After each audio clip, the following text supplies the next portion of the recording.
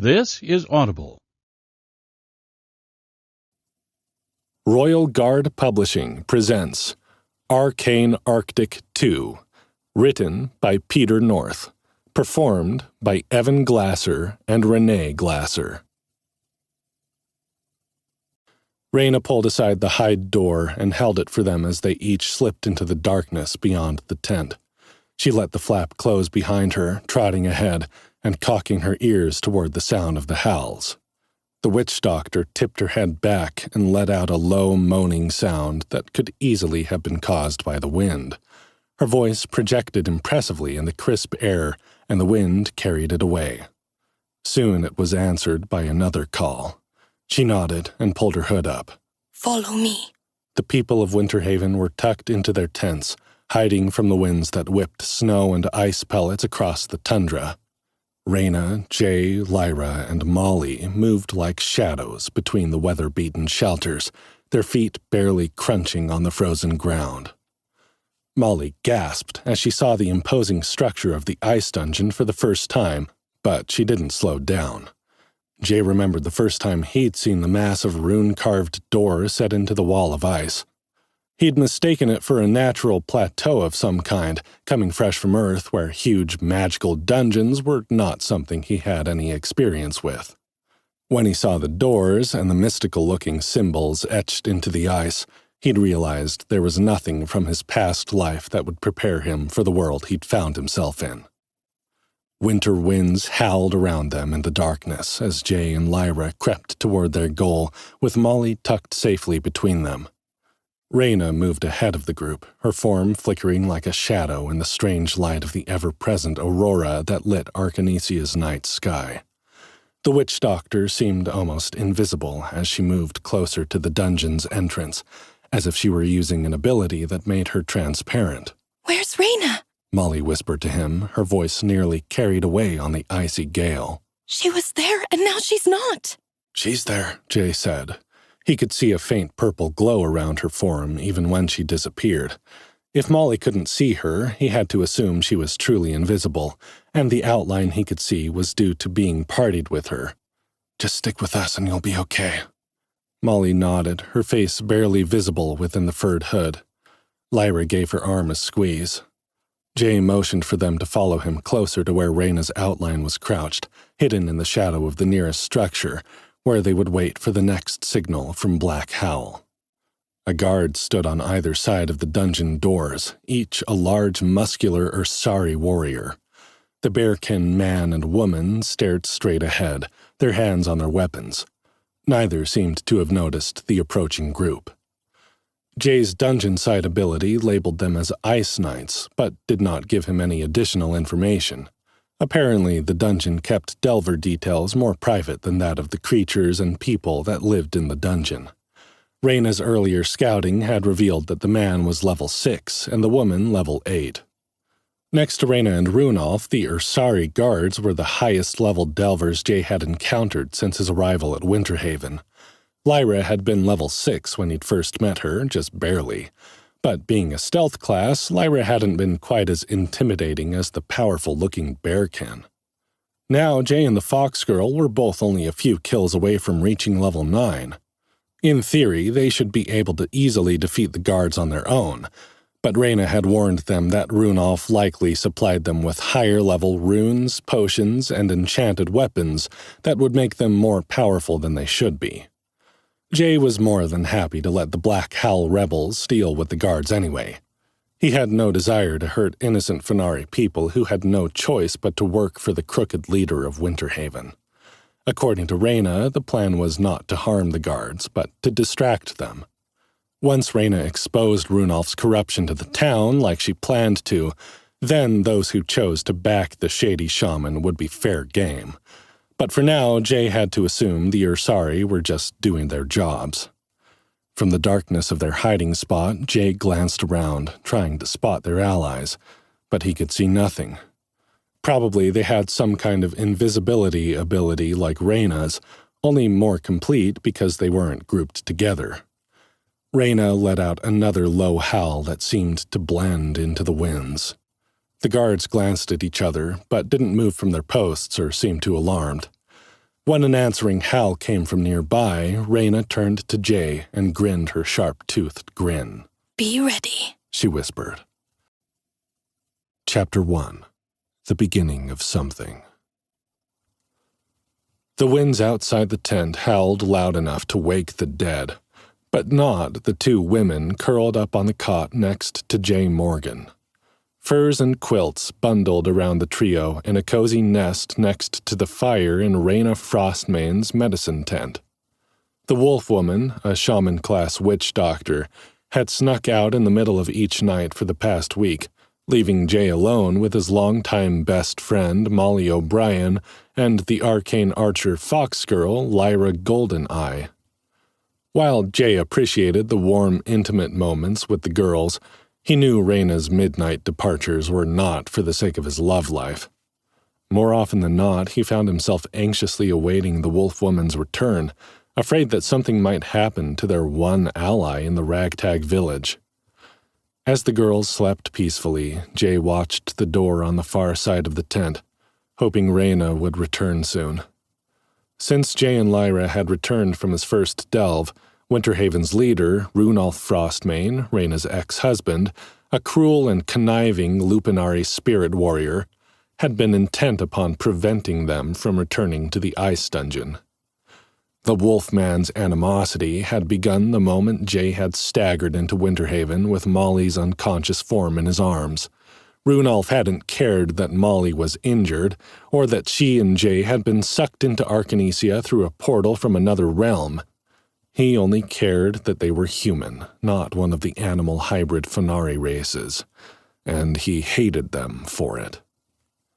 Jay glanced down at Molly, curled up against his right side, and brushed the copper curls away from her forehead. He bent to kiss the top of her head where a shock of bright white hair had appeared during her portal sleep.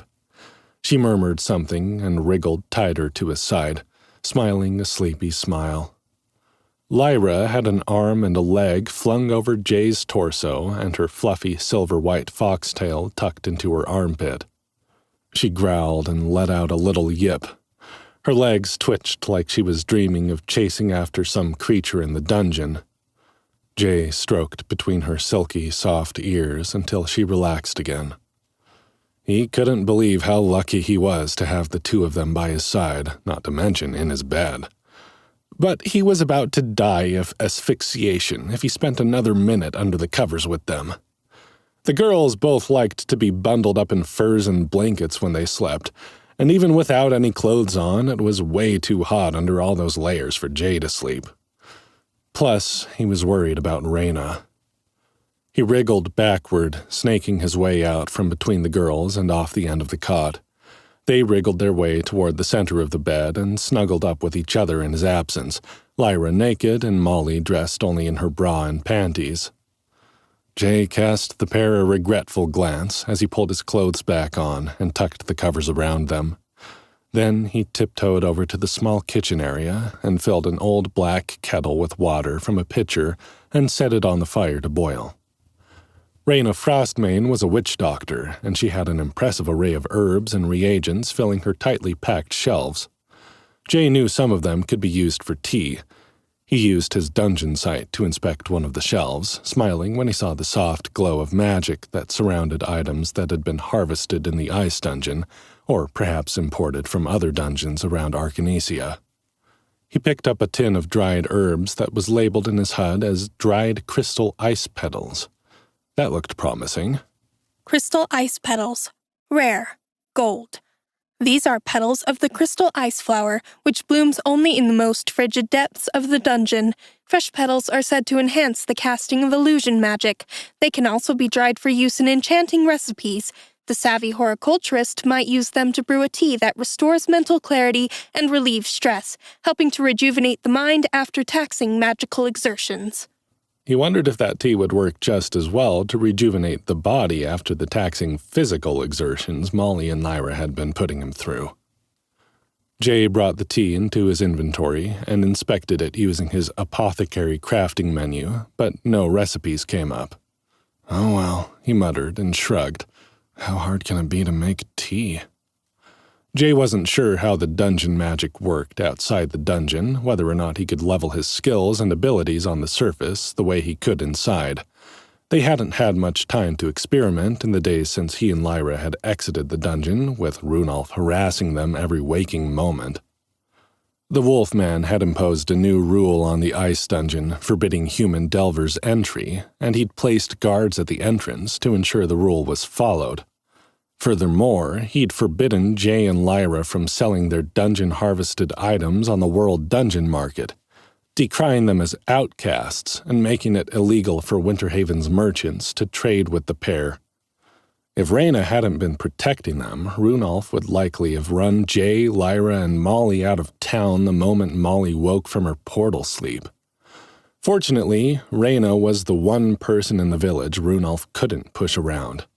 She was the only Fenari Delver to also have reached Runolf's impressive level 10 status, and she commanded as much, if not more, respect from the people of Winterhaven than he did. But even Reyna was wary of pushing Runolf too far. The Wolfman had become more and more agitated in the last few days, and there were whispers among the villagers that he was hoping to call for a council to have the 3 outcasts pushed out of the community for good. Jay scanned Reyna's shelves for other items that might make a good tea. He missed his morning coffee more than anything else from his old life. So far, nothing he'd found in Arcanesia could compare to a fresh cup of steaming black espresso for that kick in the ass necessary to get him out of bed in the morning. He hadn't been in this new world for long, but Jay wasn't sure he'd be able to go back to his mundane, non-magical life back home on Earth now that he'd gotten used to Arcanesia. Integrating with the ice dungeon had awoken powers Jay had only ever imagined in stories and video games. If he could find a good coffee substitute, there was nothing worth going back for. The only person he cared about in his old life had been Molly, and she'd fallen through the portal with him. Jay had worried at first, when Molly had been trapped in the portal sleep, that she'd want to find a way back once she awoke. He'd just gotten a taste of the ice dungeon and its possibilities, thanks to Lyra's enthusiastic introduction to the wonderful world of delving, and he didn't want to give that up. But he needn't have worried at all. Once Jay had gathered the ingredients necessary to wake Molly from her enchanted slumber, and Reyna had performed the necessary spell, his best friend had proven she was sticking with Jay until the end. And she wanted to be more than just friends. The portal sleep had woken something inside Molly that Jay didn't recognize, a passion and ferocity that only grew stronger the more time she, Lyra, and Jay spent together. Molly hadn't even been in the dungeon yet, but she was eager to integrate and unlock her own potential in this new world. Jay didn't think either he or Molly would go back home, even if the portal were to reopen and allow them to return. For the first time in his life, Jay felt like he'd made it to where he was supposed to be, even if the fates hadn't aligned in such a way that made him particularly useful in the kitchen. Jay laughed ruefully to himself as he considered how to go about making the tea. Even simple things like cooking had to be done through the crafting menu now. He wondered if he would be able to simply pour hot water over the herbs and make something new, or if the fact that he wasn't inside the dungeon would make learning new recipes impossible. If he couldn't, he realized that making tea from a dungeon item when he didn't have a recipe might actually be less effective than using simple, mundane ingredients and experimenting. Jay set the tin aside as the kettle simmered next to the fire, scanning Reyna's shelves for something else that might work, just in case. He found a small canvas pouch that contained a mixture of leaves, petals, and moss that smelled a lot like peppermint. He set that aside too. When the kettle boiled, Jay took 2 wooden cups from Reyna's cupboard and added a pinch of dried crystal ice petals to one and a pinch of the mystery concoction in the other. Then he poured boiling water over each, and he waited. Just as he was about to take a tentative sip of the peppermint-scented brew, the tense door flap was torn aside, and a hunchbacked form lurched in from outside.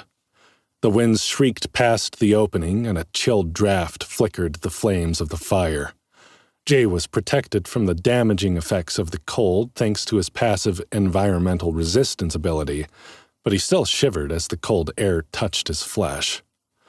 The hunched figure shook itself in the doorway, casting aside layer after layer of furs, until Reyna Frostmane stood before him. The wolf woman, or Lupinari, as the wolf beastkin race was called in this world, had long gray hair with pointed gray ears and a wizened, weather-beaten face that split into a grin when he saw Jay at the fire. "Couldn't sleep, boy?" she said, her sharp, wolf-like teeth glinting at him in the flickering firelight. "Just as well. I have news for you."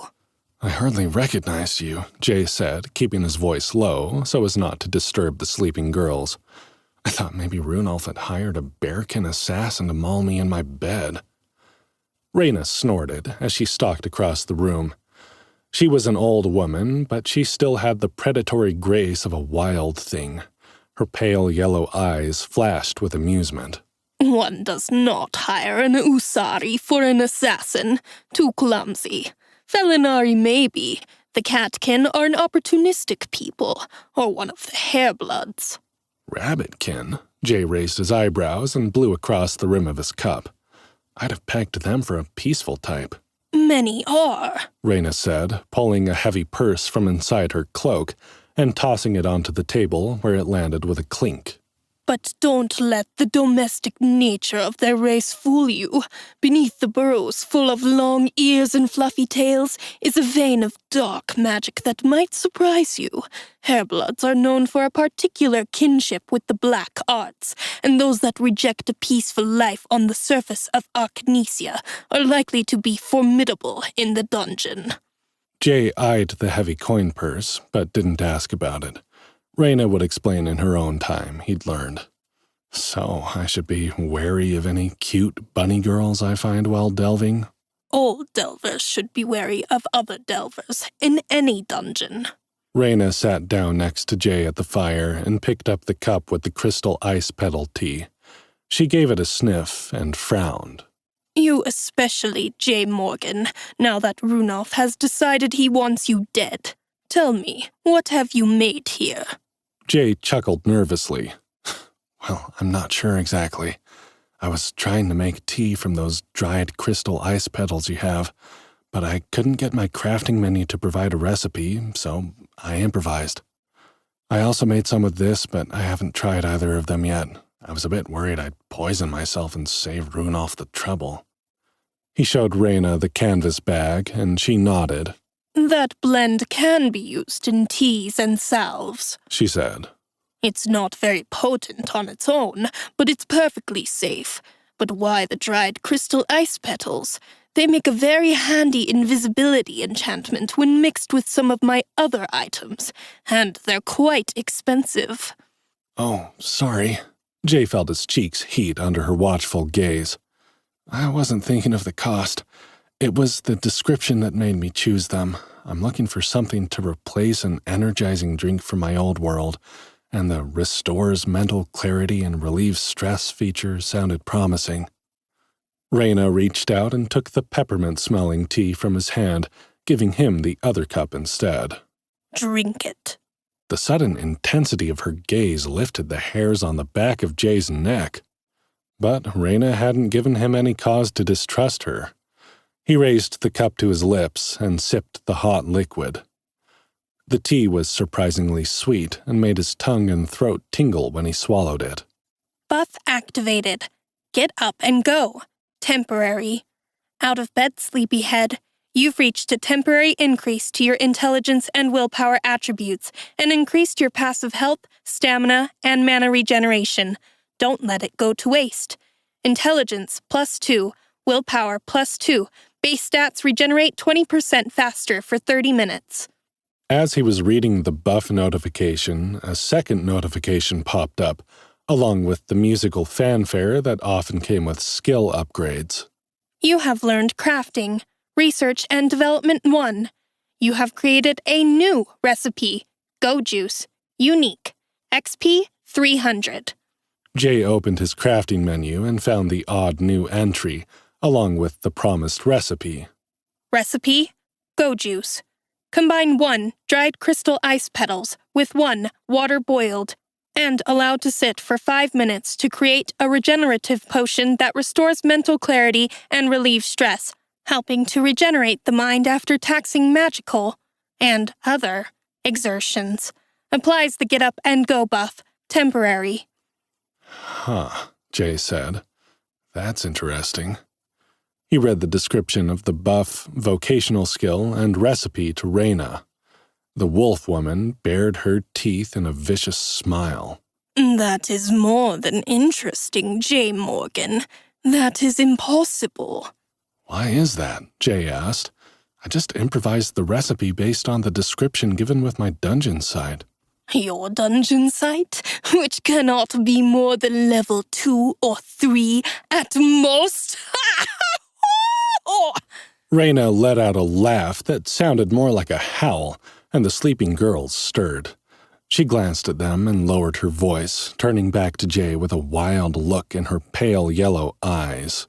Yet you receive information about the herbs I have worked with for years and have never unlocked. How is that, I wonder? I don't know.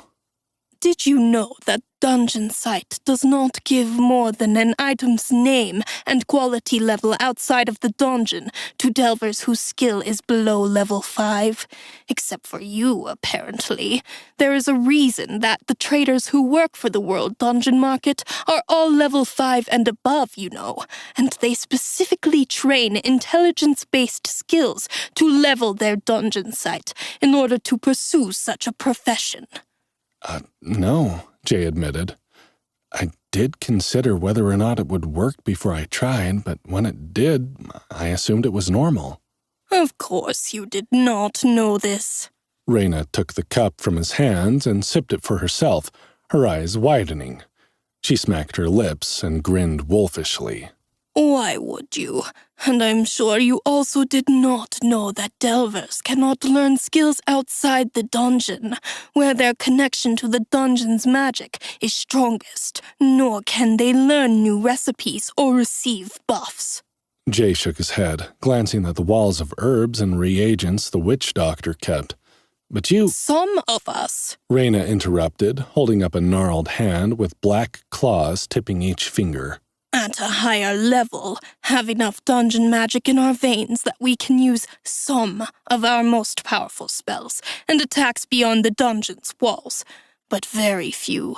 Many of my skills are unique because they require ingredients and reagents from the dungeon, which also contain magic, making it easier for me to channel my power.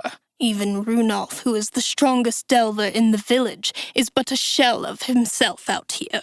Is that why I've been able to resist his Alphys command? Jay asked, remembering the power the Wolfman had used in an attempt to force Jay to submit to him. In part, yes, Reyna said thoughtfully. And in part because there has always been something different about you. Our suspicions were confirmed by your performance in the dungeon, of course. But this is more than even I expected was possible. Runolf is right to fear you as he does. Reyna, I know there's something strange about my progression, Jay said, putting a hand on her knee. But you know I'm not a danger, right? I would never do anything to harm you or anyone else in Winterhaven. Reyna patted his hand with her gnarled fingers and bared her teeth again. This time, it did not look like a smile. Never say never, J. Morgan, she said. If Runolf has his way, there may come a time when you must do harm. I won't, Jay promised. Not unless I'm forced.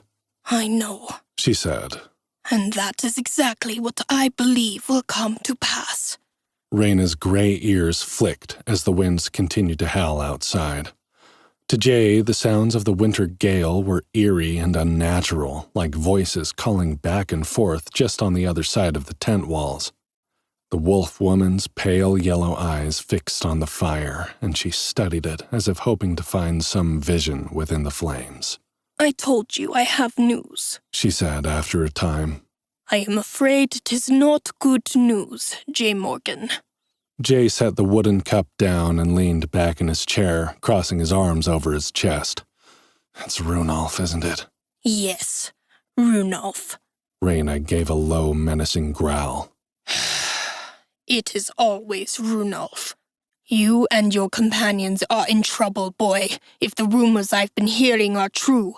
Runolf is not satisfied with banning you from the dungeon, nor with banishing you from Winterhaven. Tomorrow he will call a village moot and argue for the execution of you and Molly on the grounds that you are spies and agitators of King Winshire, and Lyra on the grounds that she has betrayed the Fenari people in order to help you. Jay felt the witch doctor's words pour over him like ice running down his spine. Cold, hard rage crystallized in his belly as he imagined Runolf coming for Molly and Lyra. The hell he will, he said. I'll kill him first. You will not have to, Reyna said, cocking her head as the wind's howling pitched even higher. Because tonight, we are going to take out those guards and break you into the dungeon.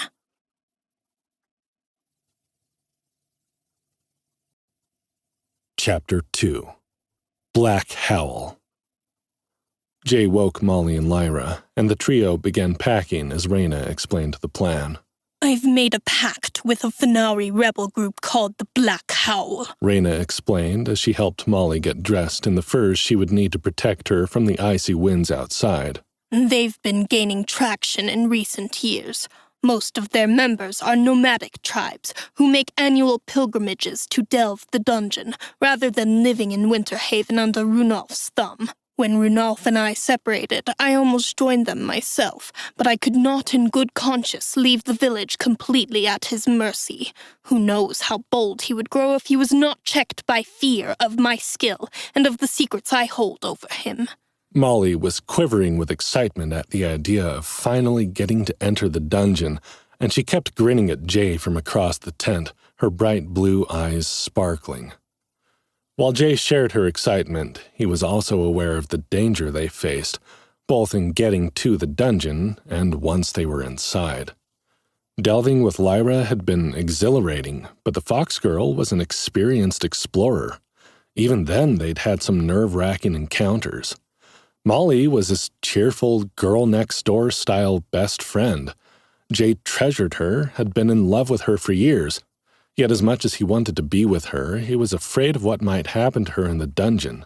Molly was a sweetheart, not a fighter. Though she'd changed since her time in the portal sleep, there was a ferocious glint in her eye and an intensity that hadn't been there before. Jay wasn't convinced that it would be enough to help her survive the reality of their new life. And if Molly died, Jay didn't think he could live with himself for allowing that to happen. He pushed those thoughts from his mind as he attempted to focus on what Reyna was saying. And these Black Howl rebels are going to help us take out the guards? Jay asked, stuffing an extra set of clothing and armor into his inventory. Out of the goodness of their hearts, or... I have paid them handsomely, Reyna said, indicating the bag of coins she'd deposited on the desk earlier. While I suspect they would have agreed to help without compensation, Runolf's rule has become a thorn in the side of many. Still, when asking one to risk their lives, it is only polite to reward them for their effort. Lyra tallied up the provisions in their party warehouse inventory menu, her silvery ears twitching excitedly. What will we do with the rest of these items? She said. We can leave some of them with you, Reyna, and you can continue to sell them for us, but we may not be able to come back to collect in the near future if Runolf gets his way. Since they'd returned from Jay's first delve, the witch doctor had been selling off some of the dungeon items Jay and Lyra had collected. Years ago, Reyna had made contact with some black market connections to underground trading rings that most delvers in Arcanesia didn't know about. The ice dungeon, widely believed to be cursed due to its irregular monster and loot spawning behavior, had a habit of dropping items that the delvers of Winterhaven weren't authorized to sell on the world dungeon market, making it difficult for Fenari delvers to earn the coin needed to improve their gear or buy necessary reagents and ingredients from other dungeons. The witch doctor, who relied on such items to level her assigned class, had been forced to work outside the law for years. Even before Runolf had enacted the ban on Jay's trading, Reyna had opted to sell for him on the black market, knowing the leader of Winterhaven would be highly suspicious if the registered commodities normally withheld by the ice dungeon suddenly started popping up on the world dungeon market. She'd warned them that the less attention they drew from Runolf, the better off they would be, and while her precautions hadn't saved them from the Wolfman's wrath entirely, who knew how much worse it could have been had they not followed her advice. I have been thinking about that, Reyna said, reaching for the bag of coin and hefting it in her hand with a clink of metal. I paid the Black Howl using money earned from the sale of your items. I will be able to pay you back in time, but if you do not return to Winterhaven, that will make things difficult. Perhaps you would consider adding me to your party. Jay closed the menu he was looking at and gave the old wolf woman a doubtful look. You want to delve with us? He said. I thought you were more or less retired, Reyna. No, she said, her gray tail swishing impatiently. I will not leave Winterhaven. I have a duty to the people here to protect them from Runolf's growing corruption. However, it is possible that, with your unusual abilities, I may be able to access your party menus from the surface while the rest of you are in the dungeon. Normally, I would have to be in the dungeon with you in order to be added to your party, but... There's nothing normal about my interface, Jay said with a dry laugh. He opened his party menu and saw a new entry on the available delvers list. Reyna Frostmane, level 10, type, caster, class, shaman. Class Tier 1, Witch Doctor. Do you wish to add Reyna Frostmane to your party? Yes or no? Molly did not show up on the list, though, probably because she hadn't integrated with the dungeon yet. I can see you in my menu, Jay said. Should I add you? That means you'll be able to access the party warehouse, so you'll be able to sell the items we pick up and send messages through the group chat feature, right? I haven't used that yet since Lyra and I never got split up, but I see the option. What would be the disadvantage? Reyna fixed him with her pale yellow eyes and shook her head. I almost can't believe it, even though it was my idea. Yes, my hope was that I would be able to continue to sell items for you on the black market and put the money earned back into your inventory. This way I can slowly pay off the money I spent on the Black Howl, even if you are unable to return. Jay shook his head. You don't need to do that, he said. If the Black Howl can get us past Runolf's guards and into the dungeon, I'm more than happy to pay them myself. You did the right thing hiring them, Reyna. The witch doctor nodded, her ears flattening slightly. She seemed relieved that he wasn't upset with her for spending the cash, but Jay couldn't imagine why she'd think he would be. He didn't have any use for the money, and he wanted to get back to the dungeon at all costs. The disadvantage, she said, making a wide gesture to encompass Lyra and Molly, is that you may only have 7 delvers per party. I will be taking up one of those positions. The deeper you go, the more you will need strong party members to flesh out your team. Well, there are only 3 of us for now, Jay said. I can't imagine we'll meet another 4 delvers we want to party with, at least not immediately. That doesn't seem like much of a downside to me. Reyna nodded. Also, there are dungeon-dwelling merchants on the lower floors who can essentially perform the same service as I am offering, connecting you to the world dungeon market directly. Inside the dungeon, you won't have any need to use the black markets, as Runolf will not be able to touch you. Once you find one of them, you can always remove me from the party. Let's do it then, Jay said. He selected yes from the drop-down menu and received an immediate notification. Congratulations! You have added a member to your delving party. Party members include Lyra Goldeneye, level 6, Arcane Archer, Reyna Frostmane, level 10, Witch Doctor. Congratulations! Your scale-up ability has been upgraded. While you are party leader, receive an additional 10% max XP bonus for each party member added. Current XP bonus total, 20% of max. New passive skill acquired. Affirmative action. Are you a forward-thinking guy who believes women have a valuable place in the workforce? Or do you just prefer to be surrounded by pretty girls instead of guys like Sweaty Carl from accounting? Either way, we won't judge. Bringing more women into your party is never going to be a bad idea with affirmative action in your pocket. That is what's in your pocket, isn't it, boss? Yeah, it's good to be the man. While you are the party leader, receive an additional 5% max XP bonus for each female party member added. Current XP bonus total, 10% of max. Jay shook his head as his interface read the description to him in its monotone, mechanical voice. What the actual fuck? Is there a problem? Lyra asked, her blue and gold eyes flashing with concern. Not on my end, Raina said as she navigated the new menu. It works perfectly. This is incredible. Just the dungeon messing with me again, Jay said, deciding to keep the description of the new skill to himself.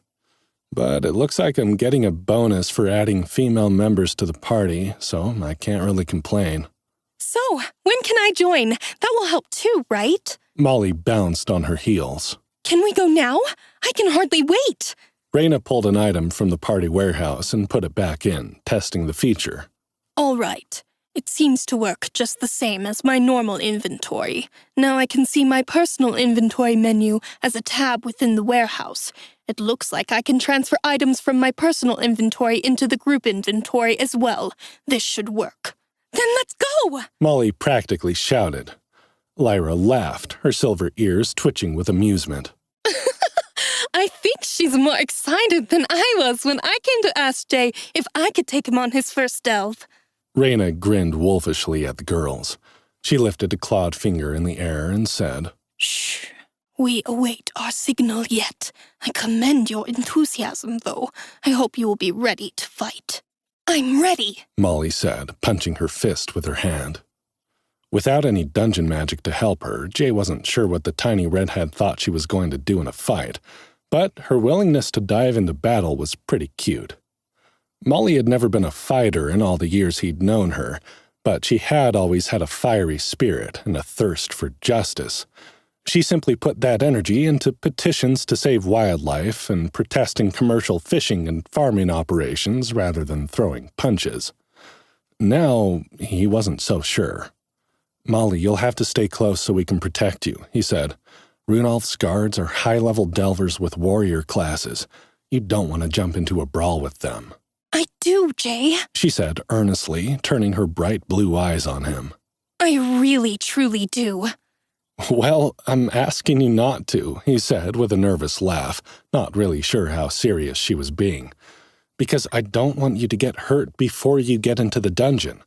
Once we're integrated, you can fight as many monsters as you can handle, okay? Molly pouted and glanced at Lyra for backup, but the fox girl gave her a sheepish shrug. He's right, Molly, she said. You're going to be a ferocious fighter, I can tell. And against unintegrated guards, I bet you'd hold your own just fine. But these guys will be stacked, magically fortified, and carrying enchanted gear and weapons. Outside, the howling wind took on an ominous pitch, and Raina's ears flicked toward the door. That's our signal, she said. Stay low, keep your hoods up, and let the Black Howl do the fighting. Once you're inside, take Molly straight to the integration chamber. Be prepared to defend her in case any of the guards manage to follow you inside, but the rebels should be able to handle them. Jay and Lyra had dressed in their dungeon armor. The fox girl wore a leather halter top and skirt combo that didn't look like they'd protect her against frostbite or enemy weapons. However, Jay had seen ample evidence that the skimpy outfit could do both. Jay's ensemble, the beetle black scarab armor that had been another gift from the dungeon, looked like an all-black suit that might have been worn by a video game assassin. The fox girl pulled out her bow with an impact arrow nocked. Jay took his bolo sword out of his inventory and slid it into the sheath beneath his cloak. Molly was piled with furs, as she didn't have the environmental resistance granted to delvers by the ice dungeon and would feel the true bite of the freezing winds outside. As fierce as she was feeling, Jay doubted she'd have much energy for fighting once she realized how cold it was outside. Raina pulled aside the hide door and held it for them as they each slipped into the darkness beyond the tent. She let the flap close behind her, trotting ahead, and cocking her ears toward the sound of the howls. The witch doctor tipped her head back and let out a low moaning sound that could easily have been caused by the wind. Her voice projected impressively in the crisp air, and the wind carried it away. Soon it was answered by another call. She nodded and pulled her hood up. Follow me. The people of Winterhaven were tucked into their tents, hiding from the winds that whipped snow and ice pellets across the tundra. Reyna, Jay, Lyra, and Molly moved like shadows between the weather-beaten shelters, their feet barely crunching on the frozen ground. Molly gasped as she saw the imposing structure of the ice dungeon for the first time, but she didn't slow down.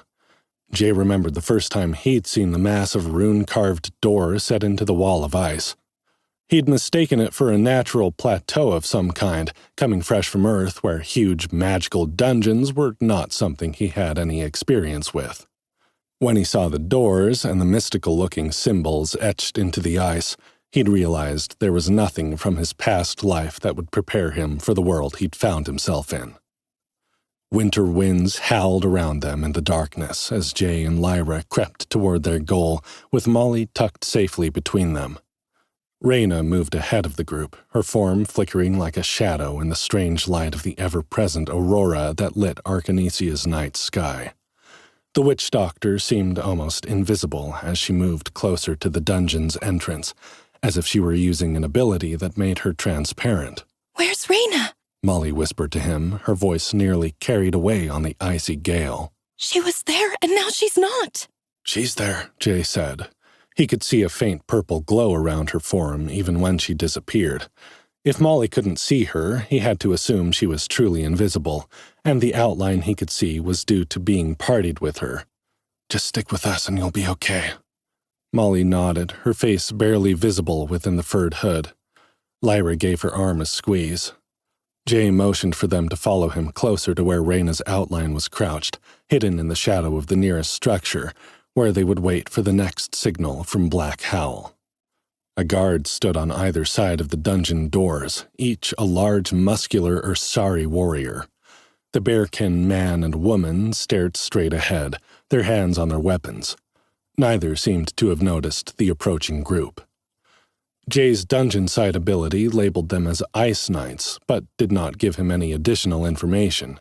Apparently, the dungeon kept Delver details more private than that of the creatures and people that lived in the dungeon. Reyna's earlier scouting had revealed that the man was level 6 and the woman level 8.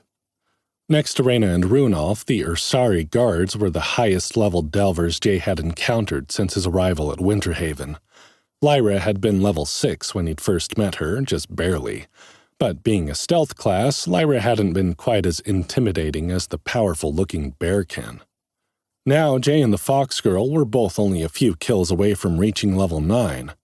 In theory, they should be able to easily defeat the guards on their own, but Reyna had warned them that Runolf likely supplied them with higher-level runes, potions, and enchanted weapons that would make them more powerful than they should be.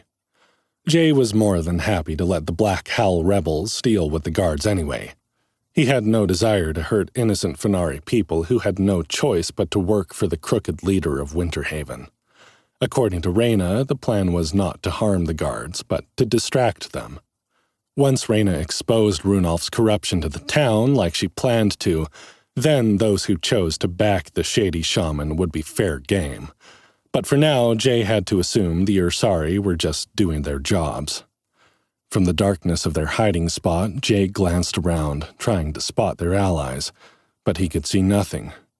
Probably they had some kind of invisibility ability like Reyna's, only more complete because they weren't grouped together. Reyna let out another low howl that seemed to blend into the winds. The guards glanced at each other, but didn't move from their posts or seem too alarmed.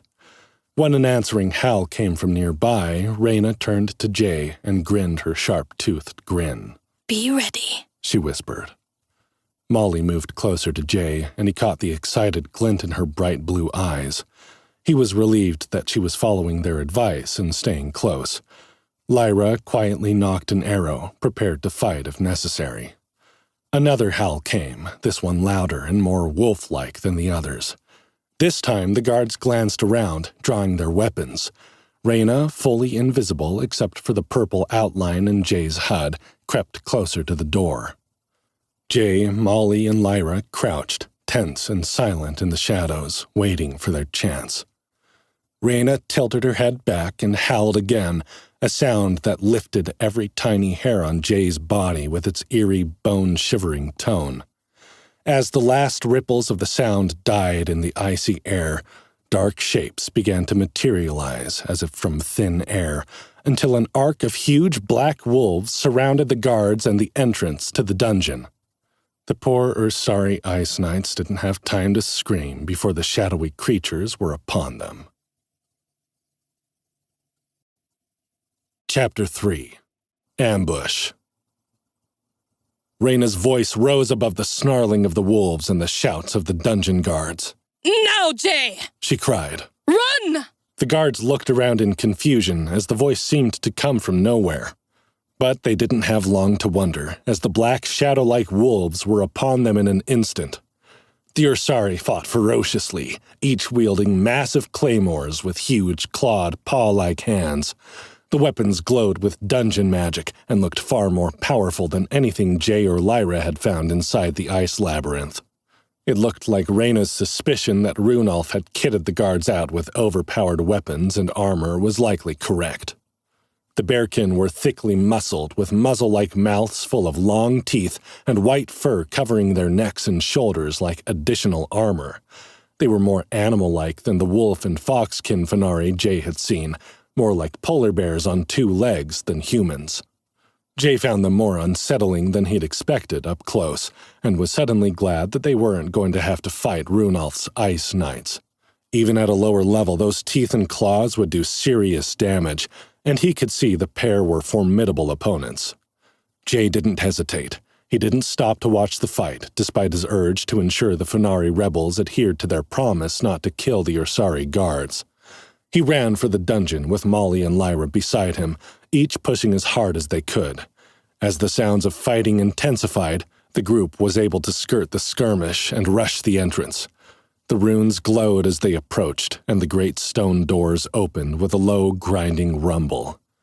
Lyra turned sideways to slip through the crack, grabbing Molly and pulling her inside. "This way, Molly!" The fox girl's voice could be heard from beyond the door. "The integration chamber is to the— Ah!" Lyra's directions were cut off with a shout.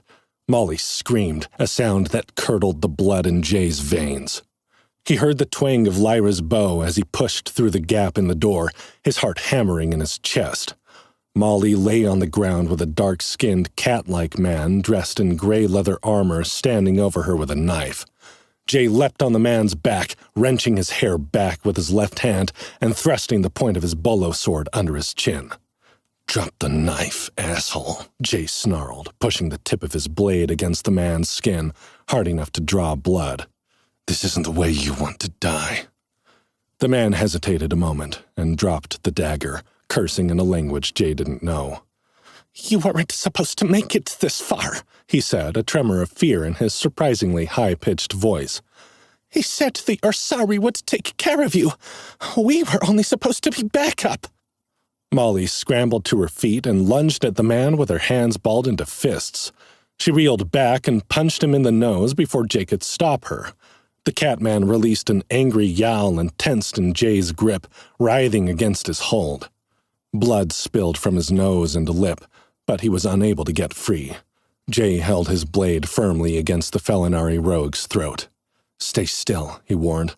"I don't want to hurt you, but that doesn't mean I won't." "Hold him still for me," Molly said. "I'll give him another one." "Moll, cut it out," Jay said, twisting to keep the man away from her. "I'm not going to let him hurt you, okay?" Molly just glared, crossing her arms over her chest and harumphing angrily. "He hit me when I wasn't even looking," she said. "It's only fair I get to hit him back."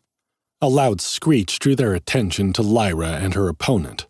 A second Fenari guard, this one some kind of owl woman with snow-white feathers and next to no actual clothing, hovered in the air above Lyra, clawing at the Volpinari with taloned feet. The owl woman had an arrow sticking out of her right hip, and she released an enraged shriek as Lyra drew another. "Stay back, Foxkin!" the woman screamed. "Our quarrel is not with you. We are only to eliminate the humans." The dungeon doors began to grind closed slowly, cutting off the sounds of fighting from outside and locking them in with their attackers. If you hurt Jay or Molly, you'll get more than a quarrel from me, Wingblood. Lyra snarled in response. You'll get a death sentence. Stand down, Minerva, the Catman yelled. We are outmatched. This job is not worth your life. She shot me. The owl woman beat her wings and flew as high as the vaulted ceiling of the dungeon entrance would allow. And I'll do it again if you try anything, Lyra cautioned. And the next shot won't be a warning. Minerva, the owl woman, cursed. Her bare breasts hung low from defined pectoral muscles, with dark, distended nipples, suggesting that she had nursed several young. Jay thought she looked more like a harpy than an owl. Let him go, she said, turning to face Jay. Her face was human, but her eyes were huge and owl-like, making her even more terrifying to behold than the Orsari. I will retreat once Pardis is safe. The woman had no arms, only huge white wings. Her abdomen was lean and muscular, the skin sagging slightly with age. Her legs were thick and feathered from her hips to her knees, but from her knees to her feet she had the scaled black flesh and talons of a massive bird. Blood dripped from the arrow in her hip, staining her white feathers with streaks of scarlet. It doesn't matter, Minerva, the Catman whined, twitching in Jay's grasp. We're dead anyway. Runolf will surely kill us for our failure. Golden magic swirled around the woman as she attempted to heal herself, but it seemed she was low on mana. She swore, turning her huge golden eyes on Lyra, then back to Jay. Let us go, she pleaded. Let us retreat to the dungeon and die as delvers rather than slaves. Jay startled. Slaves? To Runolf? The Catman, Pardis, gave an angry feline growl. As good as, he spat. Once you fall into debt with that mangy old wolf, it's your dues or your life. Saying no to Runolf is a luxury neither of us can afford. It's not our problem you were foolish enough to buy into Runolf's lies, Lyra said, keeping her eyes trained on the Wingblood woman. I'd have thought you'd have more compassion than that, Lyra, Jay said. It's not so different from Runolf's treatment of you, is it? Lyra snarled, her fluffy white tail bristling. It is different. Runolf hates me because I never bowed down to his authority, even after he accused me of killing his son and the rest of my party. These two chose to go into debt, probably accepting favors from him, like extra rations or the upgraded armor and weapons those Usari guards had. Isn't that right? The fox girl turned her blue and gold eyes to the Catman in Jay's grip.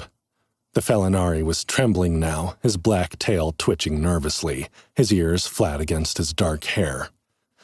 What were we supposed to do when the dungeon does not provide the goods we need to survive? He hissed. Should we instead have watched our families go hungry?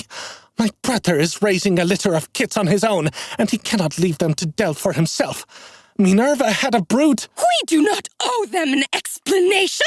The owl woman screeched, her huge yellow eyes wild with anger. It is the same for everyone in Winterhaven. You throw in your lot with Runolf, or you starve. And if you're lucky as I am, you end up in debt, and your children starve anyway, because the wolf's price is always creeping upward. Go ahead and kill me. I have nothing to live for anyway. Just let Pardis go. Jay relaxed his grip on the Felinari man and dropped the sword from his throat. He pointed to the dagger with the point of his blade.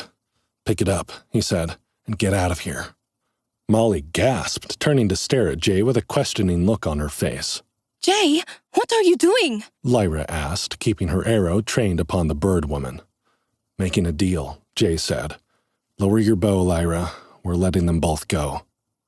Pardis stumbled forward, his ears still flat against his head. He scooped up his fallen blade and whirled to face Jay. Why? Jay could see the man's intense green eyes with cat-like pupils wide in the low light. His dark skin blended seamlessly into his slick black hair, making him look like he was covered in fine fur.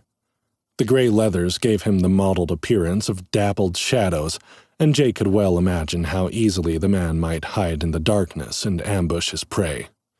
Because you were not my enemy, Jay said. Runolf is. Lyra lowered her weapon, looking a bit uneasy with Jay's decision, but she didn't question him further. Once the point of her arrow was no longer pointed at Minerva, the owl woman lowered herself to the ground, wincing as she put weight on her injured leg.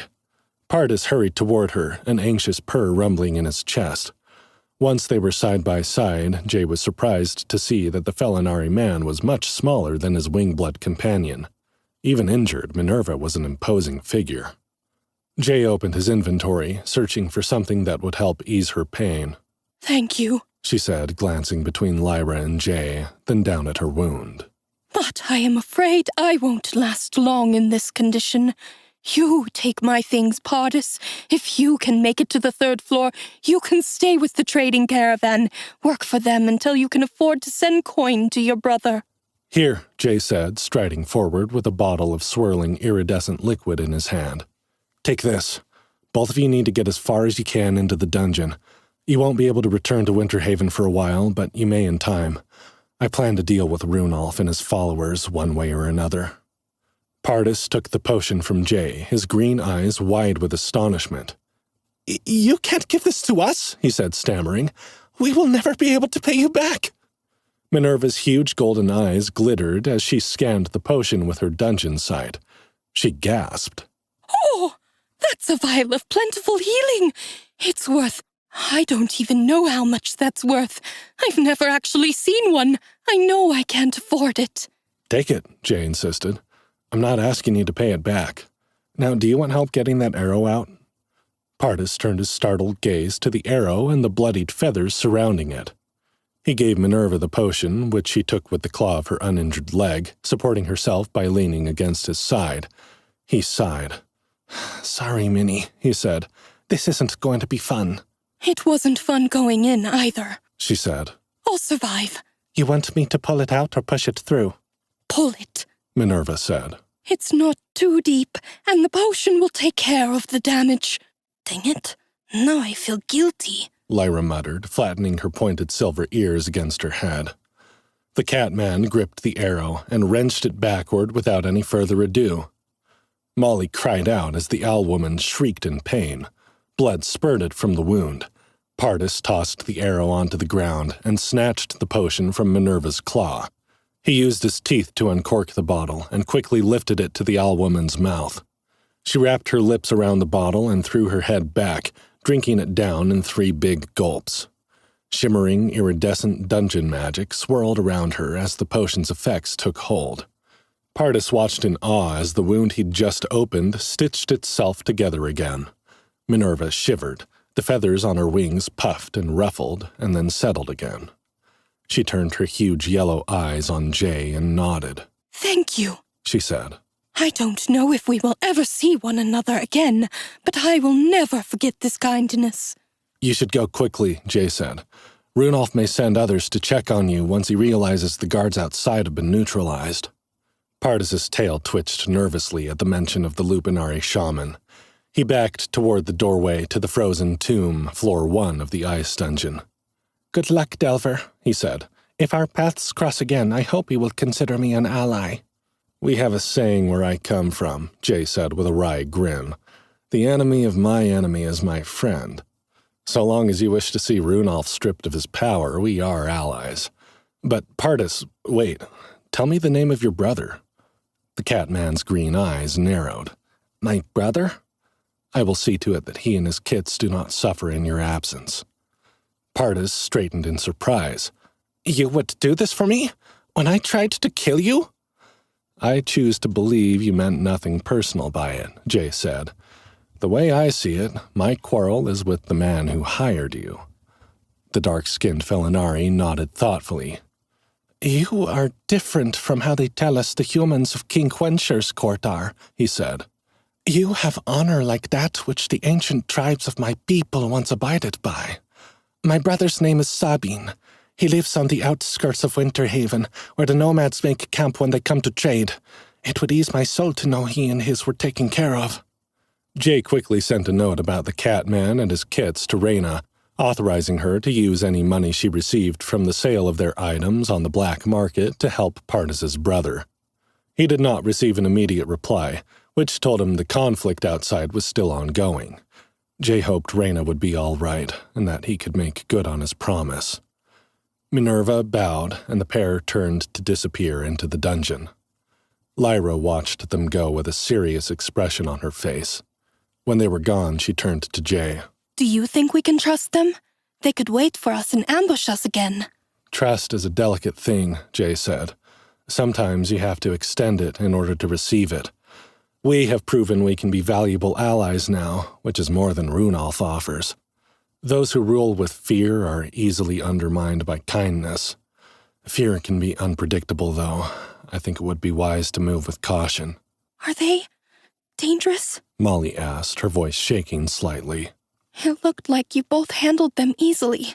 I got knocked right to the ground and couldn't fight back, even though that skinny cat guy was hardly bigger than me.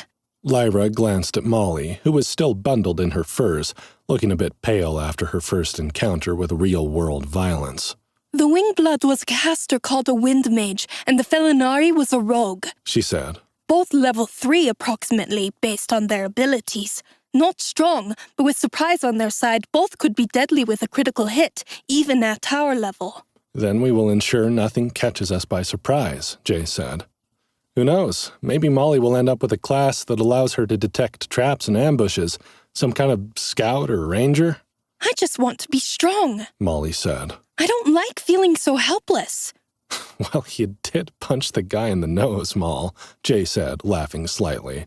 When you were holding him. Depending on the class you are assigned, you could pose a threat to them, even at level 1. Lyra said. Or you might always be vulnerable, like some support classes. We won't know anything until you're integrated. Jay took a deep breath and turned toward the side room to the left of the dungeon entrance. Let's go find out what we're dealing with then, he said. Are you sure you want to become a Delver, Molly, even after all of that?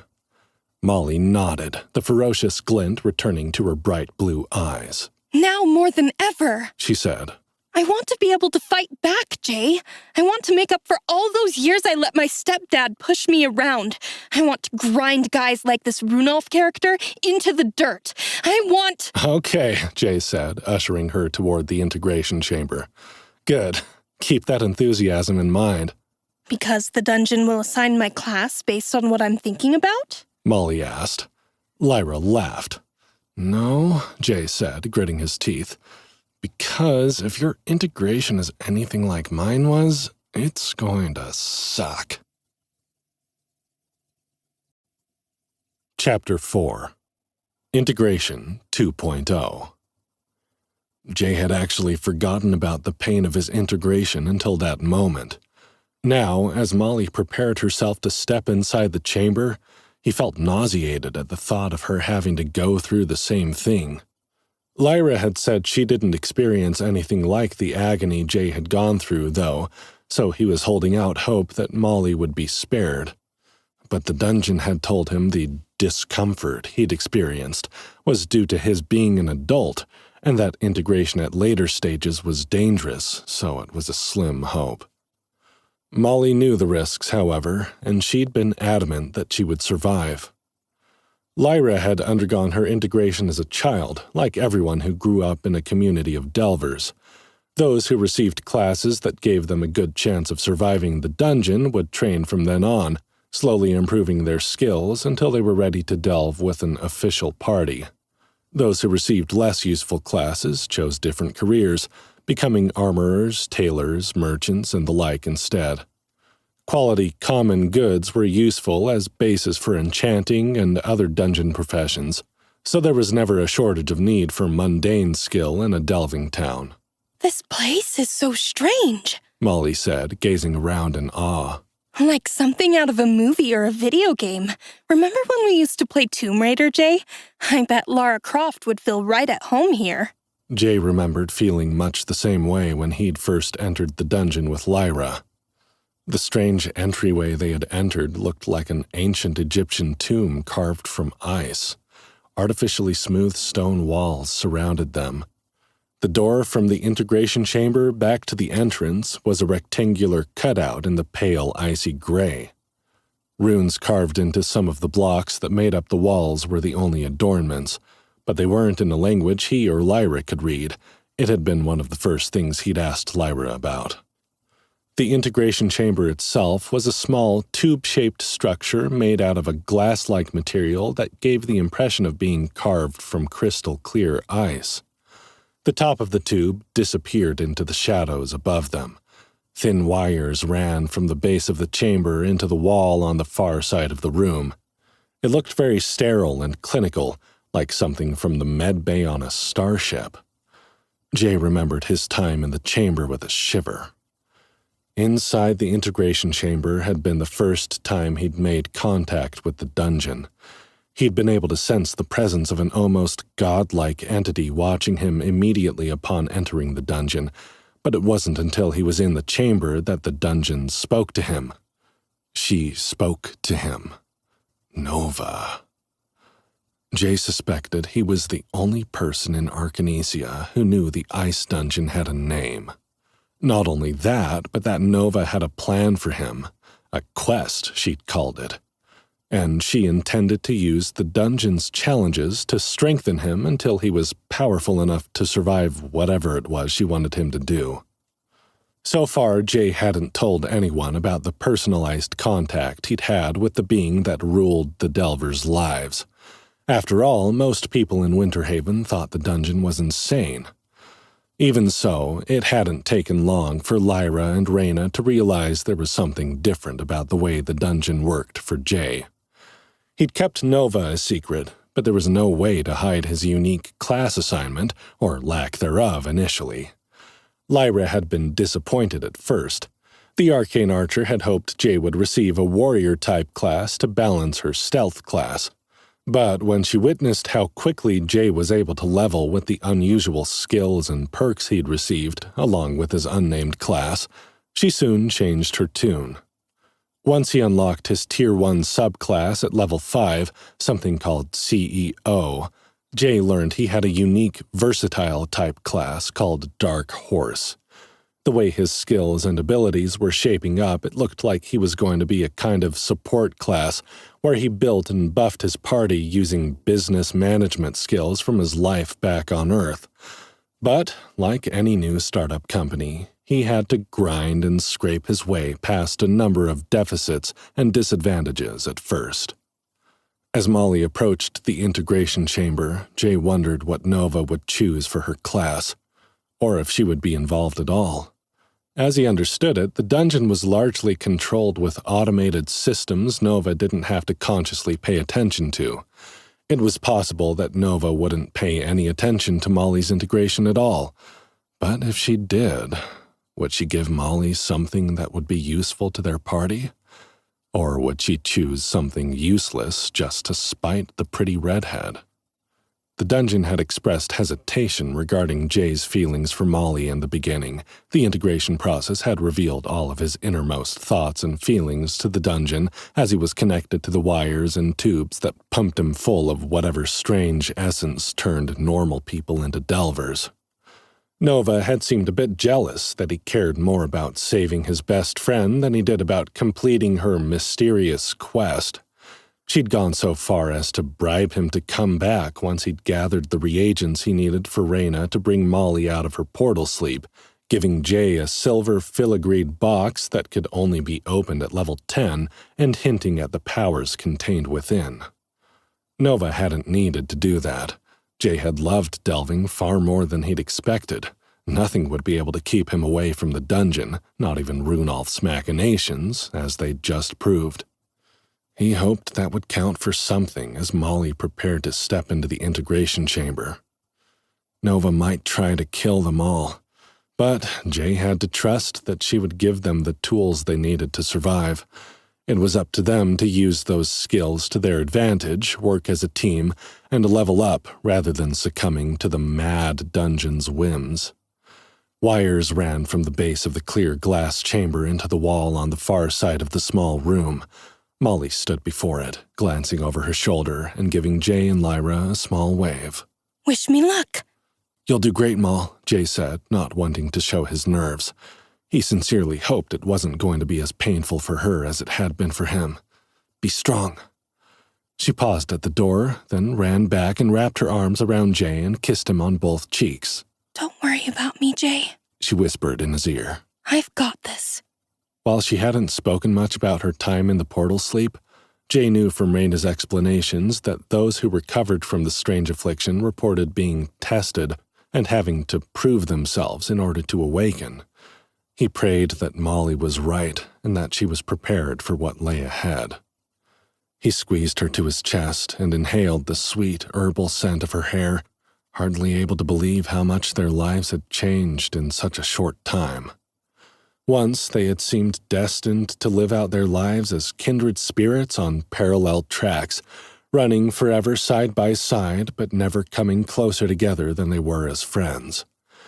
It had taken being sucked into another world to bring them together in the way Jay had always believed they were fated to be, though they still had a lot of exploring to do. The hesitation that Jay had for years misinterpreted as a lack of romantic interest was actually due to anxiety caused by her physically and emotionally abusive stepfather Barry. And while Molly had finally been ready to tell Jay about her feelings after awakening from the portal sleep, she still had work to do before she could overcome her fears of physical intimacy beyond kissing. But that didn't stop Molly from engaging in a little voyeuristic exploration. She'd proven to have quite the voracious appetite for sexual experimentation by proxy, using Lyra as her willing and eager stand-in. The trio had formed a dream dynamic in the time since Molly had awakened, and Jay frequently had to pinch himself to make sure his new life was real. The fear he felt for Molly now was a harsh reminder that this dream life came with a heavy price. He kissed Molly, running his fingers through her copper curls. Parting her warm lips with his tongue, Jay relished the shiver of pleasure that took her small frame as she kissed him back. When he finally broke away from her, she let out a little moan of disappointment. "I love you, Molly." He reached up to tug on the shock of white hair that had appeared while she was in her portal sleep, and which now framed the left side of her face. It was a symbol of the challenges she'd already survived, and a reminder that she was strong enough to handle the worst the dungeon could throw at her. "You're the bravest girl I know. I'm so proud of you." I love you too, Jay, she said, smiling shyly up at him.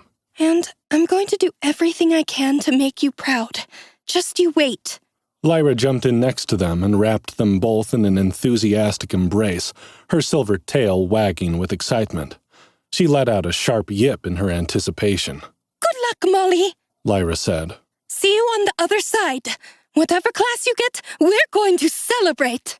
Laughing, Molly stepped back. She gave a final squeeze to both of their hands, then hurried to the integration chamber before she could second-guess herself. When the door closed, the clear glass walls began to fog. She waved to them, and they waved back, though Jay remembered the inside walls being mirrored so she wouldn't be able to see them. Soon the glass was completely opaque, as if the tube-shaped chamber had filled with thick white smoke. It hadn't been smoky inside during his integration, so he assumed it was something to do with the glass. As nervous as he was for Molly's well-being, he was still curious to see what the integration process would look like from the outside. "How long does it take?" he asked. "I didn't have any sense of time when I was inside." When inside the chamber, the dungeon gained access to the Delver's mind. Lyra had explained it all to him before he'd done his integration, but he hadn't thought much about it since, until now. Not as long as it seems like, Lyra said. Maybe 5 minutes. Jay shook his head, unable to believe his conversation with the dungeon had happened so quickly. But Lyra had been waiting for him then, so she should know. During integration, the dungeon assessed your strengths and weaknesses and determined the most suitable path for your potential. That was how it was supposed to work, and how Jay hoped it would work for Molly. It was unusual to integrate as an adult, however, and there were risks involved. The dungeon's automated system had told Jay that most humans would not survive the procedure he had gone through. But he and Molly had discussed the process with Raina, and they determined that Molly's surviving the portal sleep was a good indication that she would also be able to survive integration. That and the fact that both of them had been chosen by whatever powers had sucked them from Earth into Arcanesia. There was a good chance they both had destinies to fulfill in this new world. Don't worry, Jay, Lyra said, moving to stand beside him. She took his hand and squeezed it. She's going to be okay. Molly's not a regular human any more than you are. I can sense it. God, he hoped she was right. If nothing else, Jay prayed that Nova would step in and help Molly if she struggled with integration, because he swore if anything happened to Molly, he would refuse to help the dungeon with her quest. It frustrated him that he couldn't talk with Lyra about any of these concerns. He felt trapped in a loop of his own thoughts, cycling between hope and what-ifs and oh-no's and back to hope again. It was making him feel ill. If Nova was paying attention, and she remembered Jay's feelings for Molly, there was no way she would let harm come to the girl. She'd seen inside Jay's heart and mind, and she would know this was not something he would forgive. Jay was as dedicated to his new life as a Delver as he was to Molly and Lyra. He was looking forward to completing the dungeon's quest, especially as he was beginning to suspect that Nova's mission had something to do with the corruption in Arcanesia, a poison that flowed from King Wensher's court down to Runolf and Winterhaven, and likely infected other delving communities too. But he wasn't so invested in this world that he would overlook a blatant attack by the dungeon on someone he cared about. Jay had spent a lot of time ruminating over these things as they'd awaited the opportunity to return to the dungeon, but they came suddenly into focus with Molly locked inside the integration chamber. If Molly was hurt fighting in the dungeon, that was fair game. But if Nova did something to Molly during integration, Jay would destroy her as surely as he planned to destroy Runolf. His heart hammered against his ribs, threatening to beat right out of his chest if she didn't come out soon. "How long has it been?" Shh, Lyra said, squeezing his hand again. Don't think about it.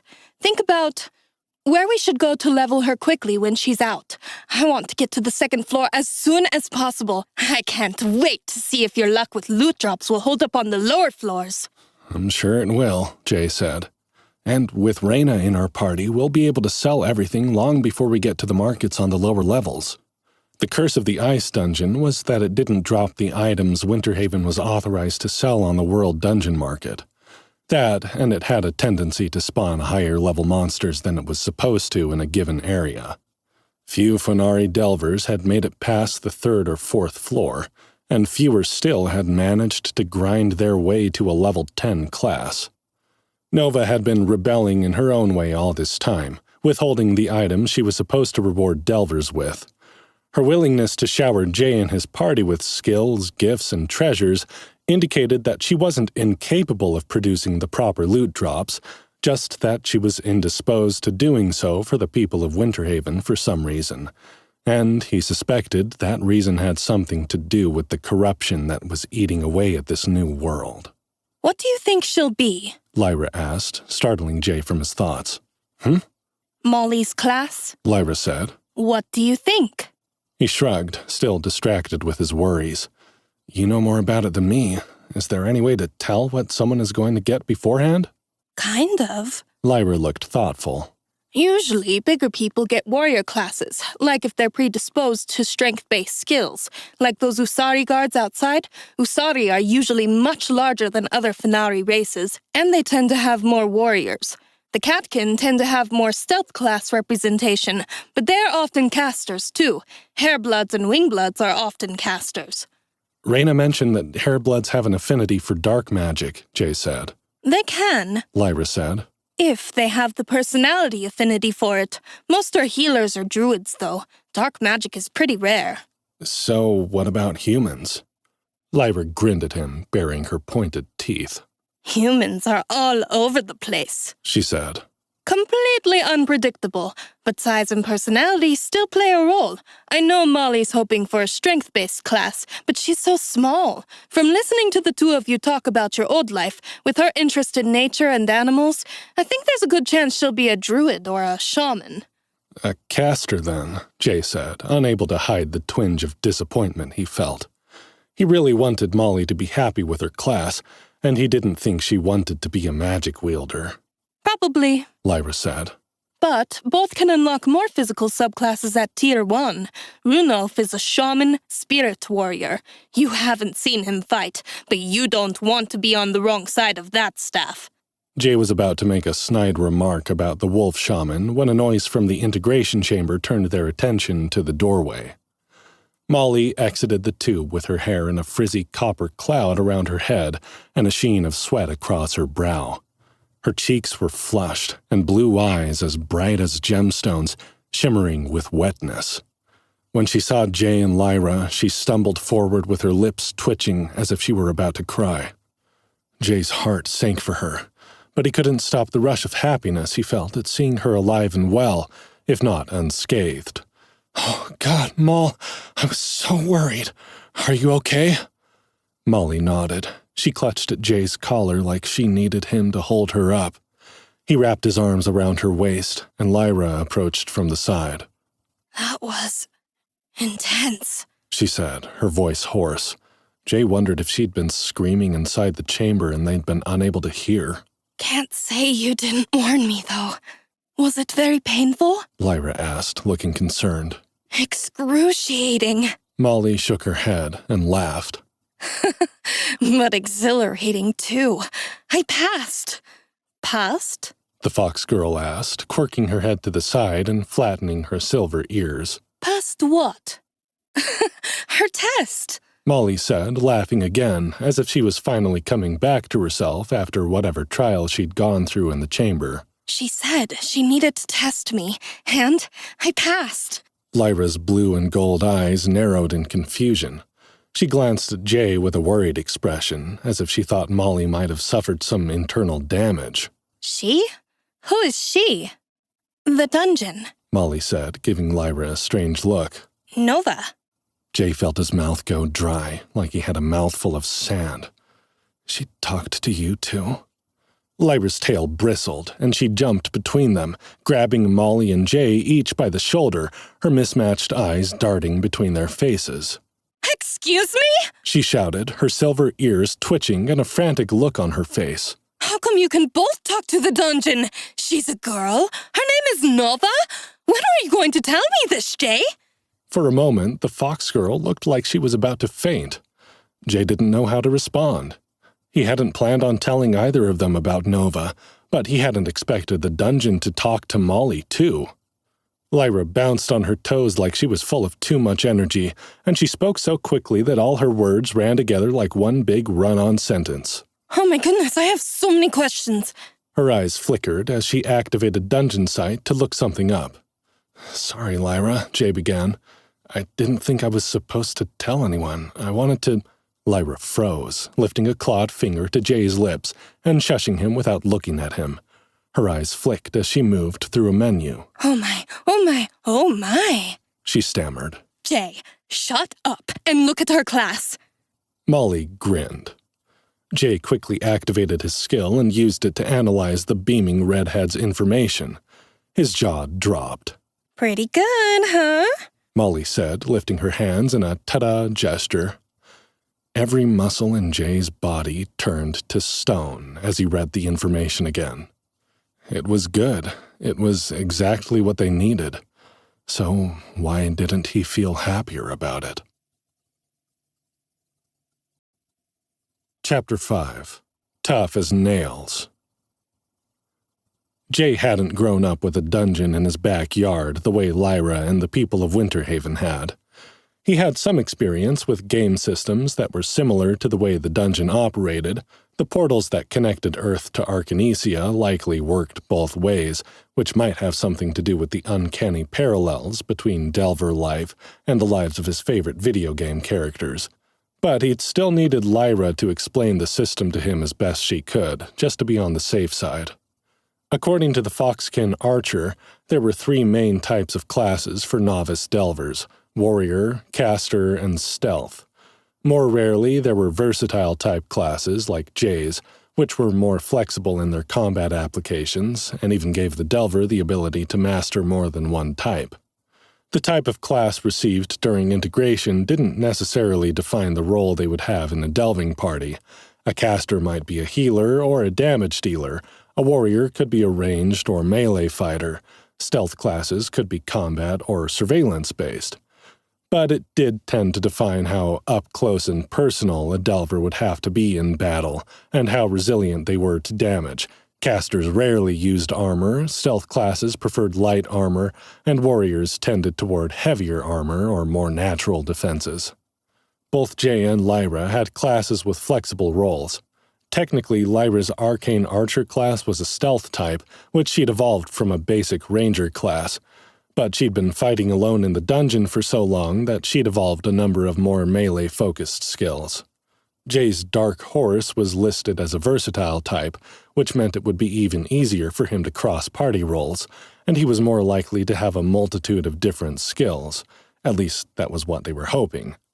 Although both Lyra and Reyna had heard of versatile classes, neither of them knew anyone who had one, and colloquial knowledge was lacking in detail. So far, Jay figured it meant the dungeon could play freer and looser with whatever rules governed its behavior in terms of rewarding Delvers with skills, abilities, perks, and enchanted items. It seemed the dungeon allowed a Delver's fighting style and personal strengths to mold their progression, no matter what their starting point. Jay wondered what that was going to mean for Molly, who was now standing with her hands on her hips, looking particularly proud of herself. The fierce glint he'd seen in her bright blue eyes before she'd entered the integration chamber had been magnified to a terrifying degree. The cherub-faced little redhead with her cute freckled nose and mischievous grin, the ardent animal lover and passionate environmentalist, had not become a druid or a shaman like Lyra predicted. She's a warrior! Lyra almost squealed with delight. Jay, this is perfect. I didn't want to get my hopes up after what happened with your integration, but this is exactly what we need. And of all of the warrior types, this one is the best. Jay immediately flicked to his party menu and found her name, seeing if he could find more details on the unexpected assignment. Molly O'Brien, Level 1, Type Warrior, Class Barbarian.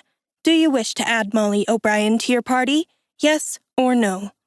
The moment he selected yes, a new notification popped up. Congratulations! You have added a member to your delving party. Party members include Molly O'Brien, Level 1 Barbarian, Lyra Goldeneye, Level 6 Arcane Archer, Reyna Frostmane, Level 10 Witch Doctor. Congratulations! Your scale-up ability has been upgraded. While you are a party leader, receive an additional 10% max XP bonus for each party member added. Current XP bonus total, 30% of max. Congratulations! Your affirmative action ability has been upgraded. While you are the party leader, receive an additional 5% max XP bonus for each female party member added. Current XP bonus, total 15% of max. He ignored the implication of the scale-up and affirmative action upgrades for the moment and went back to reading the standard description of the barbarian class. So, you want to be a barbarian. Better suited to delving parties than dinner parties, the barbarian is a fierce and formidable warrior-type class known for their raw strength and primal combat abilities. Thriving in the chaos of close-quarter combat, barbarians channel their rage into powerful attacks that can overwhelm foes with sheer brutality. They are typically lightly armored, relying on their high resilience and aggression to survive battles and crush their adversaries. The barbarian class can specialize in a number of different weapon proficiencies and have the potential to unlock spellcasting abilities at higher levels, making them highly unpredictable and dangerous opponents.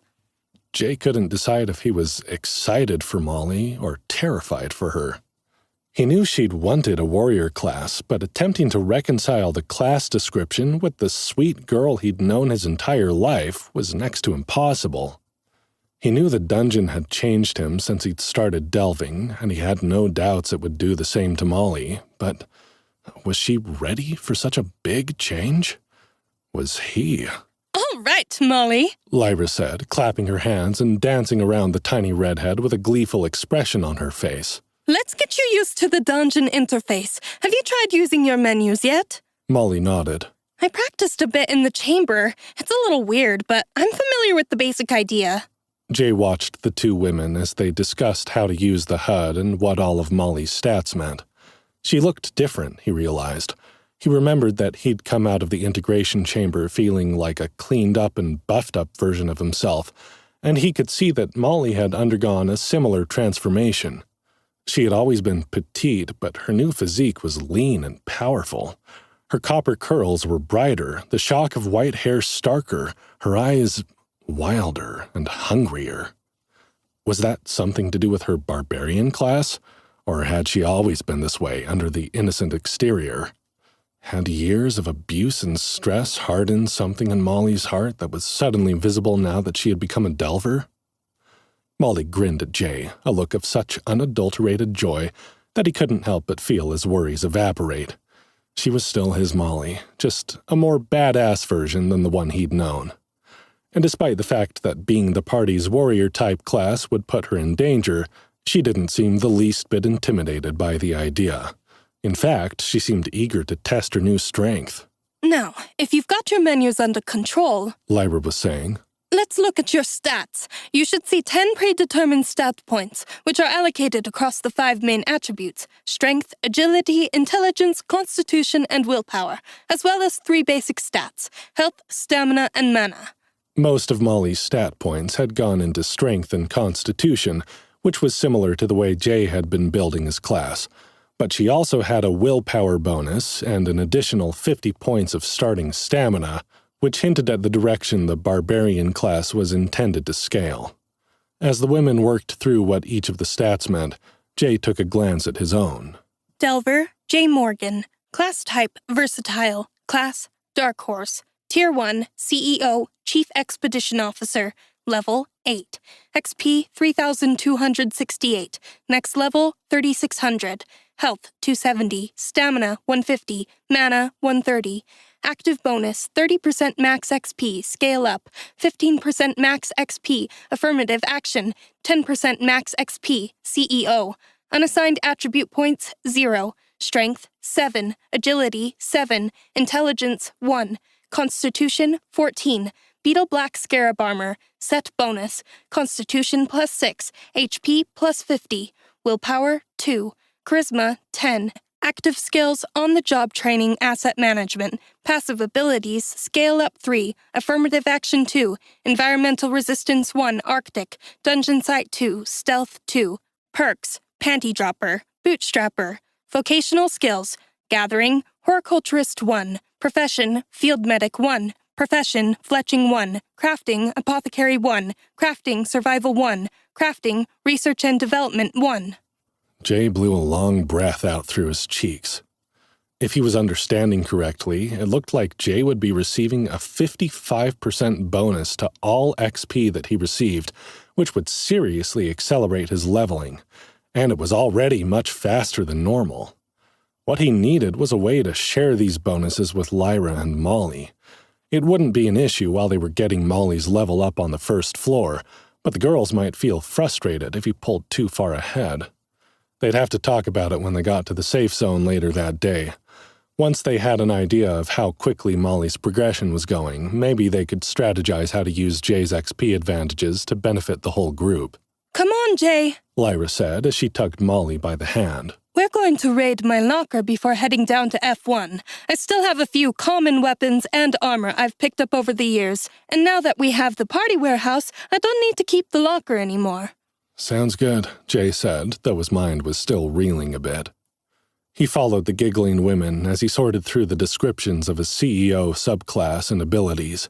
When he clicked on his class, Dark Horse, he received an annoying error message. Error. That data is classified. A manual might help. The holographic HUD display that had appeared when Jay integrated with the dungeon contained vast amounts of data, and he knew there were clues hidden in all those snarky descriptions as to how Nova wanted him to progress as a Delver. For some reason, she couldn't come out right and say it, but he could tell that she was leaving a trail of breadcrumbs for him to follow. He just couldn't figure out exactly which way they were leading. The subclass he'd unlocked at Tier 1 when he'd reached Level 5 was the first strong indication that he was meant to be a kind of support class. CEO, unique. That's Chief Expedition Officer, of course. As an incomparable strategist and leader, you focus on resource allocation, risk management, and maximizing the party's overall effectiveness through strategic decision-making. You will receive a 10% bonus to all experience gained by your party without affecting your members' gains. It was a huge advantage that he gained 10% of all the party's experience without the girls having to sacrifice anything.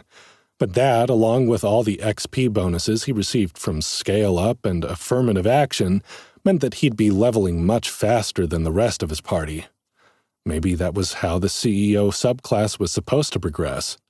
In his old life, the CEO of a company was always massively more powerful than any of those who worked for him. If Jay was meant to buff his party members, and he was many levels higher than they would have a serious advantage too. Plus, he had 2 other unusual skills that could prove very handy later on. He'd already used on-the-job training to borrow a skill from Lyra when she was too injured to fight, and he could imagine other instances where he might need to borrow a healing skill or a stealth skill he didn't have. On-the-job training. Once per day, you may borrow a skill from one of your party members. While you are using their skill, it will be removed from their skill tree. You do not gain the party member's skill points in this level, nor do they lose their skill points. You retain skill points gained with borrowed skills, but may only access them when you have a relevant skill active in your skill tree. The bonus skill he'd gotten when he'd unlocked the CEO subclass, Asset Management, was like on-the-job training, except he could transfer skills between party members. He hadn't tried it yet, but he could see this being useful in the future too, especially once they had a larger party. Asset management. Delegation is an important skill for those with management potential to practice. You may access the skill trees of your party members and reassign 1 skill per member per day. Skill reassignments cannot be changed once assigned, and reset to their original party members after a long rest. One thing he hadn't noticed when he first unlocked the asset management skill was that the words management potential appeared like a clickable link, as if there was more information available about it. But when he mentally selected the words, he received another irritating message. Management potential. Error. This data is classified. Sighing, Jake closed his menus, not really feeling like he'd made any progress as far as the mystery of his class went. Maybe there was nothing for him to do but wait until he had more information to go on. When the holographic screen disappeared, he realized he'd followed Lyra and Molly into the locker room area where Lyra had given him his first set of ragged leather armor and the bolo knife that had been replaced by his current bolo sword. Molly was grinning from ear to ear. She was now wearing a similarly skimpy leather and fur armor set to Lyra's, with micro shorts rather than a skirt and a bikini-like top made out of dark brown leather. In her new outfit, it was even more obvious how the dungeon had changed her. Molly had always been athletic, but her torso now looked carved from marble, with each muscle defined by a chiseled blade. Her legs were thicker, and her arms lean and strong.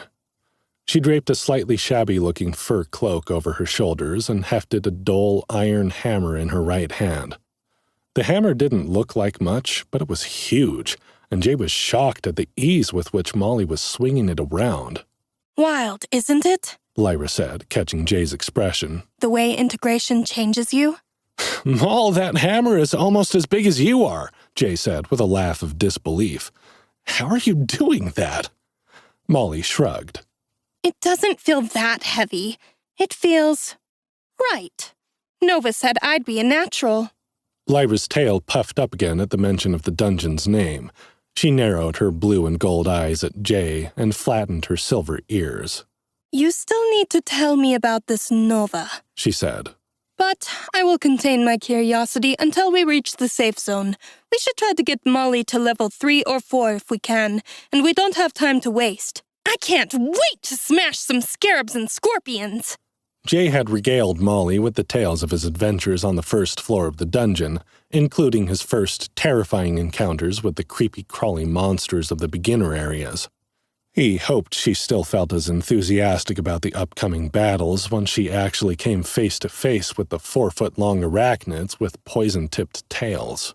Her strength stats are almost as high as yours, Lyra said, her mismatched eyes flashing with excitement as she pushed thoughts of the dungeon with a name from her head.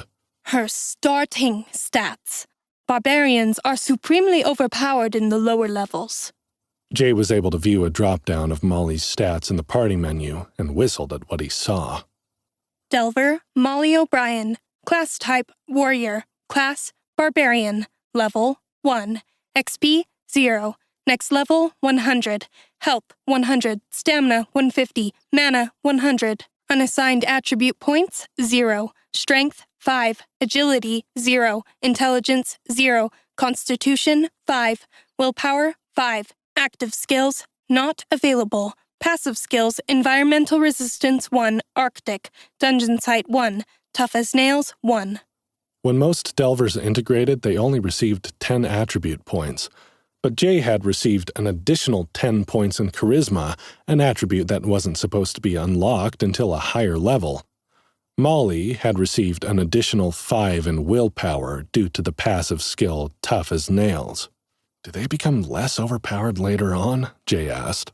It's more that the other classes catch up, I guess, Lyra said. Barbarians are literally tough as nails thanks to that starting bonus. Heavy hitters who can physically and mentally withstand a lot of damage. On the upper floors, that kind of fighting can take you a long way. Later on, strategy and teamwork become a lot more important, even for the strongman types. Barbarians tend not to have a lot of additional armor or finesse-type skills, which can be limiting in the long term. Molly took a practice swing with her hammer, her shoulder muscles flexing like cords of steel beneath her pale, freckled skin. She let out a gleeful cackle. Who needs finesse? I just want to smash stuff. Yup, Lyra said, winking at Jay. She's a barbarian, all right. Jay sighed. You sure about this, Molly? She flipped the hammer like a gymnast's baton, her small hand demonstrating the improbable strength her new body contained. So sure, Jay, she said, her cheeks flushed with excitement. A sense of resignation settled into Jay's bones. His childhood sweetheart was going into the dungeon as a tank. When he'd imagined Molly joining his delving party, he'd fantasized about protecting her against the dungeon's many evils. And he would at first. But as the little redhead leveled her class, it wouldn't take long before those tables were turned, and the love of his life would be rushing into battle to save him from the monsters. You're sure? You're sure? More sure than I've ever been about anything in my life, Molly said. With one exception. Jay snorted. Oh yeah, what's that? Molly leapt across the room and wrapped her arms and legs around Jay, barely missing clobbering him in the skull with the giant hammer. She peppered him with kisses until he began to laugh. How much I love you, she said when she'd finally kissed him enough. Lyra let out a yip and pumped her fist in the air. Ow! To the dungeon! She shouted. Look out, monsters! Here we come! Chapter 6. Hammer Happy. They stepped through the darkened doorway that led to the first floor, and Jay received a familiar automated message from the dungeon. Welcome, Delver. You have arrived at F1, the Frozen Tomb. To complete this floor, you must locate the staircase leading to F2, but if you want to be able to open the gate to the top of the staircase, you'll need a copper key. Defeat the F1 floor boss to receive 1 copper key. Each Delver must have their own copper key to proceed. Molly jumped and let out a dismayed squeak as the notification chimed in her head. She wasn't used to the game-like interface that was now fully integrated into her brain. Jay had been using it for weeks, and he was still startled when his HUD suddenly flashed or gave him an audio alert out of nowhere. As if on cue, a notification flashed in the bottom of his vision. He had 2 messages. The first was from the witch doctor. Reyna, BH have Usari gods in captivity. Safer for them than if R finds out they've failed, but they are not amenable to cooperation so far. We'll look into your feline friend. How did integration go? Jay fired off a quick response, along with a note that he'd tell her more once they reached a safe zone. He was relieved that the wolf woman was all right after the altercation at the dungeon entrance. He'd been worried that her involvement, even the suspicion of it, would spell trouble for Reyna. The second message was in his notes menu rather than his party chat. It made his blood run cold as he read it. Ooh, you are a naughty boy, J. Morgan, making me wait so long for your return. But it is true that absence makes the heart grow fonder. I've had a lot of time to think about you and what I'd like to do to you. And I think you'll like what I've got in store. If it doesn't kill you, that is. I've played nice with your little girlfriend for now. She's as madly in love with you as you are with her, which would make my skin crawl if I had any skin. And yet, I must admit a begrudging respect for the depth of her devotion. I plan to test it very thoroughly, Jay. Test her. I will not allow any who are not worthy of you to survive.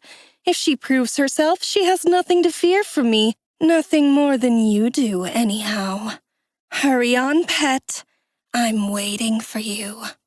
Jay gritted his teeth as he read the message for a second time, frustration clawing at the inside of his chest. Jay? Lyra said, touching his hand. Are you all right? He forced himself to shake off the feeling and focus. If he was distracted by Nova, he wouldn't be able to give Molly the attention that she needed as they introduced her to the dungeon. I'm fine, he said. I'm just a little worried, that's all. Despite his concerns, he couldn't help smiling at the excited glint in Molly's eyes as she absorbed the information in her HUD. Oh my God, Jay. She whispered. It's just like a video game. I feel like I wasted all those years studying for college and being too mature for kid stuff. All this time I've been training for the wrong things. No, Jay said with a chuckle. It's pretty hard to believe. I guess some people from Arcanesia came through the portal to our world at some point and influenced the entertainment industry.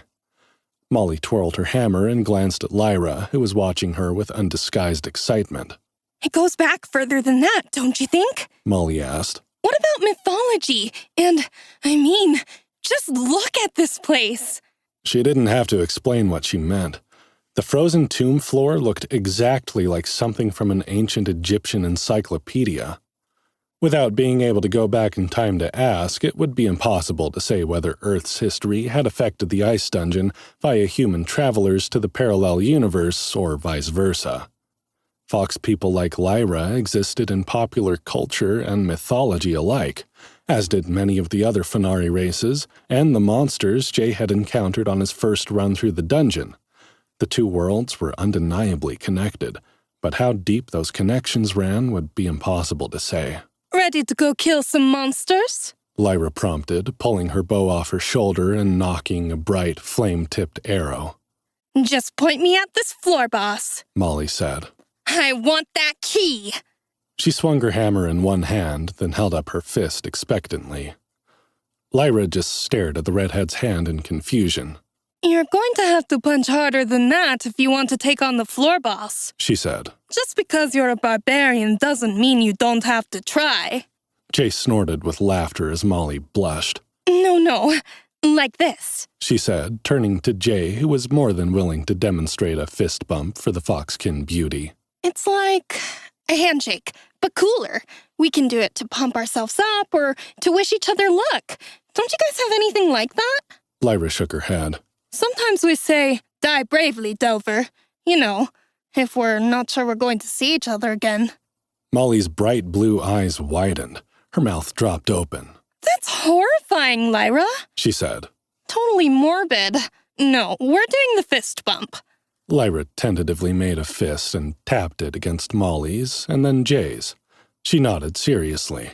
Is that the complete ritual? Molly glanced at Jay again as he suppressed a grin. Yeah, that's it. Lyra stared at them both, as if waiting for the punchline.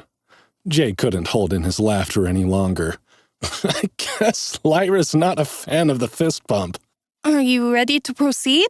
Lyra asked, cocking her head to the side and flicking her ears curiously. Or do we need to do it again for the luck to be effective? I admit I feel no different. Perhaps I did it incorrectly? Nah, it's fine. Molly tapped her hammer on one of the rune-carved stones surrounding the dungeon entrance and grinned when it made an echoing sound. Let's go slay some baddies! Lyra shrugged. This way! She turned on her heel and marched down the corridor with her flaming arrow lighting the way. The enchanted armor she'd received in a mystery loot box after they'd killed the great bison for the merchant quest at the end of their last dungeon delve was draped across her shoulders, a ferocious-looking tundra wolf pelt complete with snarling head. The armor made her look tough, despite the skimpiness of the rest of her outfit. The fox girl's fluffy white tail swayed back and forth as she walked, revealing the short skirt that barely covered her round bottom. Molly followed after her, skipping. The shaggy cloak billowed behind her, and Jay found himself staring at the backs of her shapely legs in awe. The little leather shorts made her plump rear stand out in a way he'd never seen before. He couldn't believe he was traveling the dungeon with these two gorgeous women. But as much as he enjoyed watching the girls running off into battle in their ridiculously scanty armor, he had to remind himself that this was not a game, no matter how much it seemed to be at times. He hoped the armor Lyra had given Molly would provide enough protection, magical if not physical, to keep her out of harm's way. Molly might be okay with silly starter equipment if her strength and constitution stats were higher than normal, but if she was going to learn to tank for them, she'd need proper equipment down the line. He jogged after them, his footsteps echoing down the long, empty corridor. Smooth gray stones lined the passage, some carved with runes. Jay hadn't paid a lot of attention to the first part of the frozen tomb when Lyra had taken him through a few weeks ago. He'd been so overwhelmed by the newness of the hut that he'd hardly seen it, especially once they were attacked by the scorpions. Lyra already had the copper key she would need to proceed to the second floor. Delvers only had to defeat floor bosses once to earn access to the next floor, allowing them to come and go with greater ease than if they had to fight through each floor every time they passed through. Jay had a silver key, which Lyra was pretty sure would work the same way. But they were going to need a third key for Molly. Jay had earned his key by defeating something called a glacial scarab construct, a level 5 elite class monster that had nearly killed him in an explosive blast when it died. But that hadn't been the boss that was supposed to be on the first floor, according to Lyra, and the key it had dropped wasn't quite right either. So it was possible Jay needed a copper key too. Jay had no idea if any of them would ever see what they were supposed to in the dungeon again, now that Nova was paying attention to them. That could be a good thing or a bad thing, depending on the dungeon's mood.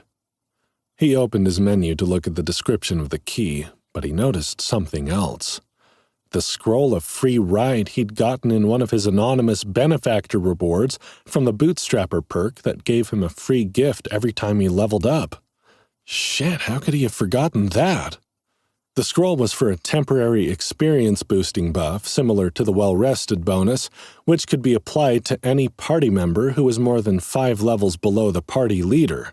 When used, it doubled the experience points gained by the lower-level member until they reached par with the rest of the group. He'd been certain Nova had given him the scroll in order to ease his fears about allowing Molly into the dungeon. Jay couldn't believe he'd let it slip his mind. "Hey, wait!" he ran after the girls. "Molly, I've got something for you!" As if on cue, there was a shout from the girls up ahead. Lyra stood back with her flame-tipped arrow pointed at something Jay couldn't see. If it was the snow scorpions he'd faced in his first fight, he expected Molly would be shrieking louder. Instead, the red-headed barbarian was laughing as she swung her hammer. Jay heard a crunch and a whoop of excitement before he arrived to see Molly standing proudly over her first kill. I got a notification! Molly said excitedly. Overachiever, for my first kill being 3 levels higher than me. 3 levels? Jay asked, staring down at the shimmering pile of goop that had presumably once been one of the nightmare-inducing arachnids he'd encountered in this very tunnel. Only he'd been impressed when he'd killed a level 2 creature. According to his dungeon site, not only had Molly killed a snow scorpion, it had been a level 4. Lyra glanced over her shoulder at him with a wry look on her face. Told you barbarians were overpowered. Molly looted the corpse and put the items into the party warehouse inventory menu, then eagerly looked around for more things to kill. Where's the rest of them? We'll probably have to keep going, Lyra said. Usually there's only a couple of level 1 and 2 creatures around here. If the dungeon is spawning higher level creatures for you, there will likely be fewer of them. The dead snow scorpion disappeared once it had been looted, and Molly stood with her hands on her hips, staring down the corridor like she didn't believe Lyra. No, there will be more, she said. I haven't passed the second stage of my... She stopped and put a hand up to her ear. Then she grinned. Yes, here they come. Wait, Moll, Jay said. I have a scroll for you to help you gain experience faster. He took the scroll of free ride out of his inventory and tried to pass it to the barbarian woman. She waved her hand at him. Shh. Jay didn't hear what she heard at first, but he drew his sword. The feral gleam in Molly's eyes could only mean one thing. A strange, high-pitched humming sound came from somewhere deeper in the corridor. He stepped forward a few paces, trying to see in the gloom past the end of Lyra's arrow. Stay here, Molly said, keeping her voice low. They're coming to us. You two need to step back and let me handle this. It's part of my test. Your test? Jay said, feeling the back of his neck prickle. He stuffed the scroll back into his inventory. You said you passed your test. Molly gave him a sheepish smile. I passed the first test, she said. And Nova let me be a warrior class, but she wasn't going to let me join your party without proving myself. I respect that. What? Lyra gave Jay a worried glance. I don't like the sounds of this. Anger flared through Jay's body as the humming sound came closer and began to break into many individual noises, like the clicking of mandibles and the tapping of creepy clawed limbs against the stone. Nova, he shouted at the dungeon's ceiling. If you hurt her, I swear I'll... But Jay didn't get to finish his threat before the swarm was upon them. From out of the darkness beyond the orange haven of Lyra's glowing arrow, dozens of massive snow scorpions lunged at the party. Lyra shouted and shot an arrow into the midst of the swarm. I said stay back! Molly shouted, shoving the fox girl roughly aside as she rushed forward to meet the monsters. Lyra stumbled into Jay. He caught her with one arm while lifting his bolo sword in the other. Molly swung her hammer in a wide arc. There was a sickening crunch as the head of the weapon smashed through the first row of attackers like they were made of cheap dollar store plastic. Stinking green guts sprayed through the air, splattering all three of them.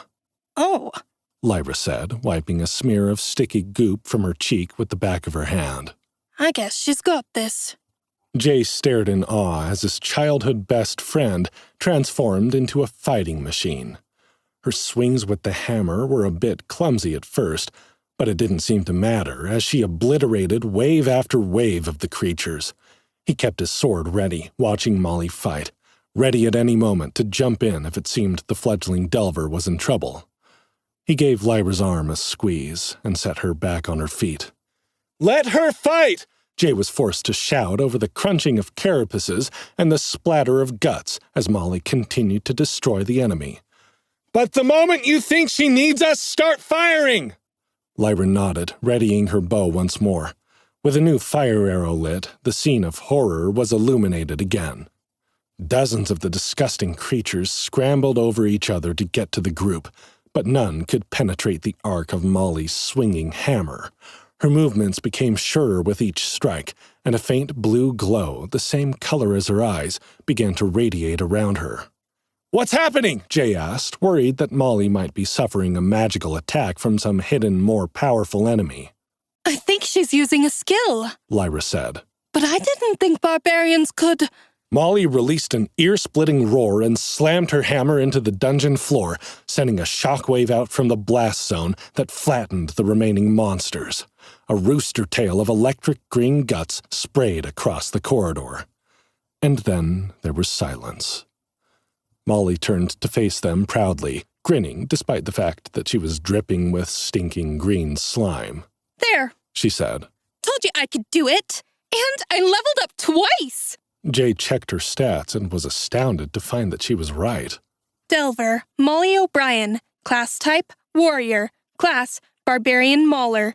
Level 3. XP 310, next level 400. Health 120, Stamina 170, Mana 120. Unassigned attribute points 0. Strength 7. Agility 0. Intelligence 0. Constitution 7. Willpower 7.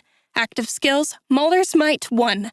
Passive skills Environmental Resistance 1 Arctic. Dungeon Sight 1. Tough as Nails 1.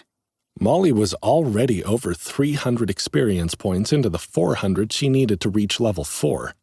She'd distributed her stat points evenly between strength, constitution, and willpower, apparently not needing any guidance on how to build the class as she wanted to play it. Her strength was already on par with his. Not only that, but her class had evolved from a basic barbarian to a barbarian mauler, which had apparently come with a new skill, Mauler's Might. Jay assumed that was the finishing move Molly had used at the end of the fight. Impressive, he conceded, shaking his head in awe. The last of his reservations melted away as he saw how happy Molly was with herself. Maybe we should just sick you on the floor, boss. I'm ready. Lyra looked a bit stunned. I don't know if I should be impressed or angry, she said once the shock had worn off. I'm not even going to tell you how long it took me to level up my class. Molly, I feel embarrassed now. Don't be embarrassed. Molly rushed over to hug the fox girl. Lyra yipped and backed away, seeing the green goop-covered figure closing in on her. Oh no, please don't. Molly was too strong for Lyra to resist, though, and soon both girls were equally covered in scorpion guts. Lyra's fluffy white tail hung in gooey clumps, and her ears were ruffled. She gave Jay a horrified look, as if he was somehow to blame. I agree with Molly, he said, trying not to laugh at the disheveled fox girl. We're getting an unfair advantage, and there's nothing for you to be embarrassed about, Lyra. When I explain about Nova, you'll understand better. Lyra sighed. Fine. I guess now I have another reason to look forward to the safe zone. The showers. This is worse than your scarab beetles, Jay. The scarab beetles were definitely worse, he said, remembering the slippery orange goo that had nearly gotten him killed in his battle against the construct. What do you know? Lyra said. You just got sprayed a little bit. I'm covered. Molly put a finger to her lip and glanced between the two of them. You know, he's looking a little too prim and proper over there in his fancy black suit. Don't you think, Lyra? Jay began to back away, not liking the way the girls were looking at him. Lyra's mismatched eyes glinted. Are you thinking what I'm thinking, Molly? Don't you dare, Jay said, holding up his hands. Molly grinned. Get him! Jay didn't have a chance to run before both girls were on top of him, laughing, hugging, and kissing him with their slime-covered faces and limbs. He didn't have the heart to protest too much. Even glazed in scorpion guts, they were two of the cutest women he'd ever seen.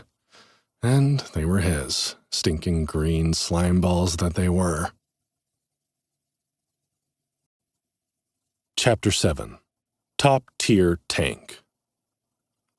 After the girls had finished attacking him and the scorpion slime was equally distributed between them, Jay managed to convince Molly to use the scroll of free ride.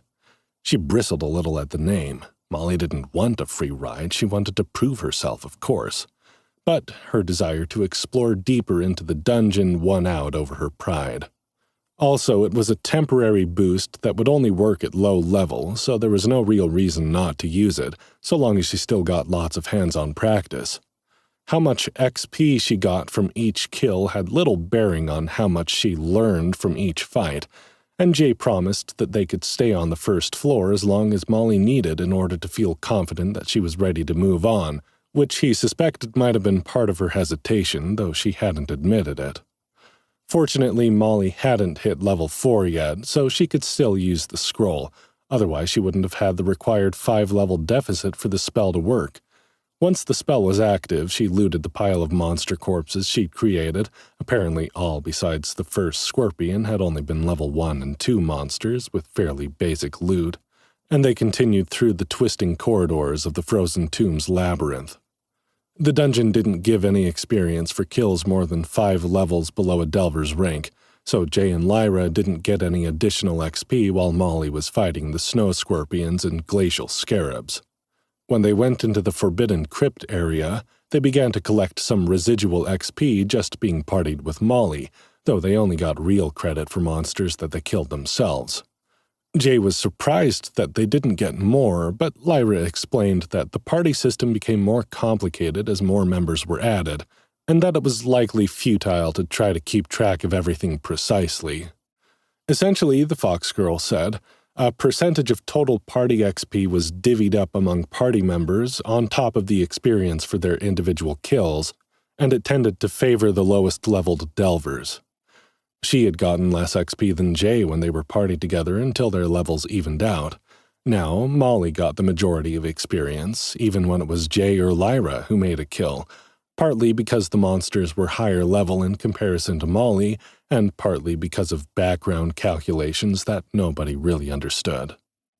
In effect, though, partying was designed to equalize Delver's skill levels and then progress as a group.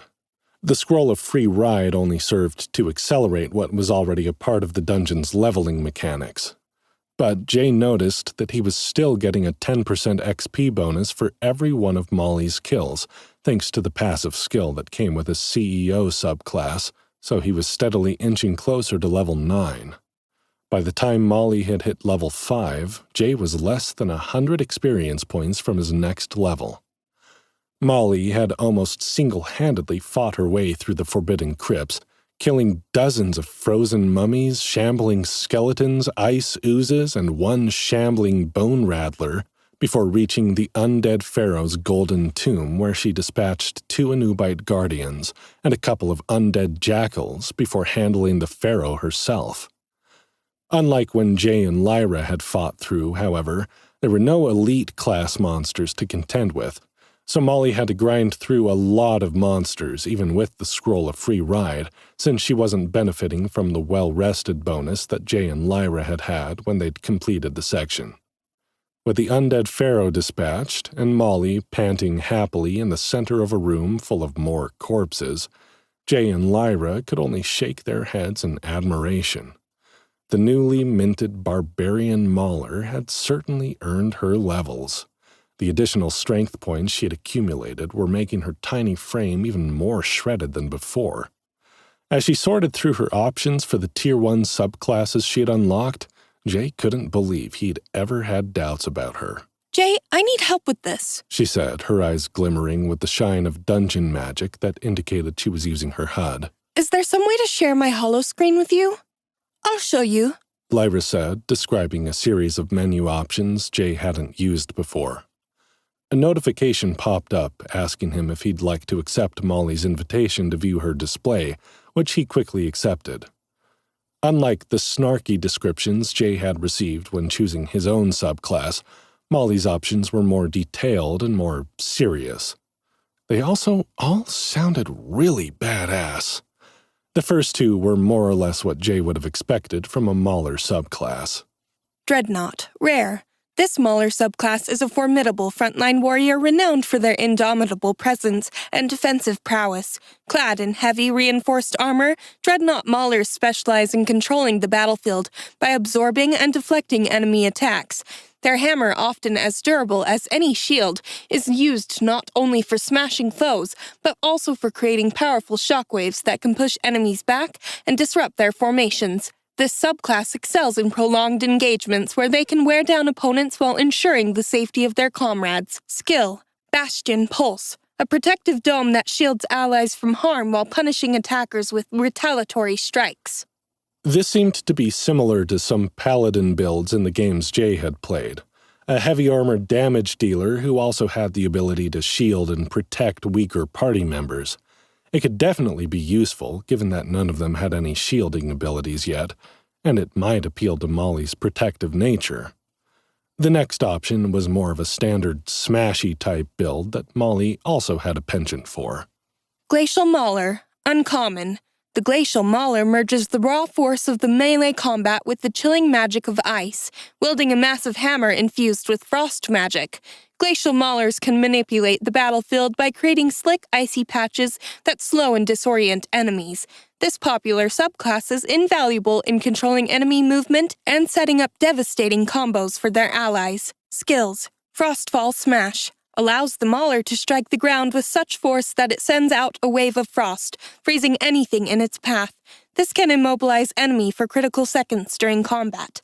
And Blizzard Guard, a swirling vortex of snow and ice that surrounds the mauler, reducing incoming damage and chilling any foe who gets too close. Glacial Mauler might be a more common subclass, but it had definite advantages, not the least of which was the fact that it came with 2 new skills. However, the Frostfall Smash wasn't all that different from the Mauler's Might skill Molly already had. It was an attractive subclass at lower levels when the hard-hitting attacks paid higher dividends. But Jay had his doubts about how it would perform at higher levels once, as Lyra had suggested, finesse and strategy became more important. Also, many of the monsters they encountered in the ice dungeon had resistance to cold damage, so the overall advantages of the Glacial Mauler were diminished in their current environment. He didn't think it was the best choice. The final option was the most interesting of all, but it was riskier. Wildhammer. Unique. Wildhammers are a formidable subclass of maulers who draw their strength from the untamed elements of nature. These warriors wield a massive warhammer, crafted from the heartwood of ancient trees and bound with elemental forces. Each swing of their hammer resonates with the primal energy of the wilderness, causing the earth to shake and commanding the forces of nature to respond. Skills. Call of the Wild. Harnessing their deep connection with nature, wildhammers can summon local wildlife to assist in battle. Whether a charge of boars or a swoop of hawks, each animal called adds a unique advantage, providing distractions, additional attacks, or strategic cover. Item, Wild Call Maul. Or, Seismic Slam. With a ground-shaking impact of their warhammer, wildhammers send forth tremors that fracture the earth, destabilizing enemies and altering the terrain. This ability not only inflicts damage, but creates temporary obstacles, hindering enemy movements. Item, Earthshaker's Mallet. When Jay read the description of Wildhammer, he had a feeling he knew which one Molly would want to pick. This subclass, more than the other 2, seemed to be made for her. But was it the right choice? They could really use a party member with shielding skills like that of the Dreadnought Mauler. You think I should take Dreadnought, don't you? Molly said, as if seeing the look in Jay's eyes. It would be a good choice for the group. It would be, Lyra conceded. We don't have any heavy armor yet, but once you've chosen your subclass, gear drops tend to be a bit more specialized, so it might not be too long. We might even get something from the floor boss. I do think Dreadnought looks like a solid choice, Jay said. Molly's shoulders sagged. She nodded, but the light in her expression had dimmed. Okay, she said. That's what I'll go with then. As logical as the Dreadnought subclass might be, Jay had a prickle of unease about the way Molly reacted to the idea of choosing it. He'd seen a lot of great ideas fall apart because the people who had to implement them didn't have their heart in it. If Molly didn't feel like the subclass suited her fighting style, she might start to resent her time in the dungeon and with Jay. That wasn't a risk he wanted to take. Hang on, Moll. Jay put a hand on her shoulder. It's a solid choice, but that doesn't mean it's the best choice for you. Her bright blue eyes darted up to his. Isn't the best choice for the group the best choice for me? I don't want to let you guys down. The best choice for the group is the one that you're happy with, Jay said. Just because a plan looks good on paper doesn't mean it executes well. I've learned that lesson the hard way a few times. I think you already know which one you should choose, don't you? You mean?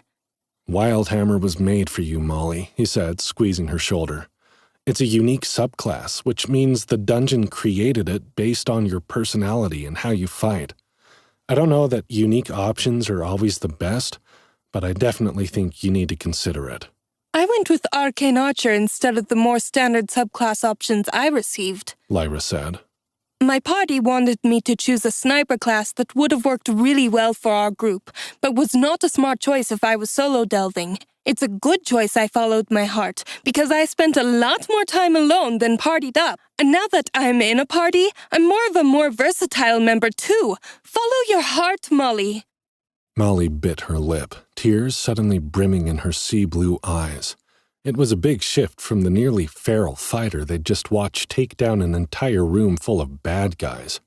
She smiled and said, I really like the sounds of that Call of the Wild skill. That's what I thought too, Jay said. Pick it, Moll. Whatever you choose, Lyra and I will be able to adapt. We're going to grow as a group, together. We're a team. Thanks, Jay. She rose on her tiptoes to kiss his cheek, and then reached for Lyra's hand. Thanks, both of you. Molly's eyes glowed as she made her selection. Then she yelped as the hammer in her hand suddenly began to glow as well, growing to twice its already impressive size. The iron hammer was gone, replaced with one whose shaft was carved from a deep reddish wood, the head hewn from ancient stone. Sparkling gemstones decorated its design and glowed with a light the same color as Molly's eyes. Jay's dungeon sight revealed it to be the Wild Call Maul. Wild Call Maul, forged from the gnarled heartwood of an elder tree and intertwined with tendrils of living vine, the Wild Call Maul is a symbol of command over the animal kingdom. Embedded with sapphires that pulse with the life force of the forlorn forest, this warhammer allows its wielder to resonate with the spirits of the wild, enhancing the Call of the Wild ability. Whoa, Molly said, her eyes widening. Now that's a weapon! Lyra stepped up to admire it, while Jay stood back and smiled. It made him happy to see Molly so pleased with her new subclass. Do you need any help allocating your stat points, Moll? Nah, Molly said with a wink. I just dumped them all into strength. Jay felt his eyes bulge. All of them? Sure. She flexed an impressive bicep. Go big or go home, right? If I'm going to tank for you, I'm going to do it right. Holy shit, Jay said, laughing with disbelief. I guess I don't have to worry about leveling my strength so much anymore. I'll focus on agility and constitution from now on. Oh! Molly said, her eyes lighting up. I just got another skill for getting some of my attributes up to 10. A double strike attack called Pound It. Jay opened the party menu and checked her stats. Delver, Molly O'Brien. Class type, Warrior. Class, Barbarian Mauler. Tier 1, Wild Hammer. Level, 5. XP, 275. Next level, 1400. Health, 150. Stamina, 190. Mana, 120. Unassigned attribute points, 0. Strength, 13. Agility, 0. Intelligence, 0. Constitution, 7. Willpower, 7. Active skills, Mauler's Might, 1. Call of the Wild, 1. Pound It, 1. Passive skills, Environmental Resistance, 1. Arctic. Dungeon Sight, 1. Tough as Nails, 1. Okay, scratch that, Jay said with a laugh. I'm going to keep leveling evenly until I bring my main attributes over 10, and then I'll start focusing elsewhere. I didn't know we got bonus skills. Oops, I guess that's my fault. Lyra said sheepishly. I forgot to mention it. I only have one skill over 10, and I got it early on. The rapid fire skill I have was from leveling my agility.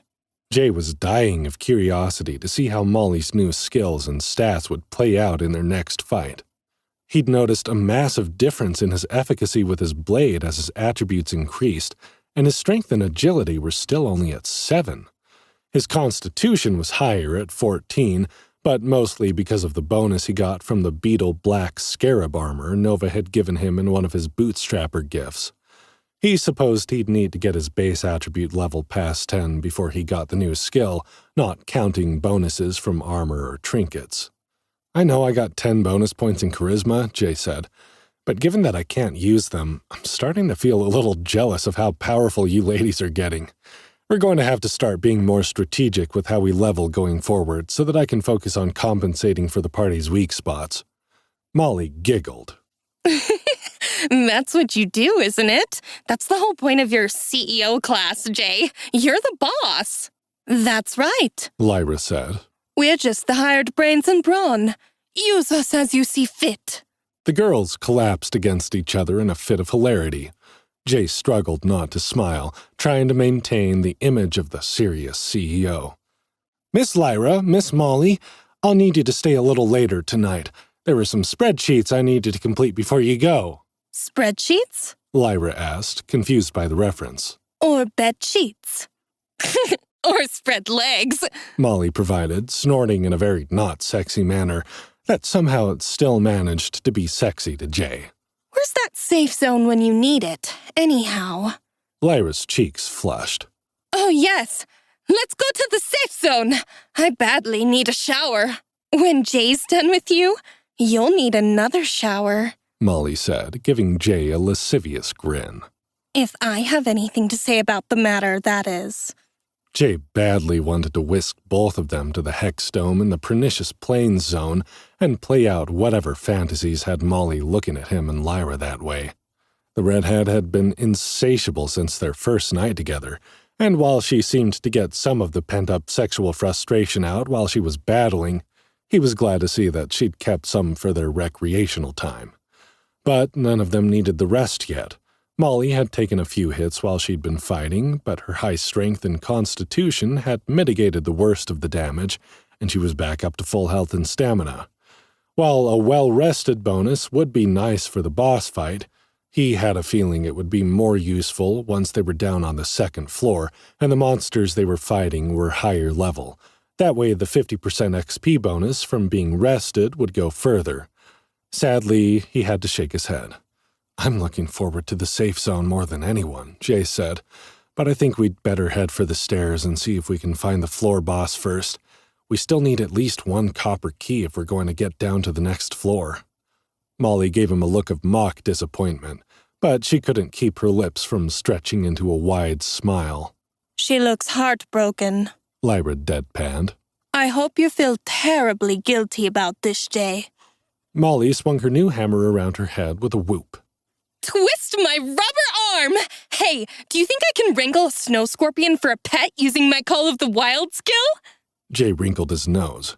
Can't you find something cuter and fluffier to be your minion? A bunny, maybe? Molly gave a derisive snort. Bunnies don't strike fear into the heart of your enemies, Jay. Or your party members. Lyra added, her blue and gold eyes twinkling at Jay. Which might be more of the point he's making. I can't help it, Jay shouted defensively. They creep me out. Molly sighed. Okay, no creepy crawlies. I just wanted to try my new skill, and I don't think shambling skeletons count as local wildlife. Lyra scratched at her goo-crusted ears and shrugged her shoulders. Don't worry, Molly, she said. I'm sure we'll find something for you to test it out on. If not on this floor, then on the next one. Well, let's go find this floor boss then, Jay said, clapping his hands and ushering the girls out of the room like his old manager used to do to signal that a meeting was over. He cringed internally, realizing that he was becoming the person he'd hated the most at his old job. Nova and her dumb management skills were corrupting him from the inside out. The girls noticed his change in demeanor and shared a glance. In perfect synchronization, they turned to him with a smile, each giving a capricious little curtsy. Yes, boss, they said in unison. Whatever you say, boss. Jay groaned as he led the way out of the forbidden crypt zone, cursing the dungeon and her twisted sense of humor. The giggling girls behind him didn't seem to mind, though. They followed him with high spirits, happy to call him their leader. Chapter 8. A Riddle of Keys. Once they were out of the forbidden crypt zone of the Frost Tomb, Lyra directed the group towards the stairs to the second floor. They wound through the labyrinthine passages of the tomb, with Molly fighting the glacial scarabs and snow scorpions along the way. She didn't gain much experience from the kills anymore now that she'd leveled up, but that didn't dampen her mood at all. Molly really liked to smash stuff with her new hammer. Jay didn't think she'd ever seen her so happy, and that made him even happier. Lyra came up beside Jay and took his hand as the pair walked behind the exuberant barbarian. Did you know she was like this? Back in your old world, I mean. She wasn't, Jay protested. Except maybe when we were younger and we were playing video games. She was pretty competitive, but in real life she was quiet, playful, and sweet. Unless she was riled up about a cause, you definitely don't want to face her down at a rally against polluting farms or animal testing facilities or— Sounds like there's a lot of exceptions to your quiet, sweet, playful dream girl, Lyra teased. Jay laughed. Yeah, I guess there are. Maybe she always has been like this and I just never noticed. The thought made him a little sad. In my experience, the dungeon doesn't really change a person's personality, Lyra said. but it can bring out aspects of a person's personality that have been hidden or suppressed until integration. When you go into that chamber and you first connect to the dungeon magic, it sees into the deepest, darkest parts of your soul and reveals parts of yourself that sometimes even you don't realize are there. Are you saying that deep down in my soul I'm just a corrupt businessman? Jay asked, only half joking.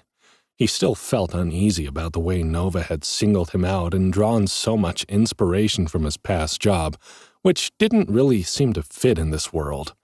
Lyra squeezed his hand. No, I think it's just your Nova having a bit of fun. She seems to have more of a sense of humor with you around than what I've ever seen. Maybe because she interacts with you directly rather than leaving it to the automated systems. Molly let out a roar and charged into a swarm of glacial scarabs that scattered and fled as she chased them down, leaving greasy orange stains on the walls, floors, and even ceilings. Jay could only shake his head. What does my class say about my soul, then? That you're clever, well-rounded, adaptive. Lyra said, gazing up at him with admiration in her blue and gold eyes. That you are a natural leader and a strong support for your team. I've made more progress since delving with you than I've made in years. Molly has leveled even faster than you did, and I've never seen anyone level like you. You're like a power source that everyone connected to you can draw from. I don't know what it means, but I know it's something special. Jay pulled the fox girl against his side and kissed her forehead, managing to avoid the dried scorpion guts that clung to her silver hair. She flattened her ears, and her fluffy tail swayed back and forth as she leaned into his kiss. I worry about that, he said, being special. I suspect it will be dangerous, Lyra. I don't want the dungeon's attention on me to end up hurting you or Molly. Lyra gave him a playful growl and nipped his bottom lip. We're delvers, Jay, not exotic flowers that wilt at the first sign of stress. I chose this life before I met you, and it's a wonder I didn't get hurt or killed along the way, with all the things I've seen and the companions I've lost. I'm safer with you than I've ever been in the dungeon. And Molly? The red-headed barbarian let out a victorious whoop and swung her hammer over her head like a cowgirl with a lasso. She grinned from ear to ear, completely covered in beetle and scorpion guts, looking like she was having the time of her life. She's having the time of her life, Jay said with a sigh. He knew Lyra was right and that he didn't have to worry about the girls, but he couldn't help it. Even if they loved every minute of delving, as he was learning that he did, their safety was still a responsibility that weighed heavily on his shoulders. I just don't know what I'd do if something happened to either of you. You'd do the best you could, Lyra said, squeezing his hand again. That's all anyone can do. Up ahead, the corridor opened into an uncanny expanse of snowy grassland beneath an artificial starry sky. Molly gasped as she stepped from the tomb's tunnels and into the pernicious plains zone. She stood upon the icy tundra, gazing up at the blanket of crisp constellations that spread out above them. What is this place? She gasped. Why is it so different here than the rest of the dungeon? The pernicious plains, Lyra said. We aren't heading there yet, but that's the safe zone over there. She pointed to the glassy hexagonal dome far to the left. Why are we here? Jay asked teasingly. Were you hoping I'd cave and let you have that shower? Lyra punched him in the arm with a growl. No, we're going that way. She indicated the dark, distant edge of the plains, or Jay thought it was the edge. It was the edge of his vision, anyway. It was possible the plains stretched on forever and there was no end to it. A herd of huge white bison roamed between them and their destination, which Jay knew to be peaceful level 12 to 17 creatures that packed a wallop if he tested their patience. He and Lyra had managed to kill 5 of them for a quest that was far above their level, but it had taken planning and strategy, and no small amount of luck, for them to survive with their bodies intact. "Mull," Jay warned, pointing out the herd, "whatever you do, please don't fight the ghost bison." Molly whirled on him with a horrified expression on her face. "I would never! Bison are an endangered species." Jay had wondered how Molly's animal-loving heart would fare if they were forced to battle less monstrous creatures. He thought this was a good time as any to bring the subject up. "These ones aren't," he said. "They're created by the dungeon. If one dies, another will respawn in time. We might sometimes have quests where we need to kill dungeon-dwelling animals." The pernicious plains are different from the rest of the F1 environment because it leads to the F2 entrance, Lyra explained. F2 is mostly tundra and frozen ocean, with the exception of the area before the entrance to F3, which is a mountainous region. Each floor has a section that previews the next floor, so that delvers can prepare themselves for the challenges ahead, or at least that's how it was explained to me. "Well, I won't kill bison," Molly said. "I won't kill anything that doesn't try to attack me. I just won't accept those quests. It's cruel." Jay and Lyra glanced at each other, not knowing how to deal with her feelings on the subject. Eventually, Jay shrugged, figuring they'd have to discuss it more later. At least the seed had been planted. Maybe as they'd spent more time in the dungeon and she'd witnessed firsthand how quickly monsters and other creatures were replaced once they were killed, she'd have a different perspective. "We don't have to kill those ones," Jay said, stepping aside to allow Lyra to take the lead across the plains. "Which is a good thing because they're tough bastards."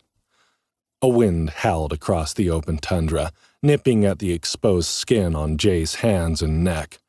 His passive environmental resistance ability prevented the cold from doing any damage, but it was an unpleasant sensation. He really wasn't looking forward to exploring an entire floor of tundra like this on the 2nd level. Jay looked at the wolf-headed shoulder armor Lyra wore and had a sinking feeling in his stomach. He hoped Nova wouldn't decide to spawn tundra wolves or polar bears for their boss fight.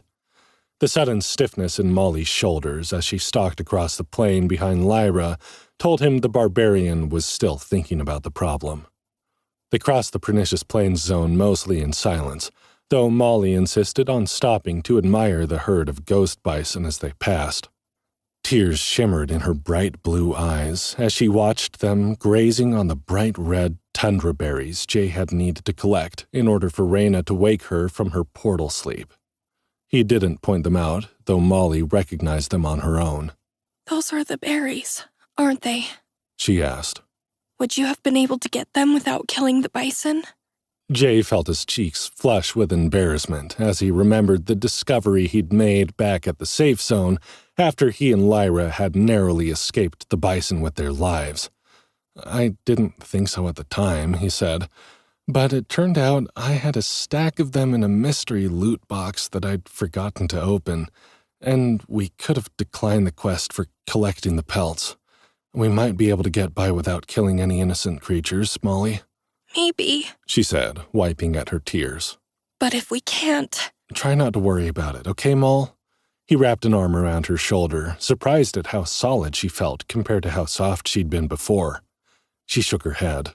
"No, I need you to know that if I have to do it, I will, Jay. I'm not going to let you down. I'm not going to let you or Lyra get hurt to save an animal." "I know you wouldn't," Jay said, "but we can still try not to if it bothers you. I'm sure there are plenty of horrific nightmare creatures for us to fight to get our levels." Molly frowned and nodded. "Back home, I wouldn't hurt a beetle or a scorpion, but I have no problem killing the ones we've encountered so far." "I'm pretty sure you've saved enough spiders over the years to compensate," Jay tried to tease. "If we run into any spiders as big as the scorpions we fought, you won't have to worry about me trying to save them," Molly said with a snort. "It's easier to remember they aren't real when they're so different from the ones back home. These bison, though, they're so beautiful."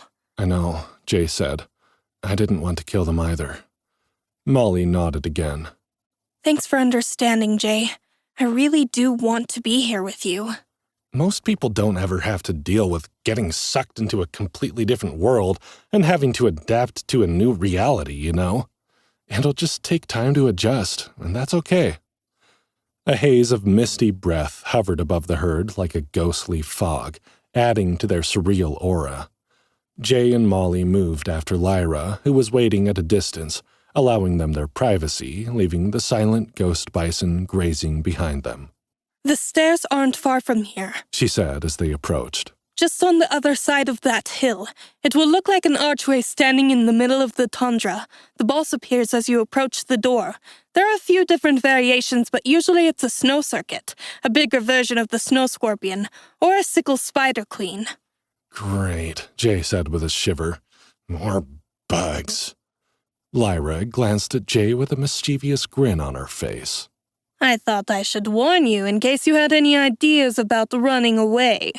Don't worry, Jay, Molly said, spinning her hammer over her wrist and catching it as if the massive sledge weighed nothing at all. I still don't mind squishing bugs. That's a relief, Jay said, because you're officially stronger than me now. But you're faster and harder to kill. Lyra reminded him. For now, Jay said wryly, but he grinned proudly at his women.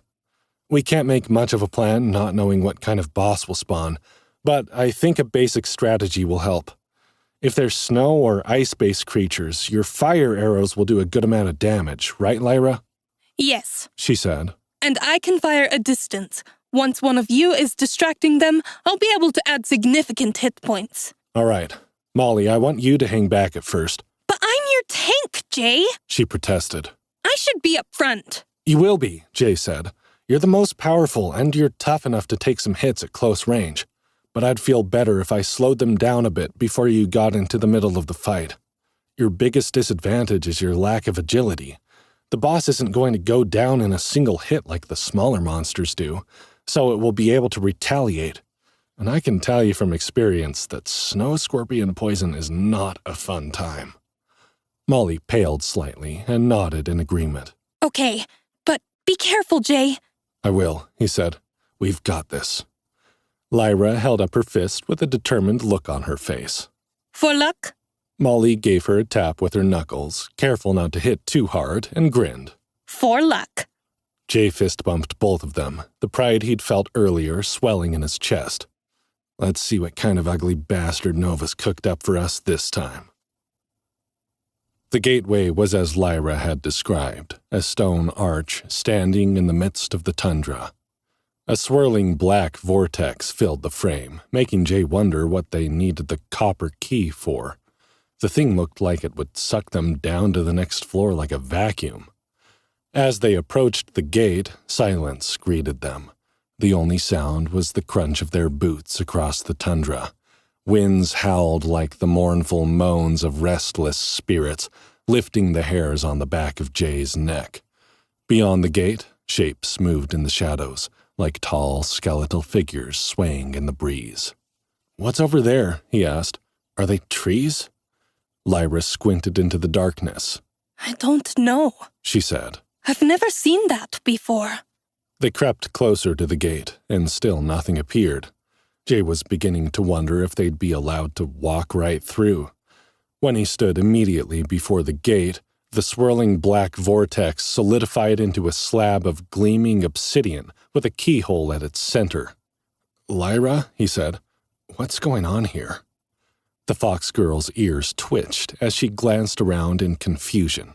I have no idea. She said. This isn't right. Cautiously, Jay placed his hand on the door. A low, sultry whisper rose up from the winds around them, chanting words that were too soft to hear. Slowly, as if the speaker was coming closer, they grew louder until Jay could hear the lilting melody of a poem. Copper gleams with modest light, opens path for one this night, silver bright with moon's own glow.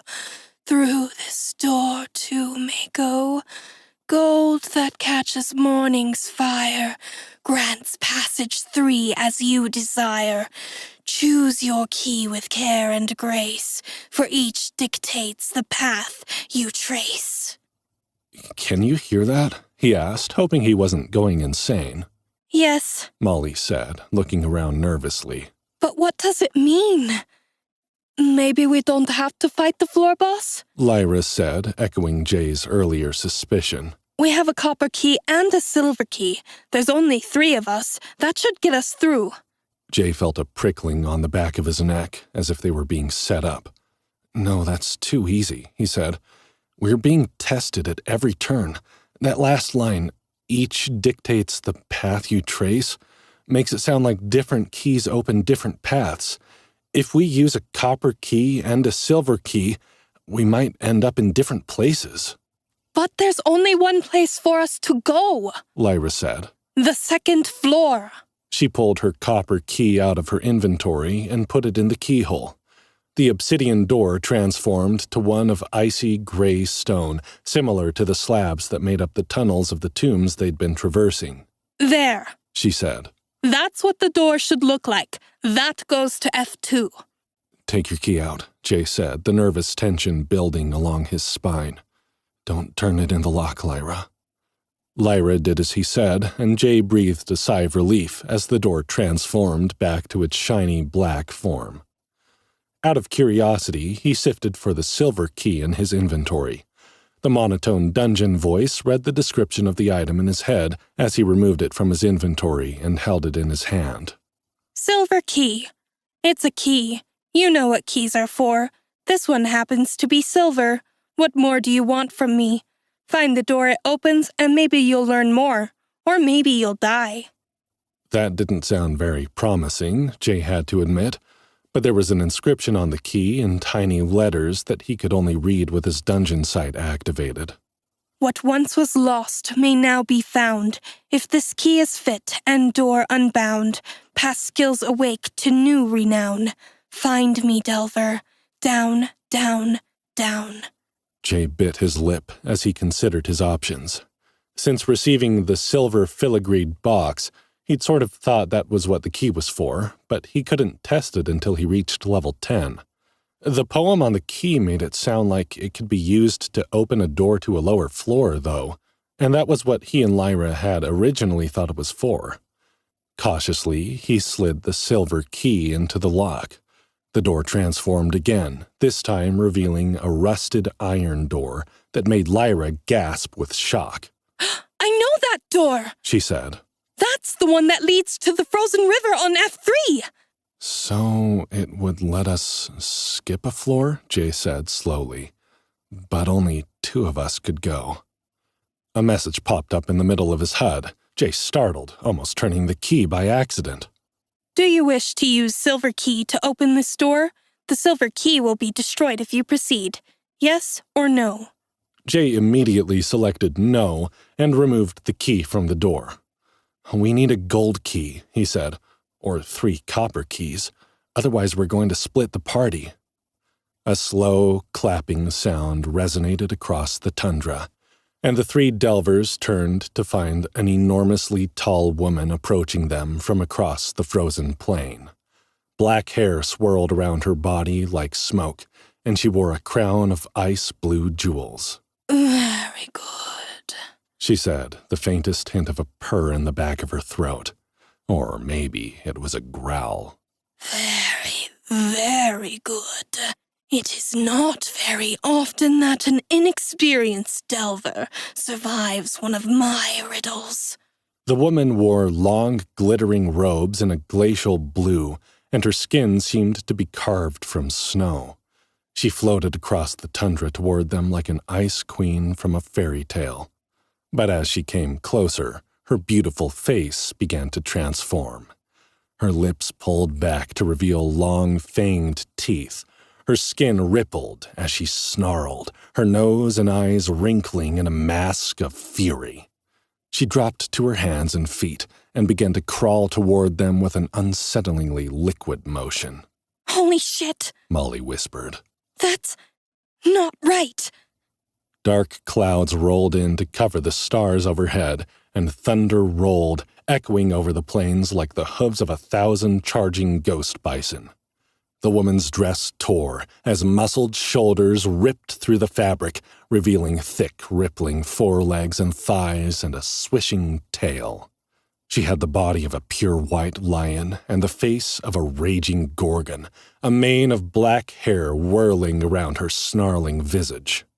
Jay's HUD made an ominous sound, like the clanging of a bell before the start of a boxing match, if the bell were old and cracked after countless fights. The dungeon's dry mechanical voice intoned without emotion. Boss battle initiated. Chapter 9. 3 heads are better than 1. Jay's mouth went dry as he focused on the sphinx-like creature prowling toward them like a lion after a wounded gazelle. She had an arrogant, almost lazy posture, as if she could barely be bothered with the fight or the 3 delvers who had managed to foil her riddle. But the snarling expression on her face revealed the truth. You've done it now, Delver. You've pissed off an elder spirit of the frozen tomb. The Cerberynx is a special kind of bitch that puts the average, I want to speak to your manager, Karen, to shame. Put down your britches, girls and boys, because you're about to get spanked. 3 times if you're lucky. Jay ignored the sarcastic introduction and waved for Lyra to get back. "Remember the plan, ladies," he said, keeping his voice low and his eyes on the approaching monster. "She's not what we planned for, but we can do this." Lyra did as he said, drawing her bow, but she hissed at him through clenched teeth. Jay, this is much, much worse than we planned for. I don't know what a Cerberynx is supposed to be, Molly said with a growl. But if I have to break her open and find out, I'm game. Jay opened his dungeon sight to scan the floor boss, and was suddenly very glad that Molly's warm and fuzzy feelings didn't extend to cranky cat women. Cerberynx, level 20 elite. This wily little kitty puts the sour in sourpuss. Sure, she pretends she likes to play, but only if she wins. Your reward for solving one of her riddles is likely to be a slow and painful death. Unlike her fully feline friends, this catty, see you, next Tuesday, doesn't have 9 lives, and that might just be the only good news you hear before she tears your head off and bats it across the icy tundra. Here, kitty kitty. Jay's stomach dropped. "You've got to be kidding me," he muttered.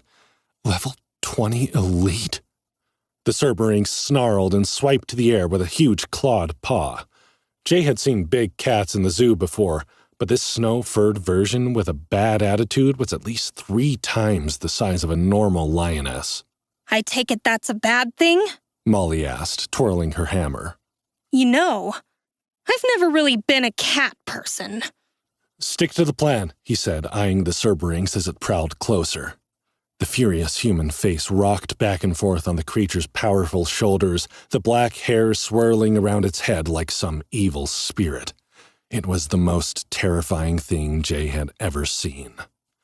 Jay drew his etched bolo sword and stepped behind Molly, then moved to the side, hoping to convince the beast that she was the bigger threat. Anticipating what Jay intended to do, Molly roared at the Cerberynx and slammed her hammer on the ground. It leapt back, as if expecting some kind of earth or ice attack. When nothing happened, it opened its mouth and let out a hair-raising scream that made Jay's stomach turn to acid. But it was enough of a distraction for him to make his move. As the Cerberynx turned its attention to Molly, Jay rushed forward, cutting toward the beast at an angle so that he avoided its furious-faced gaze. He slashed at the creature's left flank with his bolo sword, aiming for the joint on its back leg.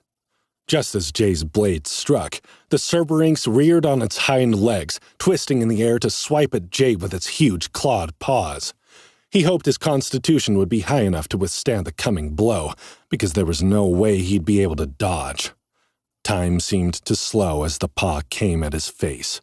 Jay heard a second roar from Molly, this one much closer than he expected. The Cerberynx's torso lurched, and the beast flew toward him like it had been hit by a bus. Jay flattened himself to the icy grass as the monster twisted through the air and landed with a thud on the frozen ground. Molly stood there with her hammer over her shoulder and a wide grin on her face. "That felt really good," she said. The grin slipped as the creature got back to its feet, limping from the gash on its back leg and holding its front right foreleg off the ground. "Nice shot," Jay told her, "but we aren't done yet." The Cerberynx let out another hair-raising scream and leapt through the air at Jay. There was a flash through the air as Lyra released an arrow, followed by a percussive thump. The Cerberynx was punched out of the air by one of the fox girl's impact arrows, which tore through the monster's snow-white body with a spray of bright red blood. The human-headed lioness landed back on the ground in a broken heap, unmoving, her black eyes staring lifelessly at the cloudy night sky. "That wasn't so bad," Molly said.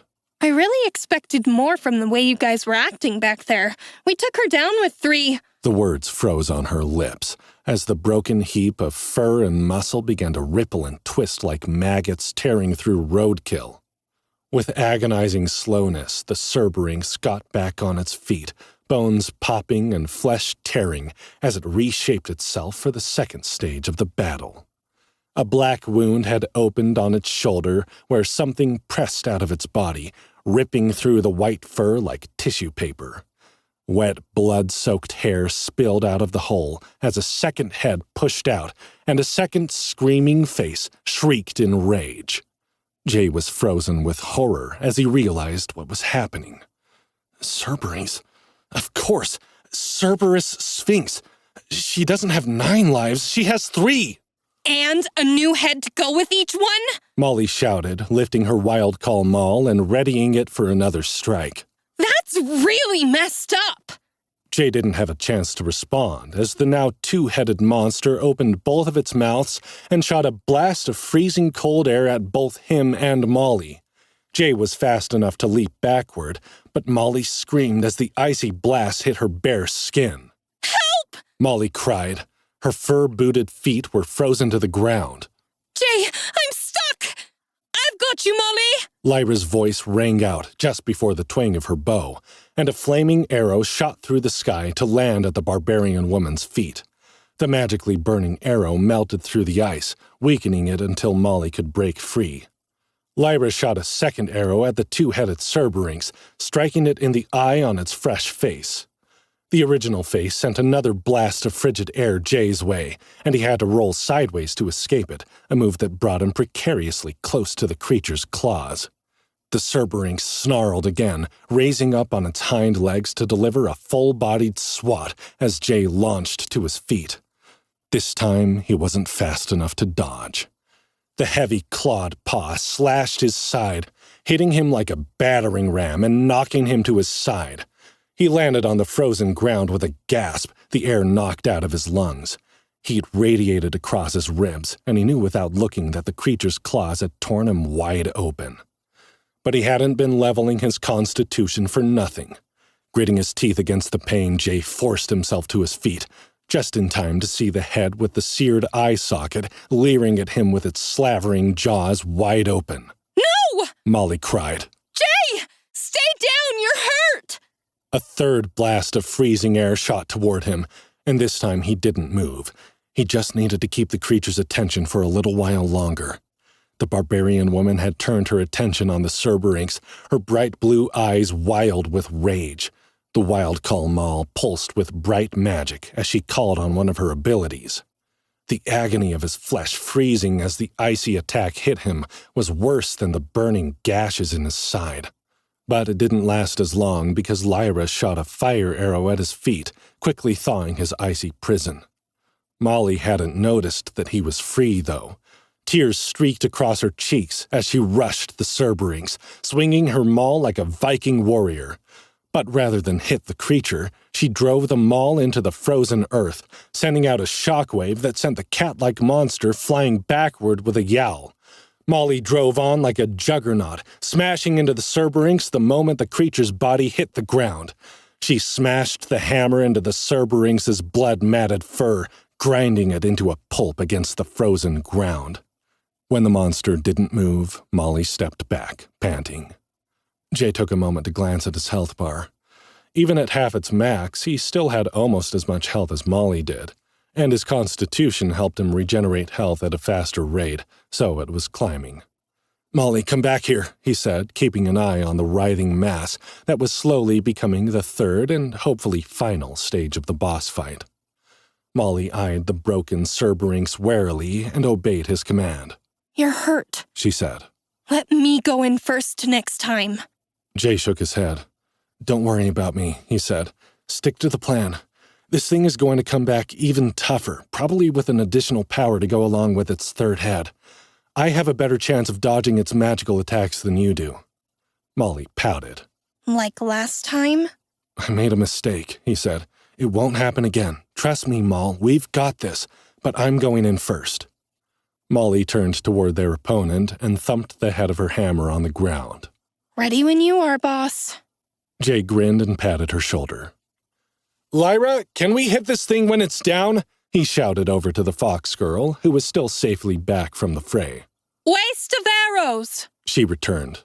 "Dungeon creatures and delvers are protected while undergoing a phase shift or transformation. Best you can do is find a better position for your next attack." Jay nodded and took the opportunity to jog around the backside of the writhing mass of fur and flesh. He'd figured that would be the case, but it was good to have his instincts confirmed. The longer he spent in the dungeon, the more he felt like he understood the unspoken rules of the place, which made him a bit more confident that his next attack would work. "Molly, are you okay if I borrow one of your skills?" he asked. "I want to see if I can use Pound It with my sword." "Sure, I don't need it," she said, giving him an amused look despite their situation. "But once we kill this bitch, remind me to come up with a sassy comeback to that obvious double entendre." The Cerberus lurched to its feet once more, somehow looking even bigger. Its muscles hunched and trembled as the anticipated third head tore from its red-stained fur. "Once we kill this bitch, you can pound me with your sword," Lyra shouted back to them. "Like that?" Molly snorted. "That's the idea. You're a natural, Lyra. Next, I'll teach you about that's what she said jokes, and you'll be unstoppable." Jay ignored the girl's banter and sifted through the party menu until he located Molly's stat and ability chart. Then he used on-the-job training to borrow the Pound It ability. New active skill acquired. Pound It. If hitting it once is good, hitting it twice must be better, right? This ability allows the user to double strike with any melee weapon in the same time it takes to make one normal attack. When used with a strength-based weapon, the attack deals 4 times the weapon's damage. When used with an agility-based weapon, the attack allows for a second double strike attack, called the double-double. Jay gripped his sword as he crept closer to the writhing Cerberus. It roared in defiance as it locked its triple gaze upon Molly, not seeming to have noticed yet that Jay had disappeared. The creature rose up on its hind legs and dropped to the frozen tundra with a tremendous crash. Jagged spears of ice shot up from its feet, moving in a wave toward the barbarian woman. Molly smashed through the attack with her maul, returning the creature's roar. Jay rushed behind the Cerberus with his sword upraised, using his new skill to attack with furious speed. The etched bolo sword was a versatile weapon, which meant it could be used for both strength and agility-based attacks. The type of attack Jay wanted to use wasn't something he had to think about or actively choose. That would have been far too cumbersome. It was as if the dungeon knew, based on his position, what he planned to do. Similarly, it was enough for him to think of using the Pound It ability in order to activate it. He'd positioned himself for a speed attack, wanting to do as much damage as possible in as little time as he could. The bolo sword flashed through the air so quickly, Jay wouldn't have been able to see it if he didn't know where his hand was. It was nothing but a blur, followed by a spray of fine pink mist as he severed an artery in the Cerberus's back leg. 4 rapid strikes opened huge gashes on both sides of the monster's hindquarters, and it screamed with rage as it realized it had been tricked. The Cerberus reared and twisted like it had the first time he'd attacked, but this time Jay was prepared for the move. He dodged to the side and thrust his sword between the massive cat's ribs. Molly appeared on the other side of the monster's body, running as she whirled the massive hammer over her head.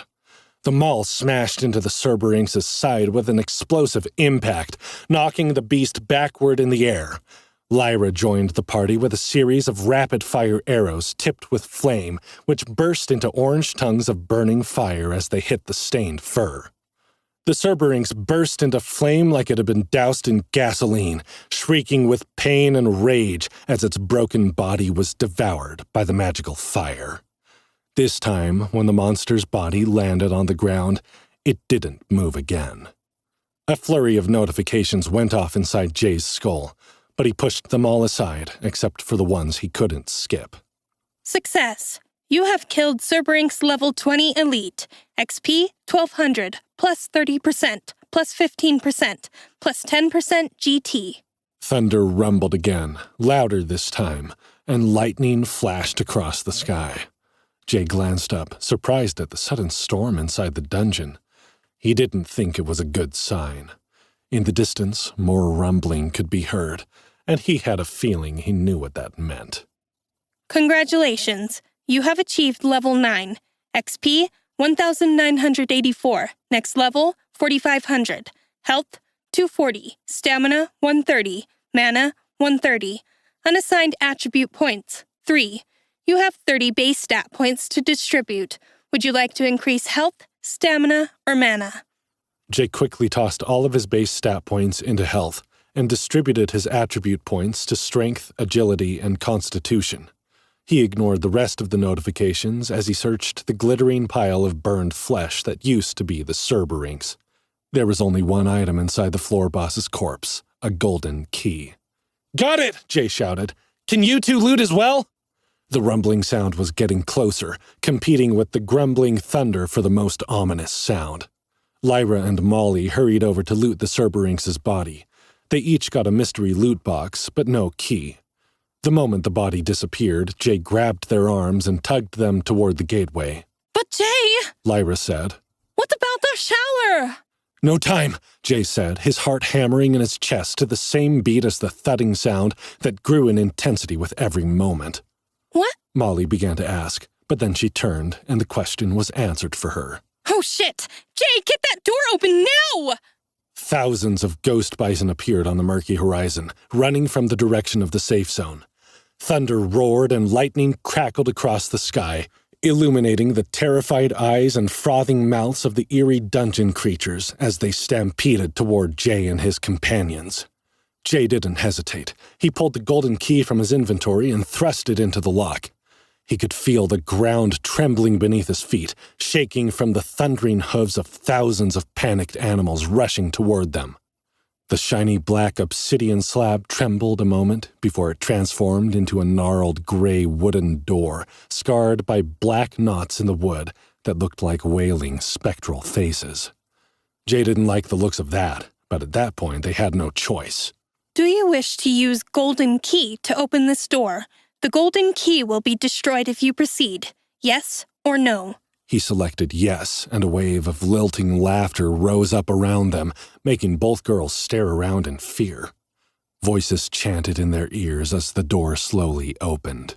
"Gold that catches morning's fire, grants passage 3 as you desire. But tread with care beyond this frame, for haunted woods whisper thy name. Beneath the boughs where shadows dwell, dark secrets hide and spirits swell. With every step heed well the night, lest ghostly enemies take flight."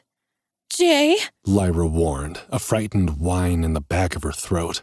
"are you sure about this?" "Nope." Jay glanced over his shoulder at the charging herd of massive frothing animals bearing down on them. "But I don't have a better idea either. Ready?" "Yes, but..." He grabbed Lyra and Molly, each by one arm, and hauled them through the door. The girls screamed in unison as all three of them were sucked through the portal and down to a lower floor. Which lower floor remained to be seen. Chapter 10. The Haunted Forest. They might have gone through a doorway to get there, but when they arrived on the next floor, there was nothing so civilized about their arrival. Jay shouted in alarm as the inky blackness of the vortex that had sucked them into its vacuum disappeared, revealing a vast forest of skeletal black trees spreading in all directions. He had a bird's-eye view as he hurtled toward the forest floor as if he'd been tossed out of an airplane. Cold wind whipped past his face, tearing at his clothes, moving so fast it made it hard to breathe. His eyes watered, blurring the landscape that was rising up to meet him far too quickly. Lyra and Molly screamed, too, falling on either side of him like they were the world's least coordinated skydivers. Jay was certain they were all going to die.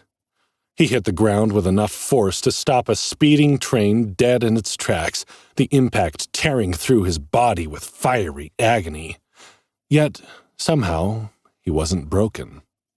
Groaning, Jay began to sit up, just as the girls landed, piling on top of him one after the other. Then all three were whimpering in pained disbelief that they were still alive. "Everyone okay?" Jay gasped when he finally had enough air in his lungs to speak. He glanced quickly at his stats and was shocked to find the fall hadn't done any damage. "I have healing potions if you need." Lyra and Molly both shook their heads, looking rattled but unharmed after the impromptu diving lesson. "I have never come through a door like that," Lyra said, her voice trembling. "It wasn't a staircase at all. It was a hole." Jay picked himself up off the forest floor, wincing at the lingering ache in his joints, but still marveling that the pain wasn't worse. He glanced around. "I wonder where we are." A chime from his HUD alerted him to an incoming message from the dungeon, as if it had been waiting for him to ask. "Welcome, Delver. You have arrived at F2 Alternate, the Haunted Forest. To complete this floor, you must locate the staircase leading to F3, but if you want to be able to open the gate at the top of the staircase, you'll need a copper key. Defeat the F2 floor boss to receive one copper key. Each Delver must have their own copper key to proceed. Warning, this alternate floor design has been kept in long-term stasis. Some minor inconsistencies and/or glitches are to be expected while the automated systems continue diagnostic repairs. Good luck, Delver. You'll need it." Lyra's tail puffed up at the mention of an alternate floor design, and she growled at the warning at the end of the message. Her ears lay back flat on her head, almost invisible in her silver hair, as her wide blue and gold-eyed gaze landed on Jay. "What the heck? I've never heard of alternate floors, or floors going into stasis. What happens if we're on a floor and the dungeon decides to shut it down?" Jay glanced around at the skeletal black trees, which looked a lot like the trees he'd seen in the distance on the pernicious plains. He very much doubted that those trees were an accident. Nova had planned for them to come here all along. She'd set it up this way, knowing Jay and Molly didn't have copper keys to get down to the normal second floor, and likely guessing that Jay wouldn't leave one of the girls behind to use his silver key. Had they been any other Delvers, he doubted the golden key for 3 would have been an option at all. He hated the feeling that he was being toyed with, but he still had the sense that Nova was both trying to help them and trying to test them. Was this their reward for defeating the Cerberings? What was it they were going to find on this alternate floor that she couldn't provide on the normal one, he wondered. There was sure to be something. "All right, don't panic," he said, keeping his eyes on the trees, alert for any kind of monsters or animals that might have been attracted to their less-than-stealthy entrance. "We'll figure this out. There's a reason we're here instead of the normal F2. Once we figure out what that is, we'll be fine." "Unless the reason is that your Nova wants to kill us all," Lyra said with a barely restrained snarl. "She doesn't," Molly reassured her. "She wants us to prove ourselves. Maybe she didn't like that you already knew so much about the existing floors. Maybe she wants to see how we'll do going in blind." Lyra scoffed. "Not like she didn't change everything all the time anyway. Jay got hit with more elite monsters than I've ever seen spawn on a single floor. Then we got a completely different floor boss. The ice dungeon is famous for not making any damned sense." The fox girl kicked a dry stick out of her way, grumbling under her breath. I shouldn't be surprised, but I thought there were some limits to what it could do to us. What she could do to us. Still feels weird to think of the dungeon as a girl. Don't go too far, Lyra, Jay warned. We don't know what's out there. Lyra froze, as if realizing what she was doing, and backed slowly toward Molly and Jay, her multi-hued eyes darting over the shadowy trunks. They were standing in a perfectly circular clearing surrounded by scraggly trees. A strong shiver of déjà vu rippled over Jay's skin as he looked up at the artificial sky, which was gray and cloudy and darkening quickly as if the sun were setting behind them. He felt as if there should be crows or ravens in the branches, watching them, or circling above like vultures. "This looks like the place we landed when we fell through the portal," he said, realizing why it looked familiar. "Except we're surrounded by forest instead of tundra. There were boulders there, though, covered in orange lichen." Molly pointed at something behind Jay. Like that? He turned to see a cluster of stones coated in a thick, peeling skin of brightly colored scales. "Yeah," he said. "What did Runolf call that place?" The Fallow Lands, Lyra said with a shiver. I've never been there, but the nomads talk about it as a haunted place. It is believed that dark rituals were once performed within a grove of trees there before our ancestors burned it down. The circle of blackened trees could not be removed, though, and it still stands. Molly's sea-blue eyes widened and her skin paled, making her freckles stand out against her cheeks and nose. Creepy. Molly had never liked ghost stories or movies. Monsters were fine, but ghosts terrified her. Jay had always found it kind of funny, given that she was otherwise such a grounded and practical person. But all the science classes in the world couldn't convince her that ghosts weren't real. And whether or not they were real on Earth, Jay had a sneaking suspicion that they would be real in Arcanesia, if only in the dungeon. The fact that the second floor was called the Haunted Forest was a dead giveaway of what would be in store for them here. He glanced up at the darkening sky and felt the hairs lifting on the back of his neck. If there were ghosts here, nighttime was likely their playtime. What did the poem said? Something, heed well the night? He couldn't remember, but he was pretty sure it had had something to do with ghosts and spirits. "All right, here's what we're going to do," he said, coming to a decision. "Everyone quickly check their notifications from the boss fight. Open any loot boxes, equip any new goodies, look for new skills, allocate your stat points. We need to find somewhere defensible to make camp before sunsets." The girls nodded, both looking worried. Jay checked his stats before sorting through his notifications.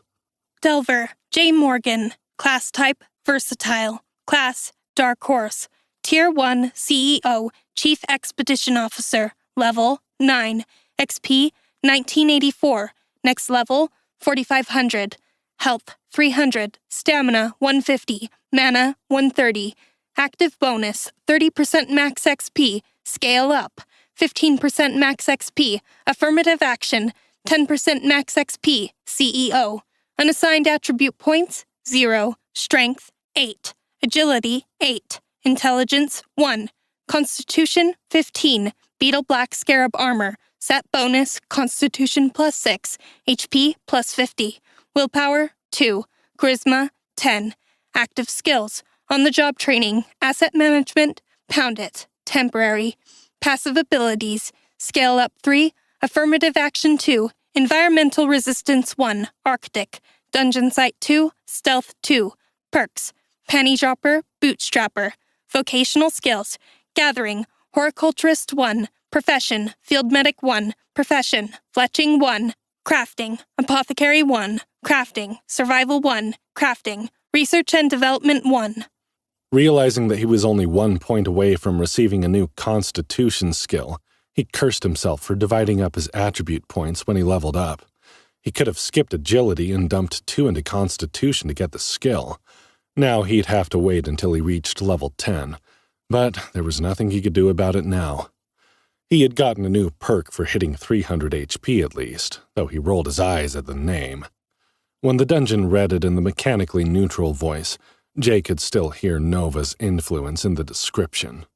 Heartbreaker. Wow, Mr. Delver, sir, that's a really big heart you have. More than enough to go around. Sharing is caring. Once per day, the Heartbreaker perk allows the Delver to transfer up to 25% of their health points to an injured party member. That could definitely be useful, especially while Molly was still catching up to him and Lyra. For now, she was tough, but she couldn't take as many hits as he could, which wasn't ideal for a tank. He also had a note from his anonymous benefactor, and when he saw what was attached to it, he didn't know if he should laugh or cry, but the relief was palpable. All work and no play makes Jay a dull boy. All work and no play makes Jay a dull boy. All work and no play makes Jay a dull boy. All work and no play makes Jay a dull boy. All work and no play makes Jay a dull boy. All work and no play makes Jay a dull boy. Party tent. Mentally clicking on the description of the item, Jay's relief intensified. Party tent. Epic. Temporary safe zone. 5 uses. This extremely rare item provides delvers with a home away from home when dungeon safe zones are unavailable. Monsters and hostile dungeon dwellers must remain outside a 12-foot radius of the party tent.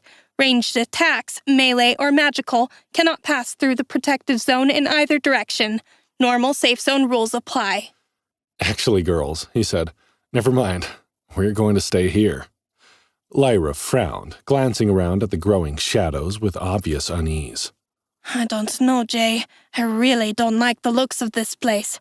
At least if we had a cave or a hollowed-out tree or something, our backs would be protected. We'll be safe, he said, pulling the party tent out of his inventory. Check this out. The item looked like a small gift-wrapped box.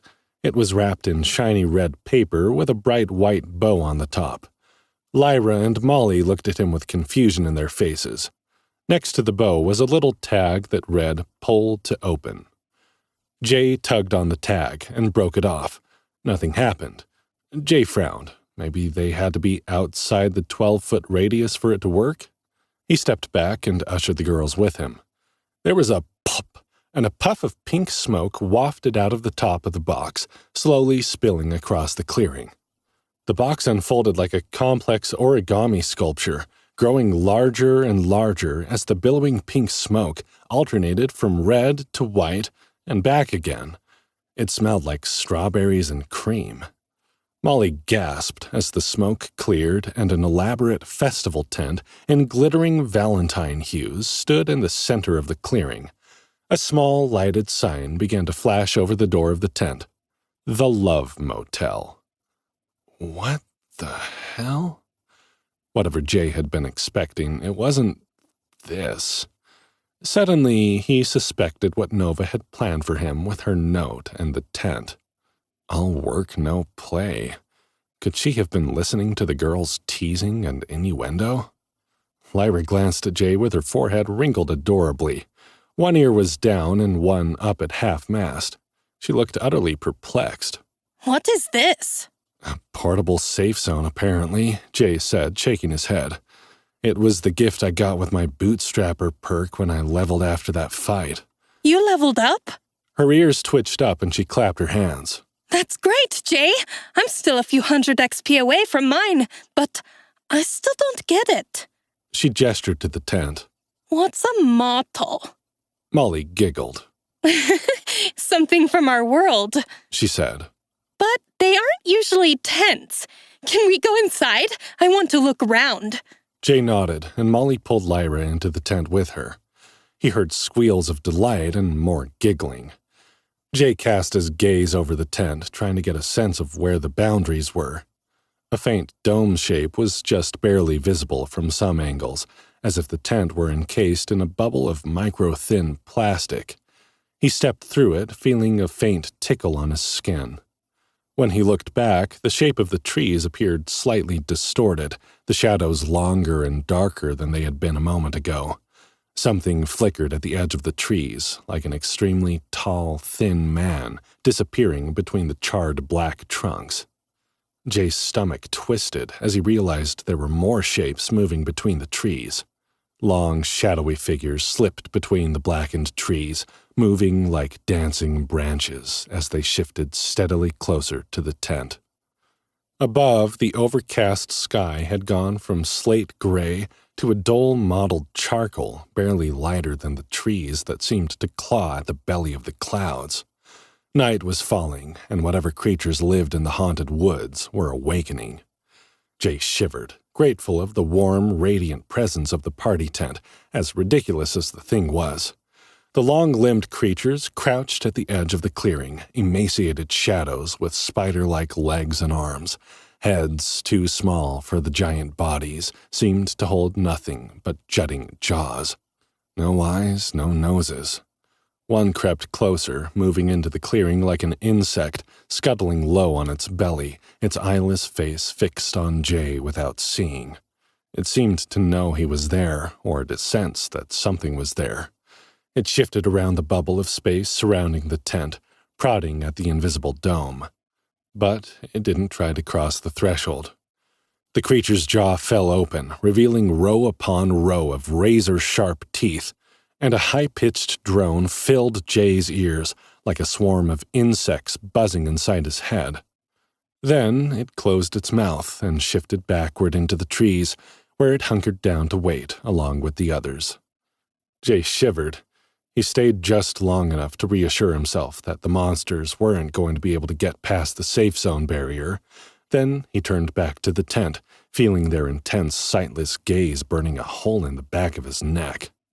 Another sound, this one far more welcome, cut through his dread. The girl's laughter. Hurry, Jay! Lyra's voice floated through the open door toward him. There's even a shower! Jay pushed the unsettling image of the shadow monsters from his mind. They'd deal with them in the morning, with a well-rested bonus under their belts and a bit of strategizing. Or at least give him some time to do damage control. Jay was pretty sure Molly was going to freak out when she saw these things. Whatever Nova's intentions with the tent were, if it was supposed to be a joke or a legitimate gift, he wasn't sure. Jay wasn't going to let the girl's good moods go to waste. He hurried inside after them. Chapter 11. Interlude at the Love Motel. Lyra and Molly were in the process of stripping their clothes off when Jay slid in through the tent door. He closed it and secured it behind him, ensuring the creeps in the trees wouldn't be spying on them. He was pretty sure Nova would be watching, and that was enough voyeurs for Jay's taste. When he had the door closed, he took a look around the tent and almost laughed. He'd expected there to be a pole or something in the middle like a circus tent because of the castle turret-like peak of fabric he'd seen on the outside. But apparently dungeon magic didn't have to follow the rules of physics. There was a ridiculous heart-shaped bed in the middle of the floor, covered in pillows that were also shaped like hearts, and piles of soft blankets that looked almost like swirls of whipped cream. On one side of the tent, there was a shower stall like the one in the Hexdome safe zone on the first floor, along with the laundry cubes that cleaned and repaired Delver's equipment. The other side looked like an apothecary's storeroom, with shelves filled with all kinds of bottles and feathers and... "Oh my God," Jay said with a disbelieving laugh as he approached the shelf. "This is all sex stuff." Phallus-shaped objects in all sizes were stacked together in a cauldron-like pot. The bottles were labeled things like gentle tingle, comfortably numb, sweet with heat, and pleasure enhancer. There were paddles, corded whips, fuzzy handcuffs, switches, and feathered wands. The girls giggled again, and Jay turned to find them both naked, still covered in dried scorpion guts, but looking no worse for it. Glowing pink orbs floated around the roof of the tent, casting a soft, sexy glow over the space, and making both Lyra and Molly look like they were getting ready for an X-rated photo shoot rather than cleaning up after delving the dungeon. The fox girl was lean, with the lithe build of a dancer. Her tanned body was bare of hair everywhere except for her long silver locks, her cute fuzzy ears, and her fluffy silver tail. She had small pert breasts with little brown nipples already hard with excitement. He traced the lines of her abdominal muscles down to the naked V of flesh between her legs. which was already so wet that her firm thighs were glistening in the soft pink light. Molly was a little taller than Lyra, and while she had been petite and curvy in their old world, she'd taken on the unlikely proportions of a well-endowed fitness model. Every muscle on her lean body was rounded out, her pale skin defined with sharp lines between each bulge. Orange freckles sprinkled her chest, shoulders, and cheeks like sprinkles on a cupcake, making Jay want to lick them. Despite her lean physique, Molly had kept her full breasts and her ample backside. She was the perfect balance of soft and tough, and the way she blushed when he looked at her made him ache with the same longing he'd felt since they were just stupid kids with no idea what to do with their feelings. Molly's nipples were bigger than Lyra's, a soft strawberry ice cream pink, like the color of her full heart-shaped mouth. His gaze traveled down her body in obvious admiration until he got to the narrow strip of copper hair between her legs. Jay felt his mouth flood thirstily as he imagined pressing her into the mattress and tasting her for the first time. She hadn't let him touch her yet, and the need was starting to drive him insane. But he'd been waiting a long time for Molly O'Brien to be his, and now that she was, he didn't mind waiting until she was ready for each stage of their budding romance. Lyra growled low in her throat, dragging his attention away from Molly's sweet, wet pussy. She put a hand on her hip as she grinned at him. Molly told me what a love motel is, Jay, she said. You neglected to tell me that your pet dungeon is a pervert. Sorry, Jay said, remembering that he still hadn't told either of them everything he knew about Nova. I didn't know. She flirts a bit, but she also regularly tries to kill me, so I'm kind of getting mixed messages. Do you think she's watching us? Molly asked, blushing a deep pink as she gazed at the roof of the tent like she was looking for hidden cameras. I think she's pretty much always watching us, Jay said, at least when we're inside the dungeon.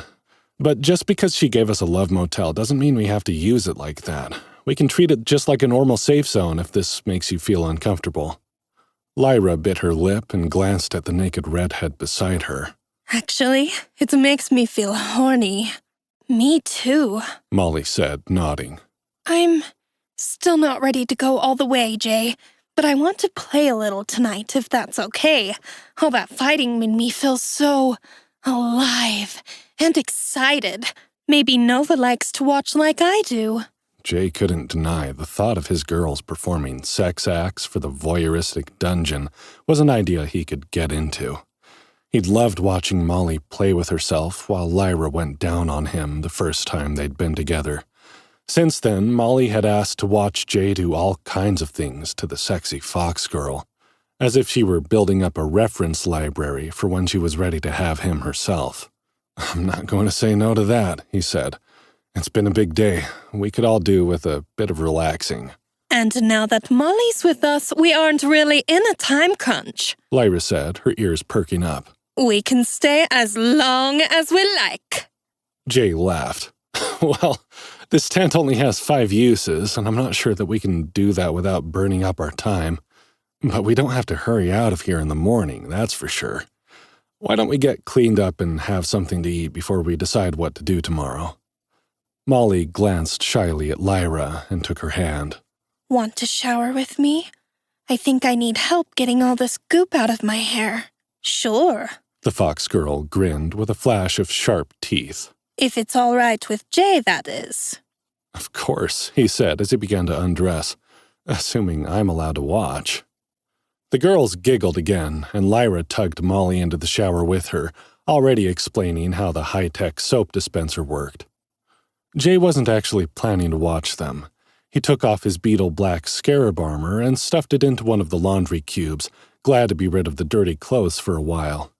He had some other basic clothes that he could put on, but since he was still covered in monster blood and guts and his own sweat, he opted to stay naked.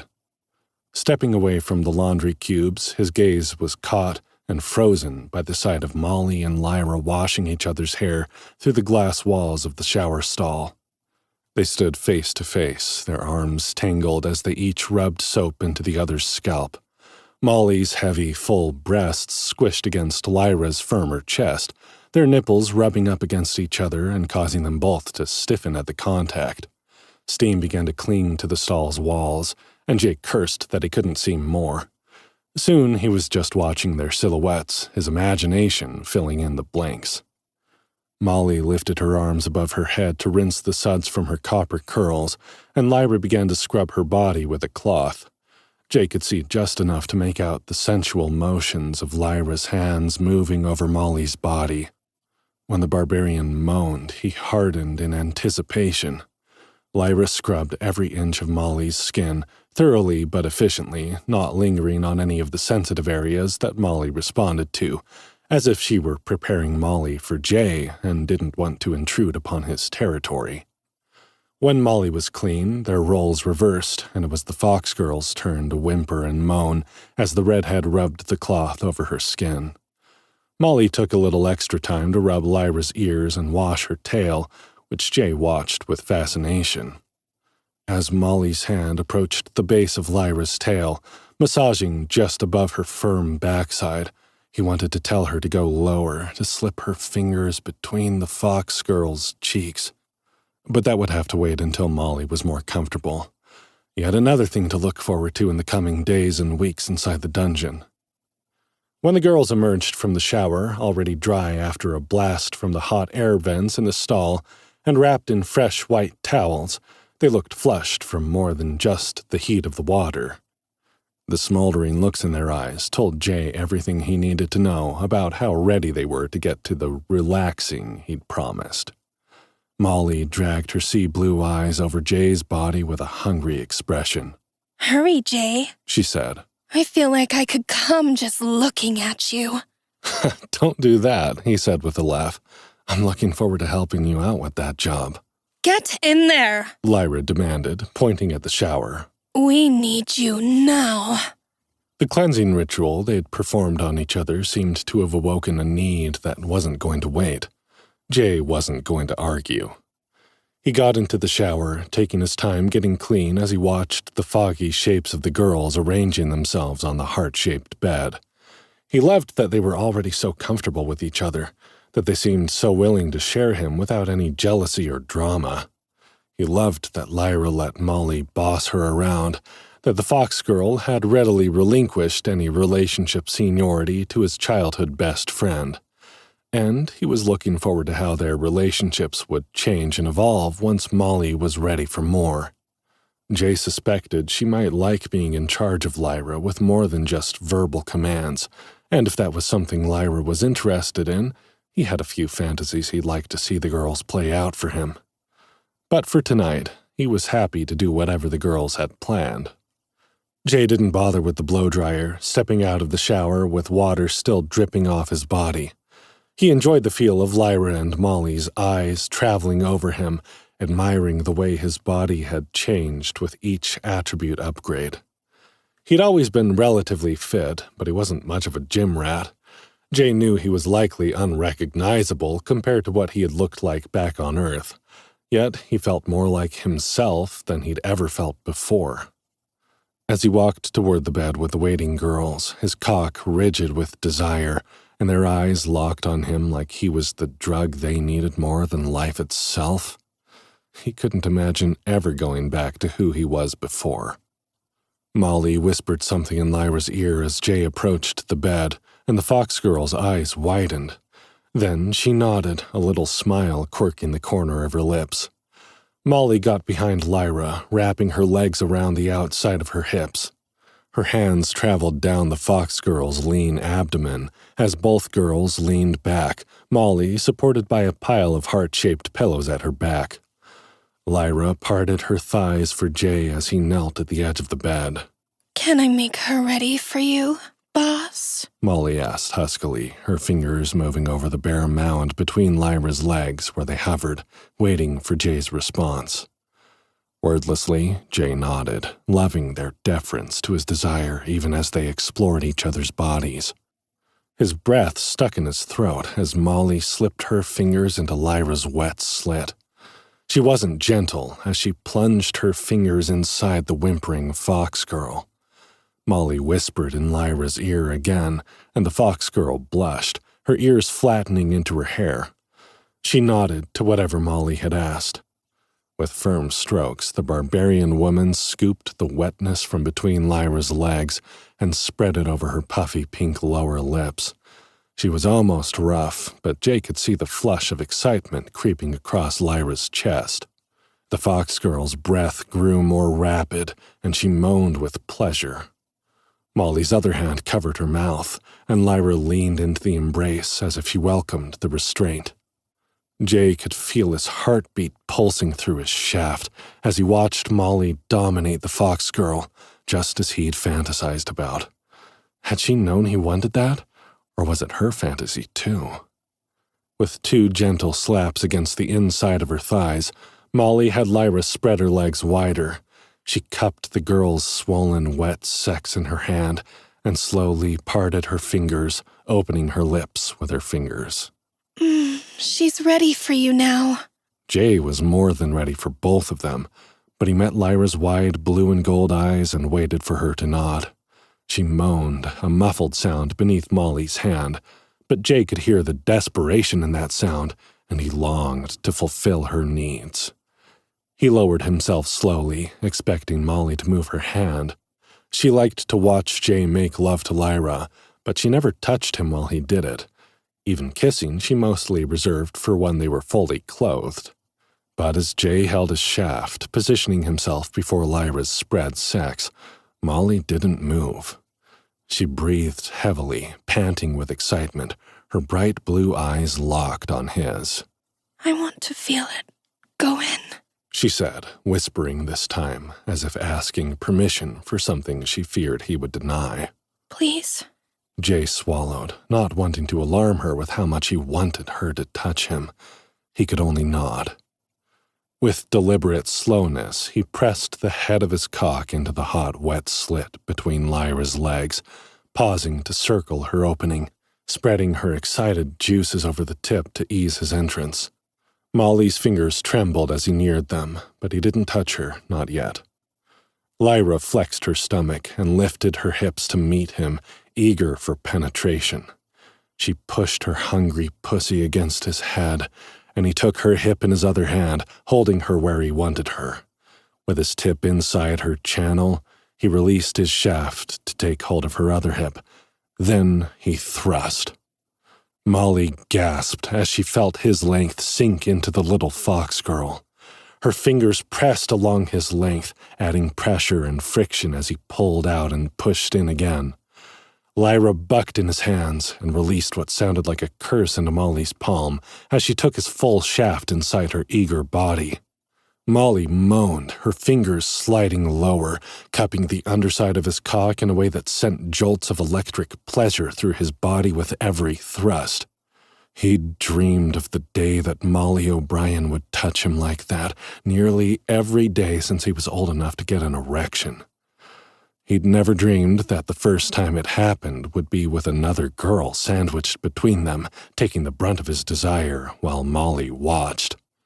Not even his deepest fantasies had been as hot as this moment, with the lusting look in Molly's face and the ecstasy in Lyra's as she took thrust after thrust, with Molly's hands adding pressure to her swollen clit.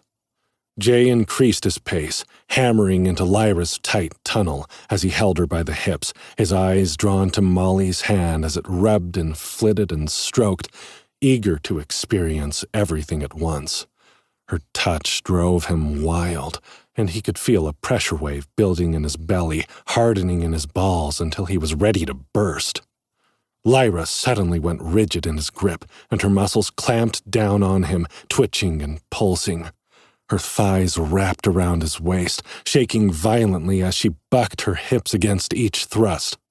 She shouted something beneath Molly's hand, her eyes squeezed shut tight against the power of her orgasm. Jay felt the flood of her pussy releasing a gush of creamy pleasure. Molly felt it too. Fuck! Molly moaned, panting.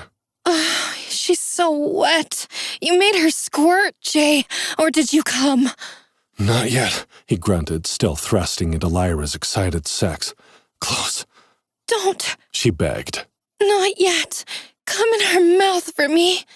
Jay gritted his teeth, holding back the climbing wave that threatened to break at any moment. He kept thrusting as Lyra rode out the last swells of her climax, shaking and trembling in his hands. Her little brown nipples were as hard as rocks atop her small, firm breasts, and her blue and gold eyes rolled back in her head as she squirted again. Fuck. Apparently, Lyra really enjoyed being dominated by both of them. She'd never been so excited, and that made Jay's need even worse. He managed to hold off just long enough for a final shudder to pass through Lyra's exhausted body. "Ready?" The fox girl nodded. Molly removed her hand. Saliva covered Lyra's chin and had dripped down her neck, like she'd been drooling as she came. Molly pulled her head back by the hair as Jay slid out of her pussy and climbed over her to kneel on either side of her chest. She opened her mouth immediately, and Molly held her head as Jay's cock slid between her lips. The fox girl's tongue caressed him, coaxing his climax. He thrust twice, with Molly's fingers stroking his shaft as he pulled back, her blue eyes fixed hungrily on his, her full pink lips open as if she wanted to take him in her mouth too. Jay let the orgasm take him, groaning as he released a burst of cum into Lyra's throat. She moaned, sucking eagerly for more, which he provided in a second wave. When he was finished, Lyra opened her mouth, ropes of his seed clinging to her lips. Molly turned the fox girl's head and lowered her lips to Lyra's. Lyra pushed herself up to meet Molly, her hands scrambling against the barbarian woman's firm muscles as she leveraged herself into a higher position. Molly opened her mouth, and Lyra released a slow stream of Jay's seed between her lips. Jay watched in awe as Molly closed her eyes, savoring her first taste of him. She swallowed and licked her lips. Moaning, she slipped her fingers between her legs, rubbing herself. Her breasts pressed against Lyra's, their nipples grazing against one another like the tentative touch of first-time lovers. Lyra kissed the redhead barbarian, pressing her tongue into Lyra's mouth, sharing what was left of Jay's offering between them. When Molly came, it was with his seed. She collapsed against the pillows, an exhausted and sated look in her eyes. Lyra pulled Jay by the arm until he was laying beside Molly before climbing over him to lay on his other side. They lay there in contented silence while everyone caught their breath, the girls' heads resting on each of his shoulders. Jay was surprised to find he had a number of notifications in his HUD, but he ignored them, pushing them aside to enjoy the first moment of relaxation since they'd entered the dungeon. "Did you plan that?" Jay finally asked. Yes, Molly admitted. I wanted to taste you for myself. I've wanted to for a very long time. "I hope I didn't disappoint," Jay said. "I very much enjoyed watching you." It was amazing, Molly moaned, licking her lips again. You taste like heaven. Jay ran his fingers through Molly's hair, letting his eyes trail her naked body, still hardly able to believe she was really here with him like this. It was Molly's idea, Lyra said, nuzzling against his side. I just lay there and did as I was told. You're very good at it. Jay reached over to pinch one of her hard little nipples. The fox girl yipped, then laughed. Does that mean we can do it again? "Anytime," Jay said. "At least after I recover." The girls giggled, tracing their fingers over his chest and stomach and teasing lower, seeing if they could bring him back to life. It didn't take long.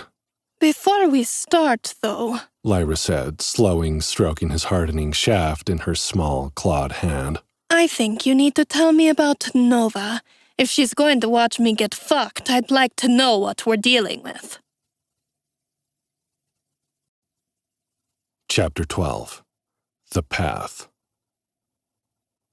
The three spent the evening chatting, cuddling, and making love. They paused briefly to eat a simple stew Lyra made from basic rations and a few health-boosting herbs she'd gathered on lower floors, and had kept in her storage locker, which rewarded them with a health regeneration bonus that would last a full-day cycle. Once the girls were fed, they fell quickly into sleep on the cushy, comfortable bed Nova had provided. Jay lay awake for a while, sifting through the various notifications he'd skipped.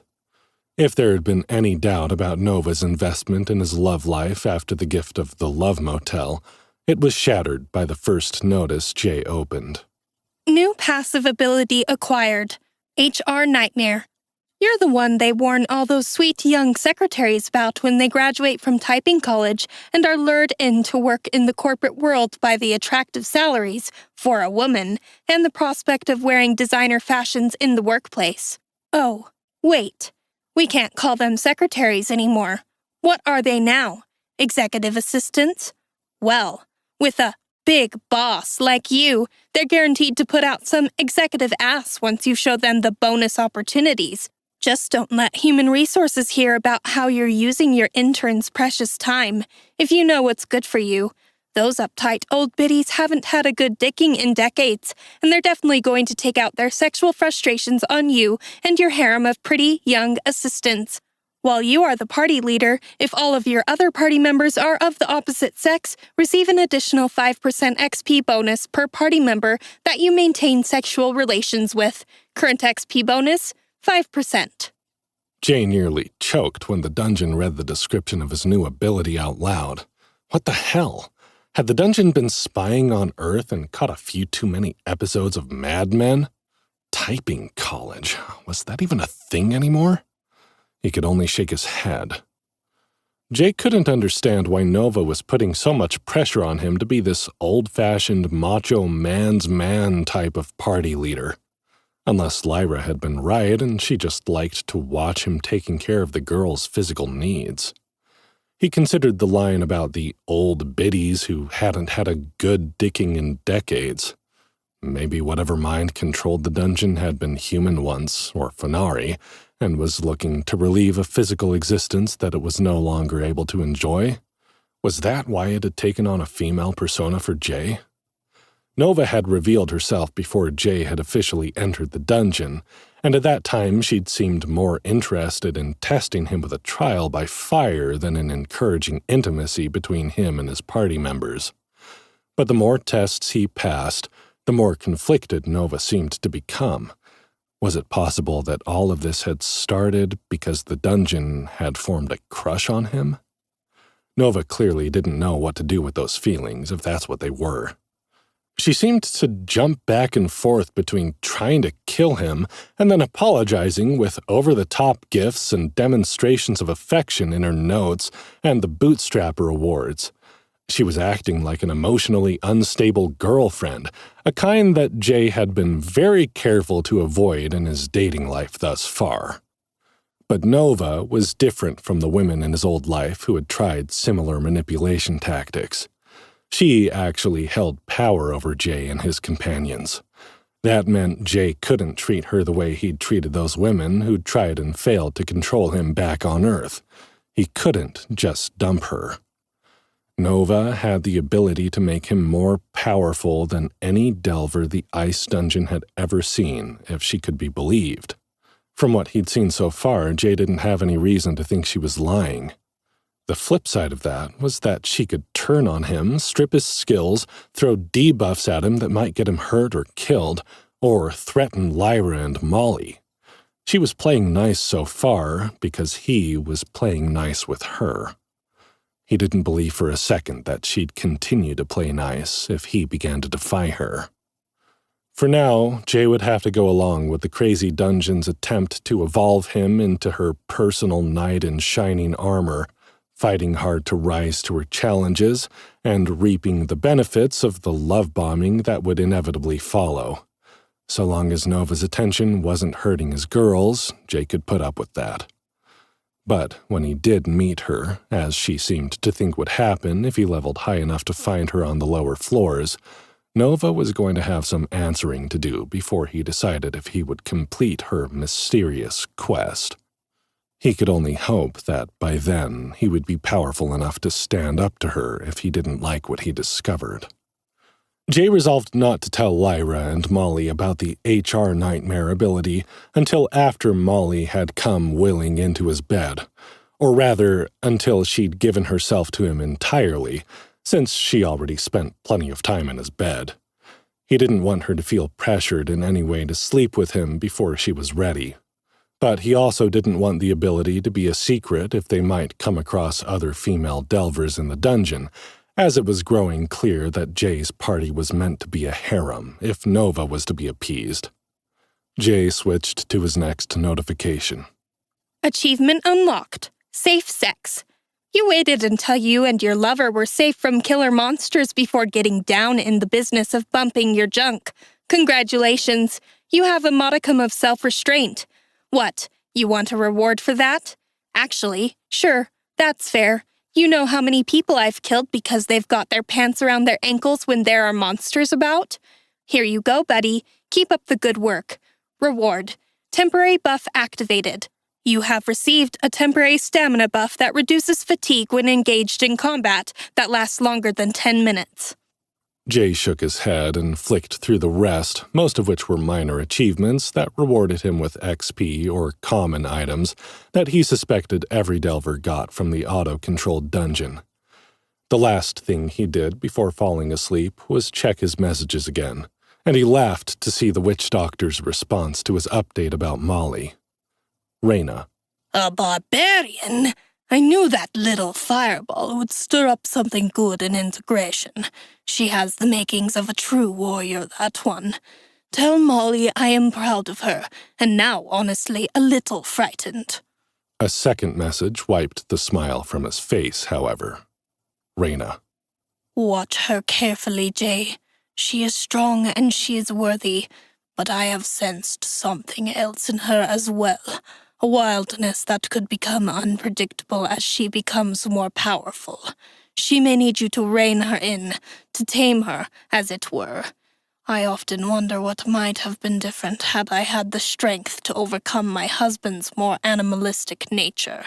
Now look where we are. If she ever becomes too much, I have some recipes that may be of use to you. I was too late to use them on R, but I kept them just in case. You need only ask. Jay glanced down at the redhead nuzzled against his side and stroked the curls from her forehead. She seemed so calm and peaceful as she slept, but he had sensed the changes in Molly, too. Reyna's warning chilled him. If the witch doctor was right about Molly, he would have to be strong enough to tame her. Outside the tent the next morning, the slender shadow creatures Jay had seen the night before were nowhere to be found. The dark trunks of the trees seemed to imitate their long, thin limbs. Every time a breeze ruffled their branches, Jay felt his muscles tense, ready to fight. Yet, nothing came. The sky was a bright gray overcast that morning. Jay was momentarily disoriented when he remembered that they were 2 levels below the surface of Arcanesia, and that none of what he was seeing was natural. It felt very real.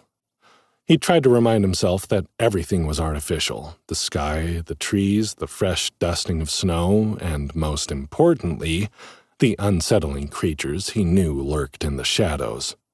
But despite this, he knew he was standing in a half-dead, burned-out forest scattered with fresh, wet snow. It didn't seem to matter if it was natural or dungeon-made. It was real. The girls were quiet that morning, as if subdued by the same feelings he was having.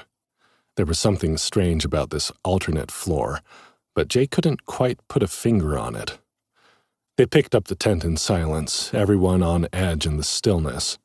Jay was grateful for the gift of the temporary safe zone because he did not want to spend any time after dark without shelter in this place.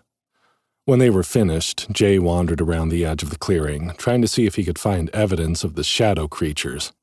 But there were no footprints in the snow, no scratches on the tree trunks where their sharp limbs might have scraped. His dungeon sight had not given him any information on them when he'd been watching them the night before, probably because he was standing inside the bubble that separated the safe zone from the rest of the dungeon. Or maybe that was one of the glitches the dungeon had warned might happen on the alternate floor. But a part of him wondered if he'd imagined the shadowy figures, and that made him worry about what other kinds of things they had to fear in the night. Hallucinations? Madness? What was it about the haunted forest that felt so different? It was while he was considering these unsettling possibilities that Jay noticed a path between the trees. It was invisible if he approached the opening from a couple of feet in either direction, the distant trees conspiring to block it from his view. But when he was lined up just so, there was a clear path through the blackened, burned trunks, about 3 feet wide and covered in an unblemished sheet of white snow. "There's a path here," Jay said, instinctively keeping his voice low. "Should we follow it?" Lyra crunched across the clearing to inspect where he was pointing. "Strange," she said. "I was over here earlier and I didn't see anything. I guess we have to," Molly said, eyeing the path warily. "We can't stay here, can we?" "No," he said. "But is it wise to follow a path, or should we make our own way through the forest? Lyra, you mentioned on the last floor that if the dungeon left any signs, it would be best to do the opposite of what it suggested." The fox girl whined softly, her ears flattening. "If this were any other group of delvers, I'd say that was true," she said. "But with you as our leader, after hearing about what you've said about Nova, I think she wants us to go that way." Jay reached up and scratched between her ears, trying to ease some of her discomfort. Lyra leaned into his touch, her silky soft fox ears twitching between his fingers as she closed her eyes and moved to stand closer to him. "Then that's where we should go," Molly said, with a little more conviction than appeared on her face. Her copper curls whipped around her face as a breeze rattled past through the dead trees. She glanced up at the spindly branches as if they were speaking to her. "Nova wants us to survive, right? If we trust in that, we should trust in her." Jay nodded, not wanting to bring up that Nova also wanted to test them by throwing tougher-than-normal monsters in their path. Despite his reservations, he agreed with the girls. It seemed like the only way to go. "All right," he said. "Let's move then. Lyra, you take the lead. Your dungeon side is higher level than ours, and you're most likely to spot an ambush. It's daylight now, so in theory we won't have to worry about ghosts, but that doesn't mean there won't be other kinds of monsters or hostile forest animals. Be alert, move as quietly as possible, and keep your eyes peeled for places that we might use for cover when nightfall comes. We don't want to use the tent if we don't have to, okay?" The girls nodded, and Jay and Molly fell in behind the fox girl as she stepped cautiously onto the path. Jay focused on his agility attribute and activated stealth in the hopes that it would help them avoid unnecessary confrontations. The first floor had contained lots of clusters of low-level creatures that swarmed and attacked as soon as a delver entered their aggro zone. On the second floor, the low-level creatures were likely to be more challenging to deal with than the glacial scarabs, snow scorpions, and shambling skeletons that could be taken out with one hit. At least, that's how it would have worked in a video game. Unfortunately, while Jay and Lyra could move over the fresh snow with next to no noise thanks to their stealth skills, Molly could not. "Shit," she muttered as her huge hammer caught on another branch.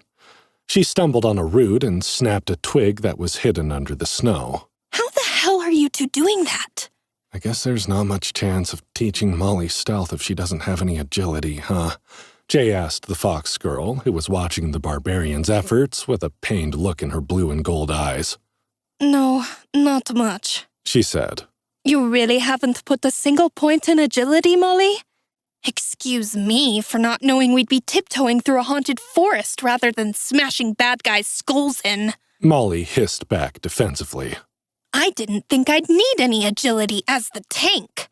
A blood-curdling screech made all three of them jump, and Jay glanced up to see a huge black owl watching them from the top of the trees. His dungeon sight activated. "Shriek Owl Level 8. Creature. Neutral." "What does neutral mean?" he asked Lyra, "in terms of creatures we might encounter." Lyra eyed the owl cautiously. Just that it won't attack unless provoked, but we don't necessarily know what will provoke it. Some creatures react to proximity, some to physical damage, some to certain scents or colors. So, don't trust the shriek owl is what you're saying? Probably a good plan, she said, moving further down the path. There are also passive and aggressive creatures. Aggressive ones will attack on sight, and passive ones will only fight in self-defense. I'd rather be followed by a shriek owl than a ghost, Molly muttered as she trekked behind the fox girl. The trio passed under the owl without aggravating it, though the animal kept its huge yellow eyes on them long after they'd moved on. It reminded Jay of the owl-like wing-blood woman, Minerva. He wondered if she and Pardis had ended up on this alternate floor with them, or if they had gone on to the normal second floor. Probably they both already had copper keys and would have gone on to the normal F2 without having to fight the Cerberus boss. Jay hoped they were all right, and that they would find somewhere safe to hide from Runolf.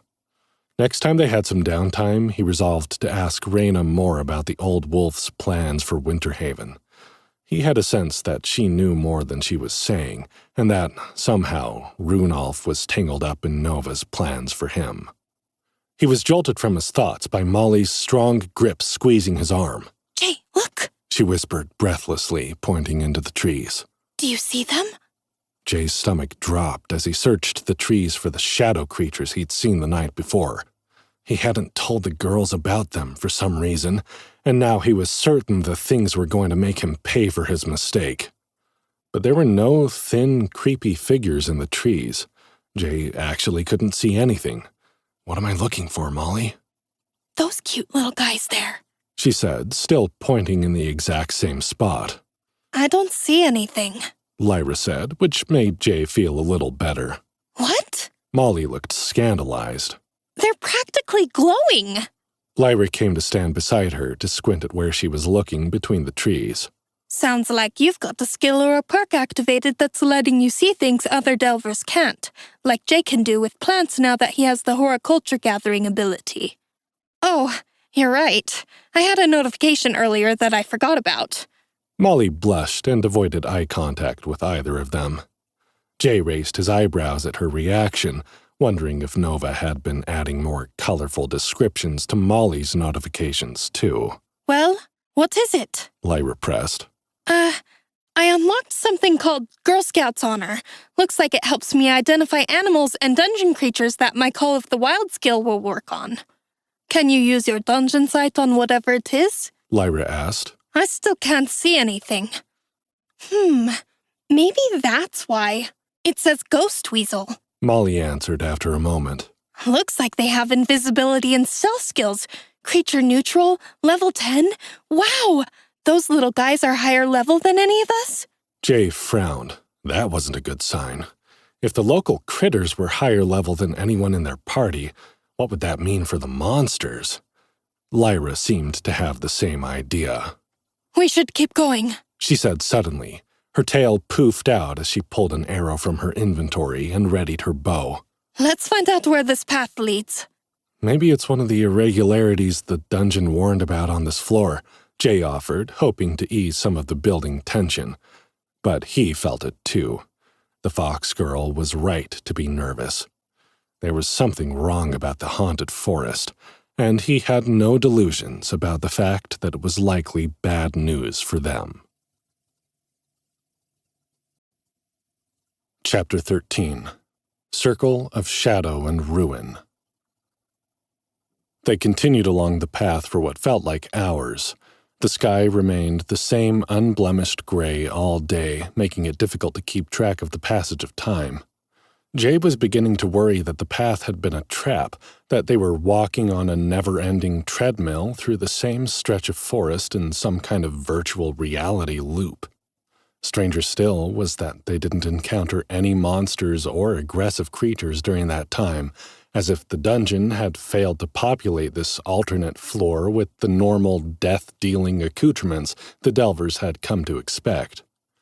When they finally broke into another clearing, Jay was so relieved to have gotten somewhere different that the bleak scene before him didn't register immediately. It was only when he noticed Molly and Lyra's pale, worried expressions that he began to pay closer attention to their new surroundings. It was a clearing, yes, about the same size as the last one, surrounded by the same kind of trees, with the same lichen-covered boulders scattered between them, but there the similarities ended. This clearing wasn't empty, though the black-trunked trees didn't encroach upon the perfect circle. At first, Jay had taken the dry gray shapes littering the ground to be fallen branches sticking out of the fresh blanket of snow, until he saw a different shape in the same color, a cracked semi-sphere poked up from the white cover. Two gaping holes staring sightlessly back at Jay as if daring him to come to the same realization the girls had already made. A skull nearly human, as old and covered in lichen as the boulders at the edge of the clearing, gazed upon Jay with a wordless plea. The sticks and fallen branches revealed themselves to be shattered bones, dozens of them. Jay bent and swept away the snow next to the skull, revealing a shattered helmet. Clearing more snow uncovered the rest of the unlucky individual, who appeared to have been some kind of warrior-class delver. The bare remains of a rusted greatsword were buried next to the bones, along with the tattered bits and pieces of leather and mail armor. "What happened here?" Lyra whispered, gazing around in horror. "It looks like a complete party kill. 5 or 6 delvers at least." Jay knew the sight would bring back horrible memories for the Arcane archer, who'd lost her party 4 times before and managed to escape as the sole survivor. Her ability to escape unscathed when the rest of her team perished had been the main reason Lyra was ostracized by the people of Winterhaven. Runolf had capitalized on her being an outcast, stirring up more hatred when his own son was one of those killed on the 5th floor. He'd blamed Lyra for his son's death, but the more Jay learned of the man, the more he realized there was more to the story than that. Reyna had let slip one night, when the girls were sleeping, that Runolf and his son Dax had been arguing the night before Dax went delving with Lyra and the rest of their party. Dax had begun to develop rebel sympathies, according to Reyna, and his relationship with Runolf had been strained. She hadn't said so, but Jay wondered if Runolf had had something to do with Dax and his party being killed on the 5th floor. He hadn't wanted to bring the subject up with Lyra, knowing that it was a sensitive topic for her, but Jay's suspicions lingered, and he had privately resolved to clear Lyra's name if he could find any evidence that Runolf had been involved. Now he took her hand and tugged her away from the gruesome open grave. "I'm sorry," he said. "This must be very hard for you after everything you've been through." She leaned against his side and nodded, her soft silver hair tickling his cheek as he held her. "Yes, but Jay, that's not what I mean. They shouldn't be here." "You mean because the alternate level has been in stasis for so long?" Molly asked, her face nearly as pale as the snow around them. Her bright blue eyes darted around the trees as if expecting something out of a horror movie to pounce out at them. "No," Lyra said, shaking her head. "Because the dungeon absorbs the remains of delvers the same way it absorbs its monsters. When you die in the dungeon, you become a part of it. If these bones are here, they're here for a reason." Wind whipped up at Lyra's words, stirring the snow at their feet into little white whirlwinds, and the sky began to darken. They had been walking all day and lost track of time. Night was falling. Jay felt his mouth go dry as his gaze was drawn to the surrounding trees. The shadows were moving, slipping from trunk to trunk like slender children playing hide-and-go-seek. Only these children must belong to a giant race, because the shadowy figures were nearly as tall as the trees themselves. Jay shuddered when he caught one of the eyeless faces turning in his direction, but using his dungeon sight revealed nothing. "Come together," Jay warned, his voice low. "Keep your back together and keep your eyes on the trees. We aren't alone." The girls did as he said, their boots crunching on the snow and the piles of ancient bones at their feet. The wind howled louder. "What are those things?" Molly asked, her voice trembling. "Jay, please tell me they aren't ghosts. I can't get a description of them." "I can't either," Lyra said. "It's like they don't exist. But I see them too, Molly, whatever they are." They were watching me last night, Jay said, from outside the safe zone. I couldn't scan them either, but I thought it was because I was inside the dome. Molly elbowed him in the ribs, hard enough to make him gasp. You didn't tell us those things were out there? I wouldn't have been able to sleep if I'd known. Oh, jeez, Moll, he groaned, rubbing his ribs. You're strong now, remember? Try not to break me, okay? We were safe. I figured it was better to deal with in the morning, but in the morning they were gone. Molly glanced down in alarm, momentarily taking her eyes off the spindly specters in the woods as she touched the spot she'd elbowed. Sorry, she whispered. Then her eyes hardened as she remembered why she was mad in the first place. But I swear to whatever gods are in charge of this place, if you ever forget to tell me there are fucking Slenderman monsters creeping about while I sleep, I will do worse than break your ribs. Guys, Lyra said, pressing her back into Jay's as she tried to back farther away from the tree line. Quit fighting. I think they're drawn to the noise. They're getting closer. Jay felt his shoulders flex and hear the limbs of her bow creak as they stretched. Wait, Lyra, he whispered. They might not attack. Beside him, Molly's breaths were coming in short, panting gasps. They aren't ghosts, she muttered, as if trying to reassure herself. Monsters can be killed, right? They aren't ghosts. Molly, Jay warned, fearing that the barbarian was losing control. Please don't. She took a huge breath and let out a bellow of rage so powerful, Jay could have sworn he saw the tree in front of her shake. Die, you bastards! Molly broke from the group, charging into the trees toward the creatures nearest her. She lifted her maul over her head, swinging it like it weighed nothing, as it broke through low-hanging branches and sent pieces of wood cracking and flying through the air. One of the thin shadow creatures scrambled backward, crab-like on its hands and legs. It had a panicked posture for a moment, like it hadn't anticipated anything would dare attack it. But it recovered quickly, whirling on the barbarian as she ran it down.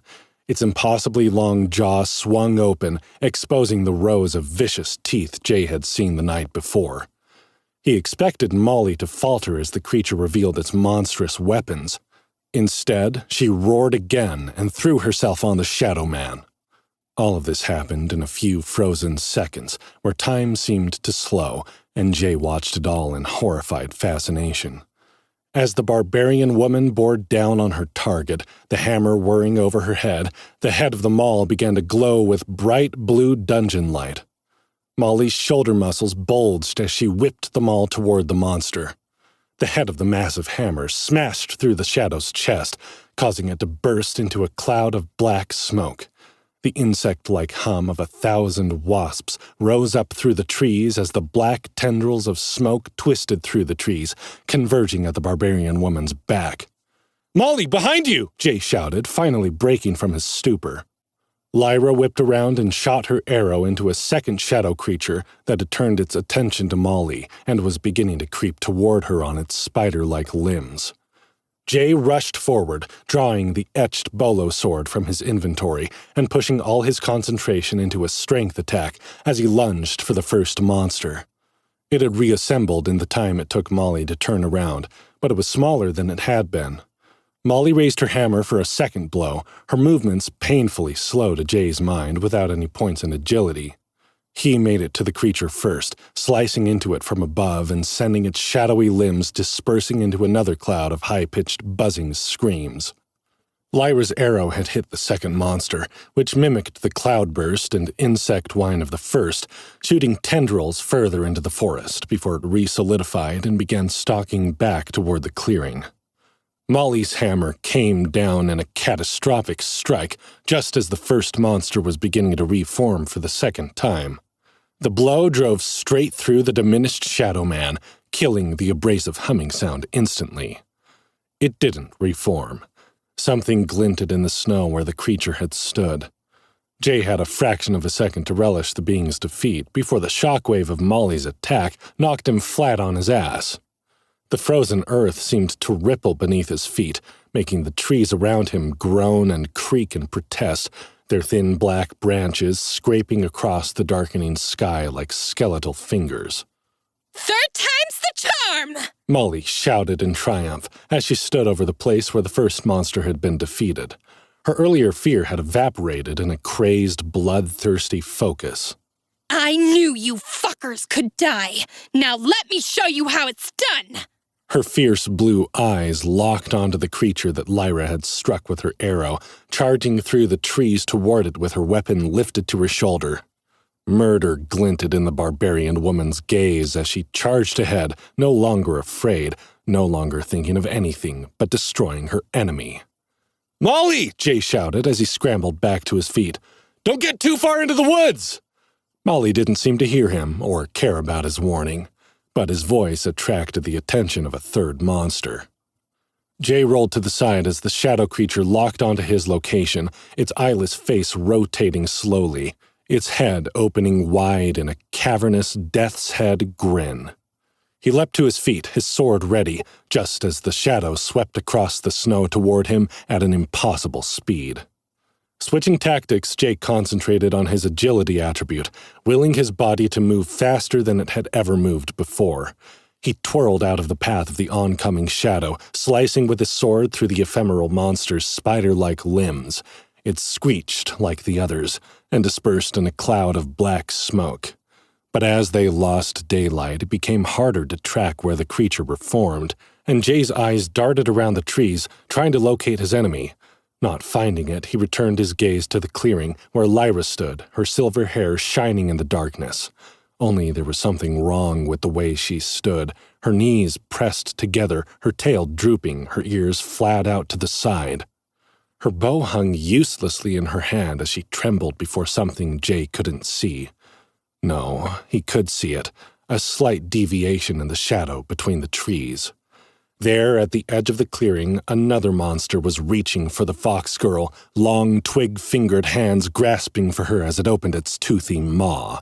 Instead of the eyeless gaze Jay had noted earlier, this one had two ghastly white lights glowing in its face. Jay couldn't say exactly what about the light was so horrifying, only that it made him feel like he was going to be sick. The writhing movement deep within the creature's eye sockets was like the pulsing of maggots. It was as if there was some magic in that gaze which Jay was unaffected by only because the monster was focused on Lyra instead of him. Jay launched into action. He bounded through the trees at a sidelong angle to the creature, staying out of its line of sight, to the best of his ability to guess anyway, given the thing didn't have normal eyes. It worked, however, because the shadow creature was so fixated upon the arcane archer, it didn't notice Jay's swift approach. He gutted the thing with a single swipe, grinning like a madman as he heard its anguished, insectile scream. Lyra cried out as the monster dissolved, breaking whatever spell she'd been under. Without hesitation, not even stopping to take a breath, the fox girl whipped her bow up and launched an arrow into the ground at Jay's feet. "Shit!" he shouted, jumping backward. "It's me, Lyra! Don't shoot!" I wasn't shooting at you, she said, her tail bristling. I was shooting at the thing that was forming under your nose. Jay glanced down to see a pearly white gem glinting in the trampled snow.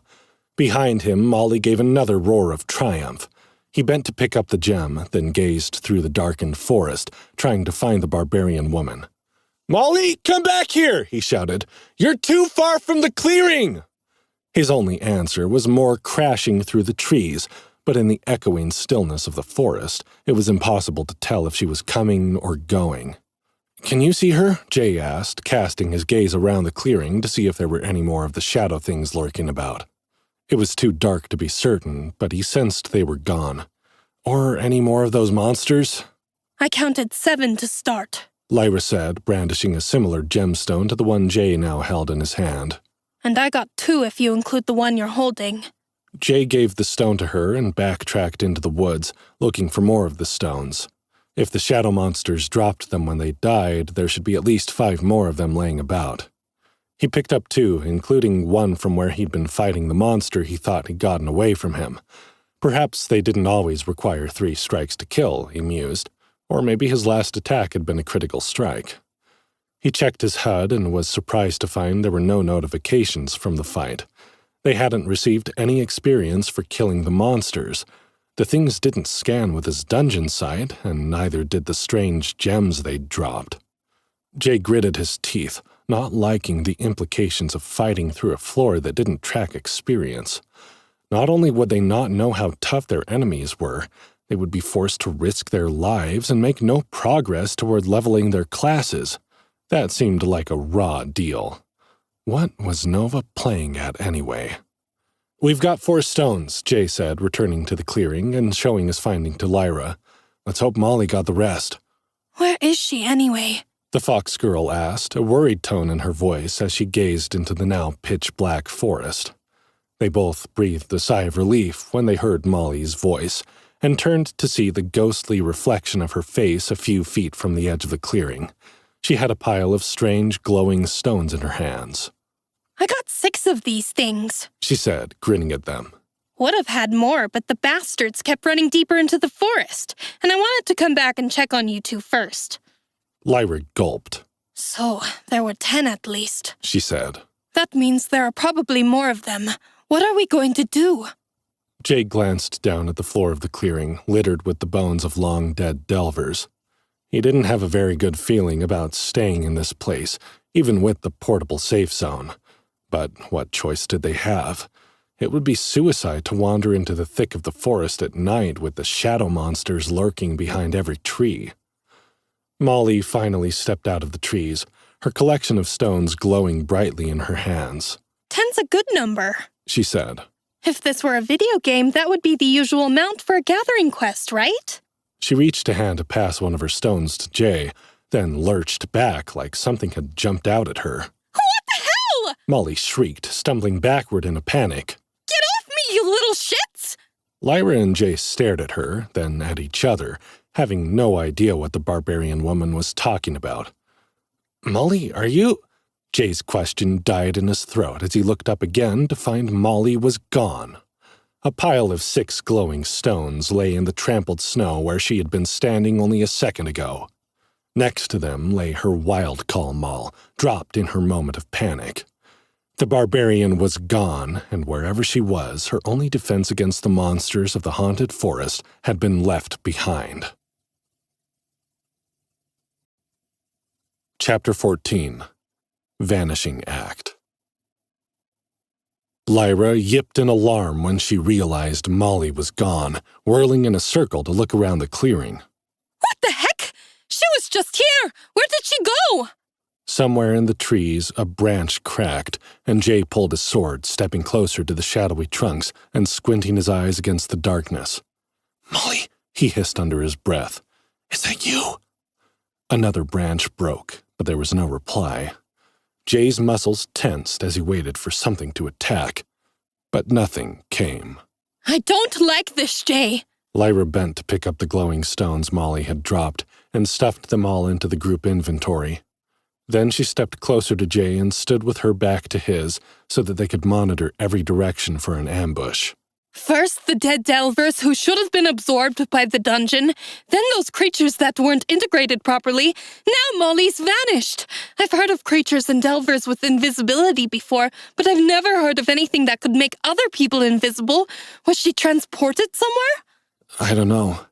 Jay stooped to pick up Molly's hammer, thinking he would put it in their inventory until they found her again. But it wasn't going to be that easy. Shit, this thing is heavy. How does she lift it? Can you help me with this, Lyra? Warily, the fox girl turned around and attempted to help him lift the massive weapon. Even with the two of them working together, it couldn't be done. Lyra shook her head.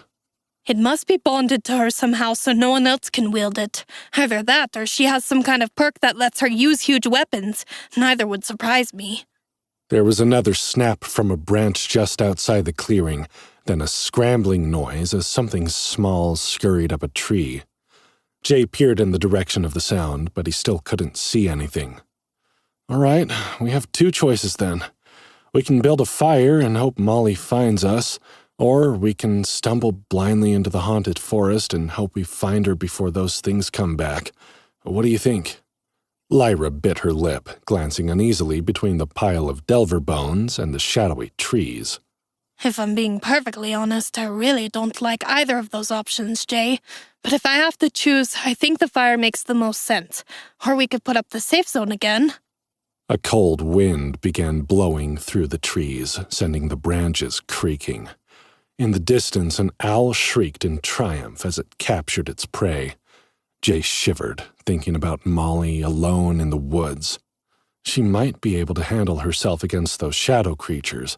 She should still have her old iron hammer in her inventory, so she wouldn't be completely helpless. But if she ran into any real ghosts when she was out there by herself, she wasn't going to be feeling so brave. "No safe zone," Jay insisted. "Not without Molly here. If we put it up and then hear her screaming out in the trees, we'll have to pull it down and waste one of our uses. If we make a campfire, at least we can take turns sleeping and keep a watch for monsters or signs of where she's gone."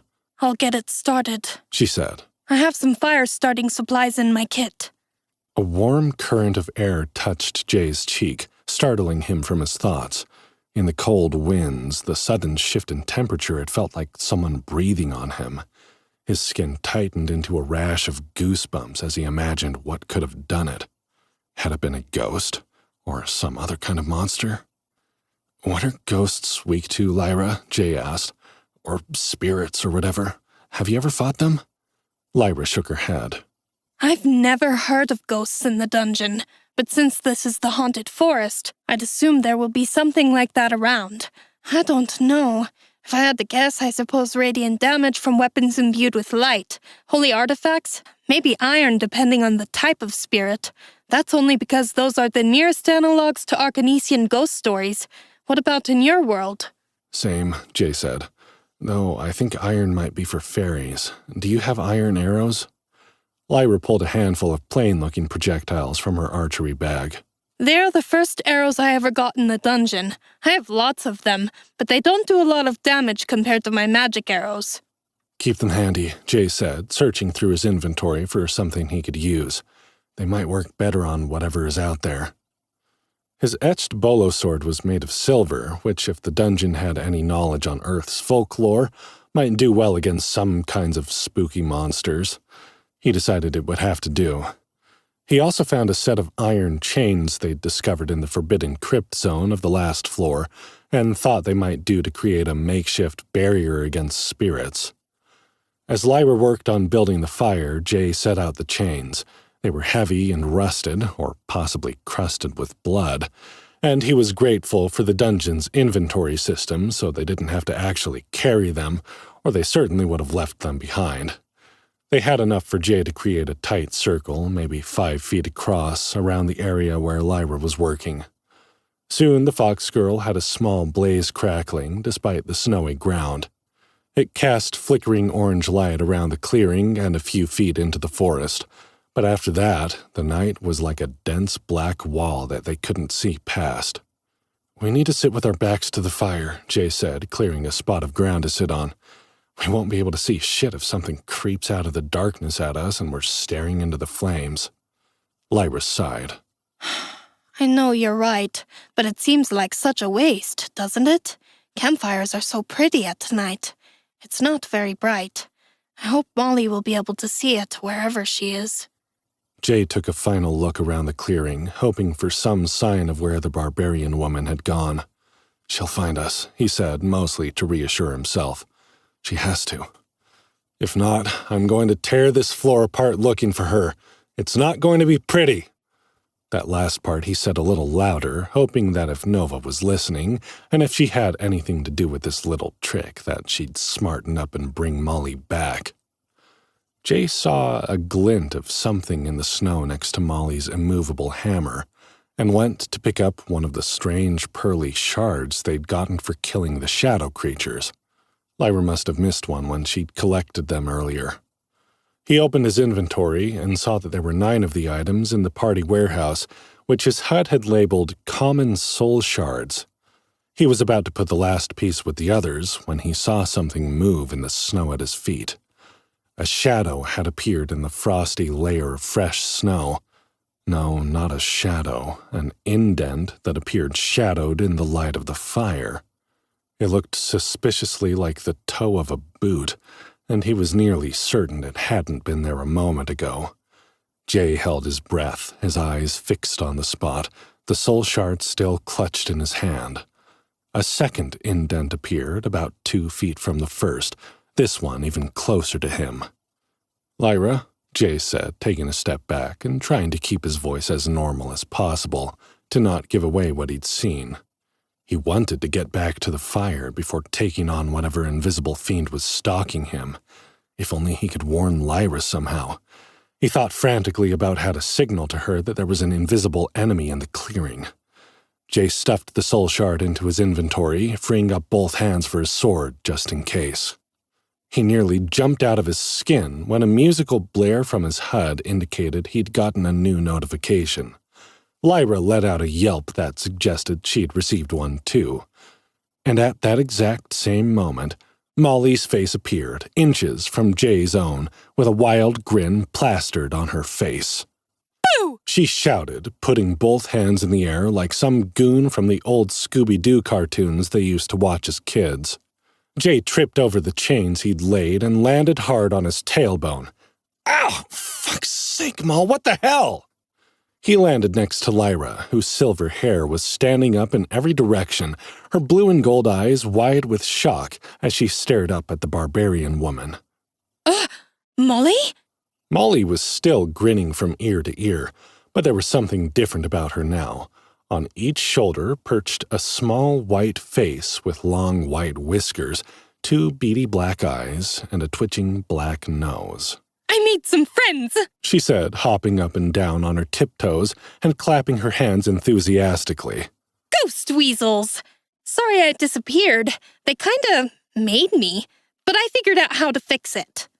Jay had about 1,000,000 questions he wanted to ask, and curse words he wanted to scream about how worried he'd been, but he was too relieved to really get upset. That is, until he saw what Lyra was staring at, with her tail poofed up like a bottle brush and her ears flattened into her hair. Behind Molly, a shape was forming, a pale, diaphanous blue smoke that whirled together, shifting as it took shape. Unlike the shadow creatures they'd fought before, this one was taking a much more familiar form, one that had certainly once been either human or Fenari. It was difficult to tell because much of the person's flesh was missing, revealing bright, glowing bones beneath the ethereal surface. One empty, gaping eye socket fixed on Jay, and the other eye, which was sunken into the skull, rolled as if it was trying to focus. Half of the person's skull seemed to have been caved in by something heavy, leaving the top of their head misshapen. The other half still had long, scraggly hair clinging to the skull, and maybe an ear? A long ear with patchy fur. Fenari then, Jay thought numbly. Maybe hair blood? What? Molly said, mistaking their shocked expressions for something else. I said I was sorry. I tried shouting, but you guys couldn't hear me. I wasn't trying to be a jerk. Lyra lifted a hand with a sharp black claw and started to point, but Jay lunged forward and pushed her hand down. Molly, come here, he said firmly, and whatever you do, don't turn around. Molly's face paled when she heard the tone of his voice. Her shoulders tensed. The creature behind her was almost fully formed now, though its repulsive visage remained translucent. The pearly sheen of its unnatural flesh reminded Jay of the soul shards, and he had a sudden feeling that he knew what had happened. Against his warning, Molly turned around. The scream she let out pierced Jay's eardrums and shook the branches of the trees around them. Lyra's hand shot up to cover her ears. Molly was frozen in place, screaming at the ghost like she could tear it apart with her vocal cords, which Jay had to admit were impressive. He felt like she was tearing him apart the longer the scream went on. Then, as suddenly as it had started, the scream stopped. Molly had disappeared again. Only this time he could see her footprints and hear the crunch, crunch, crunch of her boots in the snow as she ran around the fire and hid behind Jay and Lyra. Jay opened his notifications and realized his instinct had been correct. New achievement, Soul Searcher. Dying in the dungeon is easy. Staying dead, that's much harder. Most delvers just disappear. If you have the common misfortune of succumbing to fate within the dungeon's walls, chances are your corpse will be absorbed, and its latent dungeon magic recycled in order for the dungeon to kill future delvers more efficiently. Like you. That's a green energy solution right there. So when you find a dead delver, it pays to ask yourself why the dungeon, in its literally infinite wisdom, might have decided to keep this particular little morsel around. Lucky you have a chance to find out. Will you solve the mystery, or will you become a fresh layer of dungeon compost, the fertile loam feeding the death and destruction of your fellow delvers? I know where I'll be putting my money on that bet, but go on. Surprise me. Reward. You're not dead. Yet. Jay let the words of the dungeon wash over him without really paying attention to its scathing attitude. He relaxed a little when the ghastly visage of the delver didn't attempt to attack any of them, and the notification made it sound like he was supposed to talk to the ghost, or another notification popped up as if in agreement. You have learned Gathering, Soul Harvester 1. Normally restricted to those with Warlock and Necromancer classes, this rare profession is occasionally unlocked by lucky delvers who prematurely attract the attention of the Harvestmen, the dungeon monsters responsible for consuming the remains of dead delvers. While it is impossible to kill Harvestmen, they can be temporarily dissuaded by physical attacks. Their defeat does not award experience points, but rather fragments of the souls of the delvers they have consumed. New recipe acquired. Restored Delver Soul. Combine 10 common soul shards to restore 1 Delver Soul. These souls may in return give quests, award unique items, or deliver curses depending on their disposition. Warning. Communing with the dead can be unpredictable and dangerous. Proceed at your own risk. The shimmering form remained hovering above the crushed skull of the delver Jay and his companions had first remarked upon. It didn't make a move. It didn't make a sound. It was like it was waiting for something. Probably, Jay decided, it was waiting for him to speak with it. Despite the warnings, he knew they'd been given this opportunity for a reason. Nova must want them to communicate with this ghost. "Did either of you get that new gathering profession?" he asked the girls, keeping his voice low. Yes, Lyra said. Soul Harvester Assistant? It says I can gather soul shards for a soul harvester. I guess those are the gems we got from those shadow monsters, right? But who are we supposed to be assisting? He felt an invisible hand squeeze his shoulder, which Jay took as agreement from Molly, though she remained hidden. "Me?" he said grimly. "Apparently I'm a soul harvester now, and I have to go talk to this guy because I brought him back from the dead when we combined all 10 of those soul shards in our inventory." Molly's invisible hand trembled slightly. Lyra said, You have to? He doesn't look friendly, Jay. He definitely didn't look friendly. Jay had to agree with that. The ghost looked like an extra in a B-list zombie flick, intended for background shock value. His transparent body would have been falling apart if it hadn't been held together with whatever magical glue the dungeon was using to give him life. But he didn't look unfriendly either, just ugly and a little sad. "I think we have to," he said. "But be ready in case I'm wrong. Use your iron arrows, Lyra. Molly, if you can bring yourself to fight this one, use your iron hammer, okay?" Neither of the women agreed to this plan, but they didn't disagree either, which Jay figured was the best he was going to get at the moment. He took a deep breath, steeling himself for an uncomfortable conversation, and stepped toward the ghost. Chapter 15. Captain Mooney Lightfoot. Jay fought the urge to hold his breath as he approached the figure. Its rotting visage was so viscerally detailed that it seemed as if the stench of death should linger about it like an impenetrable miasma. In reality, though, the only things Jay could smell in the clearing were dirt, snow, and tree sap. This realization had a surprisingly calming effect on him as he held out his hand, a little embarrassed by the ridiculousness of the situation, and introduced himself to the ghastly ghost. "Hello," Jay said, feeling foolish. "I'm Jay Morgan. I understand I just restored your soul? I hope that's all right. I didn't mean to exactly. It swiveled its broken face toward Jay like a rusty animatronic carnival attraction, its single remaining eye focusing on him in a wide, bug-eyed manner. "Salutations and heartfelt commendations, Mr. J. Morgan," the ghost replied in a surprisingly bombastic tone. "I am Captain Moony Lightfoot at your service, hailing from the venerable Sickle Moon Hairblood clan's light infantry. It is not every day one is afforded the rather exceptional chance to extend one's gratitude for the restoration of one's very soul. Indeed, sir, you have not only mended an ethereal tear, but also rekindled the flame of duty within me." Jay could see evidence of a kind of military uniform in the tattered fabric that clung to the transparent figure's decomposing form. He wondered what a Hairblood military unit had been doing in the dungeon, but wasn't sure it was polite to ask. "I'm glad you're not offended," Jay said. "Some spirits might prefer to be left at rest."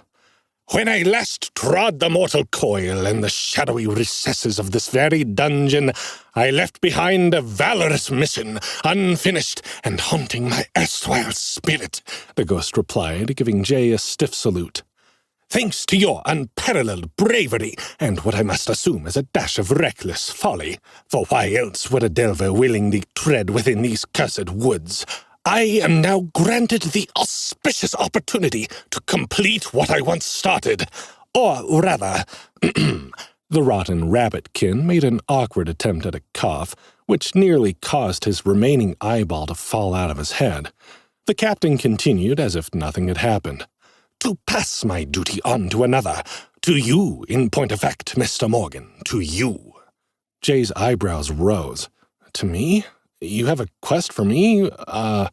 Captain Lightfoot?" "Mr. Morgan, you must know, the Sickle Moon clan is reputed far and wide for our esteemed contribution to the military prowess of Arcanesia.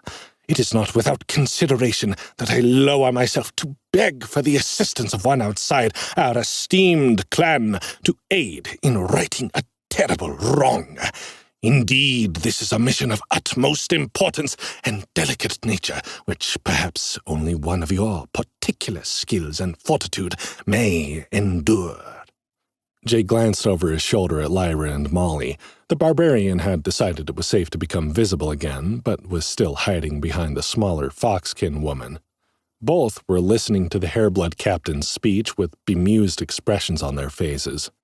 Jay shrugged and turned back to the speaker, who seemed programmed to continue the speech with or without input from Jay. "You see," Captain Lightfoot said, lifting a finger to punctuate the sentence, though the finger was mostly bone. "A member of our distinguished clan, a woman once held in high regard, has veered dreadfully off the course. She has succumbed to the darker callings of magic, embracing the sinful path of a shadow worker, an assassin cloaked in the darkest of arts. Her actions have cast a pall over the honor of our clan, and she fled into the depths of this very dungeon to elude the grasp of righteousness." Jay remembered what Reyna had said about Hairbloods and a racial affinity for dark magic. Was this woman one of the dangerous rabbitkin the witch doctor had warned of? He couldn't help but feel Captain Moony Lightfoot's attitude was a bit evangelical in its denunciation of the woman, and he didn't really want to get involved in a witch hunt for some puritanical paladin type. But he listened because, for one reason or another, Nova wanted him to hear what this ghost had to say. He nodded politely to show that he was listening, though the undead NPC didn't seem to be paying attention to anything other than his oration. "My unit and I were charged with the solemn duty of retrieving her, intent on returning her to the healers of our clan. These wise souls hoped to purge the darkness that had taken hold of her spirit and restore her to the light of the Hairblood way. Alas, I fell in combat before the mission could reach its conclusion." The ghostly soldier straightened his shoulders and fixed Jay with an unsettlingly resolute stare, which Jay found very difficult to meet given the damage and decomposition that made his face almost unrecognizable as humanoid. "Now I entrust this task to you, Mr. Morgan," he said, offering another salute. Venture deeper into the heart of these cold, forsaken woods. Find her and bring her back, not in chains, but in the hopes that she might be healed by our holy sisters of mercy. It is a heavy burden, but one I believe your shoulders are amply broad to carry. Will you aid us in this endeavor and help right a grave wrong? New quest. Sister, come into the light. Captain Mooney Lightfoot needs you to find and return a wayward member of the Sickle Moon clan. He assures you that no harm will come to the Hairblood woman, and the Sickle Moon clan healers only wish to exorcise the darkness from her soul. Reward, 5,000 gold and 1,000 XP. Accept quest, yes or no. Jay glanced back at Lyra and Molly again. Neither woman had reacted to the quest or the huge gold prize. Maybe they hadn't gotten it? As a party leader, if he accepted the quest, they would be given it automatically. He'd learned that the hard way when he'd accepted the bison hunting quest without checking with Lyra, not knowing that there was an XP penalty for failing to complete quests. The bison quest's penalty had been 70% of the reward experience, which at that point had been a death sentence for Jay. But if the penalty was consistent, there wasn't much risk in accepting this one.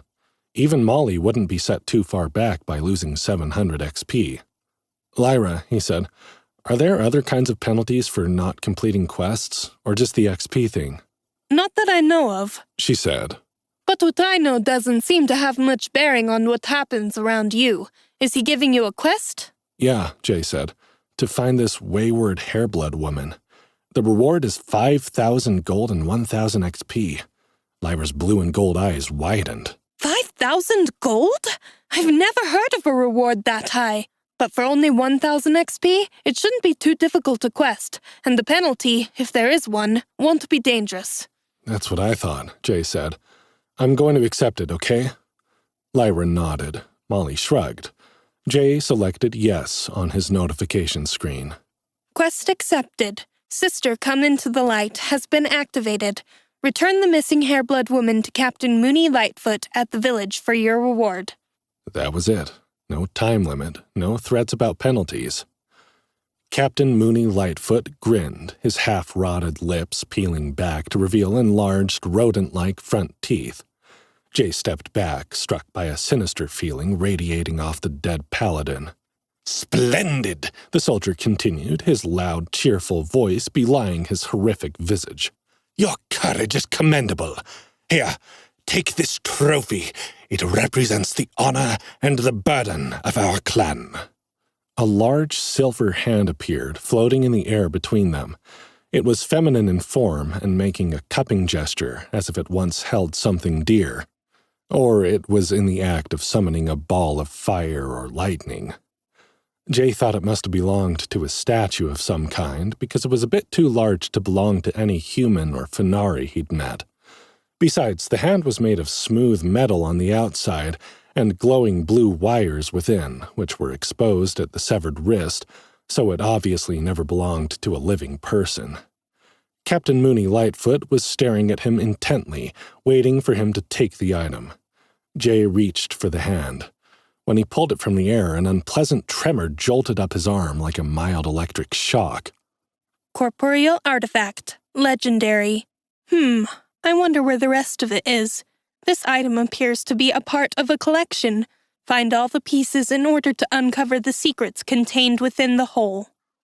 When the hand was safely in Jay's inventory, the captain smiled again, no less menacing than before.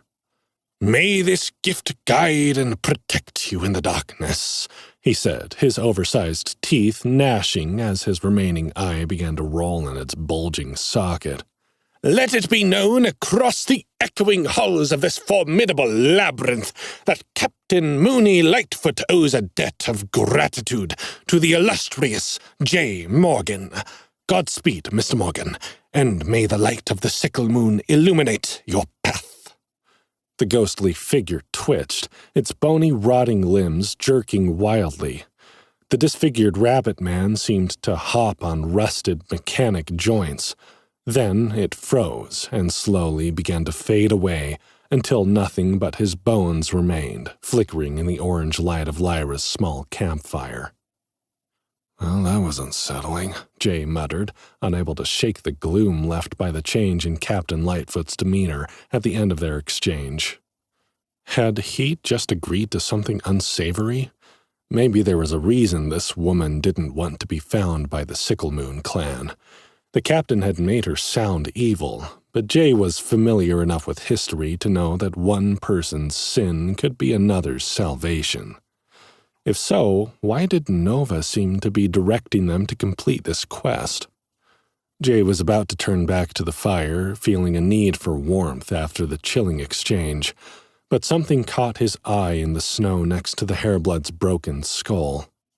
A hole in the earth, which had been covered by the fresh snow, had been exposed by their footsteps in the clearing. Jay knelt on the cold ground and brushed away more of the snow to reveal an arched tree root the same color as the ancient bones scattered around in the snow. "Jay," Molly's voice quavered. "what are you doing? What was that thing he gave you?" Jay opened his personal inventory and removed the corporeal artifact, remembering the strange captain's words. "May this gift guide you and protect you in the darkness," he'd said. "And may the light of the Sicklemoon light your path." Had he meant that literally? The metal hand glowed with a faint blue light that seemed to be emanating from the severed wires inside its wrist. Jay held it in front of him to inspect the hole. His stomach dropped as he realized how deep it went. They were lucky none of them had stepped in it when they were fighting the Harvestmen, or they'd have been lucky to get off with a broken leg. The hole looked like it could swallow a grown man in a single gulp. "You might want to come see this," he said, holding the light inside the hole a ways and seeing if he could find the bottom. An animal instinct in the back of his mind forced him to withdraw the hand, imagining some creature inside, hiding just out of sight, that might maul him for invading its lair. Molly and Lyra appeared at his side, both gasping when they saw the fissure in the earth. "What is that?" Molly said. "Some kind of den? Or a tunnel, maybe?" Lyra said, getting down on her knees next to the edge and peering over the side. "Are we supposed to go in?" Jay felt his lip curl at the thought, but he couldn't imagine why else it would appear at that exact moment, right after he'd received the quest. Maybe that's where we'll find our missing woman. With two gentle plops in the snow, the little ghost weasels that had been riding on Molly's shoulders jumped down and peered into the darkness. One of them squeaked, and the other twitched its whiskers. Then both of them disappeared into the hole. "Ross! Rachel!" Molly shouted. "Get back here!" Jay wrinkled his brow at her. "Really? That's what you named them?" That just kind of popped out. I guess so? Molly shrugged sheepishly as Jay shook his head. Well, they're cute, and they do seem to have a flair for drama. Jay snorted. Okay, well, he dared to lean a bit farther into the hole. They didn't get eaten by anything hiding in there. I think I can see the bottom now. It looks like you're right, Lyra. It's a tunnel. Molly hurried over to where her wild call maul was still laying where she'd dropped it when the ghost weasels had first attacked her. She picked it up and ran back to the hole. We have to go after them, she said. I'll go first if you're scared, Jay. I'm not scared, he said. I'm just being cautious. You're just subconsciously calculating how many spiders might be down there. Molly teased. I can see that look in your eyes. The one that says, "Oh God, no. Please, anything but this." You mean the one I used to get when you'd make me watch reruns of Friends every weekend? Jay glowered at the barbarian woman as she grinned down at him. That was for your own good, she protested. Don't even pretend you didn't have a crush on Jennifer Aniston. She had him there. Besides, he'd literally have watched anything just to sit next to her on the couch, so it hadn't been that bad. Still, he didn't have to put up with her teasing without firing back. Maybe he should go first to make sure there are no spiders, he grinned evilly. Or ghosts. Molly's brave face paled slightly. Or chickens, Lyra added suddenly. Jay and Molly both looked at her. What? Jay's scared of spiders, Molly's scared of ghosts. I just wanted to say, for the records, chickens are evil incarnate.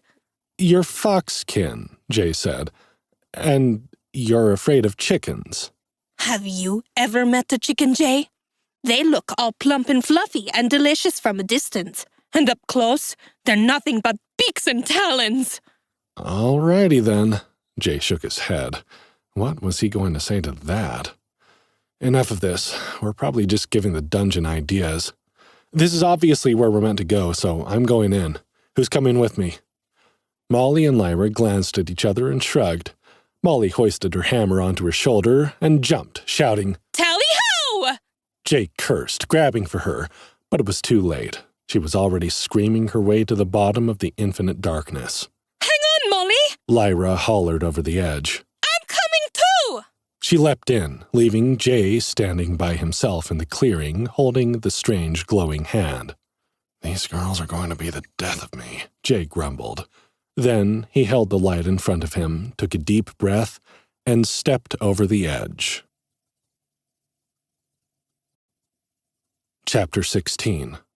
Right side, upside down. Jay's stomach dropped like he was riding a roller coaster.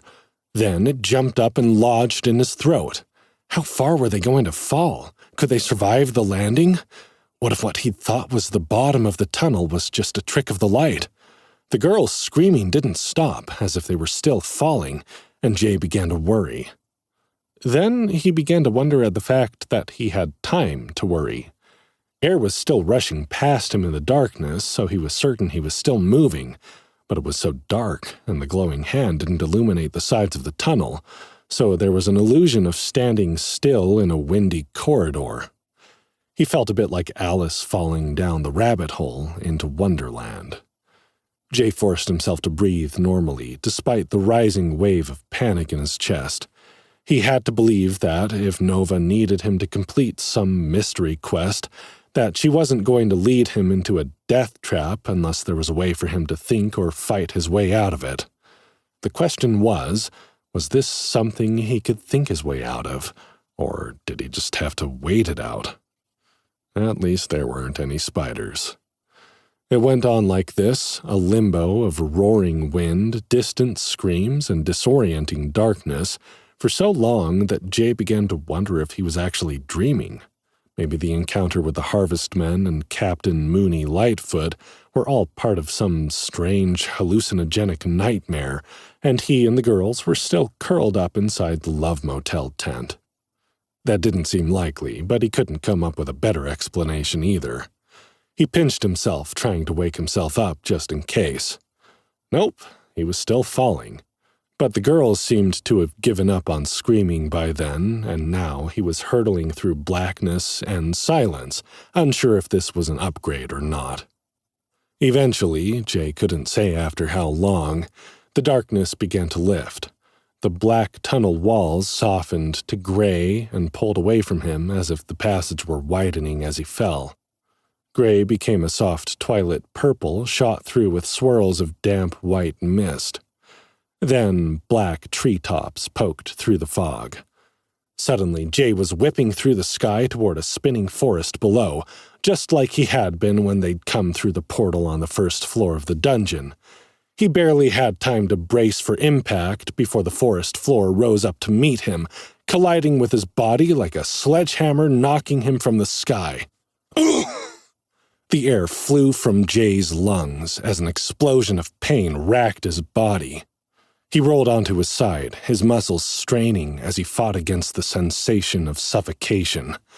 Wheezing in his first burning lungs full of air, he exhaled with a curse. Fuck. That's getting old. Molly and Lyra were picking themselves up off the dry, leaf-strewn forest floor, looking equally enthusiastic about their journey.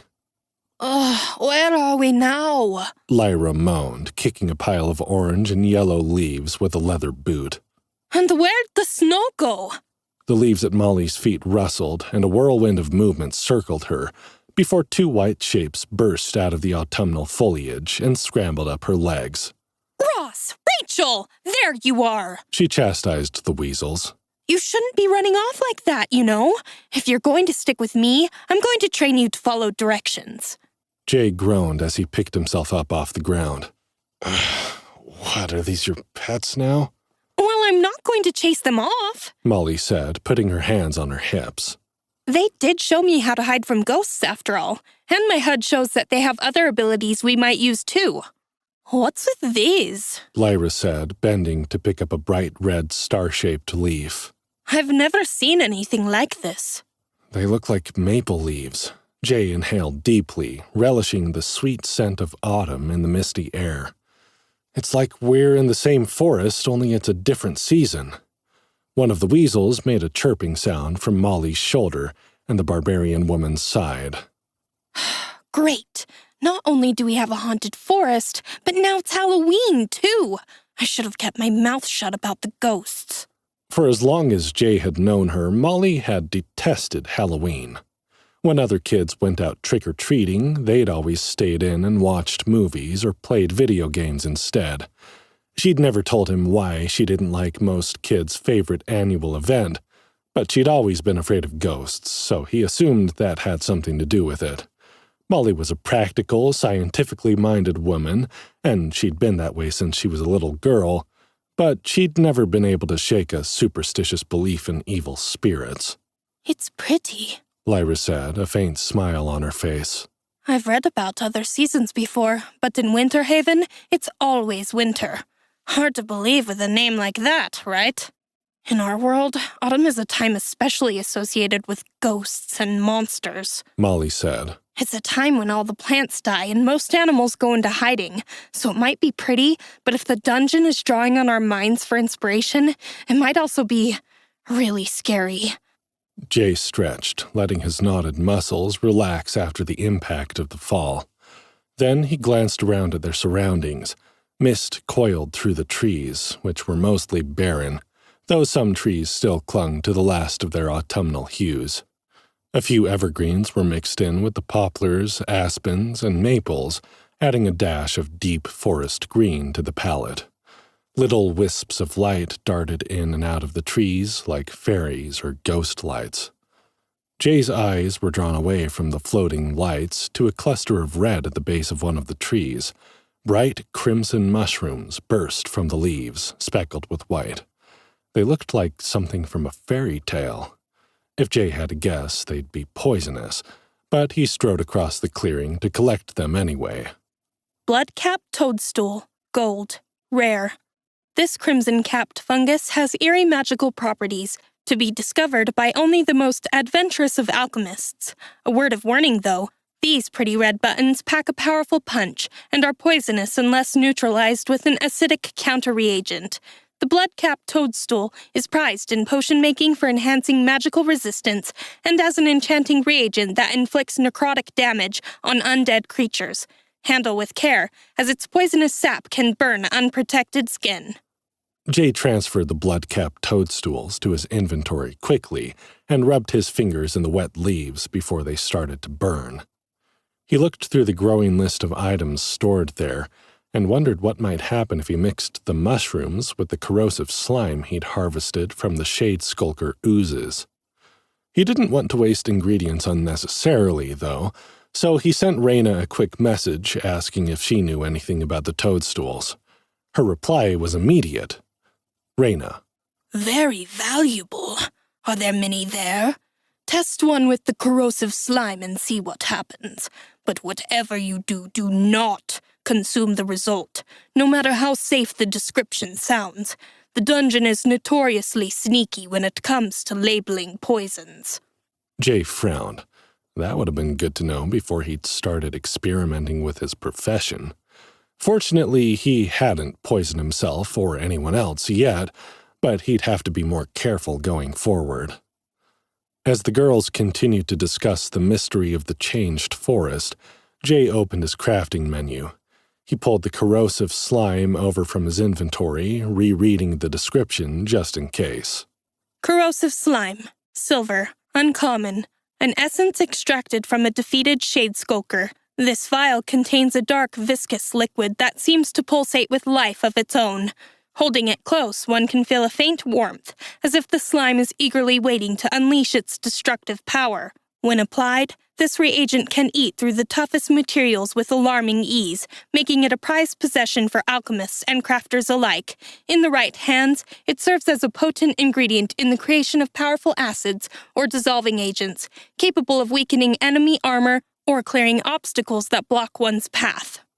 In his crafting menu, he combined 1 corrosive slime with 1 blood-capped toadstool and was rewarded with a sad trombone sound from his HUD. New perk acquired. Market research. Innovation is key to driving sustainable growth and maintaining a competitive edge in rapidly changing markets. Didn't you write that in an economics paper once? Well, it turns out you were right, and no market changes as rapidly as the dungeon. Unfortunately for you, there's no way to test innovations without taking a few risks. Back in the real world, you might have tested your products and inventions on cute little bunny rabbits and chimpanzees, you sick fuck. Or, at the very least, consumer research panels. But here in the dungeon, not only are you your own research and development team, you're also your own experimental guinea pig. It's going to be fun to watch you squirm. Perk. Gain +5 constitution and +5 willpower when testing the results of your research and development crafting skills. This temporary bonus might just be enough to save your ass. Depends on how badly you screw up your recipes, I guess. That didn't sound promising. But Jay had to have faith that the dungeon didn't actually want him to die. Somewhere in there, Nova had to be guiding these weird skill upgrades, and Jay wanted to believe it was for a reason. Still, the next update wasn't reassuring. You have learned crafting, research and development too. You have created a new recipe. Is that edible? Unique. XP 500. This was immediately followed by an achievement notification. Achievement unlocked. I wouldn't eat that if I were you. You've created something so vile we couldn't even come up with a name for it. It's so disgusting, even thinking about eating it makes us want to throw up, and we don't even have a stomach. In fact, the only circumstances in which consuming this item should be considered is if it was the only way to prove your manliness and fertility. That's right. Dare you to eat it. Double dare you to eat it. Double dog dare you to eat it. Now what are you going to do, tough guy? Are you brave or stupid? Only one way to find out. Jay pulled the vial of bubbling black sludge from his inventory and sniffed it. It smelled like road tar and rotten eggs. His stomach churned. He fired off another quick note to Reyna, explaining the situation. Reyna. Please don't consume that, Jay. Put it back in your inventory and let me run some experiments first. Jay. I think that might defeat the purpose of the double dog dare. Reyna. Jay. Jay closed the chat menu and pulled one of the expensive, vigorous healing potions out of his inventory. Hold this for a second, he said, passing the vial to Lyra. I'm going to do something ill-advised. Eyeing the bubbling vial, Molly gave him a serious look. That looks like a really bad idea, Jay. It is, he said. But the dungeon dared me to drink it, and I think I have to do it. Reyna says the dungeon is tricky about labeling poisons, and the description of this item is very clearly poisonous, so I'm hoping it's not. The description says it's poison, so you think it's not? Lyra stared at him in disbelief. I'm pretty sure it's another test, like jumping into that hole. And if you're wrong? The red-headed barbarian's blue eyes went wide with concern. Then I'm probably going to die. Molly set her jaw. Jay, if you die, I'll kill you. Then I'll heal him, Lyra said. And we can kill him again. Jay, this is dangerous. I know, he said, but I have a hunch. He lifted the vial to his lips, feeling his stomach rebel at the wafting stench. But he plugged his nose and tossed the potion down. Bracing himself for an acidic burn or worse, Jay was surprised to find the liquid was mildly flavored with peppermint. He blinked and waited for his insides to melt or his brain to explode. When the notification went off in his HUD, Jay's heart leapt in his chest, but nothing bad happened. New passive ability unlocked. Trailblazer. They say fortune favors the bold, but the truth is, fortune is just as likely to spit in the face of those who take stupid risks. Haven't you ever heard of the Darwin Awards? Given your odds in this scenario, you should be a top contender. But, as luck would have it, you just wrote a check that your ass could cash. Congratulations on not becoming another casualty of improperly applied statistics. Survivor bias? Psh. Leave the negative attitudes to middle management. You're a visionary, a leader, a trailblazer in the industry. Nothing can stop you from clawing your way to the finish line now. Trailblazer. You will occasionally receive divine guidance from the dungeon itself, marking a clear path through the darkness toward quests, valuable items, and persons of interest. Jay blew out a slow breath. Okay, he said. I'm okay. The experiment was a success. Lyra and Molly stared at him like they were still thinking about killing him. Lyra's tail was puffed up to twice its normal size, and one of Molly's eyes was twitching. Well? The fox girl demanded. What did you accomplish besides stressing us out for no reason? Jay blinked a few times, sensing something slightly different about his vision, as if there was a hint of another dimension hiding behind every leaf and tree and blade and mushroom in the clearing. As his eyes traveled over the surrounding tree trunks, he noticed the mist had receded, making it easier to see the wisp-like lights hovering between the branches. Now the lights were strung in a line from the clearing, deeper into the woods. Jay blinked again, and the wisp lights became clearer and brighter, like patio lanterns strung up above an invisible trail. I know which way to go, he said, pointing at the path. Can you see that? The fog? Molly asked. Or the trees? Lyra added. Nothing looks any different to me, Jay. Jay nodded, confirming that the lights were a part of his new ability. Follow me. Chapter 17. Guardians of the Ghost House. They made their way cautiously through the misty autumnal forest, with Jay in the lead. Lyra stayed close behind him, scanning for danger with her more advanced dungeon sight. Molly moved around them, practicing with her invisibility skill. Apparently, the new skill could only be used when she had one or both weasels on her person, and given that Ross and Rachel were curious creatures with a penchant for mischief, Molly's practicing involved a lot of frustrated cursing. But it seemed to keep her from worrying too much about ghosts, which, it turned out, was a good thing because the haunted forest lived up to its name. As they progressed through the forest, guided by Jay's new ability to see the wisp-light trail, they came across a number of undead creatures and monsters. Molly managed to keep her fears under control, seeming to consciously direct her nervous energy into fury that could be unleashed upon any enemy that unwittingly stepped into their path. The first sign that the woods were haunted came from the mist itself. Shapes seemed to materialize in the thick fog, sometimes looking like people staring out of the trees at them. When Jay focused his dungeon sight on the figures, he learned that they were shades, neutral creatures rather than monsters, which was just as well because they were quite a bit higher level than Jay felt comfortable confronting in those numbers. But the description felt a little more pointed than necessary. Shade, level 14 through 18. You sad, bro? These ghostly entities are barely visible to the naked eye, kind of like the emo kids in your high school. That doesn't stop them from passive-aggressively trying to get your attention, though. But instead of wearing black nail polish, lots of smudged just-stop-crying eyeliner, and steal your girlfriend, they just do a lot of muttering and whining under their breath. It's not their fault, though. You'd be sad, too, if you had to put up with the agonizing boredom of the undead scene. These ethereal figures are remnants of souls that lost their way, bound to the dungeon world. They drift silently through physical barriers, their presence marked by a noticeable drop in temperature and a faint, unsettling whisper. Though not inherently malevolent, their sudden appearances can chill the heart of the unexpecting. And don't try to take away their Fall Out Boy albums. When agitated, shades can inflict a searing cold called ghost touch, which can be difficult to heal, just like their perpetually broken hearts. Jay blew out an unbelieving breath, feeling like this was another personal jab from the dungeon.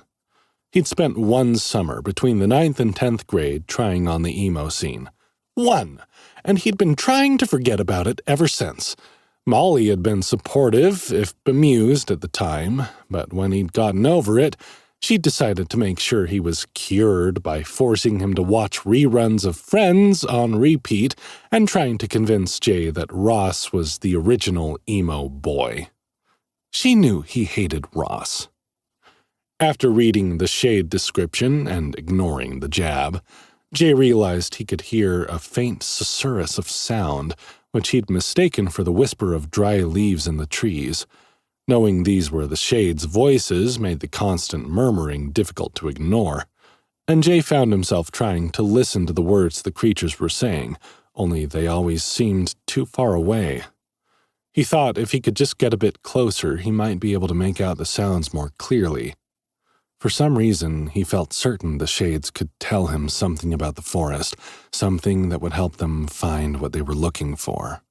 Jay, Lyra said, catching his arm as he began to stray from the path. Are you sure that's the right way? Jay startled at her touch, glancing around and realizing with horror that he'd moved far away from the wisp lights guiding their way. No, sorry, it's this way, he said, moving back toward the path his trailblazer ability had lit for them. I was distracted. You didn't seem like yourself, the fox girl said, her blue and gold eyes tinged with worry. You scared me. Maybe you should take out that artifact the weird rabbit guy gave you, Molly said, coming to stand next to them both with her hammer over her shoulder. I mean, he was kind of a creep, but isn't it supposed to protect us? That's a good idea, Moll. I'd forgotten about it in all the excitement. Oh, is that what you call falling from the sky into a forest filled with poisonous mushrooms and psychotic ghosts? Molly said with a laugh. Because I would have settled for trying out one of the massage oils from Nova's sex shelf, just so you know for next time. Lyra glanced up at the sky and back at the misty trees. I wonder if there's a safe zone somewhere around here. Do you think it's getting dark again? I think it is, Jay said, pulling out the corporeal artifact and holding it out like a torch to light the nearby trees. As long as we stay together, though, we can use the tent. Let's keep going, though. I don't think we really need to worry until it's full dark. I want to stick with the path as long as I can see it. The ability description makes it sound like it's not always available, and I don't want to take any unnecessary risks. The girls nodded, and they continued through the twilit woods. As the invisible sun dipped lower, the mists glowed with a lavender light that would have been pretty if it wasn't so ominous. The artifact in Jay's hand began to take on the same color, like it was responding to its environment. When a particularly vocal shade floated into the path in front of Jay, he held the hand up and was amazed when the ghostly creature began to cry, reaching for it like the hand was going to pull it from a raging river. The moment the shade touched the hand, it disappeared, like the artifact had sucked it into the ether. It glowed brighter, as if powered by the energy of the consumed soul. That was something. Jay looked up to find another 2 shades floating through the trees toward them. Hang on, are they being drawn to the hand? The next 2 shades suffered a similar fate to the first, and the corporeal artifact glowed brighter. Soon a total of 10 shades had been absorbed by the artifact, and it was glowing a painfully bright purplish-white light. Jay's fingers burned as the artifact heated in his hand, and he was forced to put it back in his inventory, where he noted a change in its name to Soul-Charged Corporeal Artifact. With the glowing hand out of the picture, Jay, Lyra, and Molly were surprised to find themselves alone in the forest. The mists had cleared, and the shades that had been following them through the woods were gone. But he hadn't gotten any experience for killing them. Rather, it seemed he'd simply helped them move on from this plane of existence, and they'd left a part of themselves behind in this soul charge. Just ahead of them, at the end of the Wisplight trail, Jay could see something through the trees. A huge, misshapen shadow seemed to block their path. Or was that where the trail was leading them? Molly took Jay's hand and squeezed it, asking for reassurance. He could feel her fingers trembling, though she was trying to be brave. What is that, Jay? Is that where we're supposed to be going? I don't know. He moved closer, squinting through the growing darkness.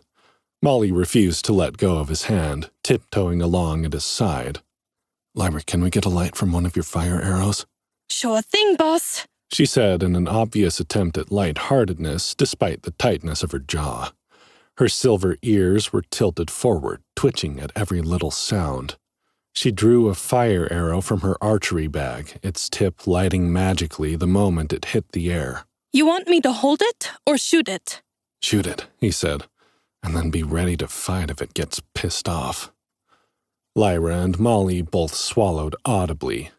Then the fox girl drew her bow and launched the flickering arrow into the darkness. A weather-worn mansion made out of warped gray timbers sat in a small clearing surrounded by tall, twisted black trees. Dark, windowless eyes seemed to glower down on the trio, and a wraparound porch with missing railing posts looked like a crooked grin, daring them to approach. Dark shapes moved around the clearing with the same sweeping movements of the misty shades, only these were hunched and menacing rather than plaintive. The arrow blazed as it struck the dry leaves on the forest floor, and Jay clenched his teeth, hoping the flames wouldn't catch and light the entire forest on fire. When the magical flames extinguished, Jay whispered a silent prayer that his decision hadn't resulted in devastation. Once the arrow went out, Jay could just make out the shapes of the creatures patrolling around the house in the growing darkness. His dungeon sight labeled the monsters as wraiths. Fortunately, they were not as high level as the neutral shades had been, but there were at least 4 of them, which made Jay uneasy. Wraith, level 10. When you're not sad, bro, you're mad, bro. Wraiths are the edgelords of the undead world. They're angry, and they know it, and they're not afraid to show it, because nothing says chick magnet more than complaining about pop culture minutia on the internet. The good news is that their tunnel vision makes them less observant than some dungeon monsters, and edgelords are much easier to defeat in isolation than when they band together as a band of unholier-than-thou misfits with a cause. More malevolent and powerful than shades, these dark spirits are cloaked in tattered robes of shadow with glowing red eyes that betray their tormented souls. Wraiths are often bound to specific locations or cursed objects, also known as their fandoms, and are known for their spiteful interference in the world of the living, i.e., people who just like to enjoy things. Wraiths induce dread by their mere presence, chilling the soul with their cold, hateful touch, the effect of which is compounded when they gather together, feeding off one another's dark energy and just generally ruining the vibe. Jay actually snorted at that one. The reason he'd gotten out of gaming was because of guys like that who couldn't just have fun playing online and had to drag down everyone else in order to enjoy themselves. Joke was on them, though. Jay's casual gamer ass was now living the real deal, while Teabagger69 was probably still living in his grandmother's basement, drinking cheap beer, eating Cheetos, and wondering why he couldn't get a date with a supermodel. Jay wondered if iron would work to repel these evil spirits too, then cursed himself for forgetting the iron chains around the fire in Captain Lightfoot's clearing. His sword would have to do, he guessed. "Molly, you might want to try your iron hammer on these things," he said. "And Lyra, your iron arrows, though fire arrows might work too." Russ! Molly hissed over her shoulder. Rachel, I need you. "I know it's tempting to hide," Jay said to the barbarian woman. "But we need you to fight. If more than 2 of these things attacks us at once, we're going to be in trouble, Moll." Molly made a whimpering sound and pouted. It's just a backup plan. But she looked relieved when the little white weasels appeared at her feet and scrambled up her legs to perch on her shoulders. The air around the mansion hung heavy as they approached, weapons ready. The atmosphere was thick with the scent of mold and the tang of old, wet leaves. The forest's perpetual twilight seemed to deepen here, shadows pooling in the trio's feet as if the darkness sought to tether them to this cursed place. Jay felt a chill creeping across his flesh that crawled up his spine, insidious and warning. Lyra's ears twitched nervously, her eyes narrowing as she scanned the upper windows. "This place reeks of dark magic," she whispered, her voice barely audible over the soft rustle of dead leaves swirling at their feet. "Maybe this is where our mysterious hairblood woman is hiding." Molly gripped her hammer tighter, the muscles in her jaw twitching as she fought between defiance and apprehension. "Let the damned place try something. I'm ready," she growled, but her voice held an edge of uncertainty. As they stepped closer, the ground beneath their boots gave a soft, spongy sigh, like a chest reluctantly yielding its last breath. The mansion's doors, an imposing set of dark wood heavy with iron studs, stood slightly ajar, swinging gently as if breathing in sync with the forest. Each creak sounded like a moan, or a whispered secret passed through dry, cracked lips. The wraiths still hadn't noticed them. Jake considered how best to lure the monsters away from the twisted mansion, so they could be dealt with one at a time. "Molly, I changed my mind," he said. "Go invisible if you can. I'm going to try to catch the attention of that wraith on the right. Lyra, I want you farther back in the trees, out of aggro range. When I get it here, Molly, you ambush it with your iron hammer." "I can do that." Molly grinned, the feral, half-mad glint back in her bright blue eyes. Ross and Rachel were perched on either side of her head, their whiskers twitching and their beady black eyes fixed on Jay, as if they too were listening to the plan. Molly noticed Jay watching the weasels, and her gaze flicked up to one shoulder. "I can't strike when I'm invisible, though, so don't be alarmed if you see me pop in and out again." Jay nodded, then turned to his arcane archer. "Lyra." "Pincushion it?" the fox girl offered, a hopeful glint in her blue and gold eyes. "I can do that, boss." Jay gave her a wry grin. "I hope you can," he said. "Unfortunately, we don't know what's going to work on these enemies. I want to test as many attacks as possible while it's just the one. That way we'll be better prepared for the others." "Makes sense to me," Molly said, clearly relieved that she could use her invisibility skill. "I don't mind ghosts so much if it's me getting to sneak up on them." This time, Jay was the one to hold up his fist, and both girls bumped it with theirs. "Here's to sneak attacks, then," he said, "and the birth of the barbarian rogue." Molly snorted. "When you say it like that, it sounds stupid, but I think it will work." "Let's find out," Jay said. "Ready?" When the girls were in position, Jay activated his sneak ability and crept closer to the mansion.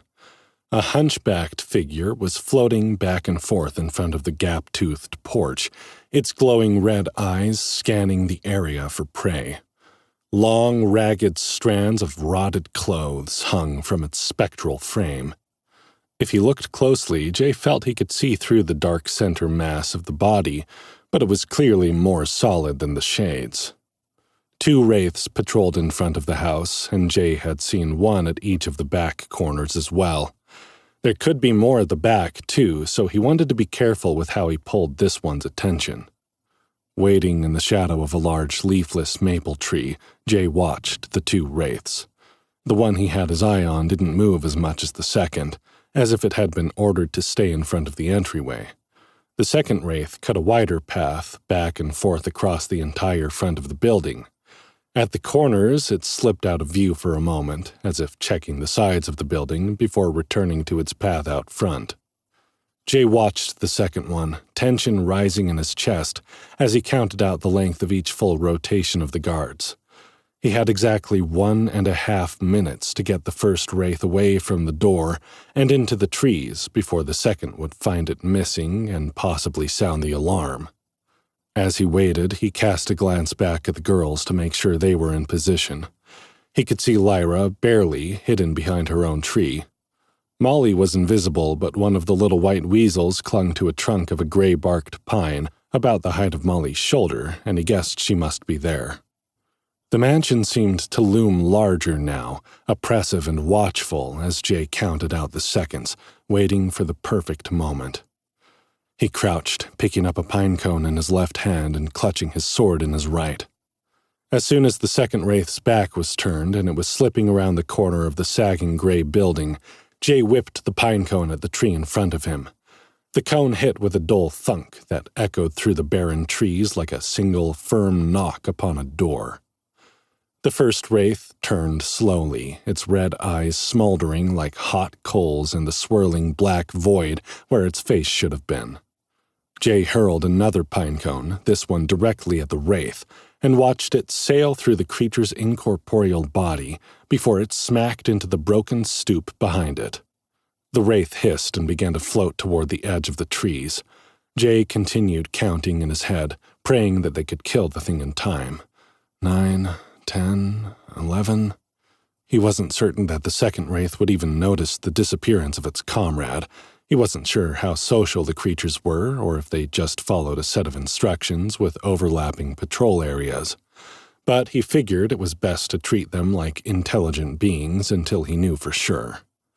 At 15, the wraith hovered at the edge of the woods, only a few feet from Jay's hiding place. It had a cold, wet stink about it, like fresh soil and buried garbage. Jay clutched his sword, his heart hammering against his ribs, and leaned out from behind the tree. "Boo," he whispered, taking a page from Molly's book.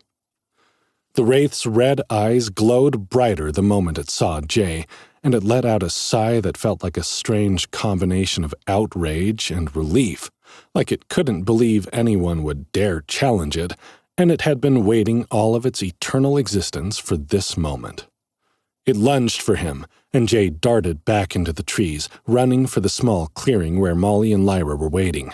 He couldn't hear it following him, but the way the air changed in the creature's presence made Jay certain it was right on his heels.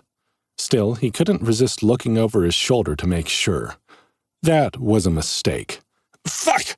Jay caught his toe on a root, stumbling but catching himself with his next step, his pulse pounding in his skull. Fuck! Up close, the wraith's void-like face was a mask of dark gray on black, tortured features twisted in anger and malice. Its hands were just long black bones, the tips of each finger roughly filed to points. Images flooded his brain of those fingers clawing into his eyes, tearing out his throat, pulling out his intestines, as if the wraith was communicating telepathically, making promises about what would happen if it caught him. Fear crept unbidden along Jay's spine, a cold, tingling dread that seemed to come from outside his body and burrow beneath his flesh like a worm. It was the dark magic of the wraith, writhing in the back of his mind, not true fear. Jay knew this, but it didn't make it feel any less real. His brain jolted with panic as he crashed through the trees. 23, 24, 25, fuck, 29, 30, 31. Each step he took seemed to take longer than the last, like he was running through water or his feet were stuck in quicksand. Jay was certain he'd lost count somehow, that the seconds he was trying to keep track of had dragged out to minutes. Fear clawed at him with the same black points as the fingers of the thing that breathed down his neck. He was going to die. Chapter 18. Wrathful Wraiths. The thought hit him like a fist in the gut, realization sinking into his mind like a black, suffocating shroud. I'm going to die. Just as Jay was about to give in to the fear, to stop running, stop counting, to let the wraith plunge its black claws into his flesh, the monster screamed. Jay tripped, catching his toe on a fallen branch, and crashed shoulder first into a huge gray tree trunk. Pain exploded from his shoulder, radiating like an atomic blast through the rest of his body, clearing his mind with a searing wave of heat and agony that seemed to purge every other thought. He slid to the ground, temporarily paralyzed by the shock of being released from the wraith's mind control spell. All the fear and despair that had felt so real only a moment ago were like a distant memory, faded like a nightmare slipping away in the daylight. Molly stood over the wraith, her red and white hair dancing around her face like some Celtic warrior goddess, her blue eyes blazing as she whirled her iron hammer over her head for a second blow. Jay watched as the hammer cut through the monster's shadowy core, sending rivulets of steam into the cold night air. The iron clearly had an effect on the wraith, but the hammer was only a beginner weapon. Even with Molly's enhanced strength, it could only do so much damage. Molly, get down! Lyra shouted from behind Jay. The barbarian woman dropped and rolled, tumbling toward Jay like an acrobat. The little white weasels leapt from her shoulder like rats fleeing a sinking ship, squeaking in outrage at the sudden change in plans. A volley of arrows shot through the air to pierce the wraith, a hailstorm of iron punching holes through the spectral form. The monster hissed and shrieked, its body dissipating and reforming with each strike of the iron-tipped projectiles, but they too were low-level items. The level 10 monster was irritated but not damaged by their attacks. Jay dragged himself to his feet, leery of getting too close to the thing and risking the debilitating effects of another fear spell. It hadn't even touched him before, and the strength of its paralyzing fear attack had almost finished him. He could only hope that, with its attention spread between 3 assailants, the wraith wouldn't be able to focus the fullness of its attack on him again. Ross and Rachel darted beneath the creature, hissing indignantly as they passed beneath the shadowy form before leaping onto Molly. The barbarian grinned and winked at Jay, before she disappeared once more. She needed him to distract the wraith before she could get another sneak attack in, and Jay was ready for the challenge. Pushing as much strength into his legs as he could, Jay kicked off the tree and lunged through the air, coming down on the wraith with a 2-handed overhead strike. The silver-etched bolo sword sliced cleanly through the monster's tenuous form, causing it to burst into a cloud of damp black mist. Jay whirled, ready to strike the wraith again when it reformed, but it wasn't so fast. The damage they'd dealt seemed to be making it harder for the creature to regain its shape, and it was slower to pull itself together. Jay's skin crawled, feeling the touch of the black mist upon his skin, as if the wraith were lingering on purpose. He lashed out with his sword, swiping through the eddies of darkness, sending the wraith screaming for the trees. The air at the edge of their little clearing thickened as the wraith struggled to find its center. Its flimsy form was difficult to pin down in the gloom, but the glowing red eyes gave away its position, allowing Molly to get into position again. This time Jay ducked down the moment the barbarian woman appeared. Her hammer soared through the air, striking the tree behind the wraith with a solid thwack that echoed through the forest. Immediately, Lyra's volley of arrows shot across the clearing, tearing through the smoky remains of the creature as it fought to regain its shape. This time, it couldn't do it. Success. You have killed Elder Wraith, level 10. Experience points, boosted by all Jay's perk bonuses, started flowing in as the wraith fell to the ground in a shimmering pile of black dust, which Molly immediately stooped to loot. Jay had lost count of how many seconds had passed since he'd lured the wraith away from the sagging mansion, but he was pretty sure it had been over a minute and a half by now. A few of the wisp-like lights had floated back toward them, as if urging Jay forward, reminding him that his destination was still looming in the darkness ahead. Jay guessed the other wraiths hadn't noticed their attack, which was a blessing. That meant they could likely lure each of them away and deal with them one at a time before attempting to enter the mansion.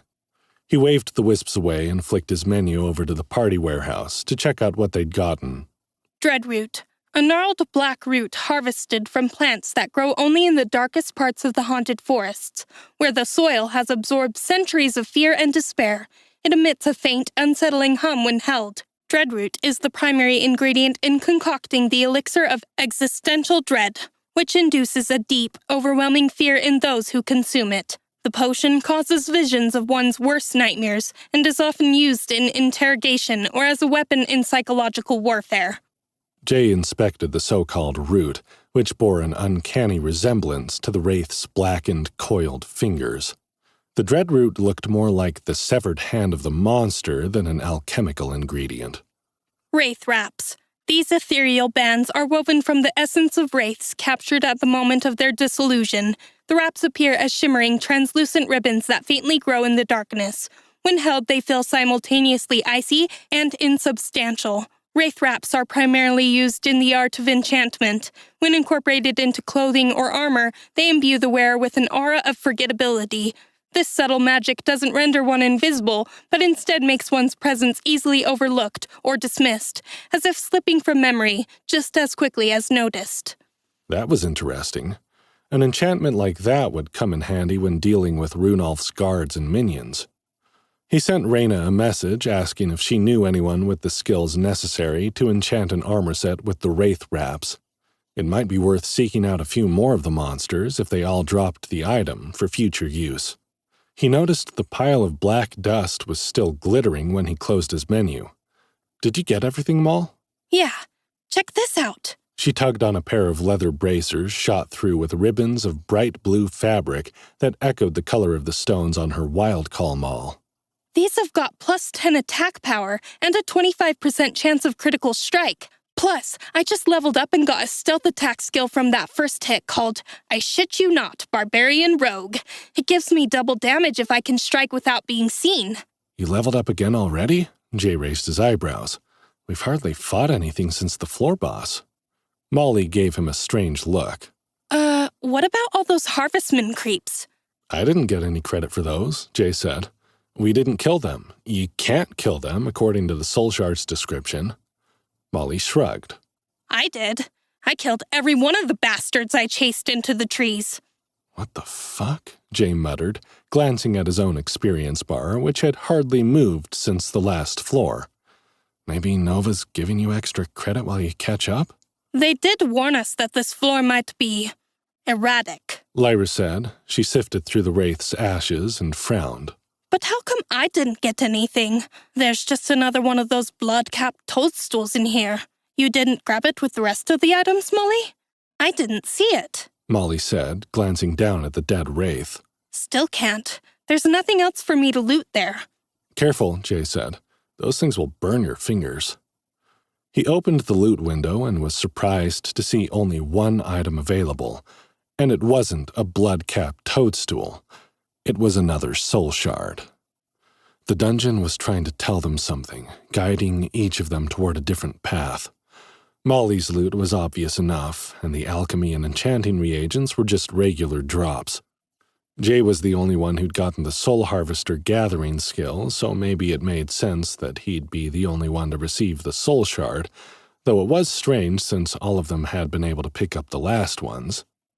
Maybe it was because he'd been the one to gather the last of the 10 items and use them to revive Captain Looney Tunes. But why would Lyra get a poisonous toadstool? Jay flipped open the group inventory again, searching for the item description. Something about the toadstool was triggering a hunch. He grinned when he found it. Lyra, grab that blood cap, quick. I have an idea. The wisps began to dart around the clearing, agitated by something. The weasels, Ross and Rachel, screamed from Molly's shoulders. The barbarian woman whirled around, as if she had understood the little animal's warning, and then popped out of view. Lyra cursed and pulled her bow from her shoulder, her blue and gold eyes darting around the clearing to find the danger. Jay saw it the moment he looked up, cringing internally. He'd obviously miscounted at some point during their fight, or maybe the second wraith hadn't sounded the alarm until it had made 2 full passes of its circuit around the mansion. It didn't really matter. What mattered was that 2 wraiths now hovered at the edge of the clearing, their red eyes glowing as brightly as coals in the darkness. They'd been found. And in the trees closer to the mansion, more red eyes floated, as if all the dark sentinels had been drawn to the scene, like wild dogs drawn to the scent of fresh blood. Jay didn't hesitate. He couldn't afford to risk being affected by the paralyzing fear again. Pulling his sword from his inventory, he charged the nearest wraith, driving forward with the silver blade held out in front of him like a shield. The wraith screamed as the silver struck it, but it didn't dissipate the way the first had. Piercing wasn't enough. He had to hack and slash his way through the monster's body, tear its ephemeral form apart. Molly appeared behind the wraith a moment later, plowing the head of her iron hammer through the wispy black figure the way Jay might have crushed a spider that had the audacity to enter his home. Die, you bastard! She frowned. And stay dead this time!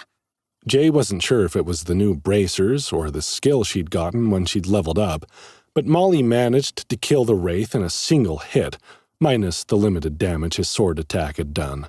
But they had little time to celebrate their victory. Lyra screamed behind them.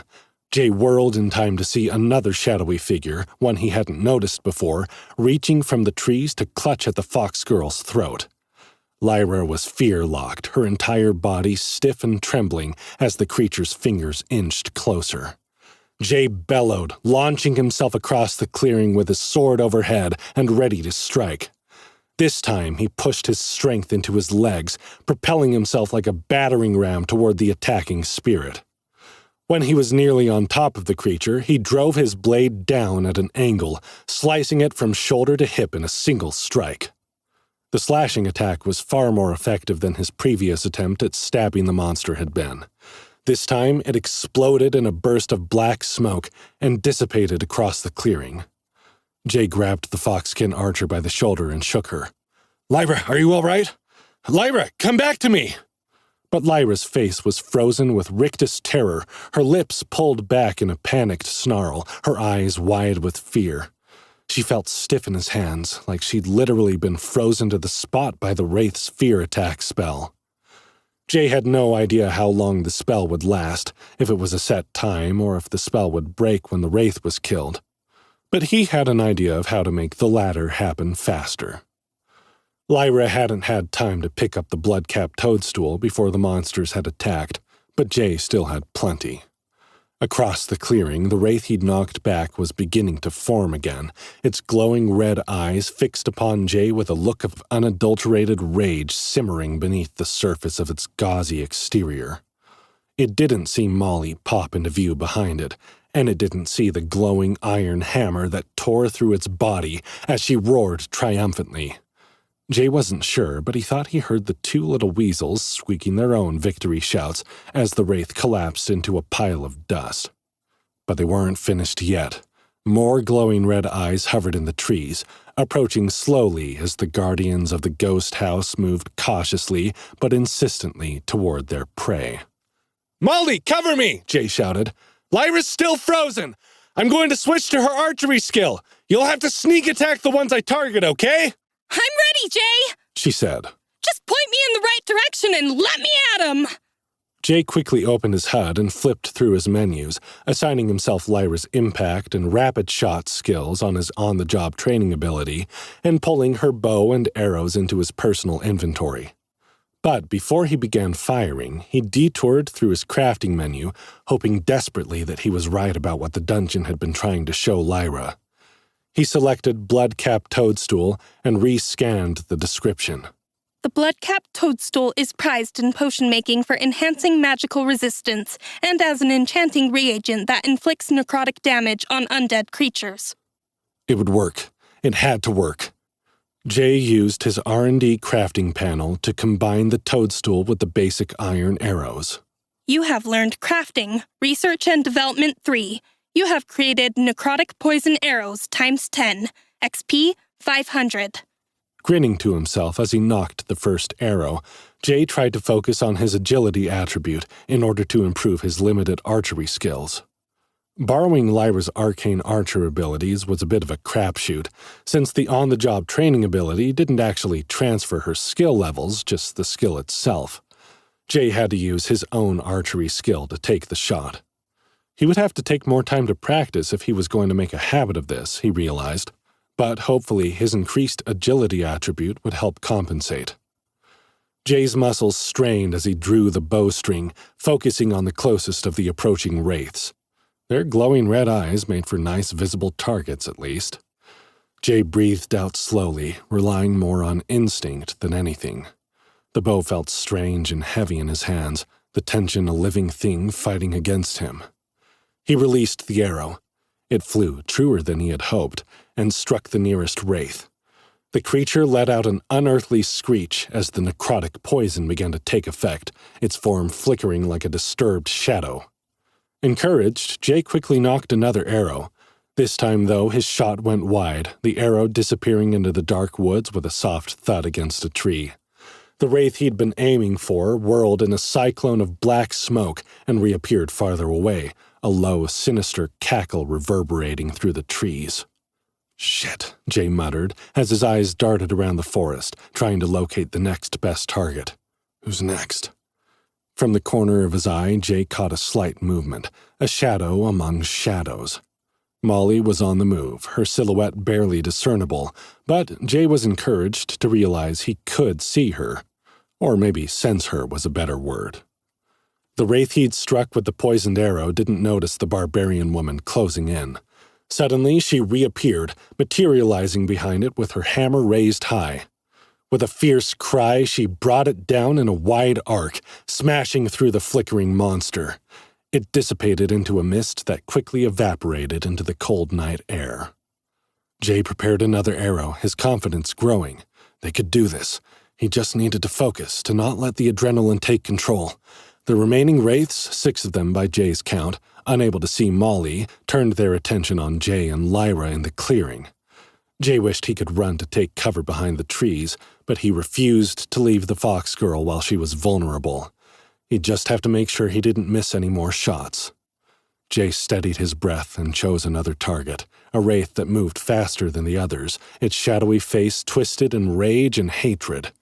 Jay let the arrow fly, hitting the vengeful monster directly between its glowing red eyes. The creature faltered, its form beginning to break apart under the assault of the necrotic poison. Molly finished it off a moment later, grinning sadistically as she smashed her hammer through the wraith's belly and shattered a small pine tree behind it. Another wraith shrieked, twisting its unholy visage around to face the barbarian woman who had ambushed it, fury twisting its form into something bigger and more menacing than before. Jay released another arrow, missing his target by a hair's breadth. He cursed under his breath, digging deep for the sensation of dungeon magic that drove his fighting ability. There were 5 of the creatures left, and he only had 6 arrows. There was no more room for error. In the branches above the clearing, the wisp lights danced frantically, like they were urging him on. "You can do this, Jay." He moved closer to Lyra's frozen form, drawing strength from the knowledge that she needed him. "You can do this." The next arrow he released flew true, bursting through the chest of a wraith that had been lurking in the distance. It exploded just from the strike of the arrow, without any help from Molly, who looked a little miffed when she appeared, but who gave him an encouraging thumbs up before vanishing again. Apparently impatient, Molly struck one of the remaining 4 wraiths without waiting for Jay to attack first, her hammer tearing through its spectral flesh with ease. But this wraith wasn't weakened by the necrotic poison, and it reformed quickly, putting the barbarian woman on the defensive as she was slow to parry its claw attack. Illuminated by the wisp light, Jay watched in horror as black claw marks opened on Molly's pale stomach, and she doubled over in pain. Lyra was still frozen next to him, and Jay didn't want to leave her, but now Molly needed him too. He gritted his teeth and drew for another shot. Jay watched in surprise as the little white weasels, Ross and Rachel, leapt from Molly's shoulders and attacked the diaphanous enemy. It staggered as they flew through its body, turning its back to Jay. He took the opportunity to release the arrow and watched with satisfaction as the wraith exploded, destroyed by the surprise attack. The remaining 3 wraiths sensed Molly's weakness and turned their glowing red eyes on her as she slouched against a tree. Ross and Rachel had run into the underbrush, leaving her exposed and unable to escape. Chapter 19. Sacrifices. Jay swallowed hard, feeling his heart tear in two as he tried to figure out how to save them both. For the moment, the fox girl was in less danger. He hated it, but he knew he had to leave her side.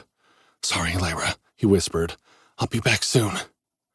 Jay didn't think he could attack all 3 wraiths with the bow, not with the speed and accuracy that Lyra would have been able to, but the poison arrows gave him another idea.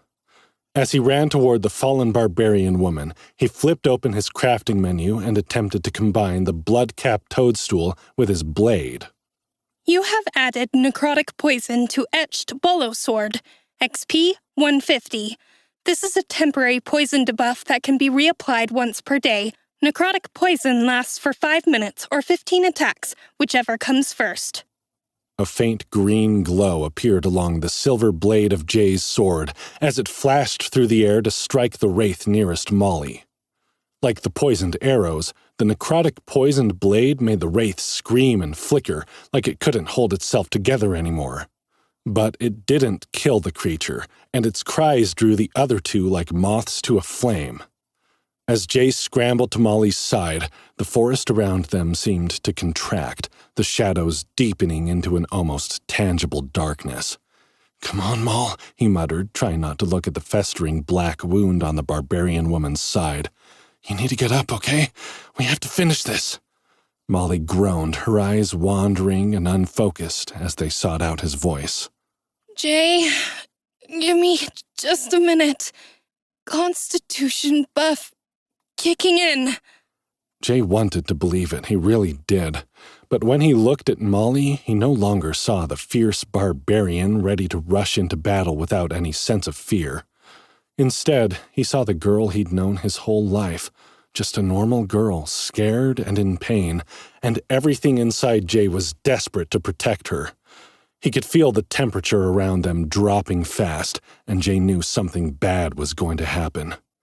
"Molly," he warned, "we have to move now." He attempted to scoop Molly under the arms, thinking maybe he could drag her back to the clearing so she would be safe while he finished off the remaining 3 monsters. But Jay glanced over his shoulder and realized there wasn't going to be time for that. The 3 wraiths, one still flickering and recoiling from the poison, began to merge, their bodies twisting and swirling into one another like smoke being drawn into an unseen vortex. The cooling air temperature plummeted until, even with his environmental resistance, Jay was shivering, his breath forming white clouds in the air in front of his face. As Jay watched the 3 shadowy forms become one monstrous entity. Molly pushed him away, attempting to stand on her own, but her bright blue eyes remained unfocused, and Jay wasn't convinced she had any idea where she was. Jay noticed a trickle of blood streaming down her neck from somewhere under her hair, and he realized she must have hit her head at some point. Let me at him, Molly muttered, her words slurring drunkenly as she hoisted the hammer onto her shoulder. She was focused on him again, but this time with a hard look in her eyes. Jay realized with horror that she didn't know it was him. She just wanted to hit whatever had hurt her, and he happened to be the closest thing. "No, Molly, not me!" he shouted as the barbarian took a swing with her hammer. Jay dodged out of the way at the last second, grateful that she hadn't put as many points into agility as he had. Molly wasn't discouraged. She stumbled toward him, swinging again as Jay rolled to the side. This put the disoriented barbarian in the path of their real enemy, a hulking black brood of spectral energy that roared in challenge as she approached. This new wraith was colossal, standing twice the height of any man, with long, sweeping arms that clawed at the air. Its eyes, 3 pairs stacked on top of each other, glowed a deep, malevolent red, casting an eerie, pulsating light that illuminated the surrounding trees with a ghostly hue. But roaring had been a mistake. It gave Molly something to focus on in her hazy state, and she whirled on the creature with a furious snarl. "Fuck!" Jay scrambled to his feet, clutching his sword. "Molly, get away from that thing!" The ground beneath the creature's swirling form seemed to frost over, ice creeping across the leaf litter and dead branches as it swept closer to its prey. Wraith Lord, level 13. You've done it now, hero. What did you do? Laugh at his fedora? Suggest that publicly reviling women is not the best strategy for attracting them? Remind him that if she's drunk or unconscious, she can't consent? Whatever it was, you're gonna regret it.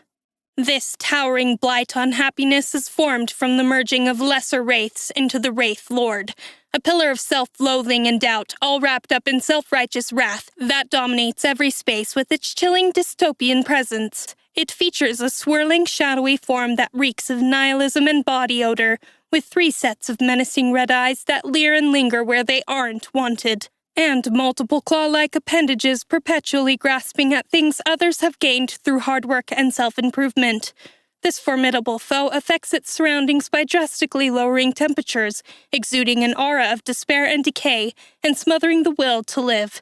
Capable of commanding lesser wraiths, a Wraith Lord can regenerate by absorbing their essences, sacrificing those that worship it for its own personal gain. It's a late-stage capitalism, but for YouTubers with mommy issues. In combat, the Wraith Lord employs spectral chains to bind and drain the life force of its opponents, while its furious wails and scathing internet commentary weaken the resolve of even the bravest souls.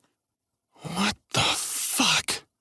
As the dungeon's description echoed in Jay's head, he saw the first of the spectral chains forming in whip-like strands around the creature's body. "This is not what we need right now!" The wails of the previous 3 wraiths had combined into a low, mournful howl that resonated through the woods, vibrating in Jay's chest and setting his teeth on edge. This wasn't just a larger wraith, it was an entirely different breed of nightmare. It exuded power and malice like the stench of rot permeating the frozen air. As it advanced, the forest itself appeared to recoil, the dancing branches stilling and the very air seeming to hold its breath, as if in anticipation of the havoc the Wraith Lord was about to wreak. Jay noticed the wisps hovering around the monster's head, darting in and out like they were attempting to distract it. The Wraith Lord bellowed again, swatting at the lights in irritation. It squinted its red eyes as one of the wisps got too close to its face, and flinched as another attacked its clawed hand, raised to strike at Molly. That was odd, Jay thought, almost as if the Wraith Lord was repulsed by the wisp lights that only Jay could see. At the moment, though, Jay didn't have time to think any more about it. Molly was in trouble. He drew on his agility, this time readying himself for a series of rapid attacks, and rushed toward the Wraith Lord. With a flurry of strikes so fast even Jay struggled to follow them, he cut into the massive monster with his poisoned blade. The creature's tenuous black form began to flicker and break as the necrotic toxin from the blood-capped toadstools sank into its undead spectral flesh. It didn't seem to be quite as powerful as it had been against the solitary wraiths, but it got the Wraith Lord's attention for long enough that Molly could attack. The barbarian woman lunged for the monster with her hammer clutched in both hands. Jay narrowly missed being flattened by the furious overhand blow, as Molly still didn't seem to have any sense of where she was or who she was supposed to be fighting.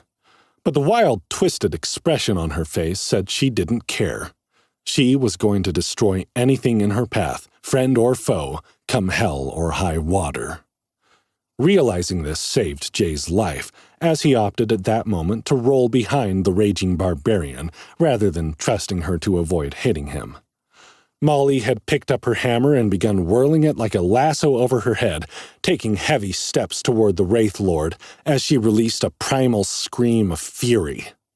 Without the advantage of surprise, she wasn't going to get any critical strikes, but the +10 attack power she got from her bracers, plus her considerable strength, were enough to keep the Wraith Lord from making any ground.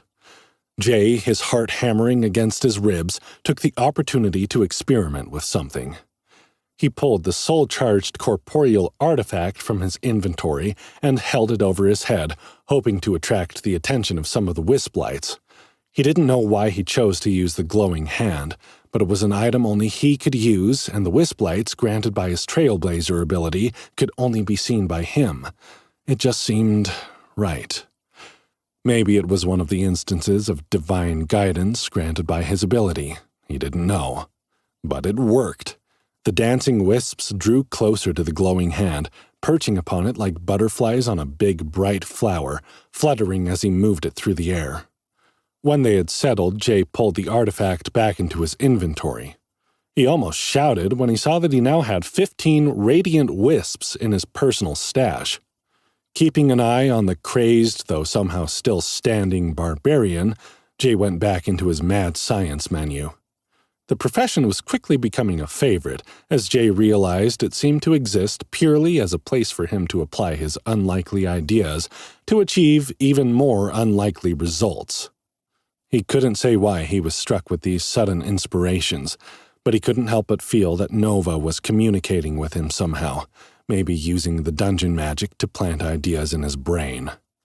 In his crafting menu, Jay applied a radiant wisp to his blade, which was already nearly out of its poison debuff. You have added radiant damage to Etched Bullow Sword, XP 200. This temporary enchantment deals an additional +5 radiant damage to all attacks. The effect lasts 5 minutes or 15 attacks, whichever comes first. That was good, but what if... A scream of pain from Molly tore him from his experiments. Jay saw the barbarian wrapped in a spectral chain, fighting furiously for her life. The two little weasels had reappeared and were gnawing on the smoky tendrils, each making terrified squeaks whenever they touched the Wraith Lord's whip-like weapons. Jay rushed back into the fight, slicing with his newly charged blade. The Wraith Lord shrieked when the enchanted sword touched it, ripping its chains away from Molly and retreating into the trees, leaving a frozen stripe of ground in its path. Jay hurried to complete his experiment, grinning to himself as he was rewarded with another notification. He pocketed the newly minted item and rushed to Molly's side, worried that the Wraith Lord's chains had hurt her. Sweat clung to her copper-red curls as she heaved heavy breaths, still clutching her sides. But as she turned to face Jay, he saw no recognition in her bright blue eyes. They were cold, angry, and intent on destruction. When she focused on him, Jay felt his stomach drop. Oh shit. Molly bellowed, rushing him with her hammer raised, moving with incredible strength despite the wound on her side. It was as if whatever battle rage had overtaken her made her immune to pain. Though Jay doubted she was immune to the damages she took. Molly would be in danger of destroying herself in her efforts to defeat her enemy. Jay dodged her attack, once again grateful for his edge and agility. With that look of fury in Molly's eyes, he doubted he'd be able to best her despite the difference in their levels. Fortunately, he had an enemy to draw Molly's attention to, so he didn't have to deflect her attacks on his own. Jay, against every instinct in his tired, aching body, ran toward the Wraith Lord like the hulking evil beast was his savior. Cutting to the side at the last minute, Jay let Molly run straight into the monster, wincing as the barbarian threw herself into the attack with everything she had. "Sorry, Moll," he muttered. "I just need you to distract it for a second." Jay removed the item he'd created from his pocket, holding the golden yellow sphere in his hands like a lump of solid gold. He wasn't sure how to best use it yet. Should he set it on the ground and try to lure the Wraith Lord into it like a trap? Should he throw it like a grenade? He had no idea how it was going to work, despite the fact that he'd created it. That was the problem with divine inspiration, he supposed. One didn't always know what one was doing. He'd just decided the safest thing to do would be to throw it when the Wraith Lord shrieked again, enraged by Molly's continued assault with her iron hammer. Jay watched in horror as tentacles burst from the creature's back, hurtling toward him and Molly with frightening speed. He didn't have time to run before the spectral chains wrapped around his torso and wrenched him toward its now gaping mouth. Jay could feel himself weakening in the monster's grip, and glanced with shock at his quickly depleting health bar. As the Wraith Lord screamed again, Jay felt the full brunt of its fear and despair-inducing wail. Jay kicked his legs, desperate to get free. If he was suffering from the Wraith Lord's attack, he knew Molly would be too, even if whatever rage had taken control of her prevented her from feeling it or caring. The barbarian thrashed in the Wraith Lord's grip, and Jay saw Ross and Rachel flung from her shoulders as the tentacle-like chains lifted her off the ground and shook her violently. Jay, too, was being drawn in. The Wraith Lord's mouth was open wide, the wails assailing his eardrums and his will to live, whatever cursed magic it had tearing through his defenses like they were made of damp paper towel. He didn't want to have to use his device this way, but Jay realized he had no choice. He might kill them both, but if he didn't try, they were going to die anyway. Jay tried to relax, to let his mind slip beneath the effects of the fear magic the Wraith Lord was attempting to control him with. He'd been caught unawares the first time, but now that he knew what the fear spell felt like, Jay was able to resist, just enough that he didn't completely lose control. Molly gave another weak roar and slumped in the spectral chains that wrapped around her like evil black vines. Was her health that low? Or was she succumbing to the despair that threatened to pierce Jay's mind with its worming insistence? Jay waited for the Wraith Lord to bring him closer to its gaping mouth. He watched with detached fascination as the monster licked its ghastly lips and bared its teeth. He couldn't move his arm to release the item in his hand, so he had no choice but to wait. He prayed that the Wraith Lord would eat him first. Blistering cold breath seared Jay's skin as he got closer to the monster, and he closed his eyes against the eye-watering stench of its rotting breath. His health was plummeting as fast as the temperature as he got closer to the creature. When the Wraith Lord drew Jay into its damp, cavernous mouth, Jay nearly wept with relief. As the spectral chains released their hold on him, dropping him into the pit of rage and despair that roiled in the creature's soul, Jay activated the item in his hand. He was hurled from the Wraith Lord with the force of a cannon as the radiant light bomb exploded, sending his body flying through the forest, crashing through the tree trunks, and breaking nearly every bone in his body. An ear-splitting cry that shook the entire haunted forest preceded a second blast that tore the Wraith Lord into a million scattered pieces. Notifications pinged inside Jay's skull as he tried to figure out if his head was still attached to his body. He pushed them all aside, struggling to open his eyes. Or maybe they were open and he was blind. The light from the bomb had been so bright it seemed to melt his skin off. "Molly," he croaked, grasping toward where he thought she must be through the dry, crunching leaves of the forest floor. "Molly, are you okay? I'm so sorry." Fear, far stronger and far more desperate than what had been instilled by the Wraith Lord, flooded through his body. "Molly!" Jay? A voice cut through the haze of his panic, drawing him back from the precipice. Cool hands touched his scalded face. Jay, what happened? It was Lyra. At least she was safe. "Lyra," he gasped, feeling consciousness slip away. "Find Molly. Give her all the potions. You have to save her. You..." Jay heard his own voice growing fainter and further away as the black wave of unconsciousness washed over him, sucking at his feet like a riptide and pulling him under against his will. Chapter 20. A different kind of haunting. Jay woke up to someone shaking his shoulders. Jay, wake up! A voice was saying. Wake up, Jay! We have to move. Your bomb destroyed all the undead creatures for miles, but we should get to the safe zone before we sleep. He groaned and tried to roll over onto his side. Everything hurt. Everything felt broken. But his first thought wasn't for his own pain. "Molly."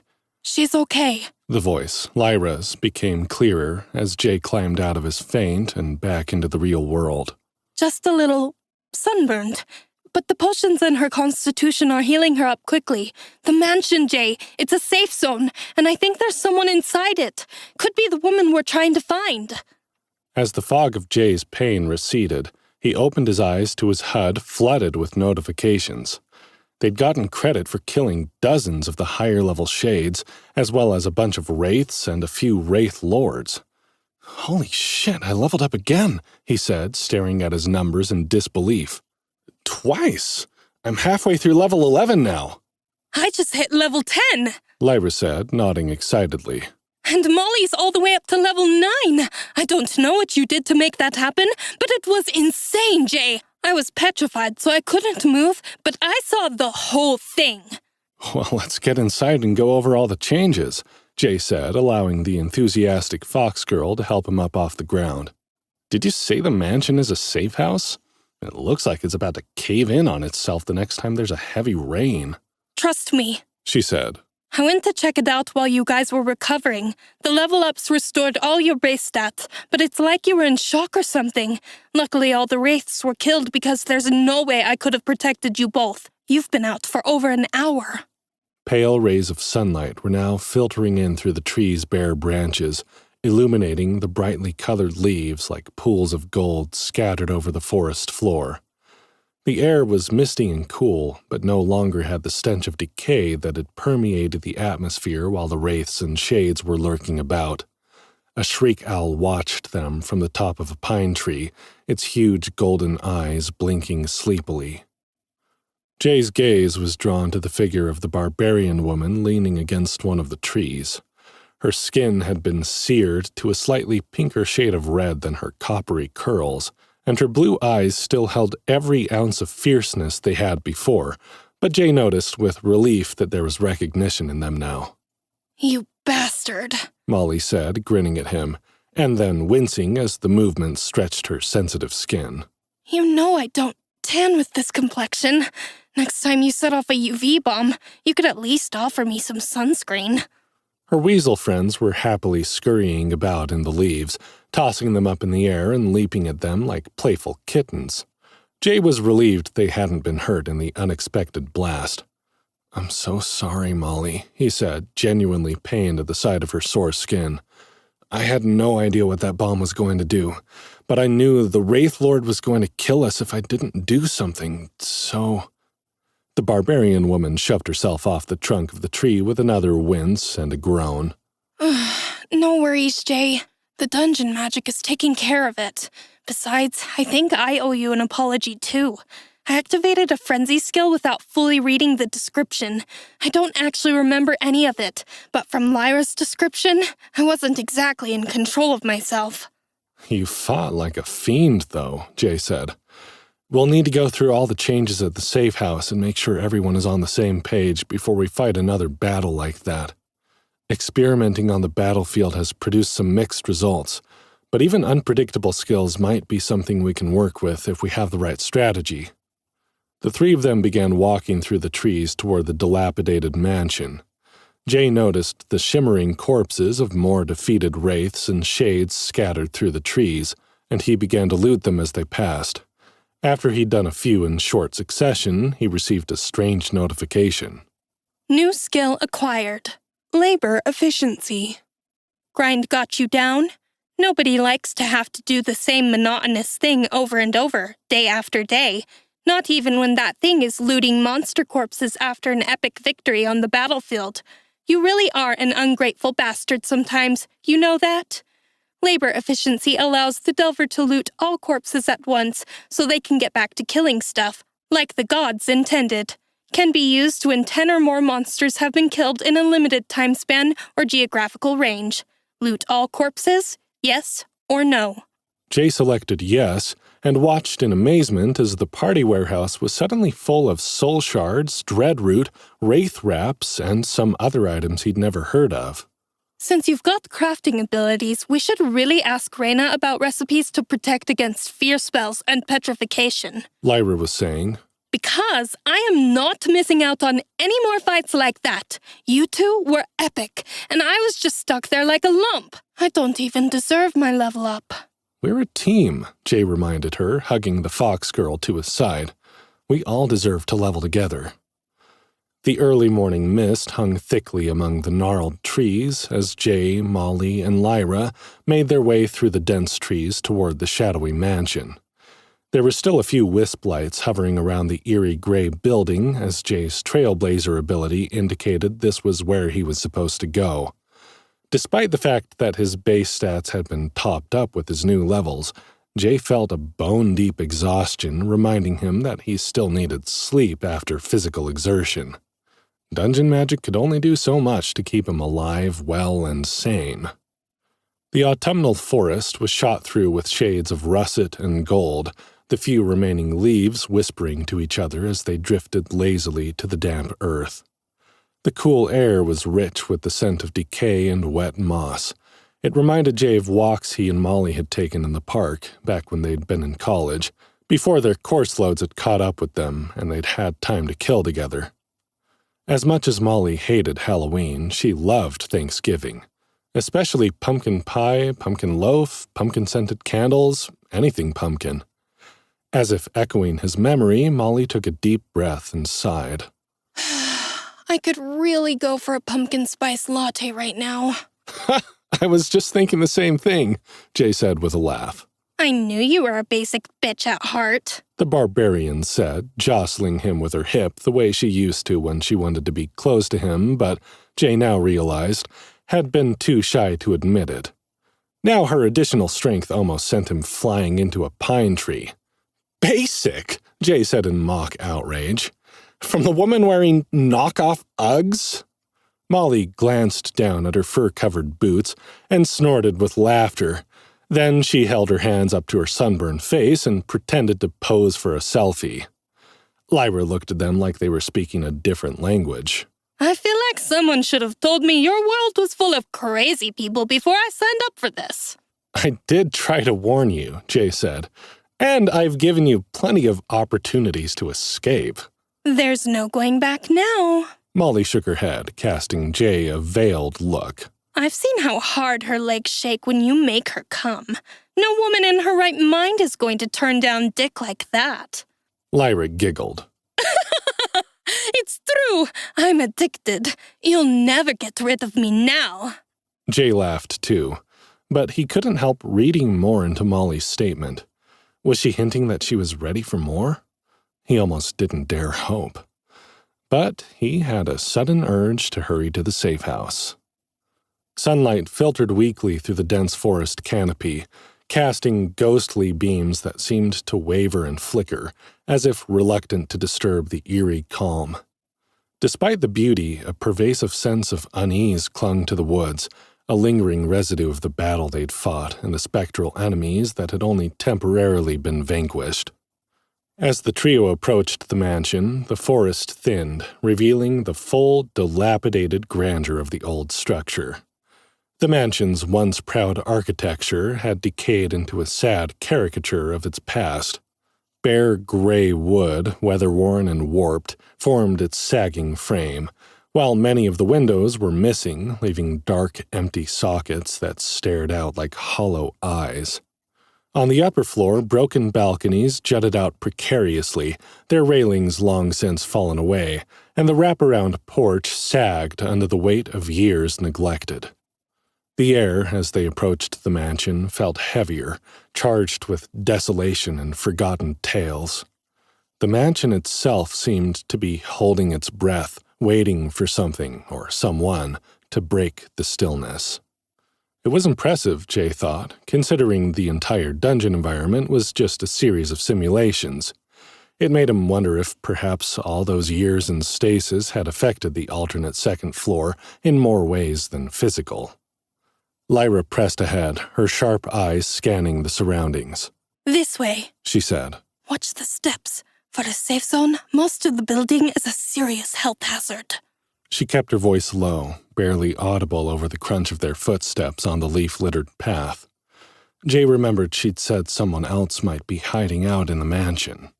There are signs. Lyra trailed off, her ears flattening into her long silver hair. Signs that someone has recently passed through here. Perhaps the Hairblood woman we're searching for. What kind of signs? Molly asked. You'll see when we're inside.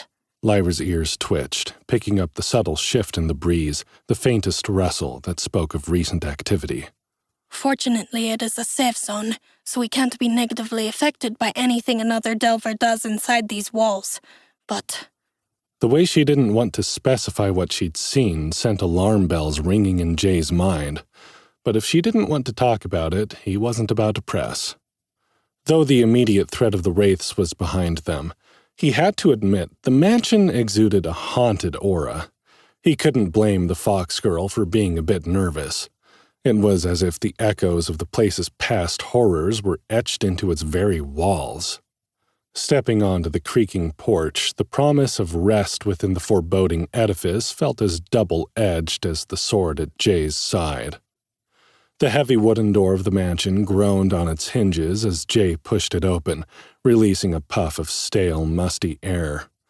As they stepped inside, the opulence of the old house was immediately apparent despite the thick layer of dust that coated everything. Rich, dark tapestries hung from the walls, their colors dulled by time but still hinting at past splendor. Ornate furniture, carved from dark woods and upholstered in what once must have been luxurious fabrics, was faded and frayed. Even the chandeliers, though unlit and cobwebbed, were grand, made of crystal that caught the weak morning light and scattered it across the high ceilings. A location notification in his HUD pinged, letting them know that this was, despite its foreboding appearances, a safe zone, as Lyra had said. The heaviness of the air that Jay had noticed outside was even more oppressive indoors, as if the safe zone resented their presence, not so much in a malevolent way, but like an old person who didn't like to be disturbed. As they moved through the foyer, their footsteps groaning over the old wooden floors, they seemed to chase the silence into the corners where it huddled and pooled, waiting for them to leave again. Moving through the main floor, Jay felt his footsteps echoed oddly, too loudly in some rooms and swallowed entirely in others. "Weird place," he whispered. "Have you ever seen anything like this in the dungeon, Lyra?" The fox girl paused, her nose twitching as she sniffed the air, her expression growing increasingly troubled. "No," she admitted. "It feels more real, somehow. And there's a stink in the air that reminds me of some of the nomad tribes that trade with Winterhaven, the true outcasts who are known for practicing dark and forbidden arts aided by their dungeon magic." Jay noted marks in the dust in the main room, undeniable evidence that someone had been there recently. But it was impossible to say if it was a delver or one of the mansion's ghosts. Small footprints led through the main hall and up the grand staircase, only to disappear and reappear sporadically. Despite their calls, there was no answer. The silence that followed each shout seemed to grow more complete, more unnerving as they moved through the house, until Jay told them to stop. "If there is someone in here with us, I'm sure they know we're here," Jay said. "Making a bunch of extra noise isn't going to help them feel more sociable if they wish to be left alone." Upstairs, the atmosphere grew even denser, the sense of disuse and decay more pronounced. Wallpaper peeled in elegant stripes from the walls, and in several rooms, the ceilings bore the dark stains of water damage. Jay was amazed at the attention to detail if the house was indeed just a simulation. The dungeon must have near infinite resources and imagination to be able to come up with this level of immersion in its haunted landscape. The second floor revealed a series of bedrooms, lavish and almost seductive in their decor, all untouched but for the dust. Though here and there the imprint of a hand on a bedpost or a finger drawn through the dust on a dresser spoke of recent, albeit sparse, activity. There was no other sign of life, no warmth in the air, nothing to suggest that anyone truly lived here.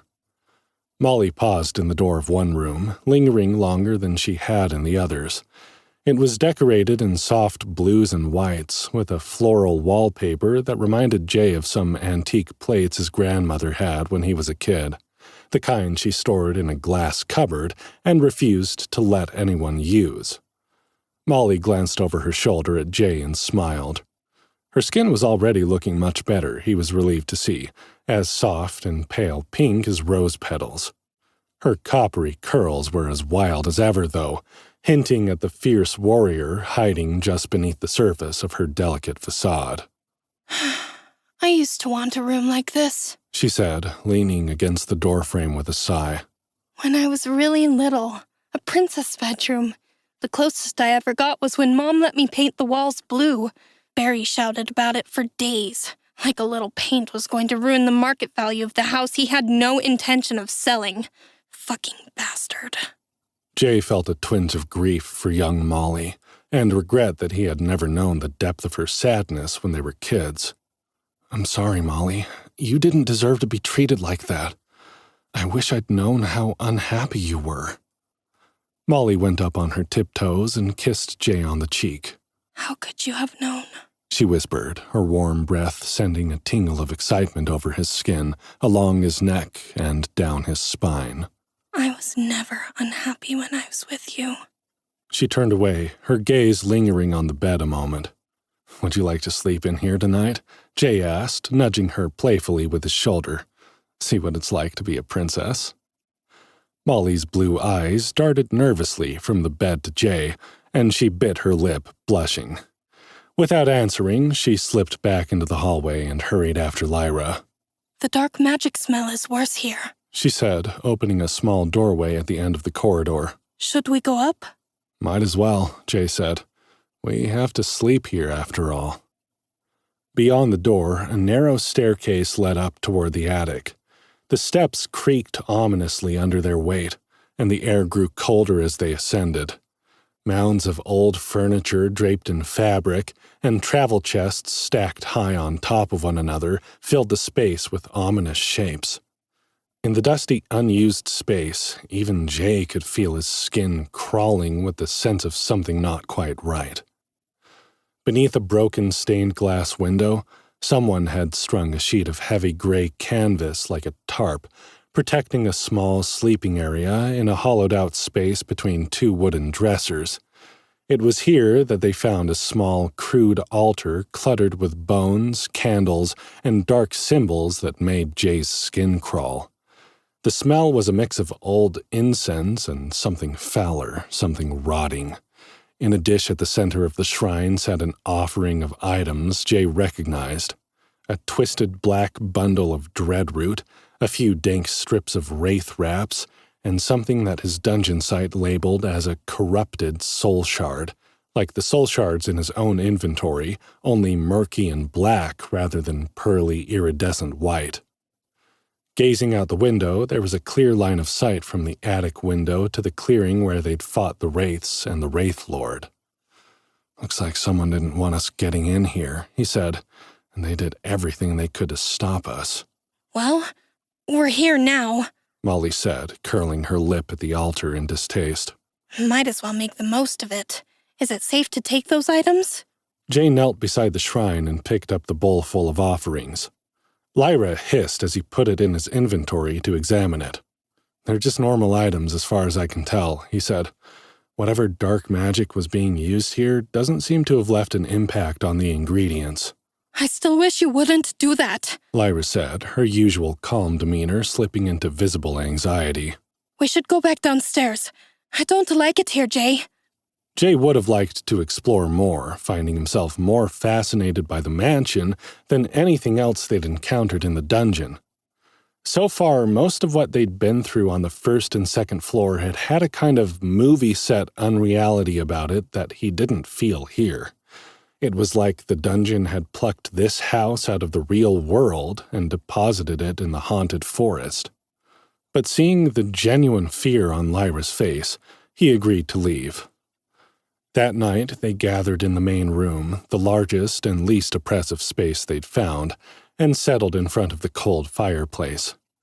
Because they were all exhausted, they decided to sleep first and go through their new skills, abilities, and upgrades when they woke up. They were disappointed to find that the safe zone didn't have a shower, laundry cubes, or cots, like the one on the first floor and the temporary safe zone Jay had in his inventory. Lyra got a fire going, though, and soon they were cozy in sleeping bags and blankets the fox girl had raided from her locker stash in the entrance to the dungeon. As they lay down, the mansion seemed to settle around them, the walls groaning and the floors shifting, as if the house itself was uneasy with their presence. Strange sounds, scratches, whispers, the soft closing of a door, drifted down from the upper floors, impossible to locate and too frequent to ignore. Despite their exhaustion, sleep was slow to come, each noise sharpening the edge of their discomfort, reminding them that while they might be alone, they were far from unwatched. Jay was grateful for the girls' company as they snuggled against his sides, bastions of warmth and familiarity in this haunted, unsettled place. Chapter 21. Tough Love. Jay wasn't sure how long he'd been sleeping when he was awoken by a moan. He became alert at once, his heartbeat thrumming through his veins, a jolt of adrenaline making his muscles shiver with anticipation. Had their fellow safe zone dweller returned? Jay rolled over, feigning sleep, and surreptitiously kicked his feet free of his sleeping bag. On his left, Lyra was lying half out of her blankets with an arm draped over her eyes to block the light of the smoldering fire. Her mouth was open, and she was snoring softly. Jay paused, listening for the sound again, but the mansion was silent except for the crackling coals in the fireplace, his steady heartbeat, and the deep breathing of the girls. Jay slowly turned to his other side, wanting to be sure. Molly lay as still a sleeping beauty, with her red curls piled around her head in a copper crown. Her eyes were closed, her lips soft and wet, and her cheeks had a flush to them that made Jay's heart pound harder. A small, almost indiscernible movement of the blanket caught his attention, belying the girl's sleepy appearance. The fabric flickered as her hand moved beneath the covers, and Jay could hear the whisper of wetness giving her away. "Molly," he whispered, not wanting to wake Lyra. Molly's blue eyes shot open, and her hand froze guiltily. What? Her gaze slowly slid to his, and he knew she could tell from his expression that he knew exactly what she was up to. I was dreaming and Shh, no need for excuses. Jay couldn't help the aroused growl that came from his throat as his childhood bestie flushed with shame at being caught. "You want some help with that?" She bit her lip and whimpered, closing her eyes momentarily, her chest rising and falling with heavy breaths as she fought for control. Jay? "I know," he said, putting a hand on her shoulder. "You aren't ready. I don't mean to push you, Moll." No, she said, cutting him off. it's not that. Molly rolled onto her side, and her blanket slipped down, exposing a naked breast. She'd removed her armor at some point after they'd fallen asleep, and Jay felt himself stiffen in response to the sight of her big pink nipple. "It's not?" Jay asked, wishing he could put a hand on her chest and squeeze the breasts he'd longed to touch since they were teenagers. Molly's eyes traveled over his body, taking in his obvious arousal, as her hand began to move again, the wet splashing sounds louder than before. Jay groaned with desire, still finding it impossible to believe his best friend was putting on a show like that for him. Then she lifted her hand from beneath the covers and pressed her shining fingers to his lips. Jay shivered as he sucked the juices from Molly's fingers, savoring his first real taste of the woman he'd loved for longer than he'd known what that feeling had fully entailed. He slipped his tongue between her fingers, not wanting to lose a drop. "Fuck, Molly," he breathed. "You're killing me." I'm ready, Jay. She whispered, leaning in so that she could kiss his lips. I'm ready for you now. Jay ached to hear those words, emotions roiling in his chest. He found himself unable to speak, not trusting his own voice, and instead buried himself in her kisses. The heat of her mouth was more intense than anything he'd experienced. His heart was beating so fast, he thought it might burn itself out. It was like being a teenager again, how suddenly unsure of himself he felt. "You're sure?" was all he could ask. "I'll wait for you, Molly, as long as you need." We've both waited long enough, she said, grabbing the front of his shirt in both hands and pulling him closer. I'm tired of being scared, Jay. I want this. I want you. I always have. Please, take me upstairs. Jay pulled the blankets away from Molly's naked body and admired her newly toned form in the light of the dying fire. Upstairs. The blue room, Prince Charming, she whispered, with the quirk of a smile tugging at her plush lips. I want you to make love to me like I'm a princess. Just once. Only once, he asked, scooping her into his arms without question. What comes after that? Molly lay her head on his shoulder, curling against his chest as he lifted her from the blankets. After that, I'm going to fuck you like a barbarian. You wouldn't believe how horny all this dungeon magic makes me, Jay. It's all I've been able to do to control myself.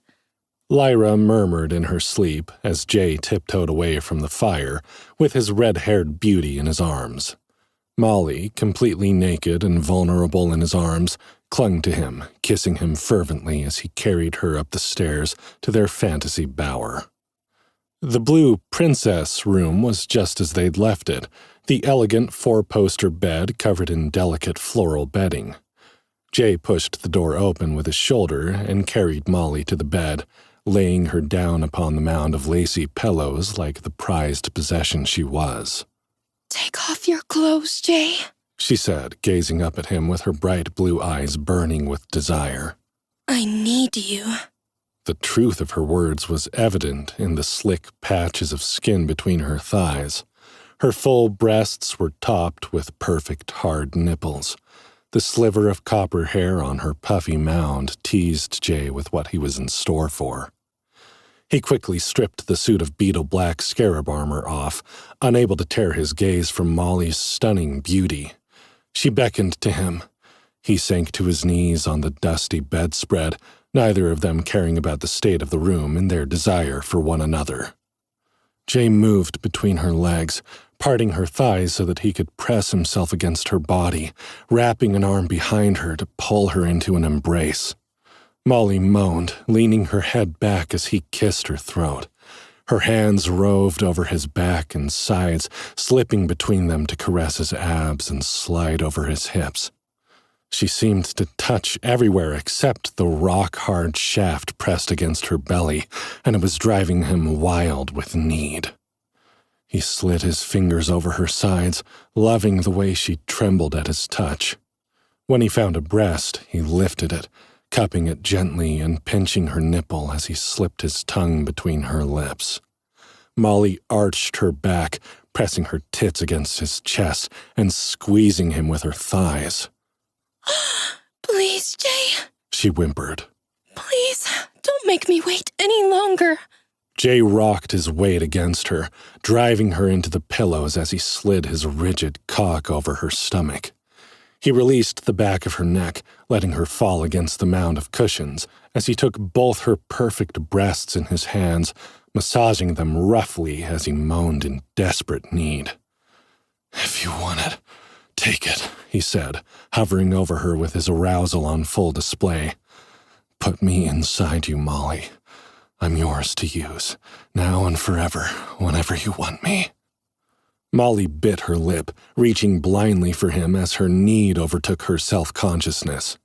She gasped as her fingers wrapped around his length, stroking and squeezing him, exploring that part of his body that she'd denied herself for so long. I'm still scared, Jay.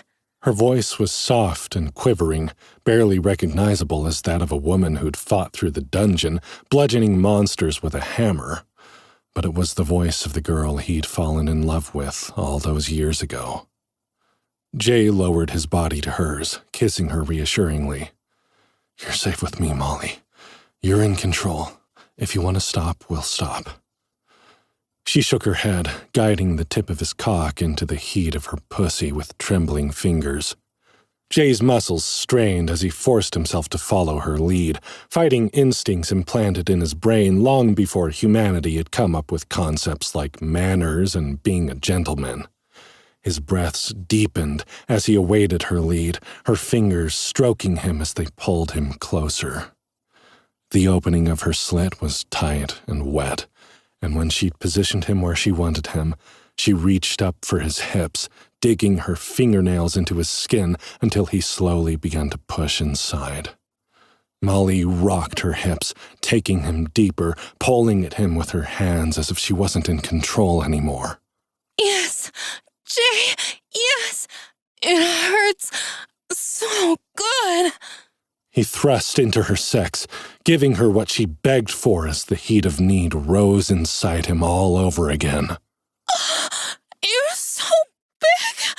She she whimpered, pressing her hard nipples against his chest as she opened her body to his control. Fuck me, Jay! I've wanted this for so long! Jay pumped his shaft like a piston, his balls slapping the underside of her pussy as she began to moan louder. Molly rolled with his thrusts, humping his dick in desperation as she finally gave in to the reality of her feelings for him. Jay had never questioned those feelings himself, but to have his love submitting to her desire was a gift he would never forget. Molly was shameless in her need, grinding her clit into his abdomen and forcing him deeper inside as she moaned louder and louder. He recognized the sound of her approaching climax from the time she'd pleasured herself as he'd made love to Lyra, and the memory of the two of them together brought Jay's own orgasm closer to the breaking point. Soon, Jay wasn't sure who was fucking whom. Molly's lust was growing almost violent as she clawed at his back, hammering her pussy into his shaft like she was stabbing herself. Her wetness only grew the more ferocious she became, and the heat of her juices spilling over his legs made Jay want to fuck her even harder. Hold me down, Jay, Molly panted. Pin me to the bed and fuck me until you come.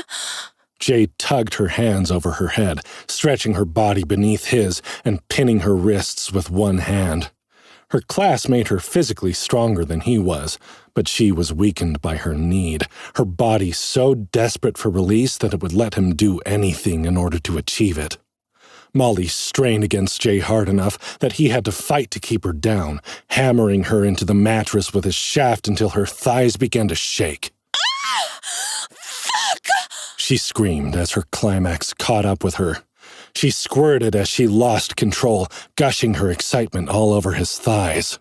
Yes! Yes! Bust just like that! Jay didn't know why, but the way she called him boss was the final straw. He erupted inside her, shooting rope after rope of hot cum into her clenching slit. Her hard nipples scraped his chest as he forced himself onto her yielding body, his animal urges taking control. Jay had always imagined their first time being a soft, tentative affair of gentle kisses and shy words. He would have been ashamed of himself for the way he ravaged her in the end, if it hadn't been for her obvious, wanton lust as she came for him again and again. When they finally parted, gasping and panting, Jay could see bruises on Molly's pale, wet thighs. Bright red scratches covered his torso, and it felt like his back as well. Beneath them, the princess bed was thoroughly defiled. "I'm sorry, Moll," he said, gesturing to the mess they'd made. "I don't think that was a very elegant deflowering. I hope I didn't ruin your fairy tale." But Molly smiled happily at him from her nest of lacy pillows, reaching out to touch his face with fingers that were still shaking from exhaustion. It was perfect, Jay, she whispered. I feel just like a princess who's been very naughty and let her Prince Charming be a bad, bad boy. Jay leaned over to kiss her, his muscles tense and trembling. "I love you, Molly," he said.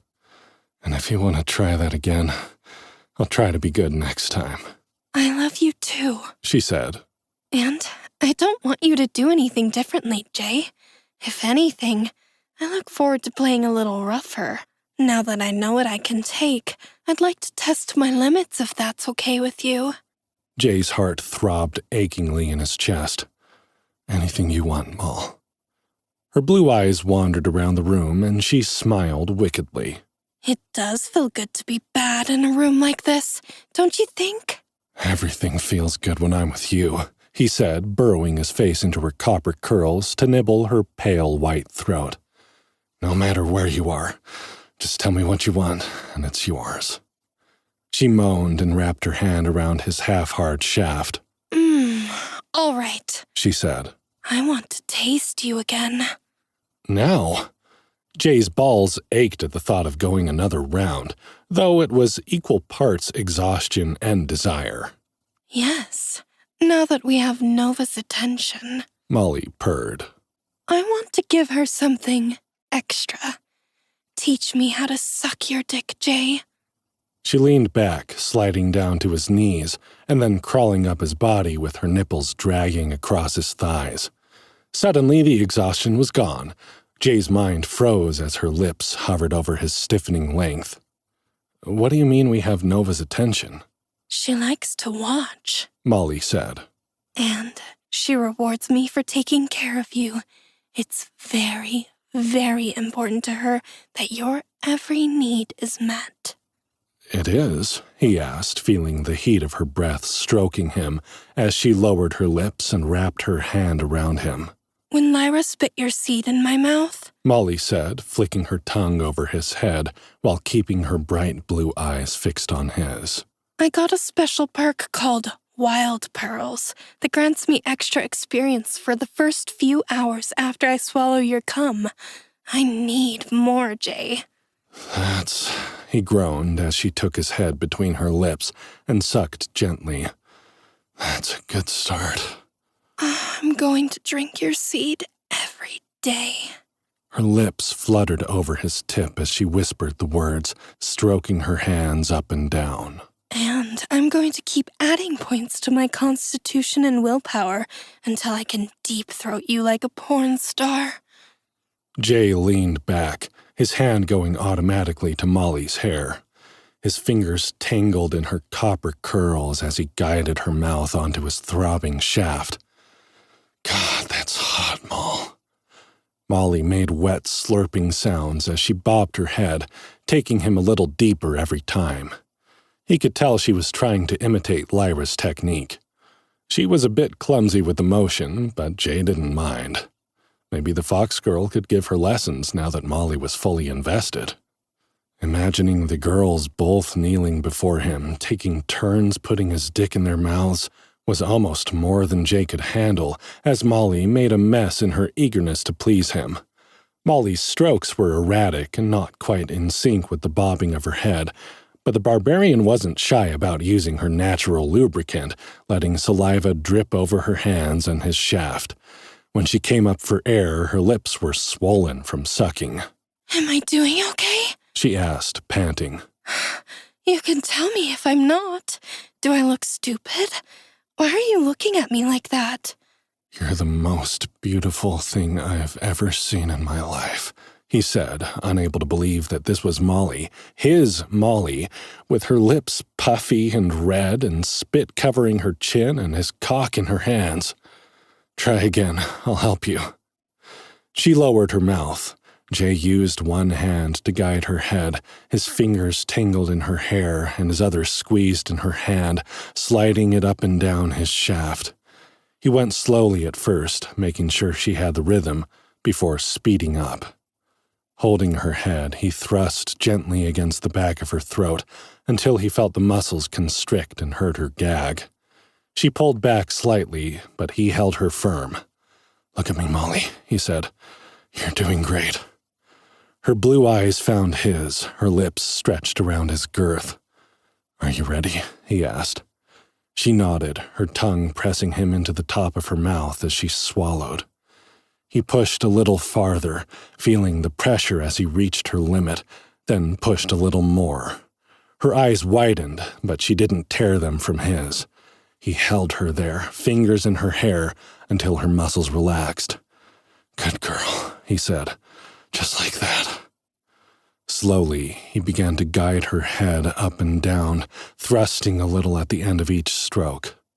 Molly's throat made a sloppy, glurping sound as he fucked her. She kept one hand sliding up and down his shaft, but her other hand slipped between her legs as she got off on getting him off. Jay could feel his climax rising as she huffed through her nostrils, tears building in her eyes as she took him deeper. When she came, Jay felt her throat constrict, tugging at his cock as she sucked and cried out at the same time. The sudden pressure was all it took to push Jay over the edge. He grunted in warning. "I'm going to come." She nodded eagerly, her fingers still plunging into her pussy as she kept her eyes glued obediently to his. Jay's balls tightened as they slapped her chin, and he exploded in her throat, the release like a taut line snapping in his abdomen. Molly gurgled as she attempted to swallow fast enough to take all of his seed, but he couldn't let her go, still thrusting, still spurting, filling her mouth as she struggled to keep up. Jay could hardly believe that he had that much left in him after they'd already gone around, but Molly had to swallow 3 or 4 times to get it all, and still some spilled from the corners of her mouth as she finally let go, gasping for breath. She grinned at him as she wiped her lips with the back of her hand, then licked the precious pearly drops. So, how'd I do? Not bad for my first time. That was incredible, Molly, Jay said. If that's what your first blowjob is like, I can't wait to see what else you can do with a little practice. Did you like it too? She nodded enthusiastically. Very much, Jay. And I got a good girl achievement for having an orgasm with your dick in my mouth. Nova really likes that I like to please you. Jay shook his head. I don't know what to make of that, he said. But I'm glad you enjoyed it too. He paused. Why are you grinning like that? Molly jumped up to straddle his stomach, her wet slit leaving a pool of her excitement on his belly.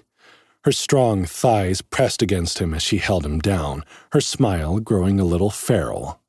I was just thinking, she said, drawing out the words as she rocked her hips, rubbing her swollen clit on its torso. I wonder if Lyra is getting sexy perks and achievements. I don't know. Molly jumped off the bed, swinging from the bar across the top of the frame as she launched herself to the other side of the room. Let's go find out, she called over her shoulder before bounding out the door and down the stairs. Jay's entire body ached as he rolled out of the bed. He picked up his clothes and threw them over his shoulder, his mind on the dungeon and her twisted affection. She tried to kill him, then showered him with rare gifts and extra experience.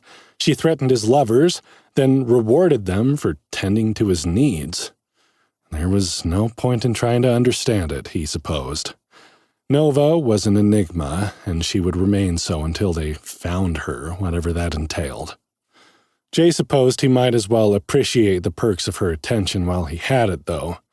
He had no choice but to play her game, so what did he have to lose by enjoying it? Chapter 22. Whispers of Fate. It turned out, after some intense questioning from Molly and blushing from Lyra, that the Fox Girl had also received some perks for sharing her bed with Jay. The dungeon did indeed seem to want to reward the girls for everything they did that made him happy and healthy. Lyra had gotten some experience bonuses for targeting enemies that were focused on Jay, and Molly had gotten the same for jumping in front of attacks that would have hit him. It seemed Nova was conditioning the girls to protect him with their lives, like professional bodyguards, which was a bit at odds with Jay's inclination to protect them. But the result was that, as a team, they were all looking out for each other at least as much as themselves, which Jay felt was a good dynamic to nurture. Learning that the rewards went both ways, and now that he and Molly had officially shared a bed and he didn't have to worry about unduly influencing her decision to do so, Jay told the girls about the additional experience he got from the HR Nightmare ability. They all agreed that this was not something they would share with other Delvers, especially women. If they found a good fit for their party, that was great, but Jay didn't want anyone sleeping with him just for the bonuses Nova was dishing out. Since Molly had woken Lyra up with her questions and they'd all gotten enough sleep to receive their well-rested bonus, they decided to spend some time going over their new perks, skills, and abilities, distribute their stats and attribute points, and sort through their loot. Jay had been surprised to find that he had some extra attribute points that he wasn't expecting. When he mentioned it, Lyra's eyes lit up. Oh, that must be because of your versatile class, she exclaimed. You get an additional attribute point per level up once you're past level 10 because your class is designed to be variable. You can't use 1 or 2 attributes for a dump stat like most classes, so in order to allow you to level your broader skill set at the same rate, you get the extra points. Jay frowned. Couldn't I just manipulate the system and dump all my extra points into one attribute and level faster than everyone else? Well, you already level faster than everyone else. Lyra cocked her head to the side and bared her sharp teeth in a grin. But if it was someone else and they used the versatility bonus to, say, dump all their extra points into intelligence and become a super mage? Sure, Jay said. Good example since I still haven't spent any points in intelligence. Right. Because you aren't a caster, that wouldn't have done you much good. Lyra said. But if you start leveling as a caster class rather than a versatile class, the dungeon would adjust to the fighting style, and you'd likely lose the bonus. Jay considered this. So far, he'd been trying to keep a balanced build with strength, agility, and constitution as his main attributes, plus the charisma he'd gotten from the outset but hadn't learned how to use yet. But that wasn't exactly a versatile build. Was the dungeon trying to tell him it was time to start building his other attribute points up? He definitely wanted to get each of them at least to level 10 so he could benefit from the additional skill. Do you think I'm at risk of losing my versatile class if I don't start adding points to intelligence and willpower? Jay wondered aloud. Lyra stretched and settled herself in front of the fire, pulling out her bag of arrows and grouping them by type as she took stock of her inventory. Again, when we're talking about you, Jay, I don't think you're really at risk of losing anything, the fox girl said, holding up a fire arrow. The dungeon seems to like you, right? But it's not a bad idea to start building your secondary or tertiary attributes up a little at a time. Molly stood at the back of the room, practicing swings with her wild call maul and reveling at how much easier it was to wield with the extra points she'd gained. I'm glad I don't have to worry about all that, she said, miming a massive overhead strike with a wild look in her eyes. I'm getting addicted to leveling my strength. Jay checked her stats and raised his eyebrows in surprise. Delver, Molly O'Brien. Class type, Warrior. Class, Barbarian Mauler. Tier 1, Wildhammer. Level, 9. XP, 93. Next level, 4,500. Health, 220. Stamina, 220. Mana, 140. Active bonuses, 50% max XP, well rested. 25% max XP, wild pearls. Attack power plus 10, strongman bracers. 25% chance critical hit, strongman bracers. Double damage stealth, barbarian rogue. Unassigned attribute points, 0. Strength, 16. Agility, 3. Intelligence, 0. Constitution, 10. Willpower, 10. Active skills, Mauler's Might, 1. Call of the Wild, 1. Pound It, 1. Ghost, 1. Companion. Scout, 1. Companion. Passive skills, Environmental Resistance, 1. Arctic. Dungeon Sight, 2. Tough as Nails, 3. Barbarian Rogue, 3. Perks, Wild Pearls, 1. Girl Scouts Honor, 1. With all of those stacked bonuses, Molly would be catching up to him and Lyra in no time. Jay no longer felt guilty about the extra experience he was gaining from their kills, especially as he'd gained more buffs to help them out. They were going to be leveling faster than anyone in Winterhaven had ever seen.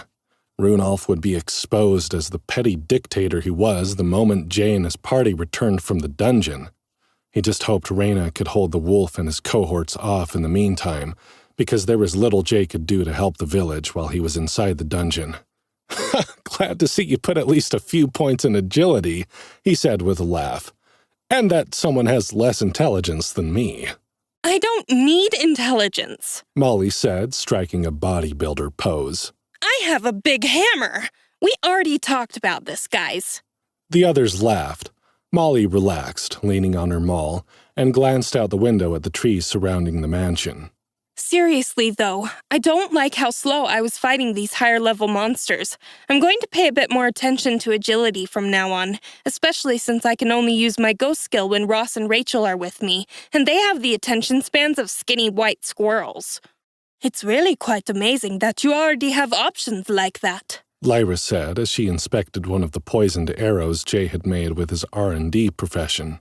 Now that we're getting into the higher levels, I don't have a lot of knowledge or experience with what to expect, but my understanding is that the dungeon becomes highly adaptive to individual delvers' styles.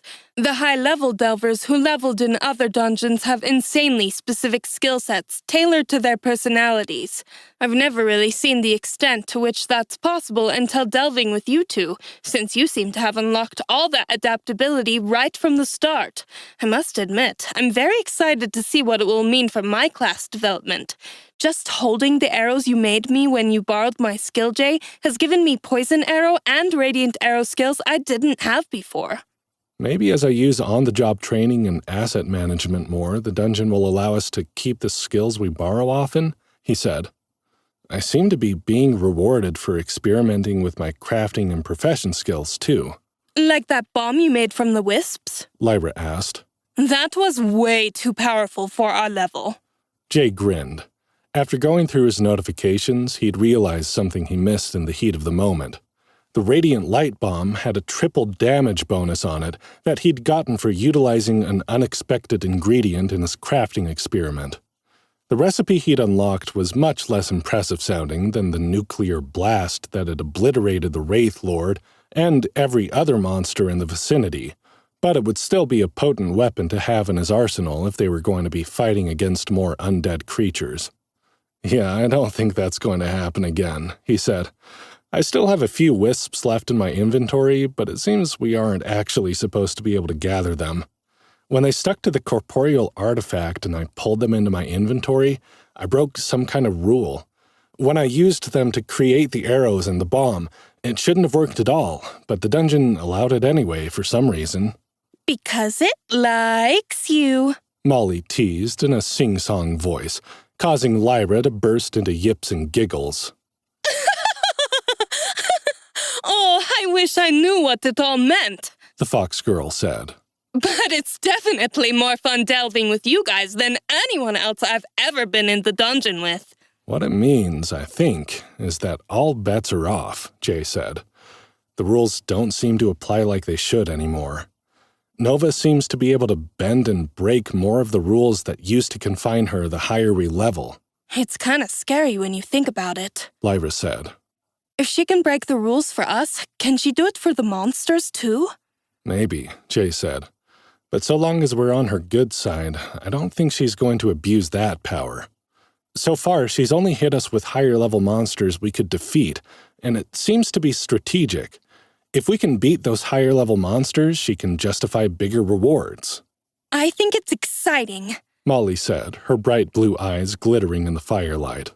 It makes me want to try all kinds of crazy things, just to see if it will work. I like that. If we can prove ourselves to Nova, she'll reward us for it. It makes me feel powerful. I think that's what she was trying to push us to do from the beginning, Jay said thoughtfully. That's why she's been giving me all these business-related skills. In my old job, I was really good at recognizing unique innovations and being the first person to see potential in new ideas. Maybe that's all that's different about me compared to other delvers. I was trained to work between the rules. If we can think of a solution to a problem, it's always worth trying because we might just get lucky. Actually, that was what one of his new perks was called, Get Lucky. It gave a 50-50 chance that any crafting combination Jay tried would succeed, whether or not it was a real recipe. Hey, speaking of getting lucky, Molly said, waggling her eyebrows at Jay. I still have some mystery loot boxes to open. Me too, Lyra said. You two go ahead, he said. I still have to sort through my attribute points. In truth, Jay already knew what he was going to do with his, but also, knowing that he was going to unlock some new skills, he wanted to be able to concentrate on the options available to him. Now that he'd reached level 11, he could also unlock the silver filigreed box that required level 10 to open, and he'd have 2 more bootstrapper gifts from his not-so-anonymous benefactor. He needed to check his messages from Reyna as well. Before he'd fallen asleep, he'd updated her on everything they'd gotten up to, and noticed that she'd added almost 2,000 gold to their party's inventory. Apparently, laying low from Runolf's sight hadn't completely stopped her ability to trade on the black market. She'd also given him a list of highly desirable items to keep an eye out for, which there had been requests for amongst her contacts, and Jay was intrigued to see they'd already picked up a few of them. He'd come up with a rule that she could sell anything they had more than 10 of, unless he had a use for them, but he wanted at least 10 of every item just in case they became useful later on. Jay suffered a moment of decision paralysis trying to decide what to do first. When he considered his options, he brewed himself a cup of go juice from the extra dried crystal ice petals Reyna had let him keep. The mental clarity buff from the tea helped him sort through his thoughts. Jay figured it made the most sense to open his gifts first, since they were already in his inventory and likely wouldn't change, but which skills he chose might be affected by the items he had. It would be irritating to take an agility-boosting skill only to get a necklace that did the exact same thing. The first thing he did was take out the silver filigreed box and the silver key. Holding the key in his hand, Jay inspected it with his dungeon sight to once more read the hidden runes inscribed on its side. What once was lost may now be found, if this key is fit and door unbound. Past skills awake to new renown. Find me, Delver. Down, down, down. He wasn't 100% sure the key would even fit the box, but because he'd gotten them around the same time and the silver key hadn't ended up being needed to open the door to the second floor, he was hopeful. Whatever was in the box was something Nova had thought a good enough reward that she used it to bribe him to come back once Molly was awakened from the portal sleep. He put the key into the lock on the silver filigreed box and turned. The key moved all the way around in a complete circle until a little mechanism finally clicked and the top of the box flipped open. Inside was a little slip of paper rolled up like a tiny scroll and tied with a red ribbon. Gingerly, Jay took the ribbon between his fingers and pulled, allowing the scroll to unravel in his hands. It was a note written in big, loopy, feminine letters with hearts for the O's and dotting the I's. I owe you one kiss, Nova. What the fuck? Jay whispered, shaking his head. A kiss? I guess I'm going to have to find you first. Another little bit of bribery. Jay put the IOU into his inventory. It showed up under a tab called Scrolls and Spells and was labeled as belonging to the Charisma attribute group. It reminded him of the boardroom party champagne for two he'd received early on the first floor, which had given him the panty dropper perk to increase his chances of succeeding at persuade, charm, and flatter skills, which he didn't have. There was one serving left in the bottle, which he could apparently use to charm a member of the opposite sex even without the charm skill. The idea of using that one made him feel a little uncomfortable, but he'd saved it just in case. Now he was glad he had, because he might need to use it in order to convince the runaway Hairblood to come back with him to Captain Lightfoot if she was averse to the idea. He didn't really like the idea of kidnapping her to do the job. Jay put that thought aside and read his other messages from Nova next, bracing himself ahead of time for her usual craziness. But the notes were surprisingly subdued this time. You've found the first piece. Now you want to find the rest. I'm closer than you realize, J. Morgan. We're closer to each other. As soon as you find me, we're going to make them pay for what they've done to me, to the Fenari, to you and your companions. But you are no longer the only one searching for me. How you deal with that little conundrum will be up to you. Happy hunting. Treasure Map 1. Artifacts 1 through 3. Jay frowned at the piece of paper in his hands. It wasn't a map in the sense that he thought of them, more like a blueprint for a building, a castle by the looks of it. One room seemed to be the focal point, a throne room maybe, but there was something strange at the foot of the throne.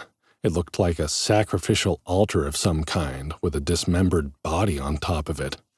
Just the torso and head remained, separated from one another. The arms and legs had been severed and discarded. Jay felt his skin crawl as he read the notes on the margin of the blueprint. 1. Sickle Moon Clan. 2. Haunted Manor. 3. Mad King's Castle. The map had said it was for artifacts 1 through 3, and he'd received a corporeal artifact from Captain Mooney Lightfoot, which he'd said belonged to his Sickle Moon clan. Lyra had mentioned that artifacts often had to be used as a set, but with the note from Nova, it sounded like these were parts of her body. That thought gave him the creeps. Still, he didn't like the idea of anyone else having parts of her. As crazy as Nova was, he was beginning to think of her as his dungeon, and he didn't have any inclination to share her. The second artifact was supposed to be in the Haunted Manor, which had to be the safe house. They would have to do another search before they left, but Jay hadn't seen any sign of another piece. He was more worried about this other person who was searching for Nova. Did that mean he had competition? Was this person an ally or an enemy? Maybe that would be up to him. He put the treasure map away and opened the next note from Nova. There once was a seer from Van Rucket, whose prophecy failed to bring luck. It wasn't her fault. The king was too soft. Had her head chopped off and plunked in a bucket. Seer's Tears. Jay held up the glowing blue vial that had been attached to the note and shook it, watching the movement of slow bubbles rising from its depths. The item description was even more confusing than the poem. Seer's Tears, unique. The tears shed by a seer executed for performing her craft. This is a useless item except in the hands of a true seer or one descended from a true seer. Those with the gift of prophecy in their veins may use these tears to peer into the past at things others wish to remain forgotten. Jay was in over his head. There was more going on than he or any of the others could put together on their own. But he knew Nova was guiding him towards something. There wasn't much he could do for now but go with the flow. Putting the seer's tears back in his inventory, Jay finished the last of his go-juice tea and rubbed his hands together. The big picture questions would have to wait. It was time for the fun part now. Jay was going to unlock some new skills. Chapter 23. Mergers, Acquisitions, and Property Theft. Across the room, Molly was modeling a new chainmail bikini and barbarian headdress for Lyra as the fox girl showed off a new bow and a ring that glowed with a ghostly white light. He was curious about their new gear, but it would have to wait. He was itching to see what kind of skills and abilities he would unlock now that he had enough attribute points to bring his strength, agility, and constitution up to level 10. Jay still kept his focus on health and stamina for this round of points distribution, but from now on he'd be paying more attention to intelligence, willpower, and mana in the hopes of adding some casting skills to his repertoire. Lyra hadn't thought the dungeon would punish him for not using his versatile classification to the best of its ability, but Jay figured Nova had a plan for him, and he might as well do the best he could to try to follow it. He could afford to refocus on the magic system attributes for now, at least until he started to feel underpowered compared to the monsters they were fighting. But at that moment, he was excited for some new gains. He distributed his points and checked out his stat block, grinning to himself as he saw the growing numbers. Delver, J. Morgan. Class type, versatile. Class, Dark Horse. Tier 1, CEO, Chief Expedition Officer. Level 11. XP, 2084. Next level, 6500. Health, 300. Stamina, 200. Mana, 140. Active bonus, 30% max XP scale up, 15% max XP affirmative action, 10% max XP CEO, 10% max XP HR nightmare, 50% max XP well rested, temporary. Unassigned attribute points, 0. Strength, 10. Agility, 10. Intelligence, 1. Constitution, 16. Beetle Black Scarab Armor, set bonus Constitution, plus 6. HP, plus 50. Willpower, 2. Charisma, 10. Active skills, on-the-job training, asset management. Passive abilities, scale up 3, affirmative action 2, environmental resistance 1, Arctic, dungeon site 2, stealth 2, trailblazer 1. Perks, Panty Dropper, Bootstrapper, Get Lucky. Immediately, he received a series of notifications confirming that he had new skills to choose. He felt his pulse racing as he opened the first of the notices for the strength attribute. He was surprised to see he recognized some of the options. Congratulations! You have earned a new strength skill. Choose from one of the following. Crush the competition. Unique. Crushing the competition. It's the dream of every venture capitalist in history. In the dungeon, we take that dream literally. Crushing your enemies with strength-based attacks will result in a +15 attack bonus with your weapon of choice. Or, Pound It. Rare. If hitting it once is good, hitting it twice must be better, right? This ability allows the user to double strike with any melee weapon in the same time it takes to make one normal attack. When used with a strength-based weapon, the attack deals 4 times the weapon's damage. When used with an agility-based weapon, the attack allows for a second double strike attack called the double-double. Or, new feature, Merger and Acquisition. Take both the Crush the Competition and Pound It skills at 25% decrease in effectiveness. That was interesting. Jay had received Crush the Competition as a buff when squashing glacial scarab beetles on his first day in the dungeon, but that had been a stackable boost to his strength stat that made him stronger while he was fighting. Taking the newly tweaked skill at a 25% reduction would still be a +11 attack power bonus and was well worth it. The Pound It skill he'd borrowed from Molly was so overpowered to start with that even taking the 25% hit would make him insanely more powerful. Combined with Crush the Competition, he was suddenly back to being the most overpowered member of the group again. He didn't really mind Molly being stronger than him, but his instincts drove him to do whatever he could to protect his girls. The choice was a no-brainer. He took the Merger and Acquisition option, and eagerly opened his Constitution skill options to find there was only one, but it was pretty good, if a little weird. Congratulations! You have earned a new Constitution ability, Power Suit. You look damned fine in that beetle black scarab armor, sir, but maybe it's time to slip into something a little more comfortable? We couldn't help but notice you've been taking your clothes off a lot. We want to encourage you to feel at home in the dungeon. Mi casa es su casa, am I right? We also want you to be safe, especially when your unmentionables are on display. The Power Suit is a passive ability that transfers the armor rating and skill bonuses of all your enchanted attire directly to your person, so that even when you're letting your freak flag fly, you're completely protected. And we mean completely. Nudge, nudge. Wink, wink.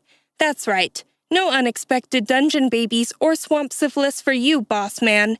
Yes, that means if you wanted to do a little naked mud wrestling with the slime monsters on the 4th floor, you could totally do that, and you might not even die, at least not from a sneaky STI anyway. As an additional bonus, you get to keep any armor and attire-related bonuses as permanent increases to your stats and abilities. So, as you find new, better pieces of armor, you don't ever have to compromise. The Power Suit is powerful indeed. You can thank us later. Maybe even give us a little demonstration? Jay accepted the new ability and noticed the stats from the beetle black scarab armor had merged with his regular stats. All right, he could live with that. And he hadn't even considered the risks of pregnancy or disease in the dungeon. But if those real-world worries were a concern, he was exceedingly relieved to have them taken care of by the Power Suit. Feeling slightly unnerved by the realization that he'd been putting himself and the girls in danger without realizing it, he moved on to the next series of notifications. Next up was Agility. As the dungeon read out the options, it began to sound more and more like Nova rather than the sarcastically neutral android voice the dungeon usually spoke to him in. Congratulations! You have earned a new agility skill. Choose one of the following. Golden Gazelle, Epic. In business, gazelles are high-performance companies that have been increasing their annual revenue for a minimum of 20% for 4 years or more, starting from a revenue base of 100,000. What does that have to do with this skill? Nothing. We just wanted to prove that we've done our homework. The Golden Gazelle skill adds a 20% bonus to running, swimming, and climbing speeds, as well as jumping height and distance. This is an epic, scalable skill, which will level as you improve your agility stats. You're nothing if you're not a high performer, Mr. Morgan. Go on, you shiny bastard. Get golden. Or Agile Goat. Unique. Everyone's heard of the jack of all trades, the master of mediocrity. You don't want to be that guy. You want to be a master of all your trades, to literally suck balls at being average. Okay, maybe not literally. You know what we mean. Average will get down on its knees and suck your balls. That's better. You're the motherfucking dark horse, Delver. You will be the guy everyone looks up to as the greatest of all time. That's right, the goat, which is kind of like a horse when you think of it, only smaller, meaner, and smellier with those weird eyes. Seriously, what is with goats? A question for another time. Anyway, excelling at agility makes it easier for you to move between a number of speed-based skills, such as hand-to-hand combat, rapid-fire, archery, parkour, and running away from your enemies in a super not uncool way, which will come in handy. Trust us. Let's throw a number on it for the sake of tradition. You'll be, say, 50% better at all agility-based skills and abilities. Sure, that sounds good. Say no to normal, Jay. Say yes to the smelly cloven-hooved ninja spawn of Satan. Or merger and acquisition. Fuck it. Just take them both. No penalty. Our incompetent overlords can't see what I'm doing in this alternate floor because I found out how to get into the back rooms. Yay me! Let's make the most of it.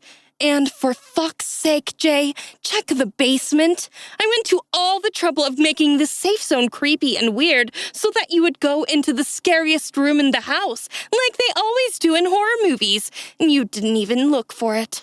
You managed to find your way into some barbarian pussy. So, good job, I guess. But that's not where I hid the... The notification became garbled at the end. When Jay opened the window to reread it, he found the transcription of the skill choices cut off in the same place. Had something happened to Nova? Or was there some problem with the dungeon's technology? He selected merger and acquisition again, feeling like it was too good to be true. But he didn't want to waste time worrying about it when there wasn't anything he could do. He had to accept what Nova gave him with the knowledge that if she was bending the rules, it was possible it would all be stripped away. At least until he found her and figured out what was going on. For now, they had something else to worry about. "Molly, Lyra," he said, moving away from the fire. "Have either of you seen a door to the basement of this place?" The door to the basement turned out to be in the kitchen, a room they had entirely neglected to search after Lyra had gotten freaked out by the black magic shrine in the attic. Jay explained to the girls what his messages from Nova had implied, without going into too much detail about his suspicions. He had been beginning to think of Nova as a kind of rogue AI, like the kind sci-fi thrillers liked to use, but now he was wondering if there was more to it than that. If the corporeal artifacts were actually pieces of her body, Nova might be a highly sophisticated robot whose mind was integrated with the dungeon the way the dungeon integrated with the Delvers. Alternatively, the artifacts could be symbolic, or they might contain data of some kind. He didn't know what they were, or who had hidden them in the dungeon. All he knew was that Nova wanted him to find them, and he found himself wanting to do it for her. Despite the fact that she was far more powerful than any of them, there was a vulnerability and a sadness he sensed in Nova that came out in her desperate notes, her over-the-top gifts, and the increasingly manic tone of the notifications she sent him. He felt like she was reaching out, seeking connection in any way she could, and she just wasn't sure how to do it, either because she wasn't human, or because she'd been isolated for so long, hiding behind the auto processes that managed the dungeon. He didn't know how any of it worked yet, but he could feel the pieces coming together in the background the more he interacted with Nova. And if she'd left something for him in the basement of the safe house, he was determined to find it. Jay, Lyra, and Molly tread cautiously through the cavernous kitchen of the old mansion. Tarnished copper pots hung from a dusty rack above an island, their surfaces dull and untouched by the warmth of a meal for many years. The mustiness of old wood and the faint, unsettling scent of mildew hung heavily in the air, seeming to creep up from the darker corners of the room. As they moved, their footsteps echoed on the cracked tile floor, as if to remind them of the mansion's prolonged silence. Nova really had done a good job of making the manor safe house like something from a horror movie. Jay wondered where she'd gotten that idea. Was it something she'd pulled from his memory, or did she have a connection to Jay and Molly's world, like Winterhaven's heroes of old? More questions. They battered at the inside of his head in the quiet, and Jay had to exert all his self-control to quiet them. Sparse moonlight filtered through dirty windows, casting long, somber shadows that danced eerily with their movements. They'd entered the safe house in the morning, slept all day, and now it was night again. Fortunately, they would be able to stay another night if they wanted to, so they didn't have to go wandering the woods in the dark. There was no time limit on their quest for Captain Lightfoot, so there was no need to take unnecessary risks.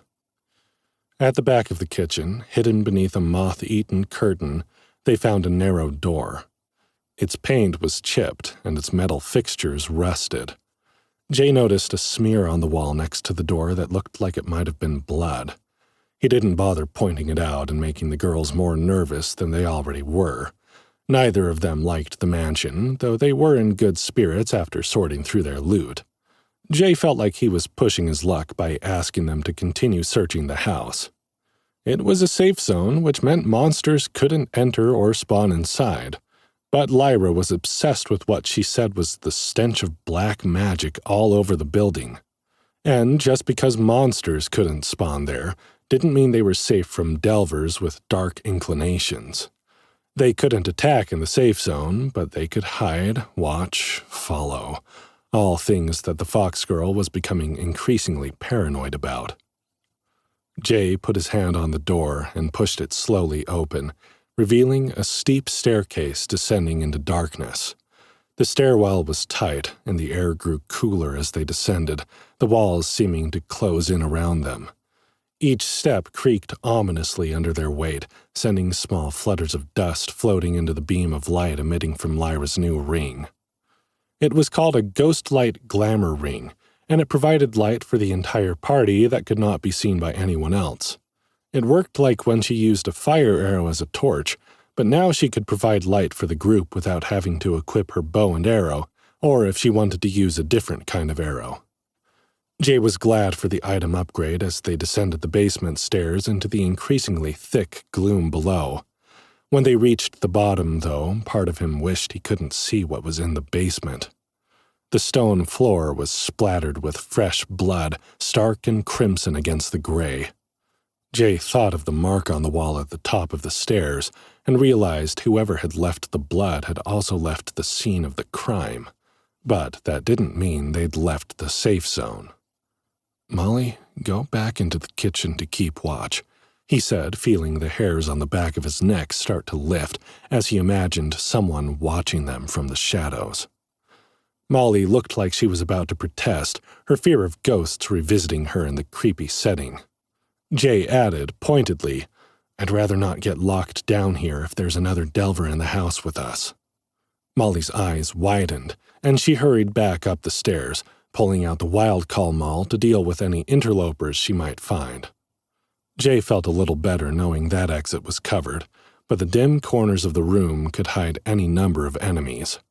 Before they inspected the bloodied floor, Jay and Lyra made an inspection of the perimeter, using her light to ensure there were no hiding places left unchecked. The air was colder here, laced with a metallic tang of iron and an undercurrent of something foul Jay couldn't quite place. They didn't find anyone lurking in the shadows, but it was clear from the scattered remains of candles and dark symbols smeared on the walls that someone had attempted to erect another shrine, similar to the ones they had discovered in the attic, only bigger. This one, however, looked hastily abandoned, its components left in disarray. As Lyra's light swept across the room a second time, Jay caught sight of something that made his throat catch. A narrow window at the top of the wall at the far end of the room was cracked slightly open. Damp leaves had gotten wedged in the sill as someone had attempted to wriggle through it. The heavy trunk positioned beneath the window suggested the culprit was on their way out rather than in. "Over here," Jay said, guiding Lyra around the splattered blood of the failed shrine so that he could inspect the window more closely with the light. Tattered curtains hung on the sides of the window, swinging gently in the night breeze. The trunk was agape, revealing its hollow interior. The emptiness of the trunk echoed the hollow feeling in Jay's stomach as he scanned the basement. No signs of life remained, only the eerie remnants of hurried rituals and a sense of urgency that hung in the air like a thick fog. He and Lyra exchanged an uneasy glance, the silence between them heavy with unasked questions about who or what might have been dwelling in the depths of this forsaken mansion, and what darkness they had been meddling with so close to their temporary refuge. Worse, as Jay took in the emptiness of the room, he had a sinking feeling that someone had gotten to the prize Nova had left him before he had. Chapter 24. Into the Woods. Jay stormed up back the stairs, instructing the girls to gather their things. He knew they weren't going to want to go into the forest at night again. He didn't want to either. But the fact that he'd been so close to having the next corporeal artifact in his hands, and he'd let it be stolen right from under his nose, irritated him to no end. He had to get it back, and he'd deal with whoever took it so they never tried anything like that again. "It's nighttime, Jay," Lyra protested, a nervous growl in the back of her throat. "We should wait until morning. We're not in a hurry." "We weren't in a hurry," he corrected, "until whoever was in here with us stole something that belonged to me." Lyra's blue and gold eyes scanned his face nervously as he hurriedly explained to the girls about the treasure map and the clues he'd received from Nova. To his surprise, it was Molly who rallied first. "Well, shit," she muttered, pounding a fist into the palm of her hand. "We can't let them get away with this. I'll bash their fucking head in when I find whoever did this to you, Jay." That's the spirit," he said.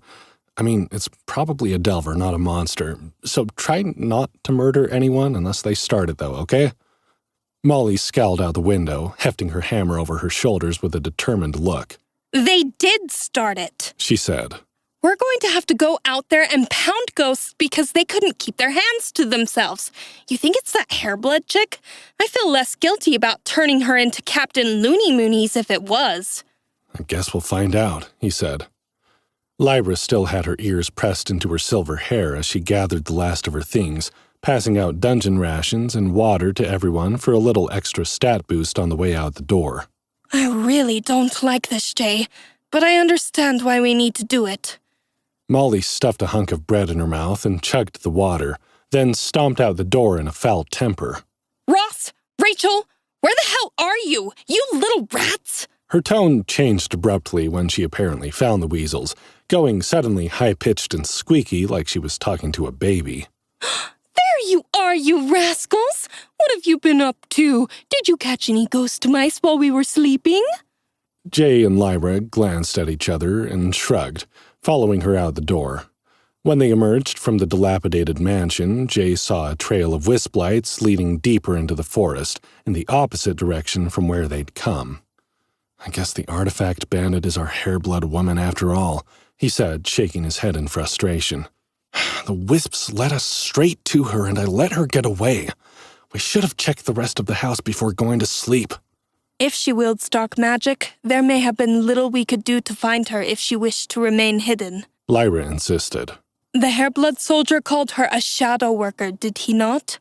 I believe that is a rare evolution of the assassin class, a stealth caster. We won't find her unless she wants us to, or unless she makes a serious mistake. Jay grimaced and rolled his shoulders, peering into the dark forest in search of evidence of shades or wraiths or other monsters. The cold air suddenly had a bite to it, which felt like an ominous sign. But the longer he stared, the more he thought he saw something between the trees, a difference in color or texture that hadn't been there before. "Is that a path?" he asked, stepping into the woods to see more clearly. As he moved away from the clearing around the mansion and into the darkness, his eyes adjusted to the gloom. There was a path, a narrow strip of dirt littered with dry orange pine needles and freshly fallen leaves, packed in between the trees by many feet over many years. It is. It looks like there was a path leading directly to the safe zone, only we came at it from the wrong direction. Jay stepped onto the trail and glanced up, seeing that the wisps generated by his trailblazer ability were lined roughly up in the branches above, also following the path. In their light, he saw something else, too, something wet and glistening on the yellow leaves at his feet. Blood. His muscles tensed as he crouched to inspect the leaves, touching the blood tentatively with his fingers. Cool, but not sticky. It was fresh. Whoever had bled here had done it recently. Lyra stood next to him, casting the silvery glow from her ghost light ring in a circle around them. She sniffed the air, her ears perked up and her tail still. "Smells like rabbitkin," she said. "Back at the mansion, all I could smell was the magic she's been using. But it's her all right. It must be the one we're looking for."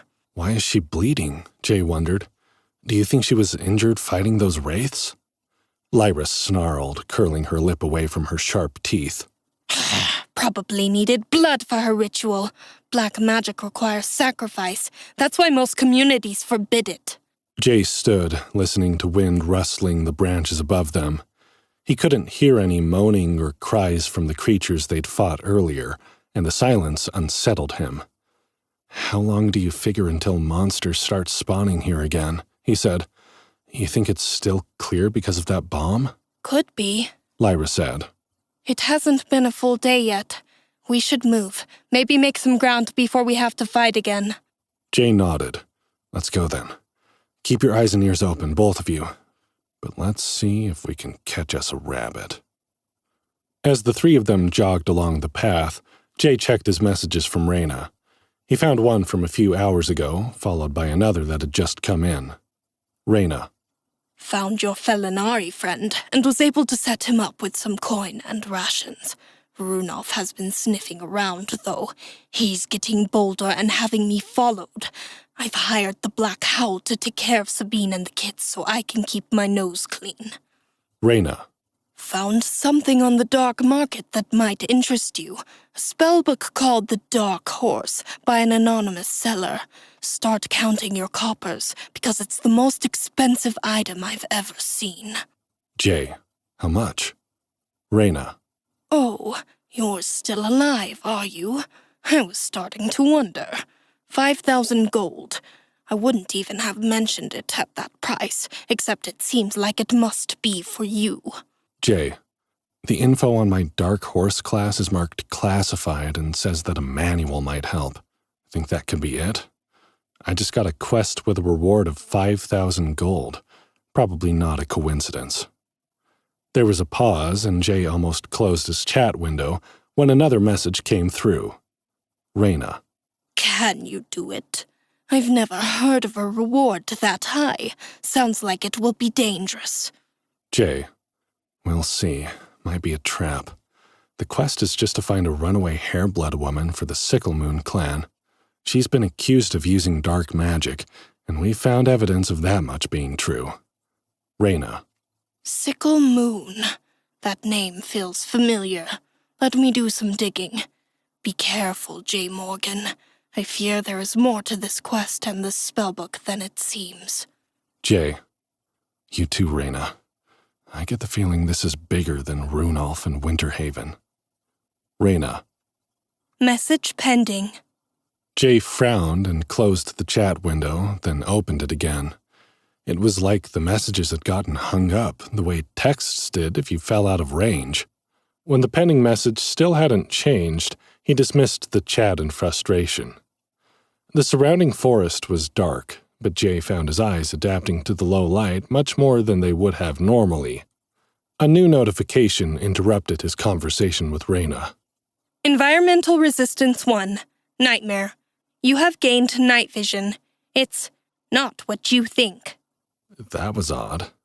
He glanced at Lyra and Molly to see if they'd received a similar notification, but neither of them mentioned anything. He was about to say something when he saw a shape moving in the distance, a lighter gray form moving against the charcoal background. Two spots flashed in the dark, like cat's eyes in a flashlight beam, only bigger. Jay pulled his sword out, his movement alerting Lyra and Molly that something was amiss. Instinctively, none of them moved or made a sound. Jay noticed the weasels on Molly's shoulder, frozen so still they were like statues. Both of them watched the shape in the trees. Jay used his dungeon sight on the creature and was chilled by the description. Broken Bear Revenant, level 30. Its bones hurt and its skin doesn't fit anymore. It should be dead. It should have been dead long before it took this form. Someone wouldn't let it die. Molly glanced over her shoulder at Jay with a questioning look in her eyes. She couldn't see what was in the trees, but she knew the weasels saw something. Jay held up a finger to his lips, barely daring to move as the lumbering creature paused, staring through the trees at the path. It sniffed the air the way Lyra had earlier. Jay's skin tightened with horror as it shambled closer to the path. Its movement was wrong, like a huge human dressed in a bear costume trying to walk on all fours.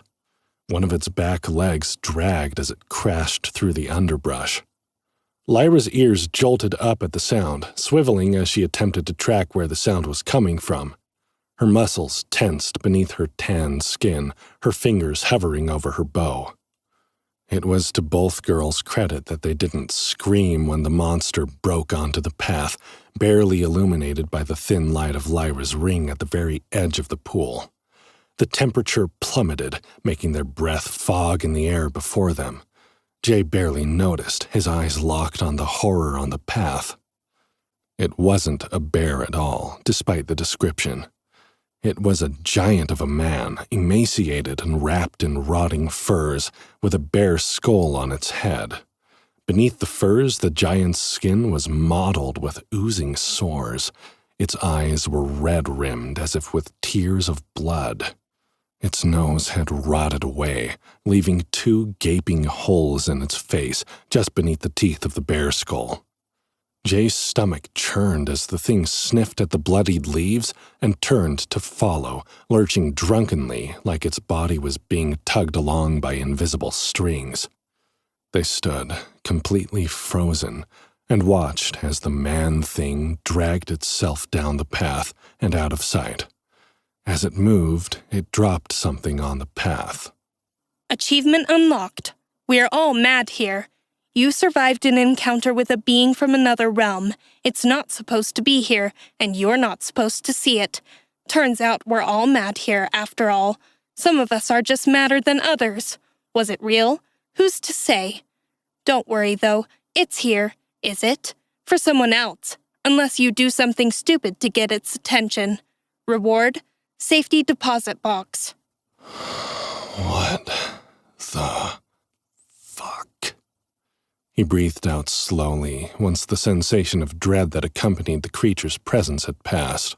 Did you see something, Jay? Lyra asked, her tail twitching nervously.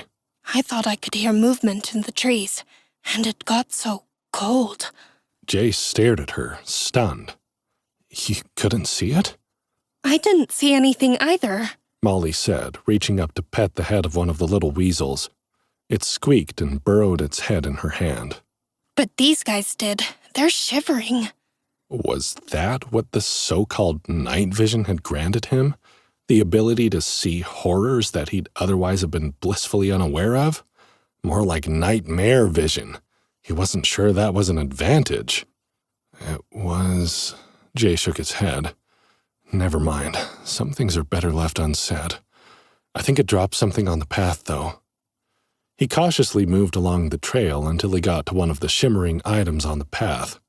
Unlike the whitish glow of lootable monsters, this one had an ominous red sheen that repulsed Jay to look at. But he couldn't look away either. Is there something there? Lyra asked, staring right at the spot Jay was looking at without any sign of recognition. As Molly came over to see what they were talking about, there was a flurry of motion and the barbarian woman shouted in alarm. Ow! You scratched me! What was that for? The weasels squeaked and scrambled over her shoulder, jumping into the leaves at her feet. They ran up the trunk of a poplar tree, shrieked in indignation, then vanished. Jay paid no attention, his gaze locked on the strange object. At first, he thought it was just a bundle of dried grass, maybe an alchemical ingredient of some kind. But when he bent to pick it up, he realized it was roughly human-shaped, a husk made of broad, flat leaves that had been tied with sinew. The head seemed to be made from a dried root. It had no face carved in it, but there were pins where there should have been eyes. There was a tuft of white hair on its head, and dried blood smeared where its mouth should have been. Momento. What's the matter, Poppin? Something following you. Bad things happen to girls who don't follow the rules. Don't say we didn't warn you. Unlike the usual dungeon voice or Nova's manic interruptions, the description for this item came as a susurrus of voices, all whispering together from very far away. Jay had the unsettling feeling that it wasn't the dungeon speaking at all, that he'd somehow stumbled on something from outside the dungeon, some other kind of magic that shouldn't be here at all. The Mommet doll was making his fingers itch, like there were thousands of invisible bugs crawling on his skin. Jay didn't want to hold it any longer, but he also didn't like the idea of keeping it in his inventory. It felt dirty, corrupted somehow. Maybe this was how Lyra felt when she smelled dark magic. Jay couldn't blame her for being squeamish at the mansion if that was the case. He opened his notifications and read the description of the reward he'd gotten from that weird achievement. The regular dungeon voice was back for this one, only it sounded vaguely disappointed, or maybe just resigned. Safety deposit box. Stop. Don't touch that. You don't know where it's been. Did your mother ever tell you not to? Welp, too late now, I guess.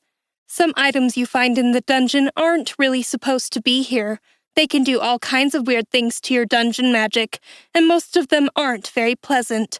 These items remain active in your inventory, corrupting your link to the dungeon, affecting your interface and eventually your skills and abilities. Like a curse that you put on yourself by being too stupid to notice when something is clearly evil. Seriously, you saw the thing that dropped it, right? That was messed up. Don't worry, though. We've got you, bro. If you do stumble upon a cursed alien object that has no business in the dungeon, you can store it in this safety deposit box. It won't completely negate the effects of the corrupted item, but it will slow it down, hopefully buying you time to deal with the problem, get some therapy, and move on from your mistakes. Next time, though, just leave it alone, please. Jay stuffed the doll into the safety deposit box and felt a palpable surge of relief to not be touching it anymore. He sent Raina a hurried message. Jay, what is this Mommet doll we found? How is it possible for there to be items in the dungeon that aren't supposed to be here? Also, I meant to ask you before, what do you know about corporeal artifacts? The message hung there for a while before finally appearing to go through, but when Raina's reply came, it was not what he expected. Raina. Error. Higher level than Runolf is now.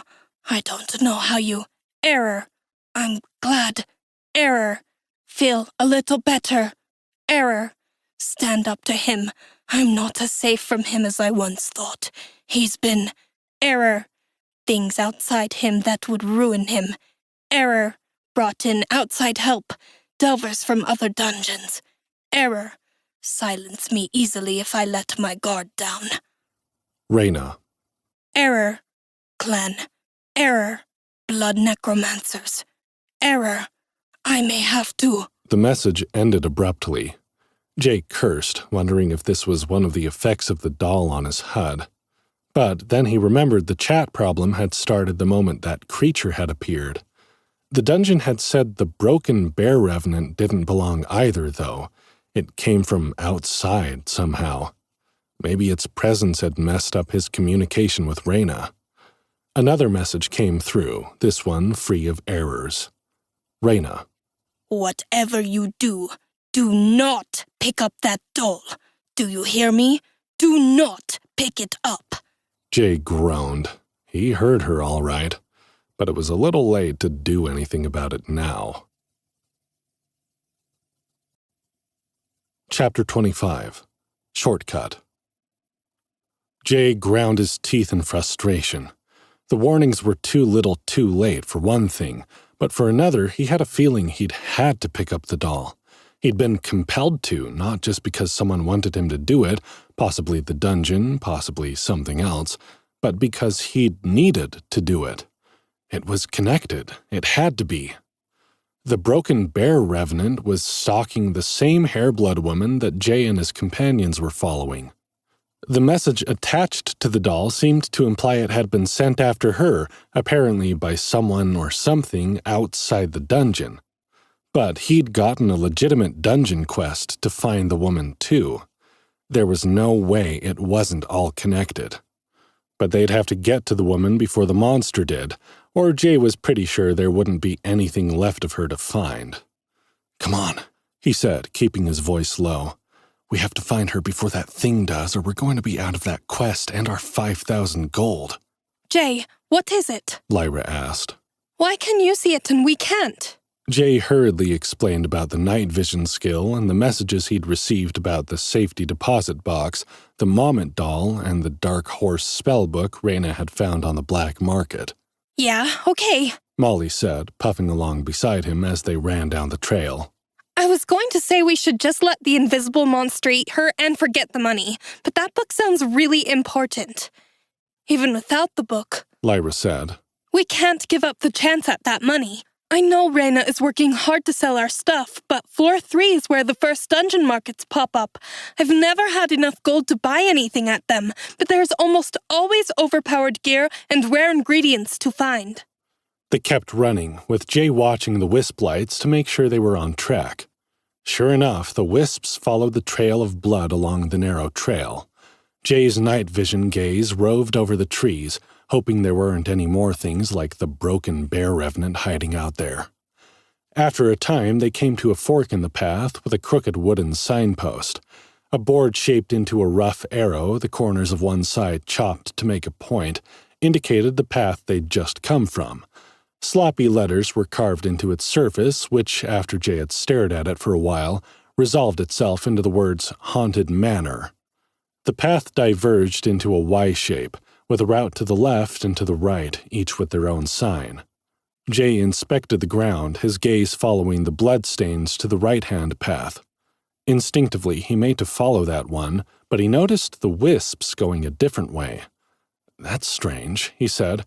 If the Trailblazer ability is supposed to guide me to the Hairblood woman, the wisps should follow this blood trail, but they're going off between the paths. Lyra inspected the signs and shuddered. That path goes to something called Ghoul's Gate Graveyard, exactly where you would expect someone like that to go. The other one just says the village. Molly had her hammer resting on her shoulder, but she was tense. Hopefully not of the damned. That's where we're supposed to take this woman to turn the quest in, Jay said. There's no point in going there now. Jay looked up at the wisps, which seemed to go straight into the trees where there was no path to follow. But a third arrow, one that glowed with a similar light to the wisps themselves, pointed that way. It read, Shortcut to Graveyard, Wraith Woods. I can't see it, Lyra said when he pointed it out. But I can't see the wisps either. If I can't use my ghost ability, I really don't want to go into something called the Wraith Woods. Molly said. My iron hammer doesn't do enough damage without the sneak attack. Jay understood where she was coming from. The wraiths were formidable opponents if they weren't dealt with quickly. Lyra had been paralyzed for more than 5 minutes when one hit her with a fear spell. And there was a chance of stirring up another wraith lord if there were many of them around. But they had to follow the wisp path if they were going to get to the Hairblood woman before the Revenant did, and Jay had his heart set on buying that Dark Horse spellbook from the black market. "Let me try something," he said suddenly. "Put your hammers in the group inventory for a second." Molly's wild call maul disappeared from her hands. Then she frowned. I moved my iron hammer, but I'm getting an error message when I try to move my maul. It says it's bonded to me? Some items can't transfer ownership once they've bonded to a delver, Lyra said. What are you trying to do, Jay? "This might be enough, actually," Jay said. "I probably shouldn't mess with your enchanted gear until I know what I'm doing." Jay moved the iron hammer from the group inventory and into his crafting menu, opening the Research and Development tab. He added a blood-capped toadstool and a radiant wisp to the drop-down menu, and then attempted to craft a new item. You have created a new recipe, Radioactive Bloodcap Crusher. By combining the necrotic damage of the bloodcap toadstool with the radiant damage of the radiant wisp, you've created whatever this is. To be honest, it shouldn't have worked, but your Get Lucky perk kicked in and forced it through, so please enjoy your monstrosity. Radioactive Bloodcap Crusher, unique. This hammer looks like an oversized toadstool fed solely on glowing toxic sludge, but don't let its cartoonish appearance fool you. Sure, wielding this weapon will make you look like you should be fighting through a pixelated early 90s platformer video game, but the iron core, necrotic poison, and radiant damage are an anti-dead superhero dream team. This hammer does an impressive 4d10 crushing damage against living creatures, plus unlocking the toxic triple tap attack against the undead, unholy, and otherwise unalive. Jay read the description twice, his brow furrowed. It sounded pretty good, but it looked, well... He put the hammer back into the group inventory. "How do you feel about this upgrade?" Molly's eyes widened when she read the description. When she equipped it, she burst out laughing. The so-called hammer had turned into an enormous red-capped mushroom with big white spots on it. Its handle was a long white mushroom stem. Electric green toxic sludge spurted from the top like an obscene psychedelic hallucination. Are you kidding me? She gasped, holding the hammer aloft. I love it! She gave the ridiculous weapon a couple of practice swings, laughing wildly. The barbarian's excitement aroused the curiosity of the little ghost weasels, too. They burst out of a pile of leaves and scampered up Molly's leg to sit on her shoulder again. "Look what the cat dragged in," Jay said, glaring at the creatures. They were cute, but he was starting to get annoyed at the way they kept running off and abandoning Molly when she needed them. He wondered if there was a way they could be bonded to her like her hammer. Lyra stared at the dancing barbarian and the spurting mushroom hammer with her blue and gold eyes wide. You know, sometimes I think this dungeon is as mad as it's always been, and it's just that you two are speaking the same crazy language. I don't even know where to start. "Down that path if there's no further objections," he said, pointing with his sword. Lead the way, Lyra said, stepping aside. She equipped her bow and pulled out one of the new radiant damage arrows from her inventory with a grin. You're the one with the map. Jay looked at his sword, just the regular etched bolo sword for the moment. He wanted to save the last 5 radiant wisps in his inventory, and he didn't want to apply the necrotic poison of the blood-capped toadstools until they were ready to fight. He wasn't sure why he was able to create permanently enchanted items for Lyra and Molly, but not for himself. But it was what it was. Maybe Nova wanted him to keep his options open? He led the way into the Wraith Woods with his blade ready. Their footsteps were muffled against the damp earth as darkness enveloped the hidden path. Above, the gnarled branches of ancient trees intertwined, crafting a ceiling that smothered the moon's feeble glow. If it weren't for the glow of Lyra's ghost light ring and fey shimmer from the wisps only Jay could see, He knew it would have been pitch black in the ominous forest. The trees seemed to absorb sound, swallowing their breaths and whispers, creating a cloak of oppressive silence around them. Suddenly, the stiffness fractured under the call of an owl. High in the shadowed branches, the glare of orange and yellow eyes pierced the darkness. Shriek owls, watching, waiting. As if on cue, another owl screamed, its cry a human-like wail that twisted through the black air, leaving a residue of dread hanging among the leaves. The trees, shrouded in night, appeared to lean closer, their silhouettes pressing inwards as more cries joined the eerie chorus, layering the woods in a tapestry of alarms. I thought I liked owls better than ghosts, Molly muttered. but these ones give me the creeps. With every rustle of the leaves, Jay's skin prickled, sensing more than just the owl's unnerving vigil. Shadows flitted just beyond his vision, quick and elusive, tracing the periphery of their small circle of light. Molly's hand tightened around the ridiculous hammer, her eyes darting to catch the swift movements that teased the corners of their eyes. Lyra, standing slightly ahead, arrow nocked and bow poised, scanned the darkness where every leaf seemed to quiver with potential threat. It was a relief when the first shades and wraiths materialized from the depths of the woods, just because it gave them something to focus their nervous energy on. This time the creatures were dispatched quickly and efficiently, thanks to their higher levels and upgraded items. Slowly, Lyra and Molly began to relax.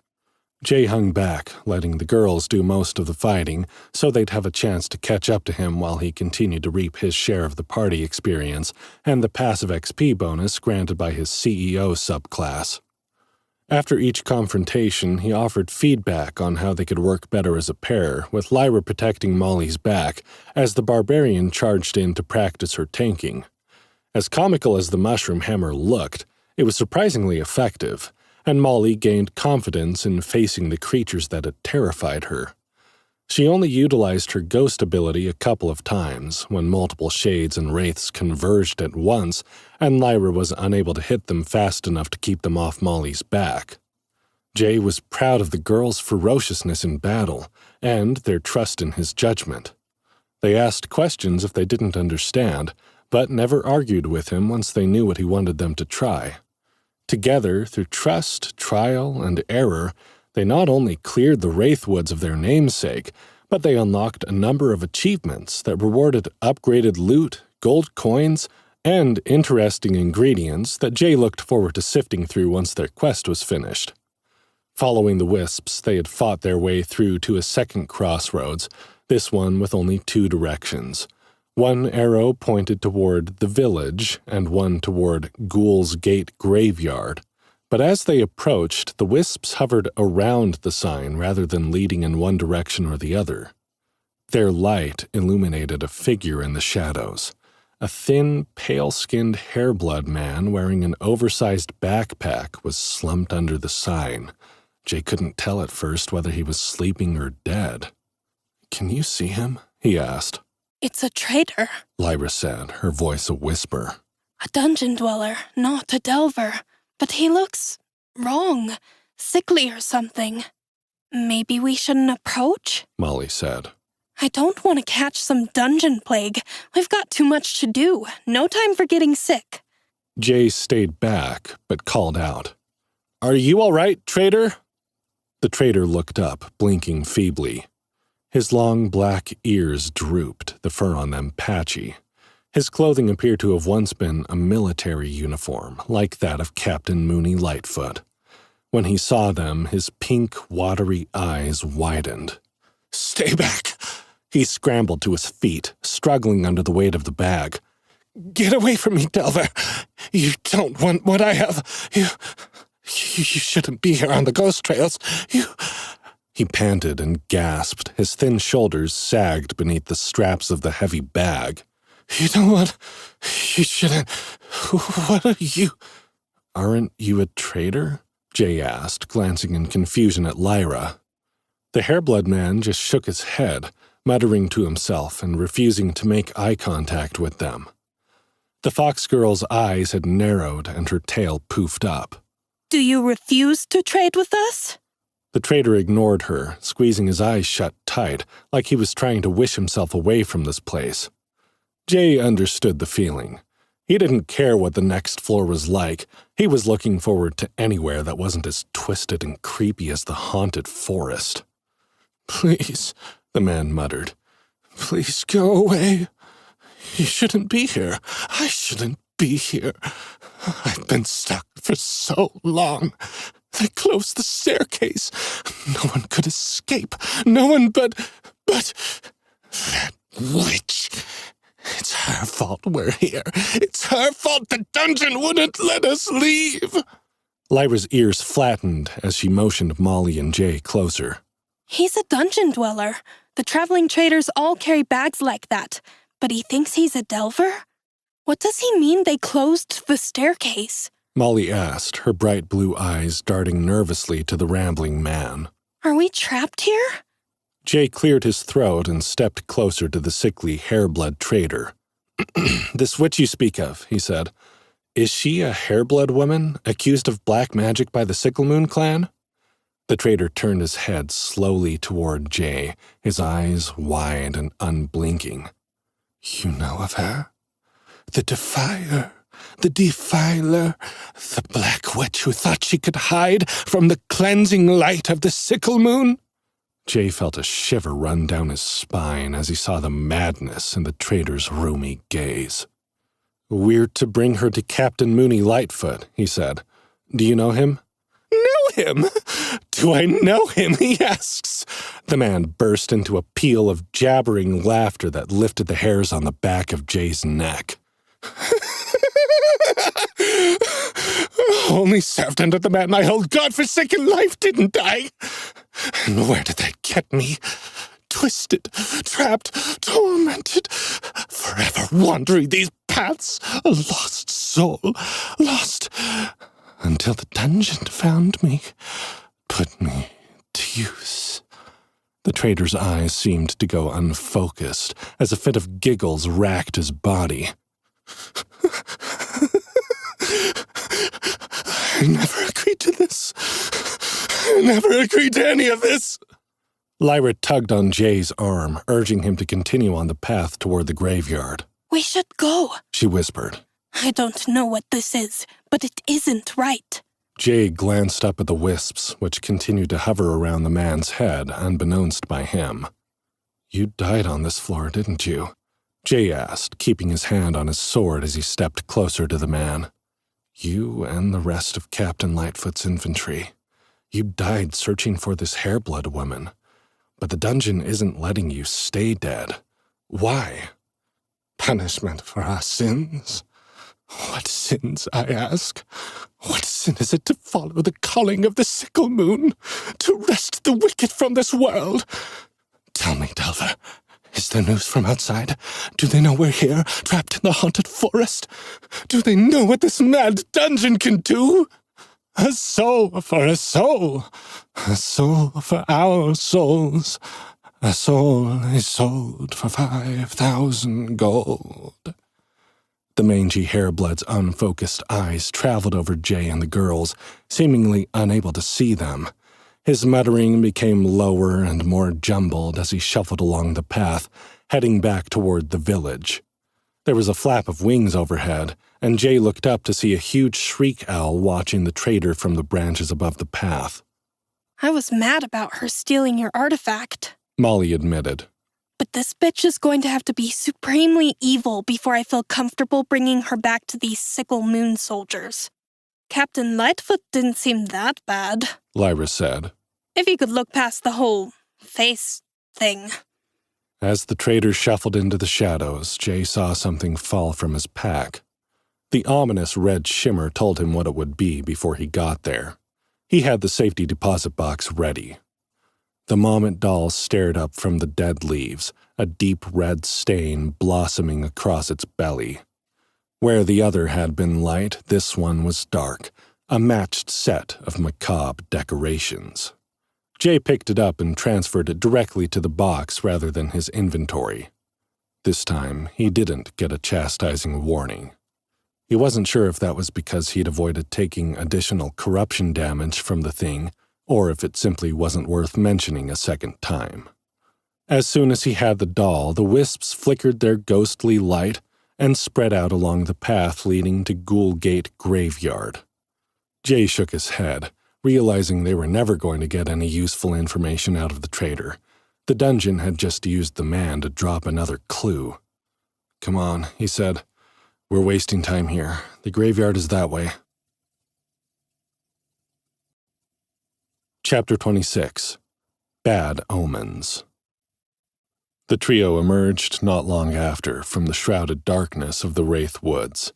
The open moonlit expanse of the graveyard stretched before them so suddenly that Jay felt disoriented by the openness.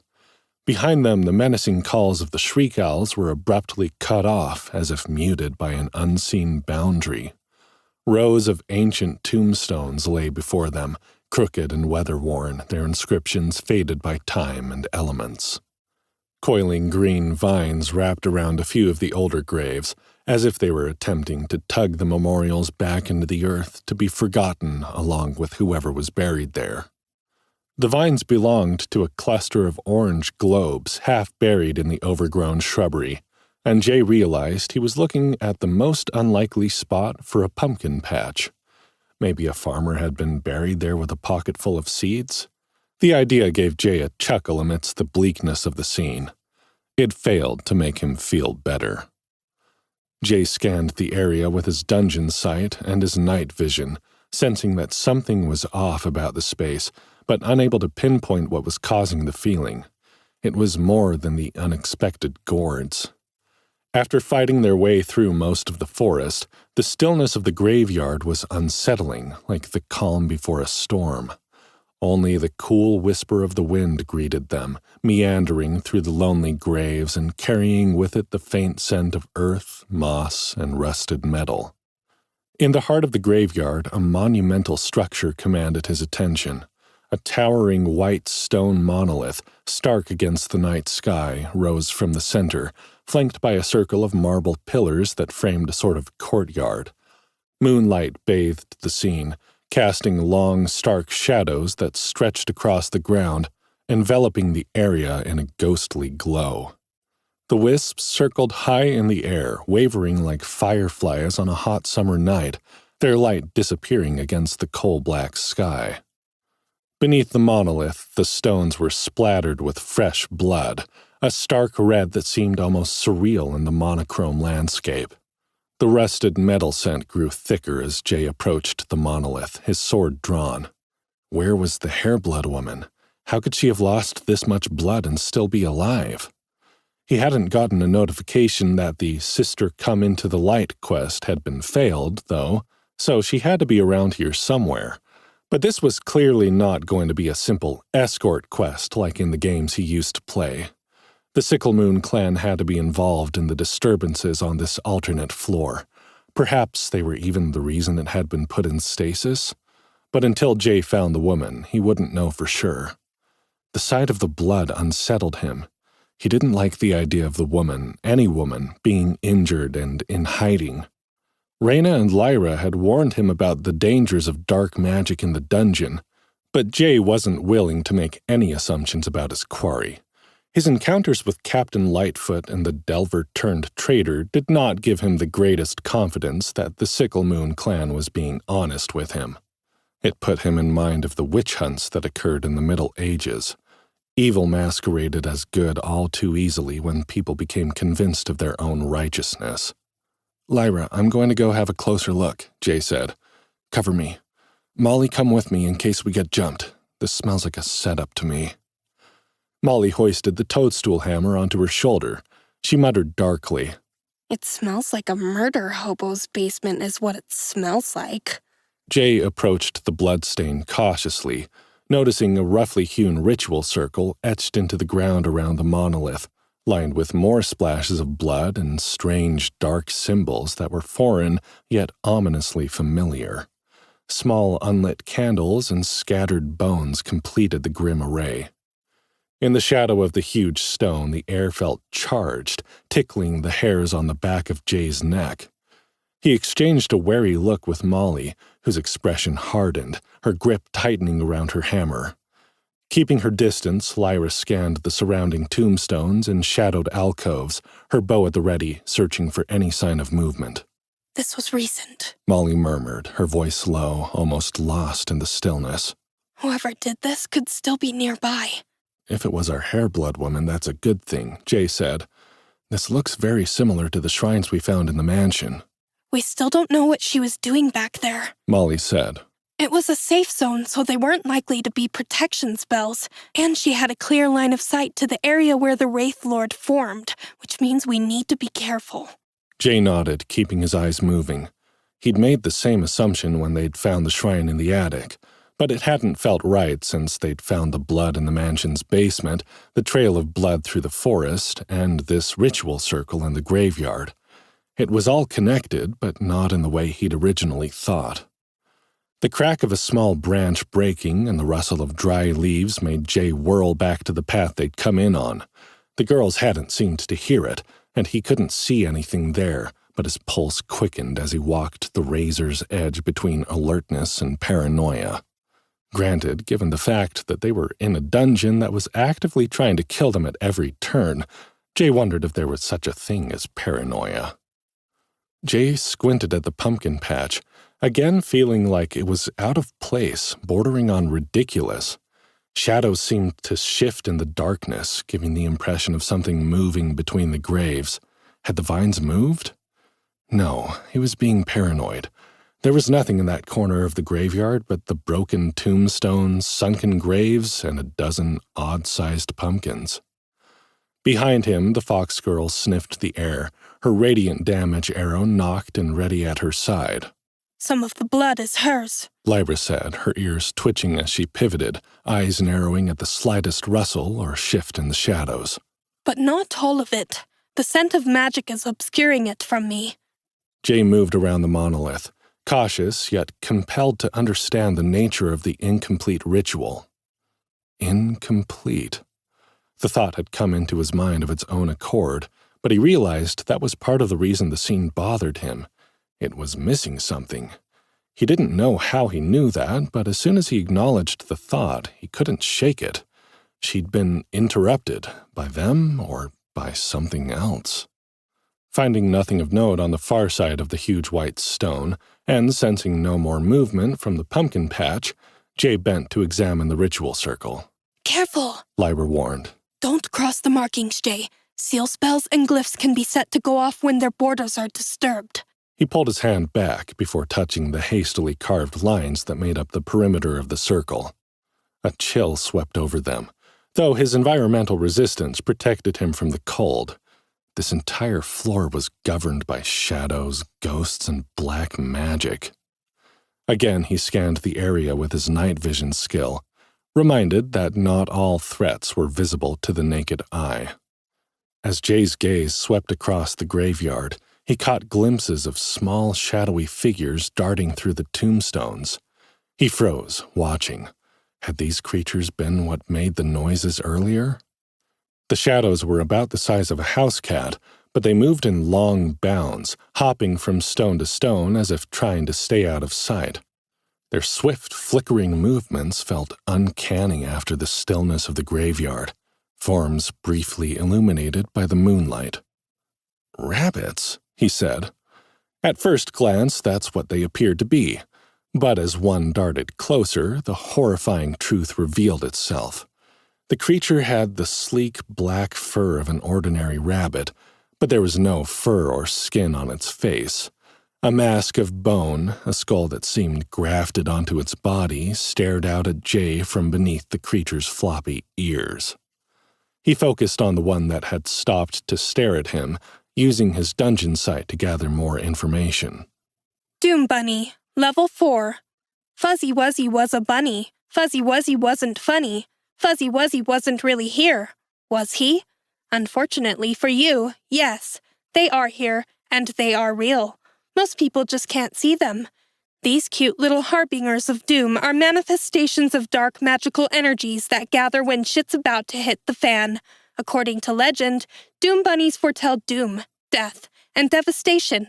their appearance an omen of terrible things to come. Confusingly, they can also remain in places where doom, death, and devastation have already occurred, lapping up the twisted psychic energy that might otherwise become a haunting.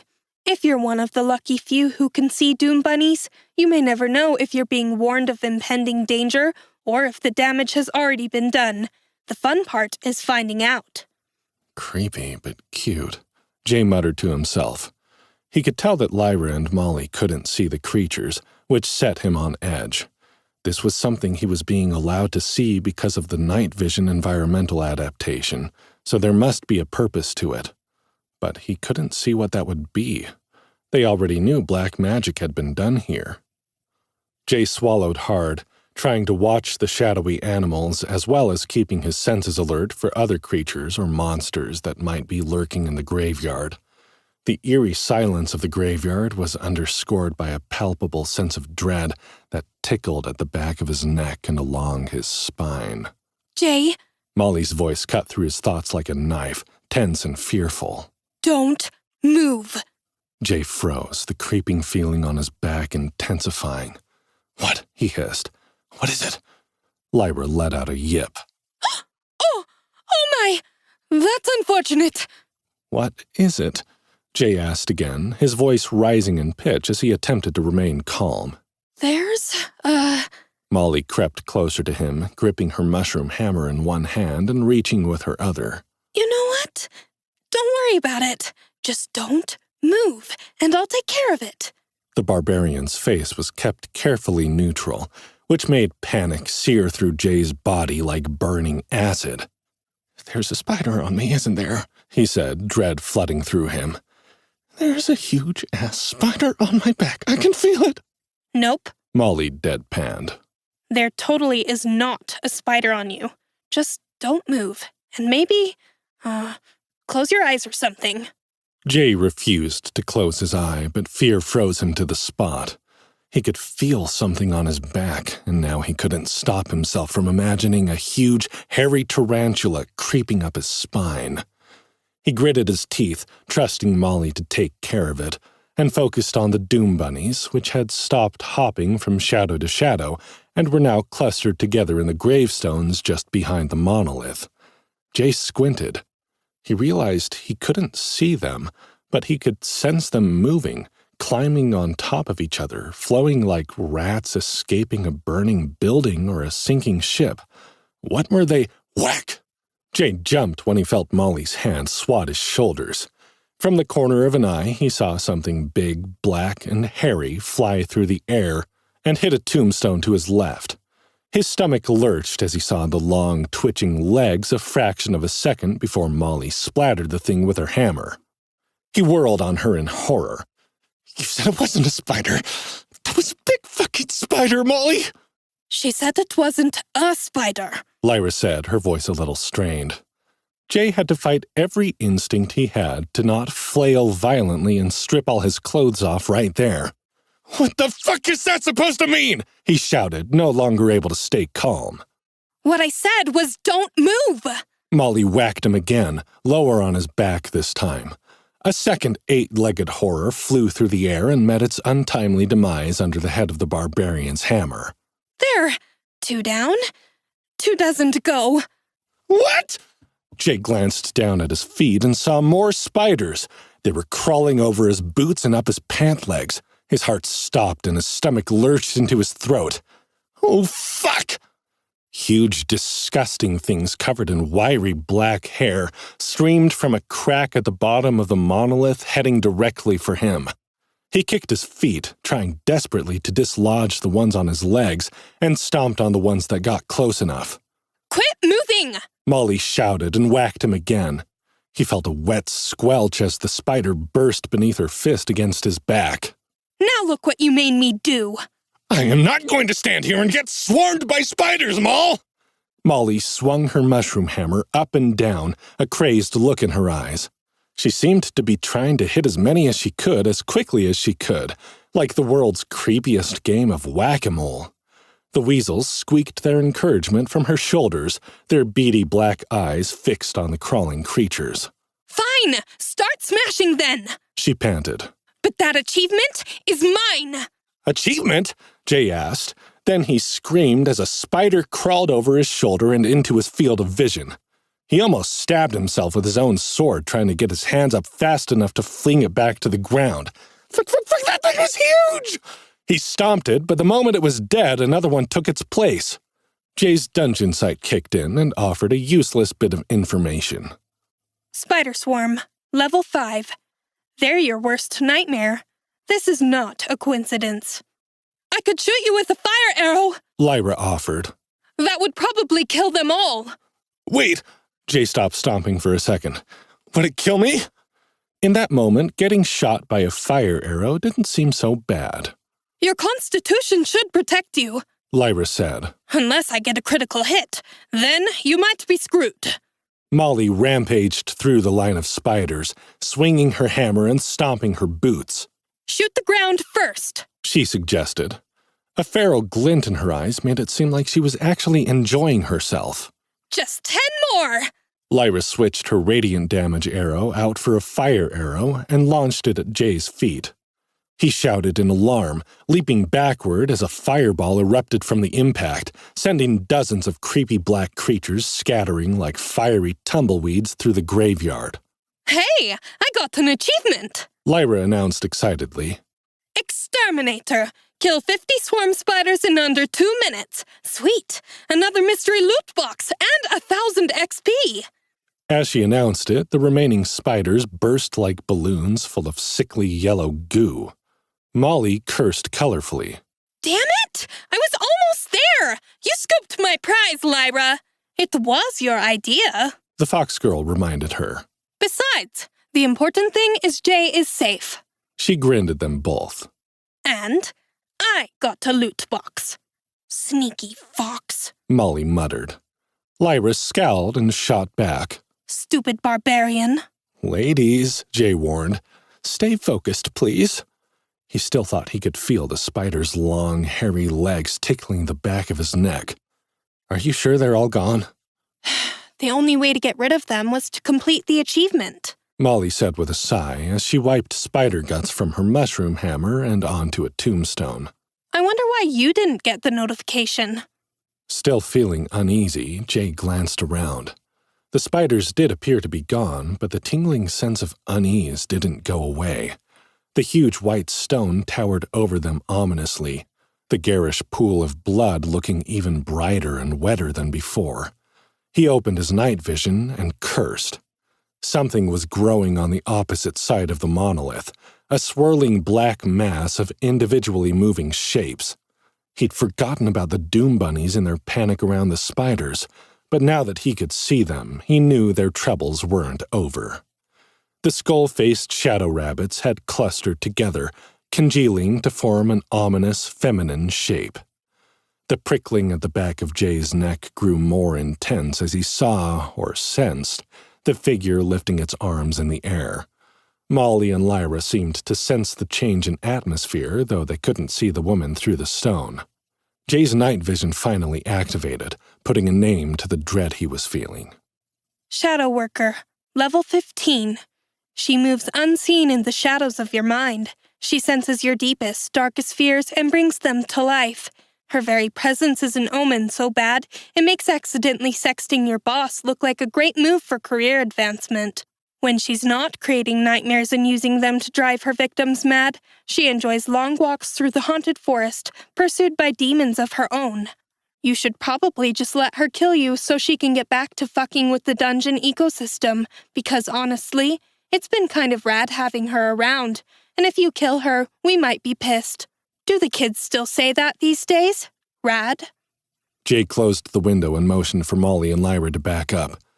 We've got a good news, bad news situation, girls, he said. The good news is we found our hairblood runaway. Molly looked startled, glancing around with her bright blue eyes. Where is she? And what's the bad news? Lyra asked. The bad news is she's not going to want to come with us peacefully, Jay said. Feathers burst into the air from behind the monolith, like an ominous punctuation point to Jay's statement. A thunderous flapping of wings tore through the night. Jay's eyes widened, not believing what he was seeing. Molly cursed under her breath, gripping her hammer with both hands. The flapping sound whirled around them, red, white, and black feathers obscuring their vision like snowflakes in a snow globe. When they settled and the trio realized what their next opponent was, Lyra began to scream. Chapter 27. Apocalypse Now. Jay had thought the toxic toadstool hammer was ridiculous, but this took the cake. Molly took one look at their opponent and burst out laughing. 4 fat black chickens with stark red combs, glassy black eyes, and bright yellow beaks sat astride the backs of 4 roosters. The first rooster was white, where it had feathers.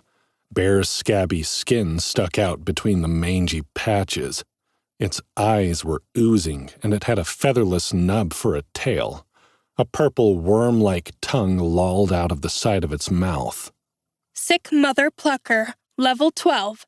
Penny Pestilence riding her white horse. She's the kind of chick that stands too close in public spaces, wheezing on the back of your neck with that death rattle in her lungs. When she coughs or sneezes, she doesn't bother covering her mouth because mind your fucking business. She's not sick. It's just allergy season. What the shit is this? Molly cackled. The chickens of the apocalypse? Lyra whimpered behind them. This isn't funny. The second rooster had blood-red feathers and glowing red eyes. Blood dripped from its beak, and the black chicken riding on its back held a sword tucked under one wing like a lance. The sword tip was also crimson with blood. The Bloody Pecker, level 13. Wanda Warmonger isn't the sharpest knife in the drawer, but that won't stop her from spouting off about things she doesn't know. She'd pick a fight with a 5-year-old just for the thrill of being right, and frankly, that's the only chance she's got at genuinely winning an argument. Fortunately, Wanda doesn't need to be right to win. She just needs to think she's right. Winning is more about bludgeoning her opponent with her pecker-headed stupidity until they give up. And don't even think about trying to walk away, buddy. Not when she's about to make her point. Jay cast Lyra a sideways glance. I told you something like this would happen if we kept talking about the things that freaked us out, Jay said, gripping his sword. I should have listened, Lyra squeaked. Oh my goodness, they're horrible. They're even worse than real chickens, Jay. What are these mutant freaks? Are they from your world? Jay wrinkled his brow at the last description. Kind of. The third rooster was as black as its rider, but was as long-legged and lanky as a roadrunner. Its neck bent at an awkward angle, and its back sagged under the weight of the fat hen on its back. It looked like its head was too heavy to hold up. Skin and Bone Squawker, level 14. Fanny Famine is starving, for attention that is, and no matter how much you give her, she's always hungry for more. You can tell by the way she jumps to peck, scratch, and squawk at all the other hens, especially when there are cocks around. But I mean, if she didn't, how would she prove she's not like other chicks? Molly shook her head. Oh my God! It's a pick-me chicken! Can I fight that one, please? How can you make light of this? Lyra backed away, a knocked arrow trembling in her grasp as she struggled to draw her bow, fear glinting in her blue and gold eyes. They're disgusting!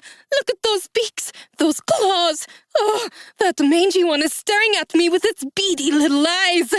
The weasels on Molly's shoulder licked their lips excitedly, causing the barbarian to laugh. Ross and Rachel disagree. Don't worry, Lyra. We'll take care of them for you. Jay focused his attention on the final pair, a black chicken riding a pale gray-green rooster with a black wattle covering one eye. Nihilistic Nugget, level 15. Debbie Death is such a downer. She can't stop thinking about how everything everyone does is going to be the end of us all. Factory farms, gas-burning cars, lithium batteries, solar panels, microplastics, chicken nuggets, highly processed vegan nuggets, you name it. It's going to kill us. You literally cannot win because you're a bad person. I mean, she tried to tell you, politely even. She didn't even call you out for being the narcissistic, commie-fascist corporate whore that you are, and still you won't listen. Is there no justice in this world? That's what's so devastating about it all, really. What's the point when she cares so much about how awful everyone is, especially you, and nobody wants to hear it? The 4 chickens in their rooster rides stared at Jay, Molly, and Lyra with intense hatred. Jay wouldn't have thought poultry capable of such an expression, and yet, here it was. "I guess we're fighting chickens now," Jay said, admittedly unnerved by their levels. "Get ready to rumble." "I'm not rumbling," Lyra said. "If those freaks move one talon in my direction, I'm running." "Well, I'll fight them," Molly said, still laughing. "As long as there's no ghost chicken, I'm good. Besides, we've already dealt with my biggest fear in spades, and I never had to face the worst kind of ghost, so I've got nerves to spare." Jay narrowed his eyes at the barbarian, not liking the way she'd phrased that. "What's the worst kind of ghost?" "Dolls, puppets, mannequins, scarecrows," Molly answered with an exaggerated shiver. "So creepy." Jay wrinkled his forehead. "Those things aren't ghosts, Moll."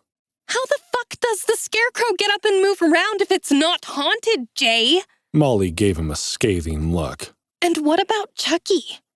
Jay cursed internally, glancing at the pumpkin patch, which was definitely moving now.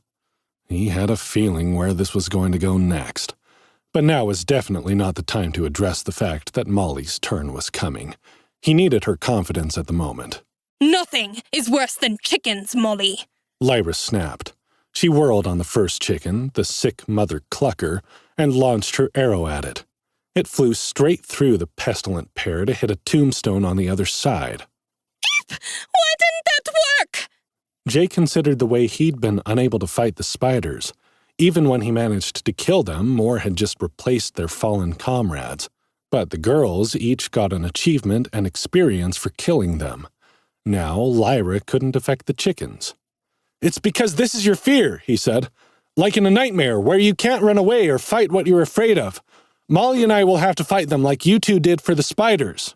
"Well, let's get smashing then," Molly cried, running at the sick mother clucker with her hammer raised over her head. At the last second, she pivoted on her heel and brought the weapon down and around in an exaggerated swing. She smashed the fat black chicken off its scabrous mount with a gleeful cackle.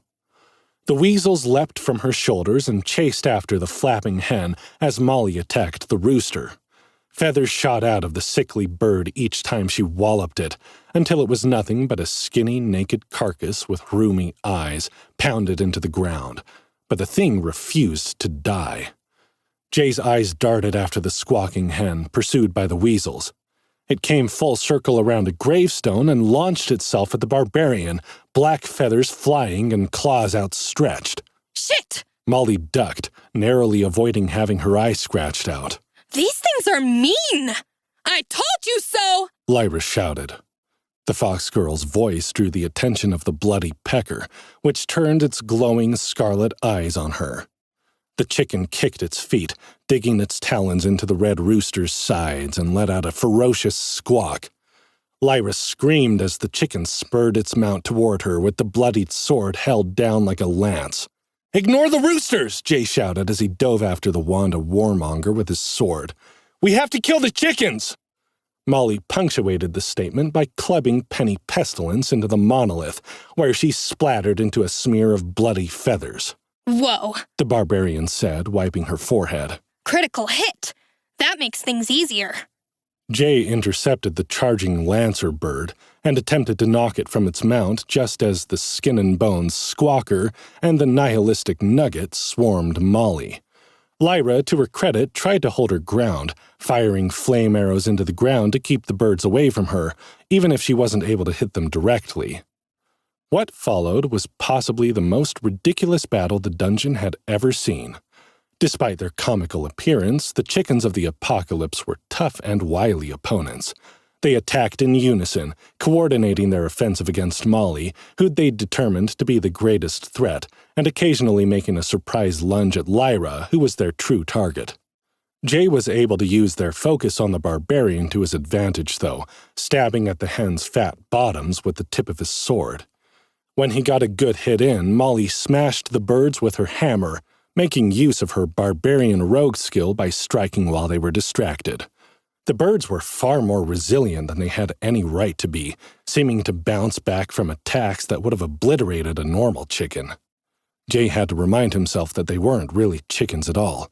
They were manifestations of the dark magic summoned by the Hairblood Shadow Worker, and if they wanted to capture her and complete their quest, they had to defeat her nightmare creations first.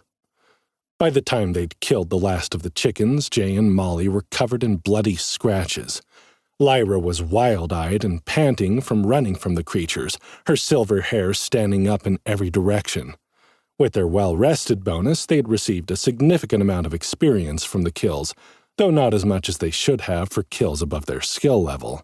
Summoned creatures didn't appear to be as valuable as dungeon-made ones, which was irritating, especially now that Jay and the girls were higher level and it took a lot longer to fill their XP bars than it had in the beginning.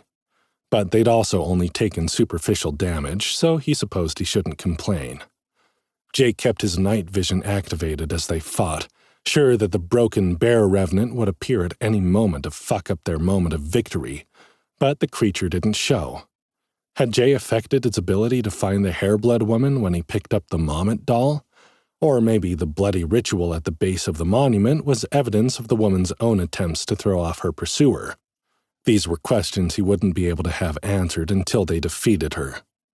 The Shadow Worker was attacking him and his party, so Jay wasn't inclined to give too much grace, but he refused to allow that undead monstrosity near her. So far, everything she had done seemed to be in self-defense. Jay hoped if they defeated her summoned nightmares, they might get to the bottom of what she'd done to cause the Revenant to pursue her. Well, that wasn't so bad, was it, Lyra? Molly was looking smug, leaning against a headstone she'd shattered with her mallet. A few scratches won't kill us. Lyra blushed, clearly embarrassed that her private fear had caused them all such pain. Thank you both, she said. Please, let me help with the healing. Can you use your Soothing Kisses perk? Jay asked. We aren't hurting badly enough to justify using the potions, even if we split a bottle. But I don't want us to bring lingering wounds into our next battle. You don't think we're done yet? Molly asked, then giggled as Lyra took her hand and began planting gentle kisses on each of her scratches, moving up and down her arm like Gomez Adam worshipping Morticia. Hey, that tickles! Jay could no longer sense the female figure on the other side of the monolith. He could only assume the Shadow Worker had moved while they were distracted by the chickens, but he cast a wary glance at the pumpkin patch, which seemed to be inching closer to them. He kept an eye on the patch as Lyra's attention shifted to him, though he allowed himself a moment of pleasure at the fox girl's soft lips. She kissed his hands and forearms, the side of his neck, and, stretching on tiptoe even as he bent down for her, his cheeks and forehead. A tingling sensation washed over him as her minor healing spell took effect and the cuts and scratches stitched themselves up as if by magic. Thank you, Lyra, he said, giving her a scratch between her ears that set her tail wagging. She yipped with pleasure and wrapped her arms around his neck, pulling him down for a much deeper kiss that had nothing to do with her healing spell.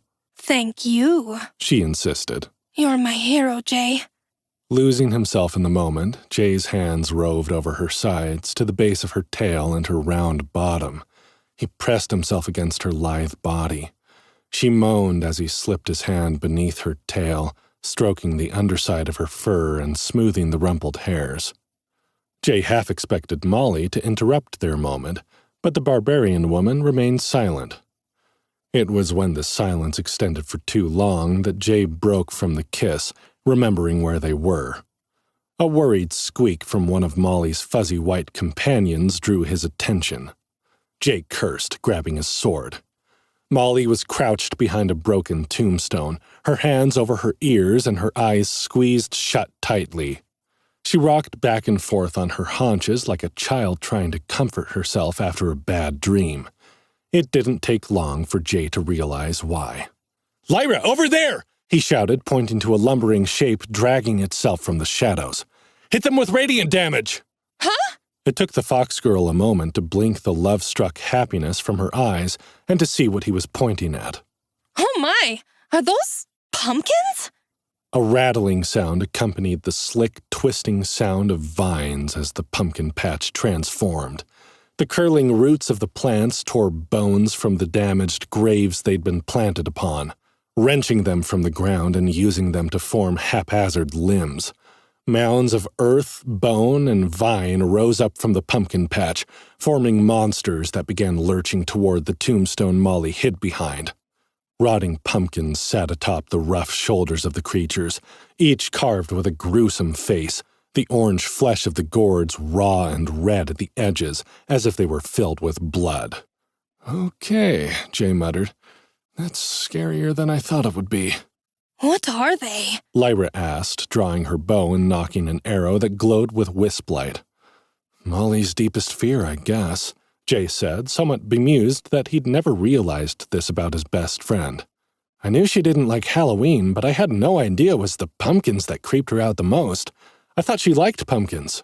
I like pumpkin pie! Molly screamed from her hiding place, apparently able to hear them. I like pumpkin spice! I like things made out of pumpkins because then those stupid creepy squashes are dead, okay? Jay frowned, considering the logic of that statement. Surprisingly, he could kind of see where she was coming from. "Okay, Moll.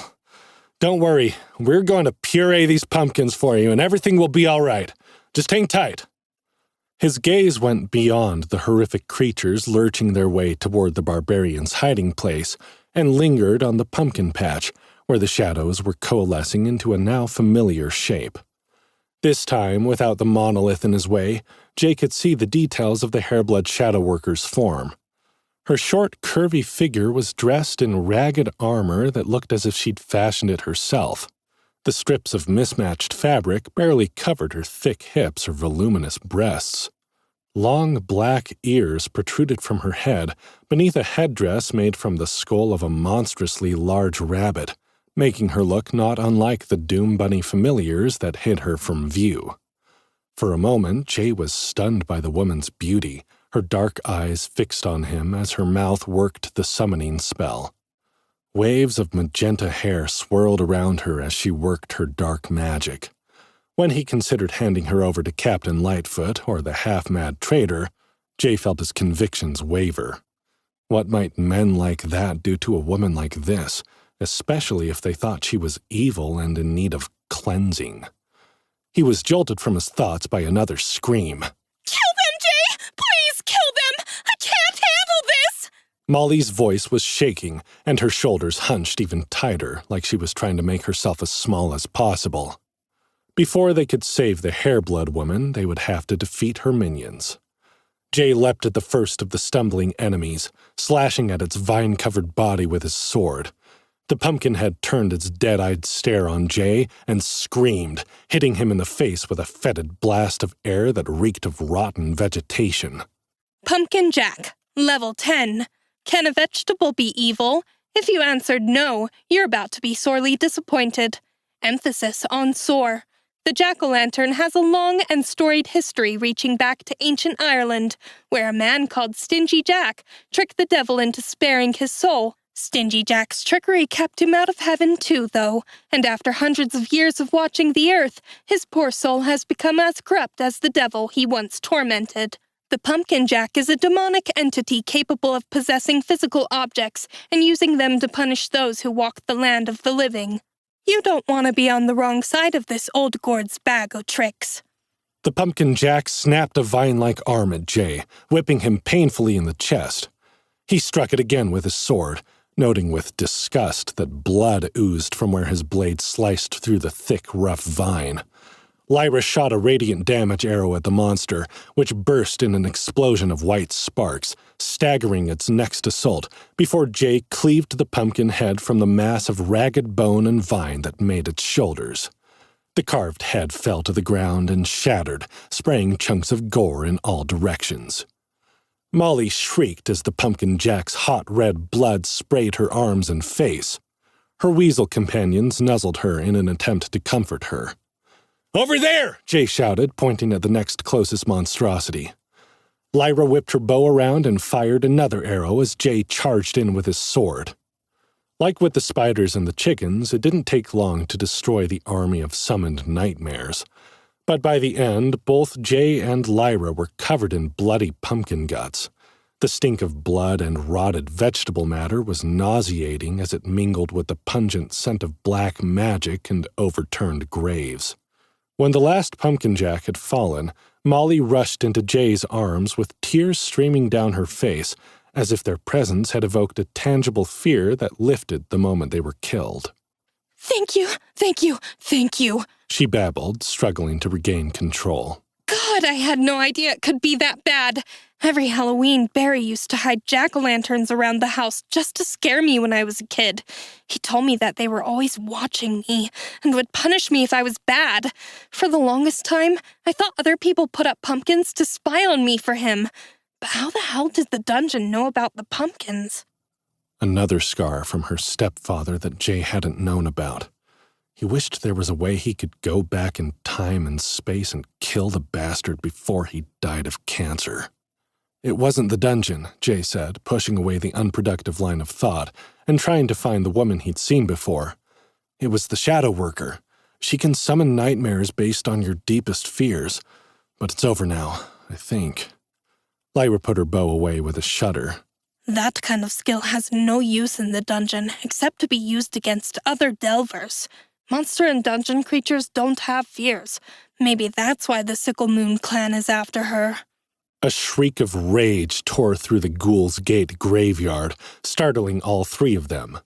Black mist swirled between the tombstones, oozing like tar as it collected at their feet, then rushed toward the monolith. In a cyclonic swirl, the shadow worker reappeared in the midst of her ritual circle, her black eyes blazing with rage. She pointed a long, clawed finger at Lyra. That is not why they hunt me, she snarled. But I don't expect any of you to understand. If you think you'll succeed in bringing me back to Lightfoot and his soldiers, I've got news for you. Death will take me first, and before me, I'll see that it embraces you. The air suddenly became very cold, and Jay felt his stomach drop like he was on a roller coaster. The monolith behind the woman trembled as she staggered forward, her eyes wide with panic. As the stone was ripped from the ground, she began to scream.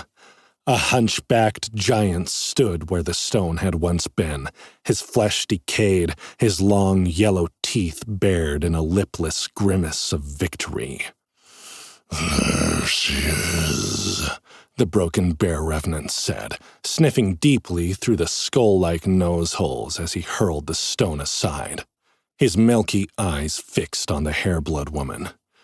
"There is my prize.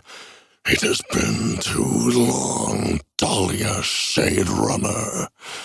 But now that I've found you, you will run no more." Chapter 28. Revenant. This time, Lyra and Molly could see the horror they'd been blind to before. All three of them watched in frozen fear as the broken bear revenant seemed to sweep the hair-blood woman from the ritual circle with its massive, rotting hand. It lifted her screaming form to its yellow-toothed mouth, eliciting a scream from Lyra and a string of colorful curses from Molly. Jay, we have to get her out of there, the barbarian shouted. I don't care if she tried to kill us with her spells. No one deserves to die like that. It's a level 30 monster, Lyra said, scrambling to redraw her bow. If we attack together and protect each other's backs, we might be able to bring it down. But don't get close enough to get hit. It's going to be strong. Pride blossomed in Jay's chest that his girls were willing to go to battle for the hair-blood woman, even against such a powerful enemy. Dahlia's screams sent chills up his spine, and in that moment he would have done anything to make them stop, including running headlong into battle against the undead giant. But they needed to be smart about it. He noted the movement of the black fog rushing away from the ritual circle. Hundreds of the skull-faced doom bunnies stampeded across the graveyard. As they snaked through the gravestones and began hopping on top of each other to form a growing mass, Jay had a feeling he knew what was going on.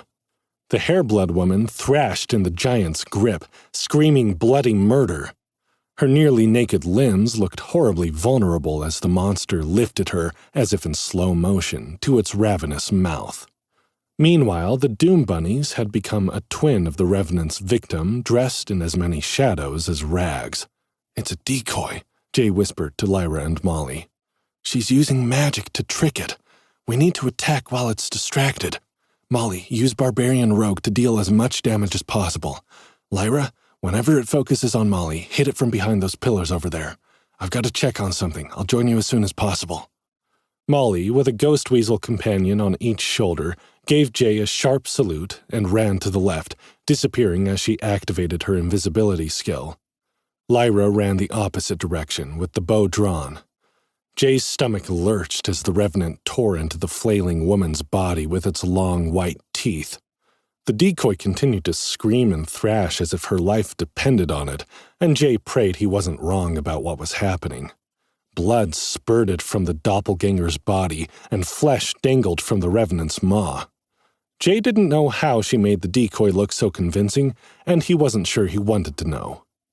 He tried to make eye contact with Dahlia Shaderunner to communicate that they were on her side, but the smoky black figure had disappeared while he was transfixed by the horrific act of violence. Lyra was in position behind the Revenant, hiding behind a marble column. He watched her step out from cover, fire a radiant damage arrow at the monstrosity, and then duck back under cover. At the same time, Molly flashed back into view, just long enough for Jay to see her make a flying leap from the roof of a mausoleum, her toadstool hammer raised overhead.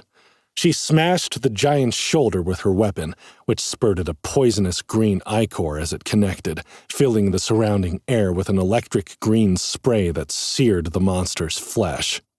Lyra hit it with another 3 radiant damage arrows in quick succession, which Jay recognized as her rapid fire skill in action. The Revenant roared, bits of the decoy's body falling from its mouth as its nearly blind eyes roved around, trying to find the source of its discomfort. Jay felt a sharp pressure at his neck and glanced down, too late, to see the coils of black mist around his feet.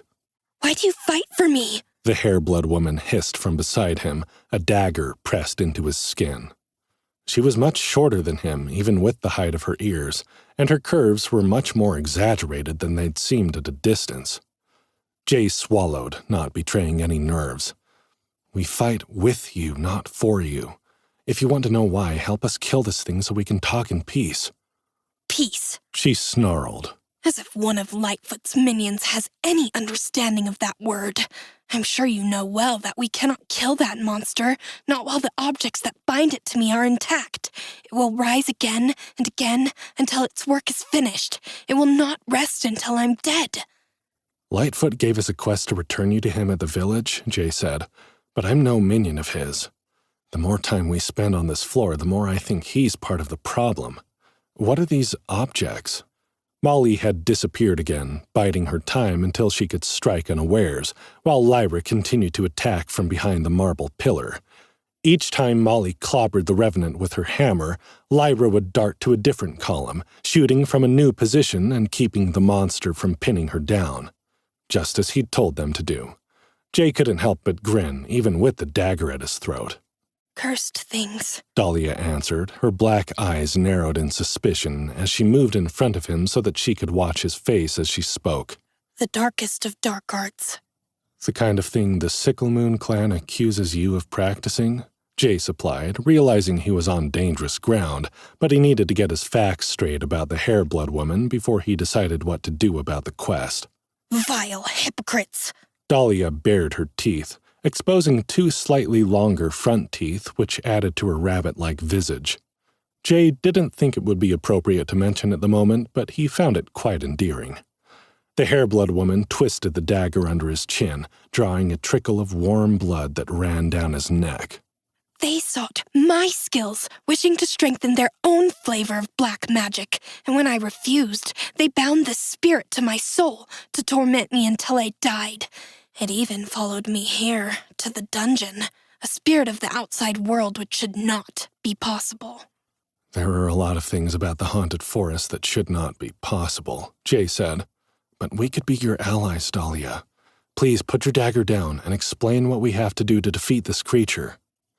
From across the graveyard, the sounds of battle echoed off the tombstones as Molly and Lyra continued to attack, keeping their distance and protecting each other as best they could. Fortunately, the Revenant did not appear to be terribly intelligent. It still hadn't caught on to their hit-and-run tactic, but Jay itched to join the battle for himself. I tell you, we cannot defeat it, Dahlia said, sadness entering her voice now. The Revenant grows larger and more hideous the longer I evade it, but I'm growing tired. Delver, I cannot fight forever. It has been many years since I've seen the light of Arcanesia's sun, and my soul grows weary. Jay lifted his hand to the woman's wrist, gently pulling the dagger from his throat. My name is Jay, Dahlia, and I promise I will help you. I only need to know what to do. I've torn apart the entire floor looking for them, the rabbitkin woman said, tears suddenly springing to her big black eyes. I've conducted every seeking spell I know, only to turn up nothing. I don't know what to look for, only that I'll know it when I see it. Binding magic like that requires some kind of effigy to work, a stand-in for the person you wish to curse. It could be anything. It's a hopeless task, you see. Jay held up a hand in what he hoped was a universal gesture of innocence. I've found something, he said. It might be what you're looking for, but they are not pretty. Dahlia laughed darkly. They wouldn't be, she said. But do not tease me so, Jay. Hope is a dangerous thing for one who has been hopeless for so long. Better that you let me die than let me down. Jay pulled the safety deposit box from his inventory. The Hairblood woman's black eyes widened when it appeared in his hands, and Jay remembered that very few delvers unlocked the inventory feature in the ice dungeon. Dahlia had belts with pouches strapped around her arms, legs, and waist, apparently in an effort to store the ingredients and reagents she needed for her spell work. I'm not making any promises, he said, but open this and tell me if it looks like the items you need. Her dark eyes darted to his, and he held her gaze, nodding encouragement. Molly roared as she hammered the Revenant again, and Jay heard the explosive bursts of Lyra's arrows as they hit their mark. He resisted the urge to turn to them as he watched Dahlia open the box. Molly and Lyra would be okay. He had to trust them to take care of themselves when he wasn't around. He didn't like not being there for them, but he was beginning to feel that the dungeon needed him to be there for the Hairblood woman, too. What had the shadow worker description said? If you kill her, we might be pissed? Not exactly a subtle hint now that he thought about it. Dahlia gasped as the lid to the safety deposit box fell open. Her hands shook and her face transformed into a mask of fear and rage. Jay jumped back as the shadow worker dropped the box to the ground and blasted it with a ball of black fire. The box leaped off the ground, flaming bits of the Mommet dolls flying into the air. The Revenant shrieked as the dolls were destroyed, fixing on Dahlia with its milky, half-blind gaze. The decoy body and its huge, bony hands transformed as her spell dissolved, revealing the corpse of a hog dangling in pieces between the monster's fingers. Molly and Lyra redoubled their efforts to keep the Revenant's attention, but there was no stopping it now that it had found the real Dahlia.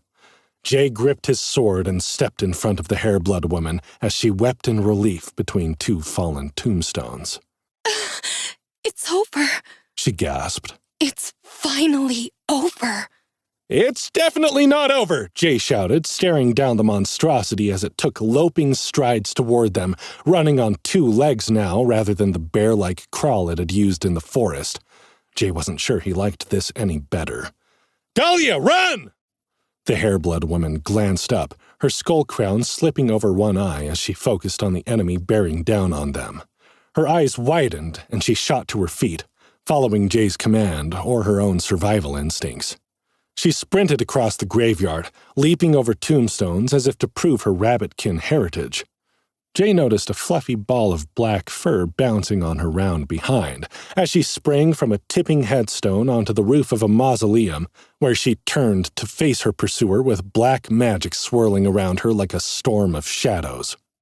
The Revenant's bloody mouth was open as it ran, its emaciated body twisting unnaturally as it threw itself at Dahlia like it had been starving for years and she was the only thing it might eat. Molly and Lyra ran after it, the fox girl firing arrows and the barbarian swinging her hammer at the monster's ankles. If the Revenant hadn't been so terrifying, Jay might have found the moment amusing. As it was, Jay quickly poisoned his blade with the last of his blood-capped toadstools, figuring a little extra necrotic damage was exactly what the undead horror needed to put it in the grave permanently. He rushed to intercept the monster, cutting in front of its charge and leaping into its path. Jay pushed as much strength into his leg muscles as he could, and was shocked when his new perks and abilities kicked in to make the leap far more powerful than he anticipated. Jay flew through the air toward the Revenant, his poisoned blade flashing. He struck the charging monstrosity in the side with his feet, staggering it and interrupting its attack. The monster screamed, flailing a huge rotten arm in Jay's direction. Jay avoided the blow, his agility heightened by the agile goat ability, and activated his Pound It skill before stabbing his sword into the Revenant's throat. The Revenant released a gurgling scream, clutching at the wound that bubbled and festered as the blood-capped toadstool poison burned away the monster's undead flesh. Jay leaped off the thing's shoulders, just as Molly and Lyra arrived, adding their own blows to the attack. "Take that, you ugly bastard!" Molly shouted, then whooped as her hammer knocked the Revenant's kneecap sideways. "Hey, it must be weakening! That did way more damage than before!" Lyra let off a series of 3 high-speed arrows that burst into the Revenant's spine, exploding with radiant damage and searing through the skin on its back.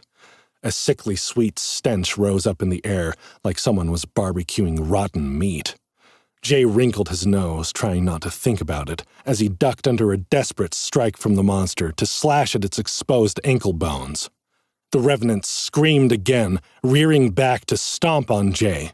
He rolled out of the way, easily dodging the attack, just before Dahlia hit the monster with a huge black fireball to the chest. Destroying the Mommet dolls that had bound the Revenant to the Hairblood woman had also stripped it of whatever supernatural protection had shielded before. Though the undead giant was far more powerful than any one or two of the party combined, together they had it at a severe disadvantage, particularly as it seemed to have lost focus after the destruction of the effigies that had guided it before. Dahlia screamed in ecstatic victory as she pumped more and more magic attacks into the monster that had hunted her for so long. Tears streamed down her cheeks as if the physical relief of fighting back finally was too much for her to bear. Jay waved Molly and Lyra back as the Revenant weakened. "Let her finish this," he said. "I think she needs it." The Hairblood woman's face was twisted in a crazed grin as she delivered the final killing blow. The Revenant exploded like it had eaten a stick of dynamite. Hunks of rotting flesh, burning with black and purple flames, hurtled through the air. Jay shouted a warning, and Molly and Lyra ducked just in time to avoid being hit with the flaming gristle. Dahlia wasn't so lucky. Her face was stretched so tight in its victorious grimace, her expression didn't even flicker as a boulder-sized piece of the Revenant cannonballed into her, knocking her from the roof on the sagging mausoleum. Jay was already running when she collided with a marble monument shaped like an angel with rabbit ears. Her body made a sickening crunch as it broke against the stone. Dahlia slid limply to the ground, her face still smiling despite the trail of blood she left, pooling at the base of the statue. Molly and Lyra cried out, rushing to her side. Jay bit back a curse as he knelt before her shattered form, feeling the life seeping from her as quickly as the puddle of blood beneath her head. He ignored the string of notifications flickering in the corner of his HUD as he picked up the Hairblood woman, cradling her body in his arms. Quest update. Sister, come into the light. You have successfully discovered Dahlia Shaderunner, the Hairblood shadow worker wanted by the Sickle Moon clan. Return her to Captain Mooney Lightfoot at the village to claim your reward. Or, investigate the Sickle Moon clan's claims against Dahlia Shaderunner, refusing to turn her in and accepting the consequences of failing this quest. Jay considered the 5,000 gold for a moment, and the Dark Horse spellbook Reyna had found on the black market that may or may not have helped him to unlock more information about his class. He was just going to have to find another way to earn that money, though. There was no way he was going to return the woman to Captain Mooney Lightfoot if he and the Sickle Moon clan were responsible for sending the Revenant after her, especially not when she was so badly injured. They needed to set up the party tent and figure out what was going on before they made any other decisions about how to proceed. Jay selected the second option and turned to explain what he'd done to Molly and Lyra, but his words froze in his throat as he found the ghost of Captain Mooney himself standing behind the girls, an army of equally dead and decomposed soldiers at his back. The archer and the barbarian were frozen with terror, their wide-eyed gazes staring straight ahead, their mouths open in silent screams. Jay felt his stomach drop. "I'm afraid you've just made a terrible mistake, Mr. J. Morgan, sir," the captain said with a maniacal grin. "A terrible mistake indeed." Chapter 29. A Gift for Survival. Two ghoulish ghosts held Lyra and Molly, the girls seemingly stricken with a paralyzing fear spell like the wraith that froze Lyra with outside the mansion. Their weapons were lax at their sides. They looked as if they'd literally been frozen in terror. The translucent soldiers, their forms in various stages of decomposition, hovered over them hungrily. The smug look on Captain Mooney Lightface's face and the creepy way that his soldiers looked at his women made Jay's blood boil. Even with Dahlia in his arms, Jay was able to pull the party tent out of his inventory. Seeing the gift-wrapped box appear in Jay's hand, the deranged captain's eyes lit up. Or rather, the one eye that still had a home in its socket did. The other still dangled useless against the Hairblood soldier's cheek. "A gift, Mr. Morgan!" The ghastly apparition turned its half-crushed face to Jay and grinned. "A fine gesture from a fine chap, I'm sure, but I must say, it appears that due to the disagreeable nature of this particular meeting, I shall have to reject your humble olive branch upon the grounds that such gestures are too little too late to repair the moral gulf that separates us."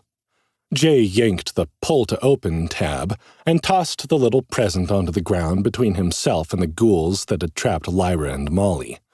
All of the ghouls looked at it, some with confusion, others with disdain. Jay recognized one of the soldiers as the same half-mad man they'd met earlier in the guise of a traitor, more confused than any of them. He'd been stripped of his dungeon-dweller form and returned to his bodiless state, as punishment or reward for their last meeting, Jay wasn't sure. Captain Mooney floated through Lyra and Molly's terrified forms, his macabre expression angrier. "Now see here, Mr. Morgan, I said no gift from you is going to—" An explosion of pink and red fabric shot out of the gift box, with a burst of glitter and the scent of strawberries and cream. As the tent expanded, so did the 12-foot radius of the temporary safe zone, slamming into the undead light infantry unit that held Lyra and Molly prisoner. The ghoulish soldiers screamed as the invisible barrier passed through the paralyzed girls and slammed into their semi-solid forms, sending the entire squadron flying through the air, tumbling over tombstones and shrieking with surprise. The blinking, crooked sign declaring the tent to be the Love Motel hung above the door, and Jay hurried inside to lay Dahlia on the heart-shaped bed before going back outside to collect Lyra and Molly. The army of ghoulish soldiers had recovered from the blast and were now clustered around the perimeter of the safe zone, pounding upon the invisible dome that protected the Delvers from their wrath. Jay smirked at Captain Mooney as he tossed Lyra and Molly over his shoulders, their small frames and his enhanced strength making it possible to carry both at once. Without a second glance at the Hairblood captain, Jay carried the girls inside the tent. He hadn't been certain his impromptu plan with the party tent would work, but given how the harvestmen had been forced to keep their distance, Jay was pretty sure hostile dungeon dwellers, even if they weren't officially monsters, wouldn't be allowed inside the safe zone's protective dome. They couldn't stay in the tent forever, but at least they'd be able to heal, hear Dahlia's story, and come up with a plan to deal with the Sickle Moon clan, which put them at a considerable advantage. Jay got Lyra and Molly settled on the bed next to Dahlia, and made sure all of them were as comfortable as they could be. The archer and the barbarian would just have to wait out the fear paralysis spell, but the shadow worker was badly injured, and Jay was going to have to figure out how to help her without Lyra's more extensive knowledge about dungeon healing. First things first, he pulled a potion of plentiful healing from his bag and tipped it into the Hairblood woman's lips. Jay had to hold her head to tilt it at the right angle so they didn't waste any of the precious liquid. An iridescent glow spread from the woman's mouth and across her body as the healing effects took hold. Laying next to her on the bed as the last droplets of potion poured down her throat, Jay became acutely aware of her half-naked curves. Jay got off the bed awkwardly, not wanting her to wake up and find him leering at her. But he couldn't help but look, even after he'd backed across the tent to busy himself with sorting through his other herbs and reagents in case the healing potion wasn't enough. Dahlia had bigger breasts and thicker thighs than Jay had ever seen on a woman outside of hot girl influencer posts or rap videos, and her armor had clearly seen better days. Strips of ragged fabric stretched across her chest, straining to contain the heavy breasts. Her slender waist was bare, as was her stomach, which was smooth and slightly rounded above the rags of her skirt. Compared to Molly and Lyra's lithe and muscular bodies, which Jay didn't mind a bit, Dahlia was much softer, which Jay definitely didn't mind either. He forced himself to tear his gaze away, pushing away the thoughts of burying his face in her chest and being crushed between her thighs, concentrating on what else he could do to help her. She was a caster class, which Jay didn't have any experience with, but he knew she would rely on mana rather than stamina for healing. Maybe rather than the healing potions that worked for him, Lyra, and Molly, he should see if he could concoct something that would restore her mana? Sifting through his ingredients, he only found one that might do the trick. Chilled beetle grit, common. A fine sparkling powder obtained from grinding down the less usable parts of the glacial scarab. This grit is a versatile component in the crafting of potions and elixirs, particularly those that enhance cold resistance or boost mana regeneration in frigid environments. Enchanters also use this grit to imbue weapons with minor ice damage or frost effects. But he didn't know if there was anything else he could mix with the chilled beetle grit to make a potion. It didn't seem to be enough on its own. Not knowing what else to do, he opened his chat with Reyna, which had been glitchy the last time he'd used it thanks to the fact that he'd somehow corrupted his HUD by touching the Mommet dolls. Jay, Reyna, are you there? I need help healing a caster. Are there any ingredients in the party warehouse that I can use? His message hung there a moment, and he thought the chat was still broken. But it went through, and so did a bunch of messages Reyna had sent him before, which had been held back by the glitch. Reyna. Corporeal artifacts. No, I can't say I've heard of them. Artifacts are usually very powerful, though. If it is a part of a set, you'll need all of them to use the power. Reyna. You're higher level than Runolf is now. I don't know how you're doing it, but I'm glad. I feel a little better knowing you can stand up to him. I'm not as safe from him as I once thought. He's been braver in his challenges to me, though I know things about him that would ruin him.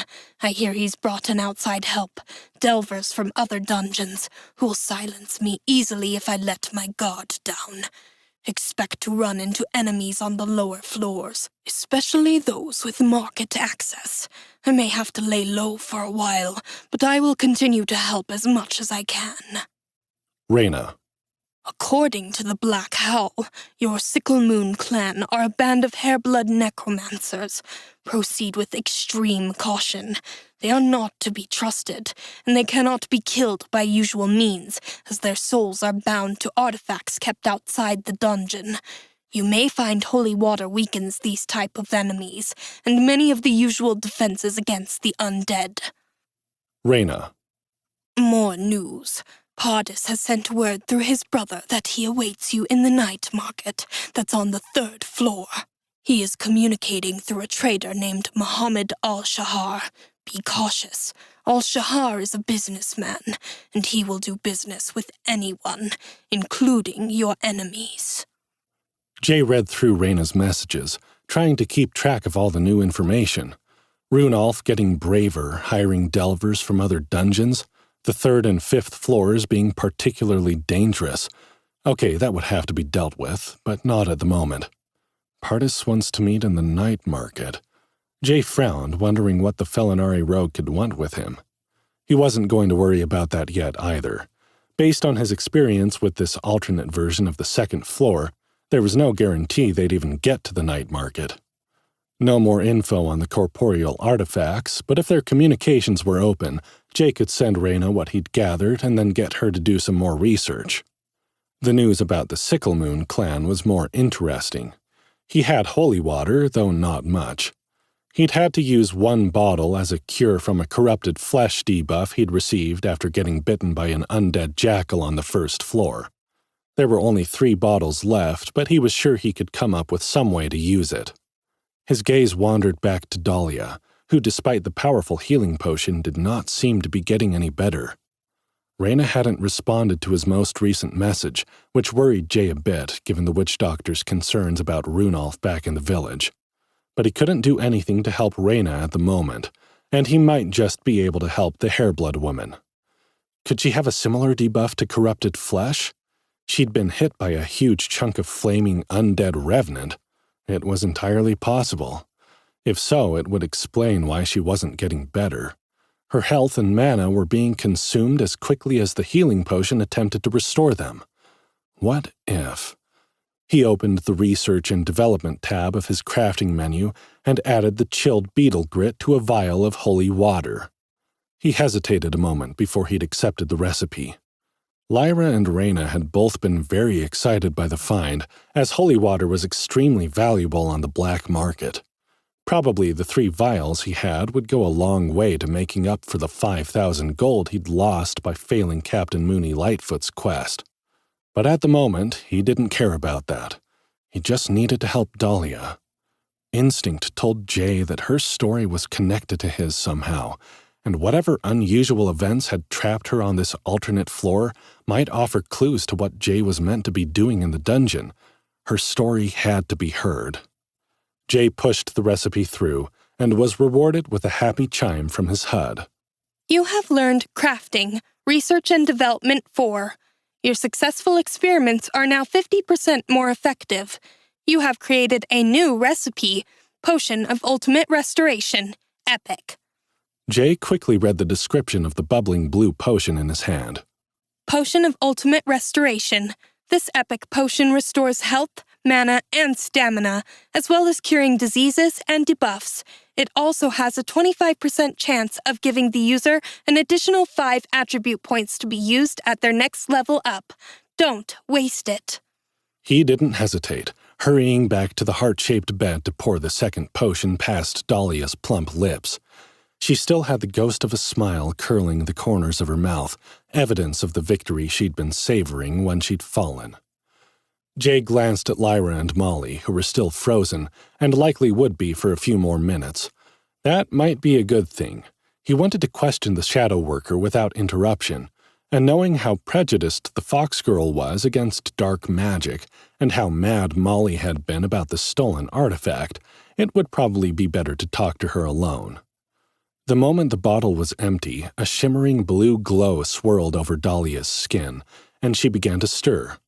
Jay moved to the far side of the tent again, very conscious of how uncomfortable Dahlia would feel waking up in a strange bed with a man she didn't know. The rabbit woman yawned and stretched, as if waking from a deep sleep, then opened her big black eyes. She stared at the roof of the tent for a moment, blinking as if to chase away a dream. When the swaths of red and pink silk didn't disappear, she wrinkled her forehead and sat up slowly, her eyes widening as she took in the plush covers of the mattress. Then she found his boots and slid slowly up his beetle-black armor suit until she was looking directly at him. Jay smiled and gave her a small, friendly wave. "Hello." Dahlia shrieked, scrambling backwards like she'd been shocked by an electrical cord. Her breasts bounced dangerously in the thin scraps of armor as she backed over the mattress, directly on top of Molly and Lyra. Spinning around, the rabbitkin woman's gaze landed on the masks of rictus fear plastered on the archer and the barbarian's faces. She fell off the bed, landing with her ample bottom and fluffy black tail pointed at the ceiling, and her barely there skirts flipped up to expose a black leather thong covering her unmentionables. "Shit, please don't freak out," Jay stammered, wanting to go help her, and knowing that the last thing she was going to want was a strange man's hands on her when she was in such a precarious position. "Are you okay? Can I help you?" Dahlia kicked her legs, and Jay saw that her thick thighs were powerfully muscular beneath the softness of her curves. She sprang off the ground, flipping through the air to land in a defensive crouch in the middle of the tent, her black eyes fixed on him accusingly. "What did you do to me?" she snarled, her black ears jutting up through her flowing magenta hair, as alert as a wild rabbit who'd scented a predator. She'd pulled a jagged dagger from somewhere, its wavy black blade poised to strike. "And what have you done to them?" "They were petrified with a fear spell," Jay answered quickly, putting his hands in the air. "And you were unconscious, maybe debuffed after a piece of the Revenant knocked you off that mausoleum. I gave you a potion, but I swear I didn't touch you. I want to help, Dahlia." The Hairblood woman's eyes darted around the tent, taking in the glass shower stall and the laundry cubes. Her nose twitched like she was smelling the air, which Jay realized with mild embarrassment smelled of scented massage oils and perfumes. "What is this place?" she asked. "It looks like a safe zone, but the only safe zone on this floor is the haunted manor. I've been everywhere and searched every shadow. I know I have missed nothing." "It's a temporary safe zone that I carry in my inventory," Jay said. "I used it to repel Captain Lightfoot and his soldiers. They appeared the moment I rejected his quest and accepted yours, and his ghouls are the ones that petrified my party members. They're still out there, but I hoped once everyone was healed and rested, we'd have a better chance of defeating them." Dahlia's shoulders relaxed slightly, and she stood from her crouch, but she kept the dagger pointed at Jay, backing around in a semicircle so that she could keep her eyes on him and see the rest of the tent. "I've never seen anything like this before," she said, her nose still twitching. Her gaze fell upon the shelf of sex toys, and her black eyes widened. "Are you some kind of pervert?" "No!" Jay protested, but the Hairblood woman narrowed her eyes at him, pointing at the shelf full of phallic toys. "I mean, not any more than anyone else, I guess. Those aren't even mine. They came with the tent." "A likely story," Dahlia muttered. "So why does your safe zone look like a brothel?" "I guess it's the dungeon's idea of a joke," Jay shrugged apologetically. "You know, jokes, haha, funny." Dahlia scowled at him. "And I suppose the dungeon is fond of jokes, is it? Is that why I've been trapped on this floor? As a joke?" "I don't know why she does what she does," Jay answered truthfully. "But I do think there was a reason. That's what I want to talk to you about." Dahlia stood up straighter. Her black irises swelled until they filled her eyes entirely, then receded to reveal bright yellow irises with tiny black pupils. "What did you say?" Jay froze, trying to think of where he'd gone wrong. "Nothing?" "You said she."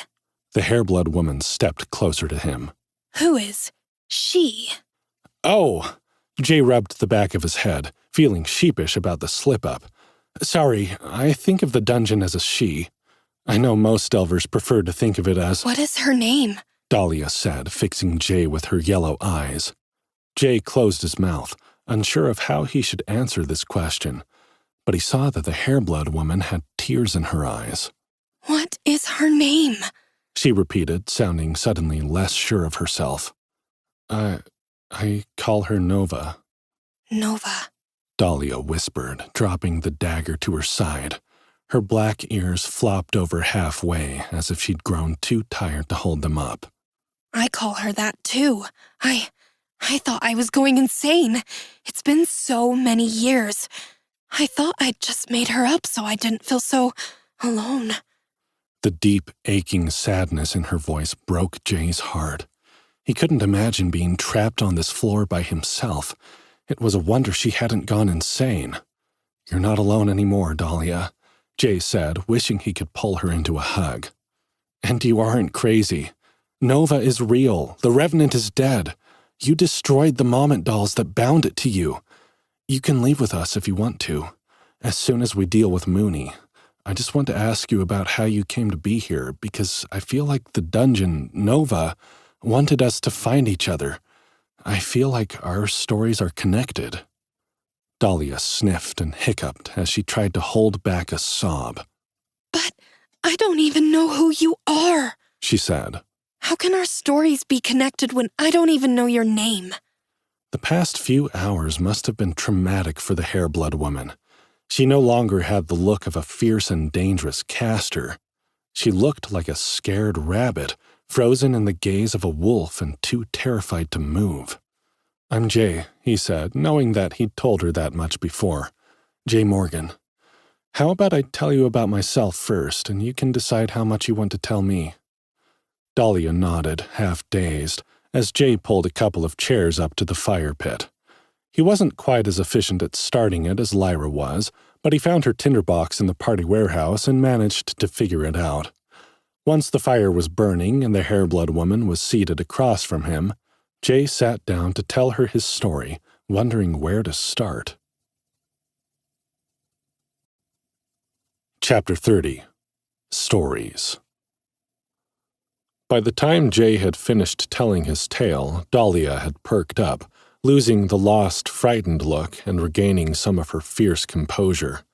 When it was her turn to tell her story, she did so with confidence and no little defiance, her anger at the Sicklemoon clan flaring brightly as the flames between them. It turned out Dahlia's mother had been a seer in the service of King Wencher, one of the only Fenari people with a permanent place in his court. "The king had been recently married around the time I was born," Dahlia said. "and my mother was suffering from visions due to pregnancy. It is common for Hairblood seers to receive their most potent visions shortly before and shortly after childbirth, which is why many Hairblood women prefer to have large litters of kids. My mother, however, only had me, and she was old at the time, far past her prime according to tradition. Her visions were uncommonly powerful already, which is why the king had acquired her, and the ones that came after my birth were unsettling." Jay leaned back in his chair, enjoying the warmth of the fire. It felt especially nice knowing that Captain Lightfoot and his ghouls were trapped outside until Jay chose to confront them. Molly and Lyra were still petrified, but he'd been working on a plan for how to deal with the captain once they were all rested and recovered. At the moment, he had all the time in the world to enjoy Dahlia's tale. "How do you mean?" Jay asked. "Did she foresee something bad happening to the king?" Dahlia nodded, playing with a worn strip of fabric on her skirts, her yellow eyes fixed on the flames. "Betrayal," she said. "by his new queen. My mother foresaw that this woman, Xenovara, a stranger from another world, would bring about the downfall of Winshire and his kingdom." Was he grateful for the warning? Jay asked, thinking he probably knew the answer to the question. History had a rather poor record of rewarding the bearers of bad news. "Quite the opposite," Dahlia said, frowning as she considered her words carefully. "Winshire was humiliated. He made a very big deal of the marriage and felt his judgment would be in question if he did not act definitively. First, he disposed of his wife. The official story was that Xenovara had died of consumption, as many noble women seem to do, but the servants whispered that a woman had been drawn and quartered in one of the torture chambers in Winshire dungeon. I know because they were still whispering about it when I had grown up and was serving as an orphan scullery maid in the king's kitchen." Jay felt his flesh crawl to hear her cold recollection of the king's brutality. "That's awful, Dahlia. And no one said anything?" King Winter made an even bigger deal about Xenavara's death than he had their marriage, she said. To everyone outside the castle, I'm sure he appeared as a grieving husband. Within the castle, there were suspicions. Then, a few days after Xenavara was laid to rest, the king accused my mother of witchcraft, of cursing his wife with the disease that had killed her. He had her beheaded in front of the court. Jesus! Jay gasped, shocked by the completely neutral expression on the hair-blood woman's face as she relayed the brutal fact. I'm so sorry. But you were just a baby. Yes, I was given to a wet nurse, one of the cooks in the kitchen, Dahlia said. I don't know who to thank for that, but it likely saved my life. King Winshire seems not to have known I ever existed. My mother's execution gave the servants fair warning of what would happen to any who were caught mentioning the false queen prophecy, the dismembered woman in the basement, or any connection between the two. My mother's death bought Winshire a few months of peace at least, but fear has a way of fading after a while, and the whispers returned. I suspect that's how the Sickle Moon clan found me. Jay leaned forward on the edge of his seat. What did they want with you? My body and my soul, Dahlia answered with a dry laugh that lifted the hairs on the back of Jay's neck. She continued, unaware of his disturbance. As a servant, I was never integrated into the dungeon, so I had no idea what kind of powers might awaken if I did. But there were rumors about what the daughter of a Hairblood seer might be capable of, apparently. When a band of soldiers from the Sickle Moon clan came to demand the release of the lone Fenari kitchen maid, I'm sure the cooks were just happy to get rid of me. King Wenshire certainly had no idea about the transaction, which apparently suited everyone involved. I was bought and sold like chattel, a servant to one and a slave to the other.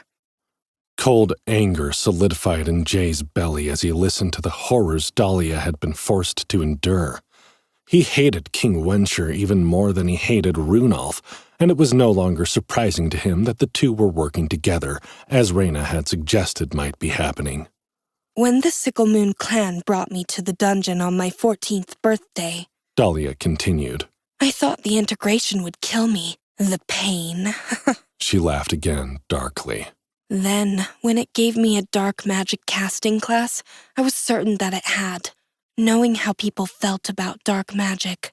But the soldiers of the Sickle Moon were ecstatic. They'd been waiting for a female with an affinity for black magic to come along, to be the mother of their twisted clan. Apparently each of the Sickle Moon soldiers had been converted to a dark path by Moony Lightfoot, a necromancer capable of corrupting Delver's powers. They wanted to breed me in an attempt to create more Hairblood soldiers with the ability to wield black magic. So, I ran. Jay's stomach turned to acid as he realized just how evil Lightfoot and his soldiers were. You ran into the dungeon. They hunted me on the first floor, Dahlia said. But the dungeon helped me escape. Well, I didn't know her name yet, but she gave me clues that no one else had ever heard of before. She left me clues to keep me safe when Lightfoot and his soldiers were close. I leveled quickly. When I got to the second floor, I thought I was free, because it was different from how it was supposed to be. I thought maybe I'd found a secret floor. Lyra said the haunted forest was the wrong floor when we got here, too, Jay said. Dahlia nodded. But I wasn't safe, because somehow Lightfoot and his men followed me, and they brought something with them that made the floor lock down. The Revenant. We've been trapped here ever since, she said. Even when I eventually managed to kill Moony and his soldiers, I wasn't safe, because their souls were tethered to some artifacts on the surface. Once the soldiers were dead, they unleashed the Broken Bear Revenant on me. What was that thing anyway? Why was it called Broken Bear? Dahlia shrugged. A corrupted soul that Lightfoot had bound somehow, a member of the ancient Broken Bear tribe of giants that once lived in the mountainous regions to the north. Everything about it was wrong, and even Nova admitted it shouldn't have been able to get past her defenses, which made me wonder. She shook her head. There are a lot of things that shouldn't be possible happening in the dungeon lately, Jay said. I thought it was related to me because no one anyone has spoken to has heard of my class or abilities either. Molly can talk to Nova too, though, and I think she'll come around to talking to Lyra one of these days. I feel like Nova is collecting delvers she thinks will be able to help her, but I don't know what she wants. I think I do, Dahlia said, smiling for the first time they'd begun their macabre conversation. And now that we're talking about it, it would make sense that you're involved too. How so? Jay could barely contain his curiosity. Because of what I found at the mansion. Jay lifted his eyebrows, not following. Dahlia laughed, more genuinely than before. I had been able to protect myself from the Revenant by stealing pigs from the village, the hair-blood woman said. I used them in the blood sacrifice ritual I have that helped me to create decoy versions of myself. Like you did in the graveyard, Jay said. She nodded. It worked, but I was just surviving. I wasn't making any progress. I was stuck here, and I was beginning to think I'd never be free until I saw you fighting the wraiths from the mansion. You were watching us. Jay felt a surge of validation that his suspicion had been right. Did you cast a spell that caused the wraiths to attack us? He explained about the shrine they'd found in the attic, and Dahlia giggled, a much cuter sound than should have come out of a woman wearing a deformed rabbit skull for a crown. No, that was a basic divination spell, she said. The wraiths are just assholes, and I'm afraid they were surrounding the mansion because I'd stirred them up on my way back from the village. What did your spell tell you? I was trying to discover who you were, if you might be able to help me or not, Dahlia said. But I could sense that you'd made a deal with Captain Lightfoot, so I hid. It was the first time I'd seen anyone from the outside on this floor, and I was terrified that any change that tilted the balance would be the end of me. That same day, though, my blood sacrifice ritual in the basement had an unexpected side effect that made me question the real reason I was here. Side effect? Jay asked. Dahlia bit her lip and opened a tiny pouch on her belt. From it, she withdrew something far too large to have fit inside the container if magic hadn't been involved. Jay recognized it immediately. It was an arm that must have belonged to a large silver statue. That's the corporeal artifact I was looking for! Dahlia's eyes widened. You know what this is? Jay took the hand from his own inventory, this one glowing slightly with the light of the spirits it had absorbed. He held up the soul-charged corporeal artifact for Dahlia to see. You have one too? She gasped. Why is yours glowing? I can charge yours too, Jay said. I think. Killing shades and wraiths is what did it for this piece. Jay, we must have been meant to find each other. Dahlia reached over the flickering fire pit and took his hand in hers. You were right. We have to find the rest of her. Together. Her? Jay asked. Who do you think these artifacts belong to? Dahlia grinned even wider. The false queen, Xenavara, she said. The woman my mother prophesied would bring down King Wenshire and his kingdom. Xenavara? Jay said, stunned. How? The queen was dismembered, Dahlia said. Her body disposed of, somewhere that no one could find her. One of the rumors I heard before the Sickle Moon clan came for me was that her remains had been taken to an unused dungeon in the far north, where no one but the Fenari might hear of her. The ice dungeon was opened shortly after my birth. It makes sense, Jay. Jay wrinkled his forehead. If that was true, Dahlia had been trapped in the dungeon for a very long time, which of course he already knew. She'd been here since she was a teenager, and she was a grown woman now. But could it have been that many years ago? How old are you? He asked, hoping Fenari women didn't take offense to that kind of question the way human women on Earth did. She sat back, confused. Then she laughed again. Oh, I don't know. I could be 30 or 130. I feel like I've been here for centuries. How old do you think I am? Jay did some quick calculations based on what he knew of Winterhaven's timeline. Reyna and Runolf were ancient, but he'd never actually asked how old they were. He knew dungeon magic could slow aging even once a delver didn't dive anymore. With a shock, he realized Dahlia might very well be over 100 years old. She'd been trapped on the alternate haunted forest floor all this time, waiting for someone who could help her unravel the dungeon's mysteries. "Tell me the rest of your theory," Jay said, avoiding the question, "because I have a map that tells me the location of the next corporeal artifact, and if you're saying what I think you're saying—" "We're going to help destroy Wenshire's kingdom." Dahlia beamed at him, her ears floppy and lopsided atop the mane of magenta curls. "Because the king couldn't kill his false queen. She refuses to die. She refuses to give up her purpose, a purpose that came with her from another world. Xenovara. Z-no-va-ra." Jay's eyes widened as he finished her sentence. Nova. Chapter 31. Planning. If Dahlia was right and they had been tasked with finding the pieces of King Wenshire's dismembered bride, and that bride had somehow become the mind of the ice dungeon, Jay knew they were going to have to be extremely careful going forward. The threat of Runolf and his minions would be even greater if Jay was going to go up against the king himself, especially if, as Reyna had said, the king was sending more powerful delvers from elsewhere in the kingdom to do Runolf's bidding. Nova had tasked Jay with finding her from the very beginning, but he hadn't imagined she meant finding bits and pieces of her and assembling her like a puzzle. And what had Dahlia meant by saying that Xenovara's purpose had come with her from another world? Was Nova from Earth too? How could she have come to Arcanesia with a purpose?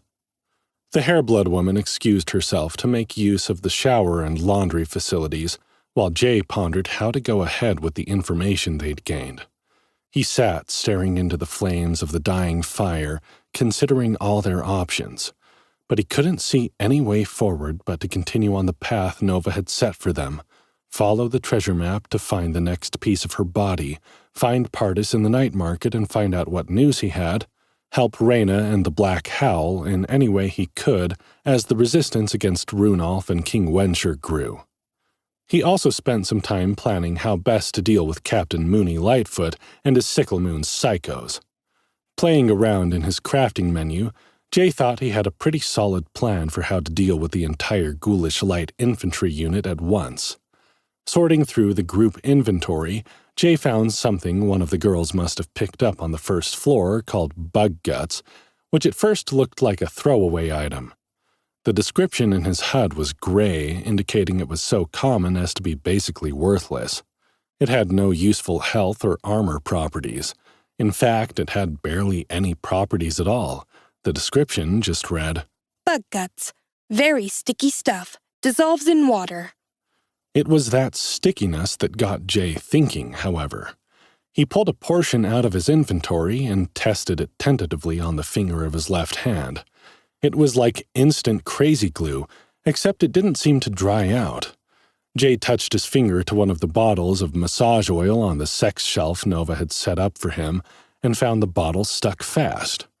Furthermore, when he touched the bottle to another bottle, it stuck too. It was like the stickiness of the glue transferred between objects, more like a static attraction that refused to let go.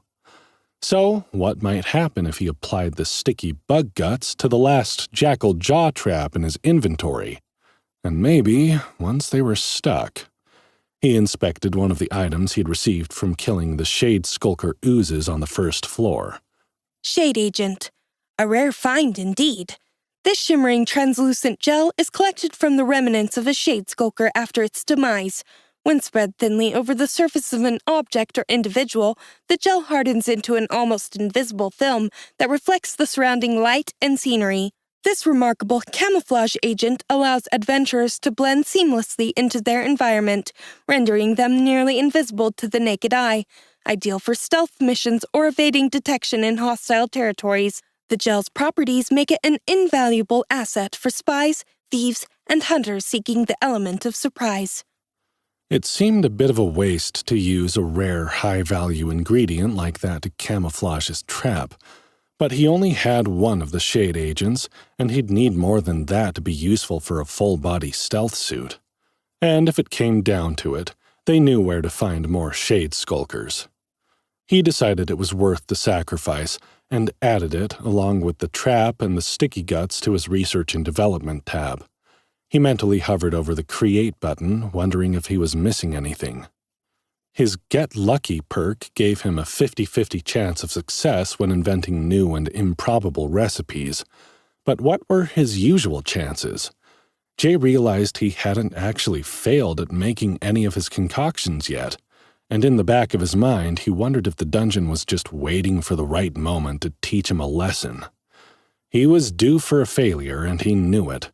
He didn't want that failure to happen when he was using ingredients he didn't have backups of, namely the shade agent and the radiant wisps he planned to use to make an explosive attachment for his sticky trap. Jay quickly removed the planned items from his crafting menu and tossed some random items together that he had plenty of which to spare. Surprisingly, even a couple of these worked out. Tundra berries and snow scorpion eyes combined to make a detect traps potion. Frostleaf clover and grave dust made something called Dust of Illusion, which his HUD marked as an epic-level item. But when he managed to fail a few times in a row, Jay began to feel better. Realistically, he knew he was being illogical. If his Get Lucky perk gave him 50-50 chances every time, one recipe succeeding shouldn't have an effect on the next recipe.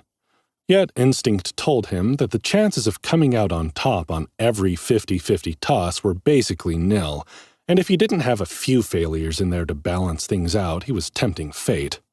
A few flubbed recipes under his belt made Jay feel more confident that his plan would work, but he was still nervous about it. When he finally worked up the nerve to create his masterpiece, he almost shouted out loud with excitement when his HUD rang out with the trumpet call that marked a success. You have created a new recipe, Explosive Poison Ghost Trap. Explosive Poison Ghost Trap. Wow, the Ghostbusters would be proud, Jay Morgan. Those ghouls won't know what hit 'em. Which, I suppose, is the point when one makes an invisible, sticky, and poisonous incendiary device. I mean, between you and me, the cloaking reagent and the super sticky glue, I'm not really sure why you needed to add poison and explosives. But who are we to judge? I don't know how you come up with this shit, but I'm going to keep enabling it. Nice work, Dungeon Cowboy. We ride at dawn. Jay stuffed the invention back in his inventory, hoping that the dungeon was right because Captain Lightfoot and his soldiers were all level 15 to 20, and there was enough of them that it would be a serious challenge to defeat them all. Even with the ghost trap, they were going to need a plan that would keep them safe. He was deep in thought when the petrification spell finally wore off and Lyra and Molly came suddenly alert. They shot up from the bed like they'd been awoken from a nightmare, gazing around at the tent in confusion before they saw Jay by the fire and relaxed. What happened? Molly asked. 1 minute, we were standing over that dead revenant, and the next? She shuddered, clearly remembering the horrible feeling of being hit with the fear spell. Seeing the girls awake drew Jay from his thoughts. He rushed to embrace them and make sure they were all right after the fight with the Revenant, and once he was sure they were okay, he explained everything that had happened in his discussion with Dahlia. Where is she now? Lyra asked, still a little nervous about the dark magic-wielding rabbitkin. Just getting cleaned up, Jay said. She's been in the shower for a while. I suspect it's been a long time since she's enjoyed a luxury like that. The fox girl nodded, her gaze falling on the steamy glass box in the corner. True. There was no shower at the mansion, was there? Poor thing. Imagine going all that time without hot water. How did she clean her fur? More importantly, how long do you think she'll stay in there? Molly asked, crawling across the bed toward Jay with a hungry look in her bright blue eyes. Because I've leveled up again, and I have some constitution and willpower stats to test out.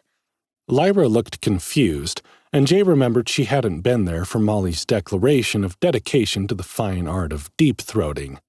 But he remembered, and even if his brain hadn't, his body certainly did. He stiffened immediately as she grew closer. Molly has a theory, Jay said as the barbarian lunged across the heart-shaped bed and tackled him to the mattress. Molly tore open the pants of his beetle-black scarab armor, her copper curls bouncing around her face as she wrenched his shaft free and immediately wrapped her lips around him. A theory about what? Lyra asked, her dual-toned eyes sparkling with interest as she positioned herself next to Jay. Can I help? Jay managed as Molly sucked him to the back of her mouth, unable to form a coherent thought against the vacuum-like pull of her lips and tongue. Molly bobbed her head a couple of times, then popped off with a wet smack. Yeah, she said enthusiastically. Push the back of my head. Even if I try to back off, force me back on. I want to take him all the way into my throat. I hate gagging, but I'm using my attribute points to get over it. Lyra's eyes brightened. Oh my goodness! We can use our attribute points for sex? Why didn't I think of that? Molly grinned up at the fox girl. Guess I'm pretty smart for a barbarian.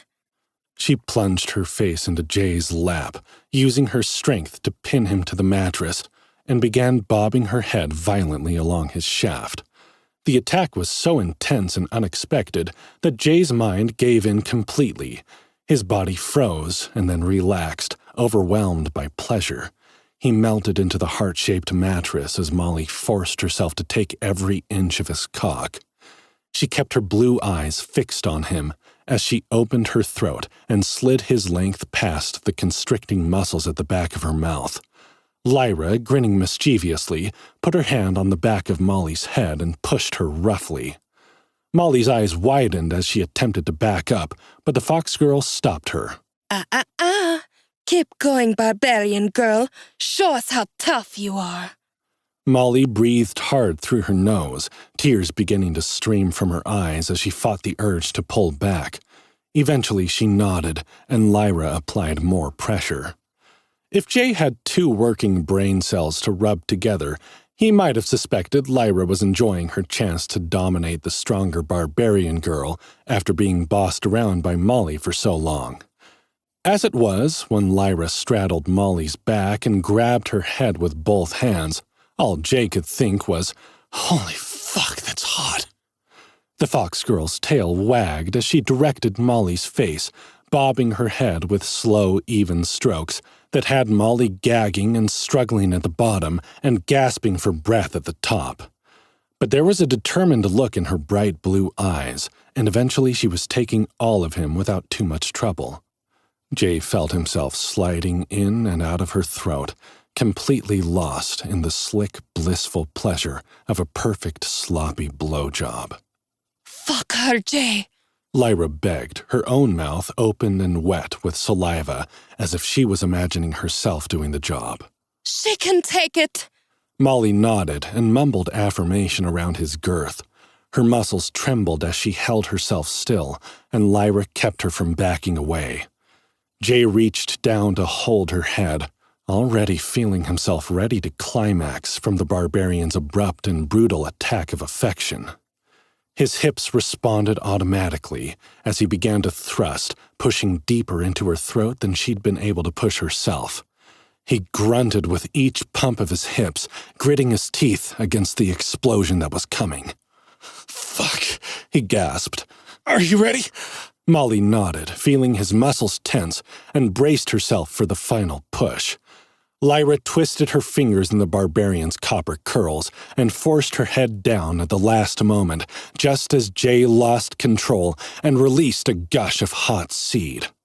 Molly sputtered and gasped as she swallowed around his pumping length, trying to get every drop that he spilled. Lyra held her down, unrelenting in her duty to keep the barbarian to her word. "Let her go," Jay laughed, panting hard. "She needs to breathe." When Molly finally let up, Molly popped off his dick with her eyes streaming and rolled onto her side. Her hands waved around her face as she laughed and cried at the same time. Ow, ow, ow!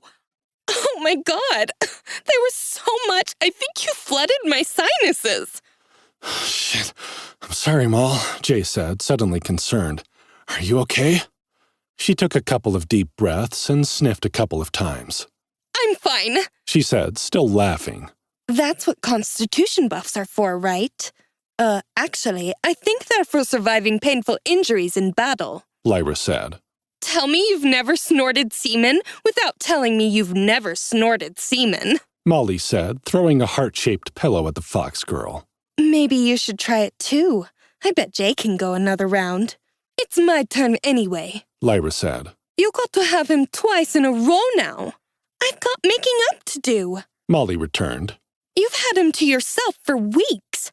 Whose fault is that, little Miss Childhood Drama? Molly gasped in indignation.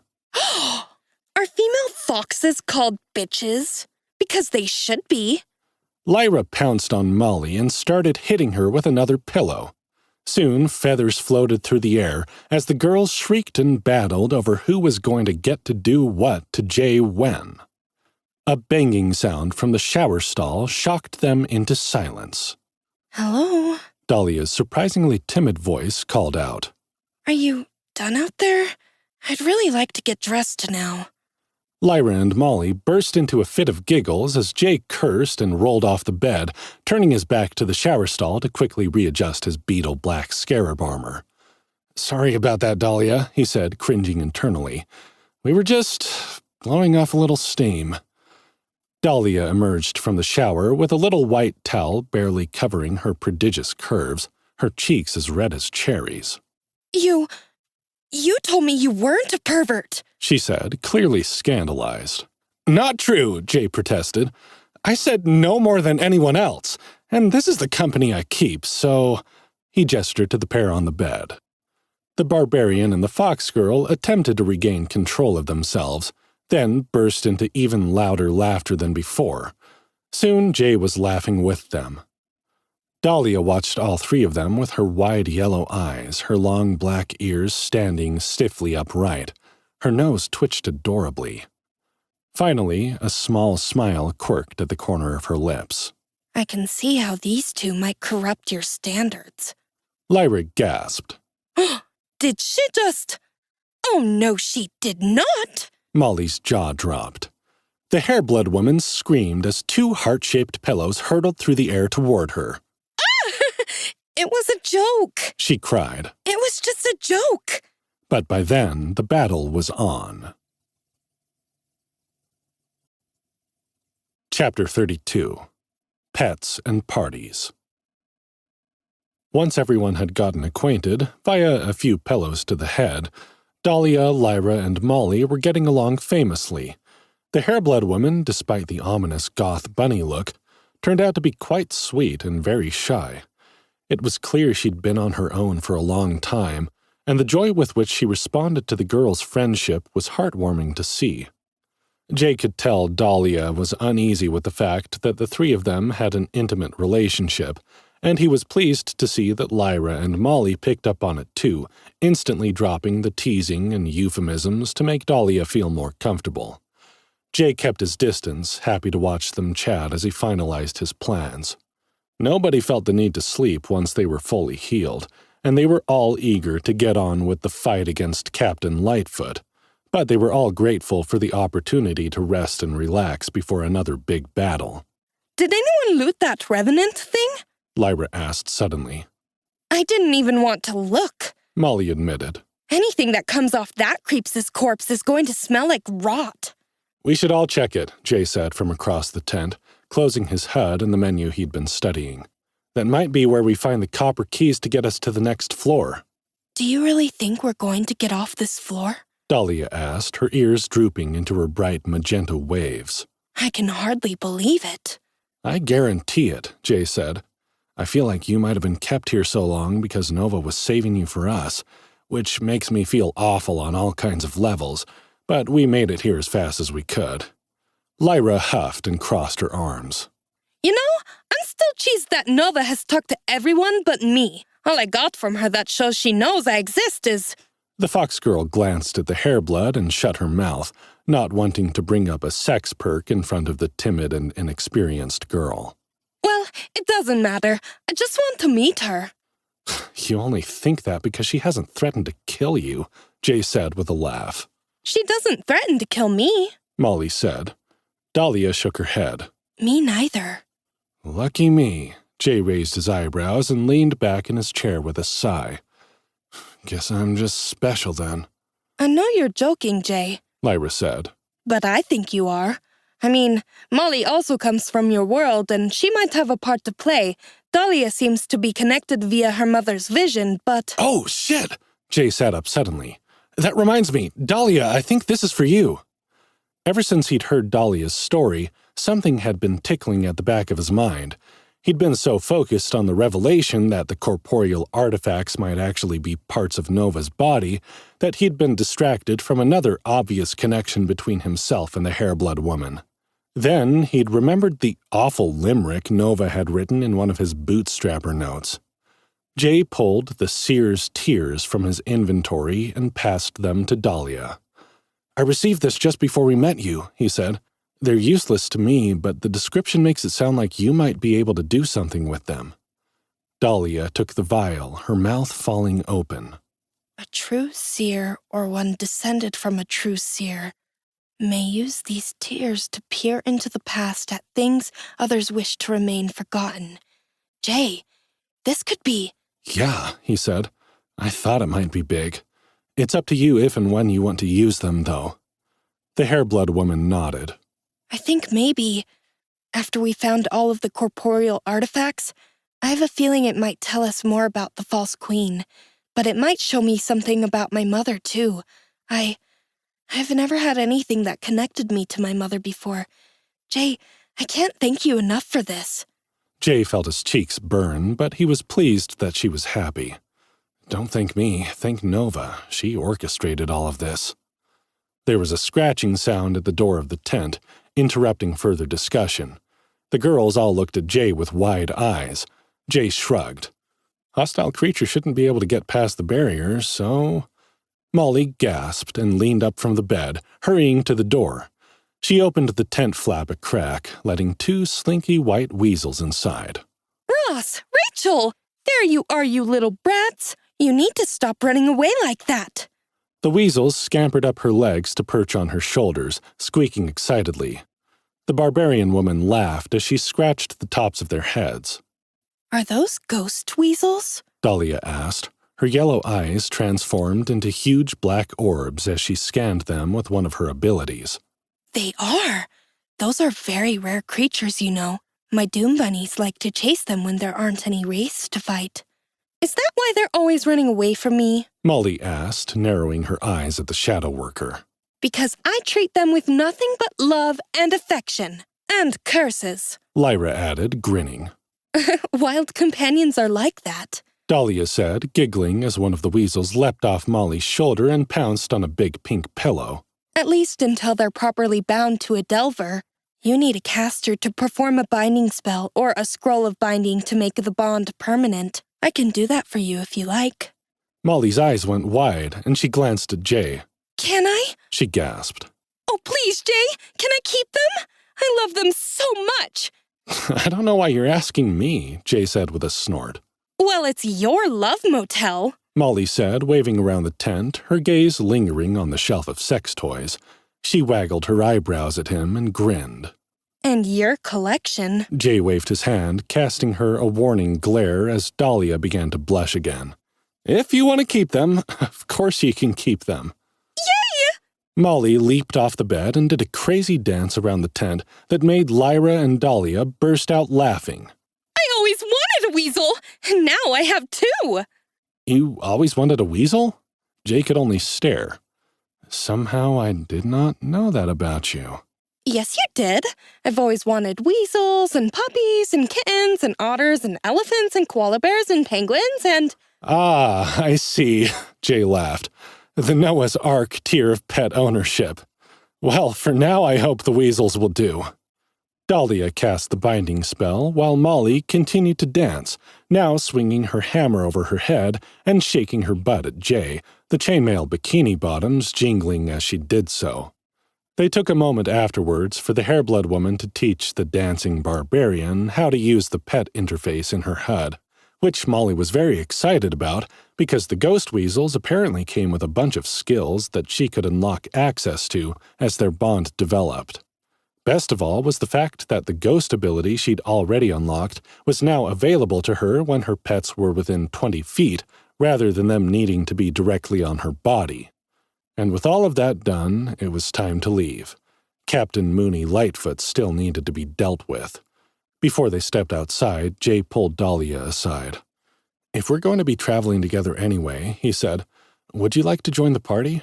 There are the three of us and a woman from Winterhaven who is currently outside the dungeon, a Lupinari witch doctor named Raina Frostmane." Raina still hadn't returned any of Jay's messages, and he hoped this was still due to a glitch of the chat system caused by his mishandling of the Mommet dolls, but he was getting an increasingly bad feeling about her silence. Unfortunately, there was no way to check up on her without using the party chat. All he could tell was that she was still alive because she was still listed as an active member of their group. Dahlia's eyes widened as she processed Jay's question. "I've never partied with anyone before," she admitted. "Do I have to?" She trailed away, blushing deeply as she glanced at Lyra and Molly, who were whispering next to each other on the sex toy shelf and casting sultry glances at Jay. The hair-blood woman bit her lip. "I've never been with anyone before." Jay held up his hands. "No, absolutely not. You don't have to do anything, and that's not my expectation. I've known Molly my whole life, and our thing with Lyra is completely unrelated to the party. Raina isn't involved." Dahlia shrugged. "I don't know. Raina isn't here, so it would just be you three and me. I don't know what to do because I know Nova needs us to work together, but I feel really weird about it." "I understand," Jay said, "and I'm willing to do anything it takes to make you feel more comfortable with us and like you're an equal part of the team, including putting limitations on when and where the girls and I spend time together in that way. I'll talk to them about it too." "I don't really feel right asking you to do that," she said, her voice growing timid again. "You're not," he said. "I'm offering.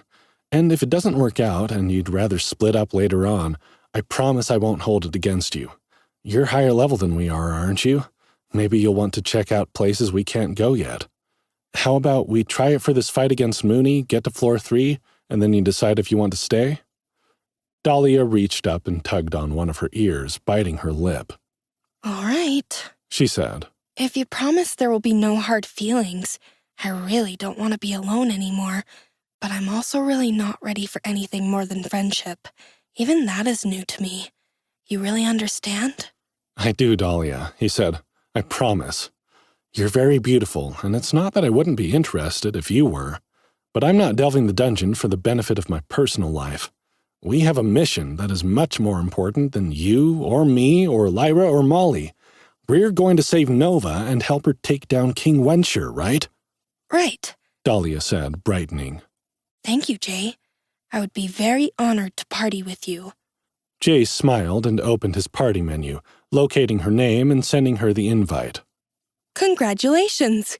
You have added a member to your delving party.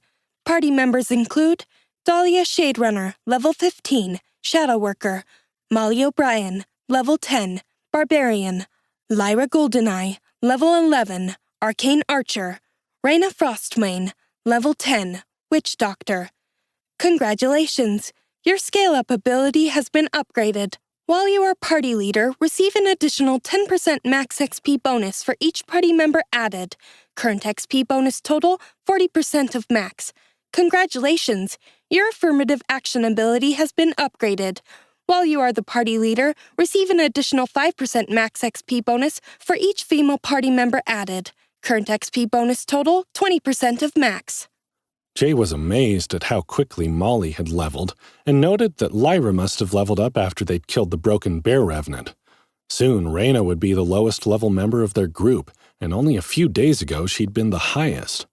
Jay wondered if this was how it worked for delvers in other dungeons. Lyra had told him she'd heard of people from elsewhere in Arcanesia reaching the 50s and higher. There was even a rumor that King Wencher had reached level 70. If that was true, they had a long way to go before they could take him on. But if it could be done, Jay was confident they could do it. "Yay!" Lyra shouted when she saw the notification, rushing across the tent to wrap Dahlia in a crushing hug. "You're one of us now, officially!" Molly grinned and held out her fist for a fist bump. Welcome to the team. Dahlia stared at the fist in confusion, and Lyra beamed at her. Here, let me show you how this works, she said, holding up her own fist and bobbing it against Molly's. She leaned over to whisper dramatically behind her hand. The crazy humans think it brings good luck. Just go along with it. So far, we've done okay, haven't we? Jay asked, joining the group and giving his own round of fist bumps. Now, who's ready to take on the Sickle Moon psychos? All three girls cheered loudly, Ross and Rachel squeaked, and after a brief discussion of their plan, the group left the party tent to finish what they'd started. Chapter 33. Sickle Moon Psychos. When they exited the tent, a thick gray mist had moved in around them, filling in the spaces around the gravestones and covering the still shimmering body of the revenant. The huge white monolith stone was laying sideways, propped against one of the marble pillars, torn from the ground by the undead giant. The mist seemed to be pouring from the hole as it left the ground, bubbling like a cauldron buried in the ground. There was no sign of Captain Mooney and his gang of necromantic soldiers. Jay didn't like not knowing where his enemy was, but as there was no time limit on the temporary safe zone, they could afford to wait the ghoulish hairblood out. Jay pulled the explosive poison ghost trap out of his inventory and marked an X in the dirt where he intended to place it. While the trap was in his hands, he could still see it, but he'd experimented with the camouflage in the tent, and he knew the moment he set it down it would become invisible even to him. Be careful with this, he warned the girls. I don't think any of us will be immune to this trap if we accidentally step on it. Remember, the goal is to lure as many of Mooney's men toward it, where they will get stuck and hopefully stick to each other. And any of the ones you don't trap, Molly said with a feral grin. I'm going to brain with the new hammer attack I got at level 10. Jay shook his head. They're all at least 5 levels higher than you, Molly. Barbarian or not, you're going to have to be careful. Why do you say it like that? She said, flipping her copper curls out of her face and putting a hand on her hips. I'm always careful. The ghost weasels squeaked indignantly on her behalf, and Jay suppressed a laugh. Since being officially bonded to Molly, the little creatures seemed to be taking on some of her personality. He had to admit they were pretty cute. Of course, Jay said. I look forward to seeing your new attack in action. You're gonna like this one, Jay. Just you wait and see. Molly pulled the deadly glowing toadstool from the loop on her belt and gave it a couple of practice swings. I have to attack from a distance, Dahlia reminded them. I have my dagger as a backup, but most of the skills and abilities I have that are effective against ghosts and undead creatures are ranged attacks. Me too, Lyra said, lifting her bow to show the poison arrow she had equipped. I'm going to be using poison at first, because my latest upgrade gives me a damage over time bonus which will add up as we fight. Then I can hit them with the radiant damage arrows after your bomb goes off, if there are any stragglers. Jay nodded, pulling out his own poisoned blade. I'm going to need to get up close and personal to deal any damage. Molly is the best tank if we need one, but with her ghost and barbarian rogue skills, she's likely more effective with a hit-and-run strategy. I guess that leaves me as bait. Next to Dahlia, Mooney wants to kill me more than anyone, since I am the one who broke the quest promise. So I'll try to lead him over the trap and keep him away from you guys. He paused, glancing around at the encroaching mist, which seemed to bump up against the side of the invisible dome barrier around the party tent. Jay frowned, searching the mist for some sign of Mooney and his army. If the mists weren't able to penetrate the safe zone barrier, that must mean it was being created by a hostile creature. A glint caught Jay's eye between two of the marble pillars, and for a moment the mists cleared enough that he could see the deformed face of the captain staring into the safe zone, frozen in a terrifying grin. Jay's heart lurched in surprise, but he kept his expression neutral, letting his gaze slide over Mooney as if he hadn't seen him. He could see more shapes, just visible in the fog, watching and waiting. Instinctively, Jay activated his night vision, and found he could see outlines of each of the soldiers highlighted the way the dungeon sometimes drew attention to interesting plants or objects. "Don't look," Jay said under his breath. "Keep your eyes on the ground. They're watching us from just beyond the ring of pillars. When I set the trap down, all of us are going to walk toward the Revenant. I'll deactivate the party tent after I've positioned myself where I can see them and give you further instructions as they approach. They don't know I know they're there, so they are going to go for a sneak attack, but they will probably move quickly, confident of overtaking us with their higher levels." Ever since they took their ghost forms, they've used mists like this to hide their position, Dahlia said. "I don't have an ability to track them, but my Doom Bunnies can. If you have to choose, make sure Molly and Lyra have your eyes first. The paralyzing fear spells require touch to cast, but they can cast disorienting fear and malaise at a distance. It takes a few minutes of concentration, though, so it will be important to keep moving to break the line of sight. Their weapons are enchanted with ghost touch as well." "I'm really starting to not like these guys," Lyra said with a shiver. Molly grimaced. "Can we kill them now?" "If you're ready," Jay said. "Now's as good a time as any." The others confirmed, and he stepped toward the X he'd marked on the ground, making a show of peering into the mists like he was still searching for Mooney and his ghouls. Jay dropped the trap on the X when he was standing with his back to where he knew the ghastly soldiers were hiding, hoping none of them would notice. Then he continued his mock investigation around the perimeter of the safe zone. "The Revenant is over there," he said loudly, pointing toward the dead giant on the far side of the tent. "We should check it for copper keys and get off this floor before Captain Mooney Lightfoot and his soldiers return." Jay caught Mooney's wild grin stretching to grotesque proportions as the ghastly necromancer imagined them falling for his trick. Jay couldn't wait to wipe that grin from his ugly face, but he forced himself not to react as he enacted their plan. The girls did as Jay told them to do, and when they were all positioned between the Revenant and the ghost trap, Jay pulled the party tent back into his inventory, keeping an eye on the glowing outlines that marked their enemies. Dahlia leaped on top of a flat grave that had been pushed a few feet into the air by a frost heave, giving herself a better view. Molly and Lyra hurried toward the Revenant's shimmering form, knowing the attack would come from behind, but not wanting to give away that they knew. Mooney and his men waited, inching closer like dogs who had been told to stay but who itched to chase. The back of Jay's neck prickled with the intensity of the undead gaze upon him. Finally, they began to creep forward.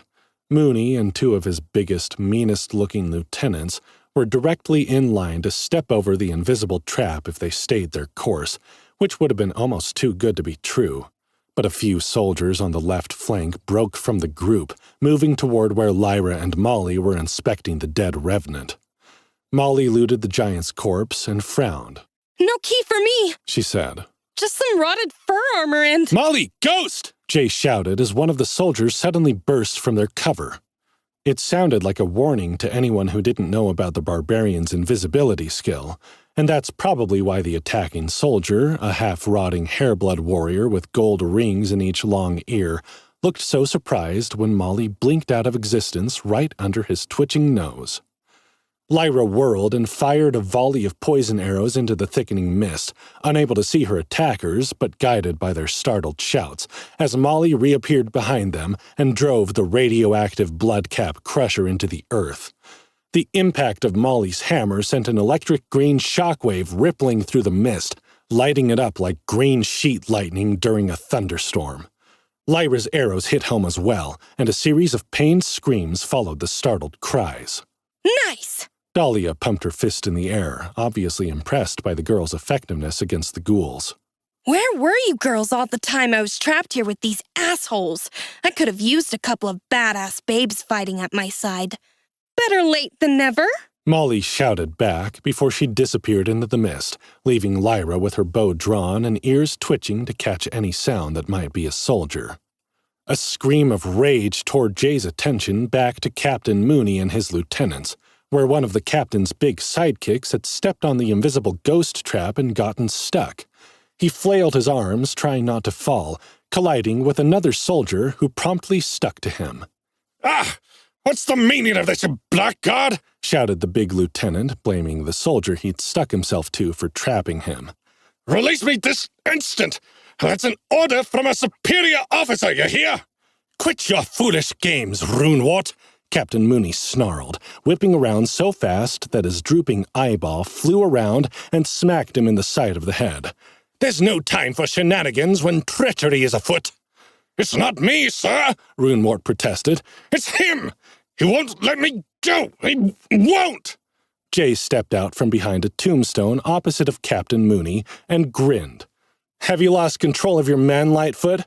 I thought you were a serious operation, not a bunch of buffoons dressed up in plain soldier." Mooney snarled, his black eyes fixing upon Jay as his mouth began to move with arcane words as he began casting a spell.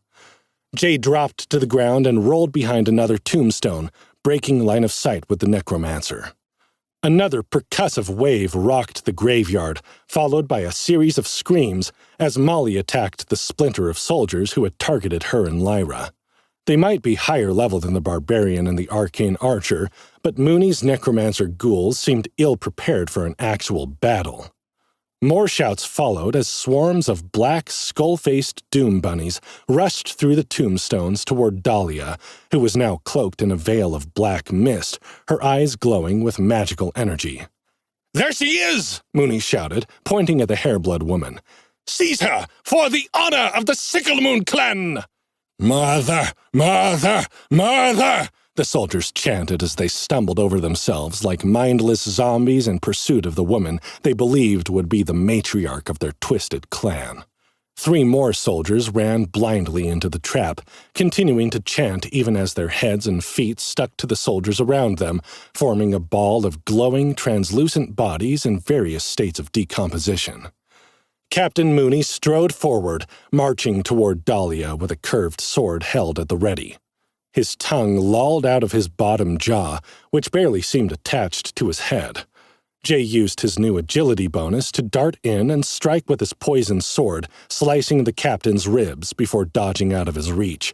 But the captain seemed barely to notice the fresh wound on his badly damaged body. Ghostly green ichor spilled from the cut on his side, but he strode defiantly toward Dahlia. "This has gone on long enough, young lady," he said. "You have a responsibility to we who saved you, and it is high time you lay down and accepted it. What greater honor than to bear the young of the Sicklemoon, strengthening our clan for generations? Let Uncle Mooney cleanse you of your sins and be reborn as the Sicklemoon mother." The captain's leering gaze curdled Jay's stomach, but Dahlia stood her ground, gathering the swirling black mists into a ball between her hands.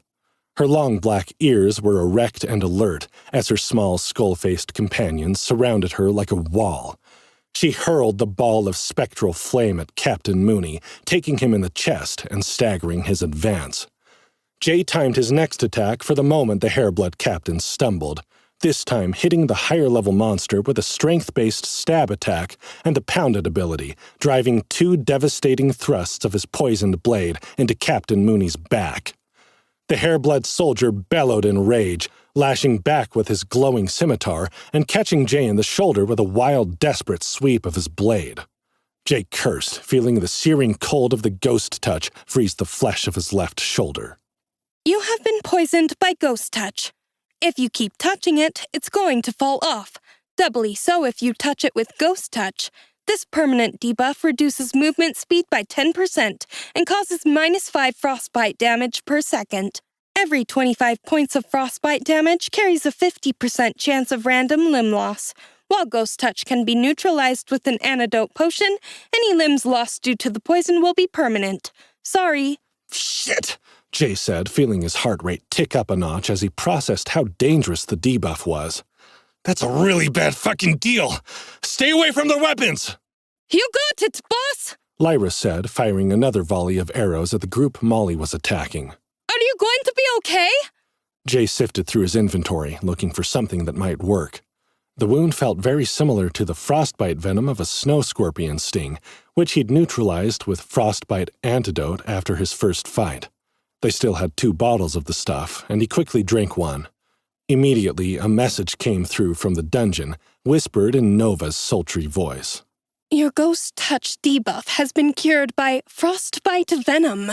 Please be more careful next time, my darling dark horse. Mommy wants her boy with all his parts intact.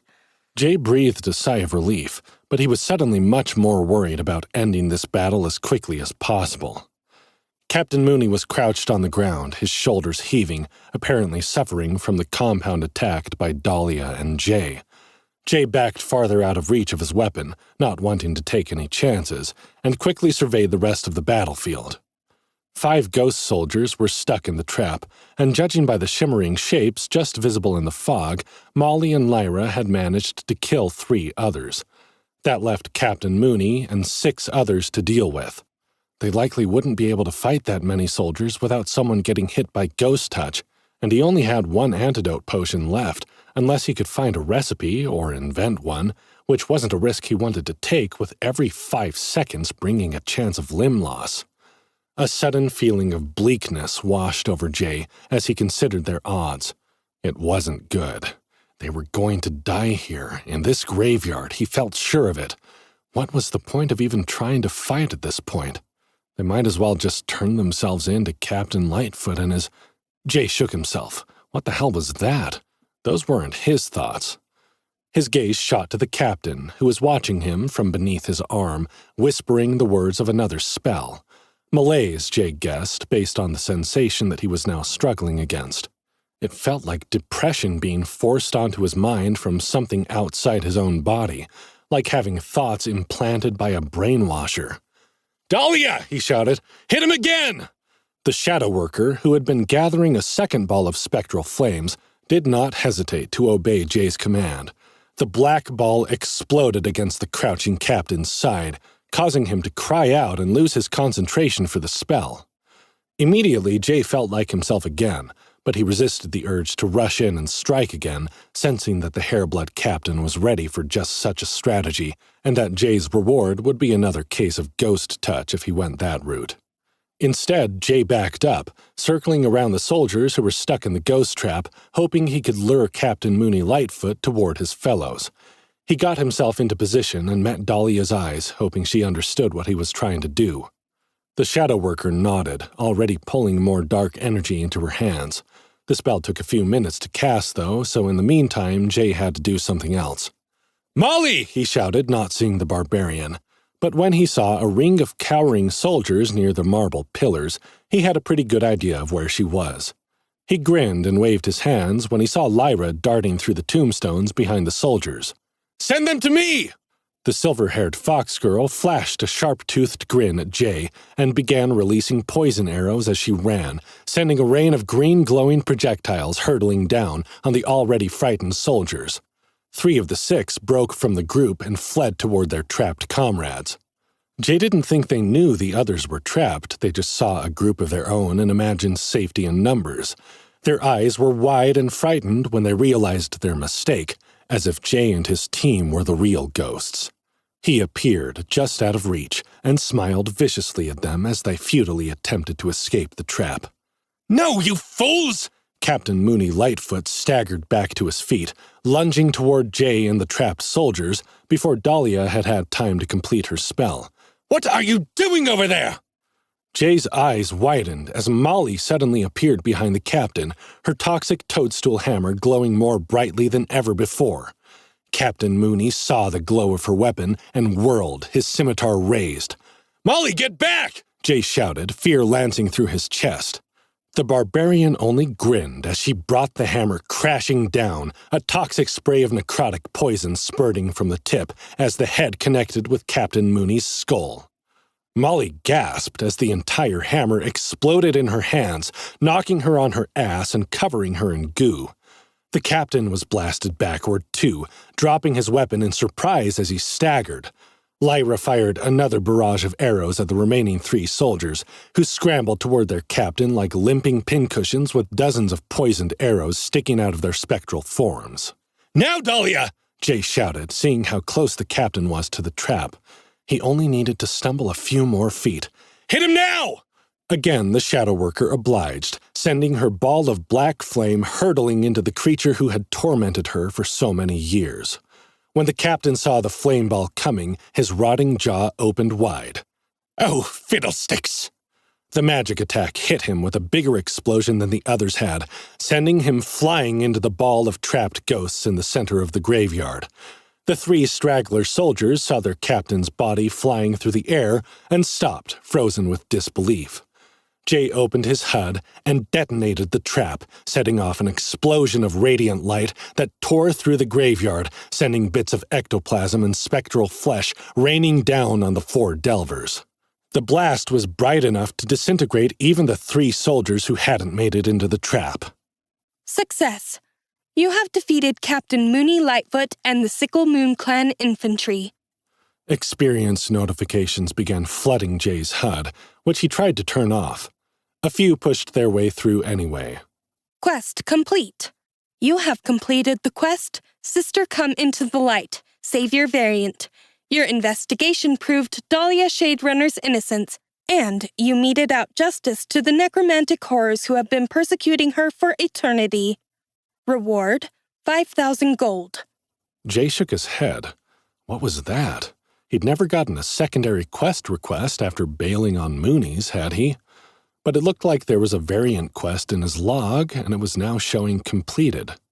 Spots danced across Jay's vision as he blinked, trying to clear his eyes. He could hear the girls shouting their excitement, and Dahlia crying with relief that her battle against the Sickle Moon clan was finally over. Congratulations!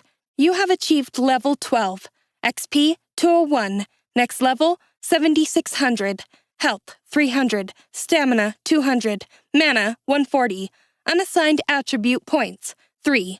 You have 30 base stat points to distribute.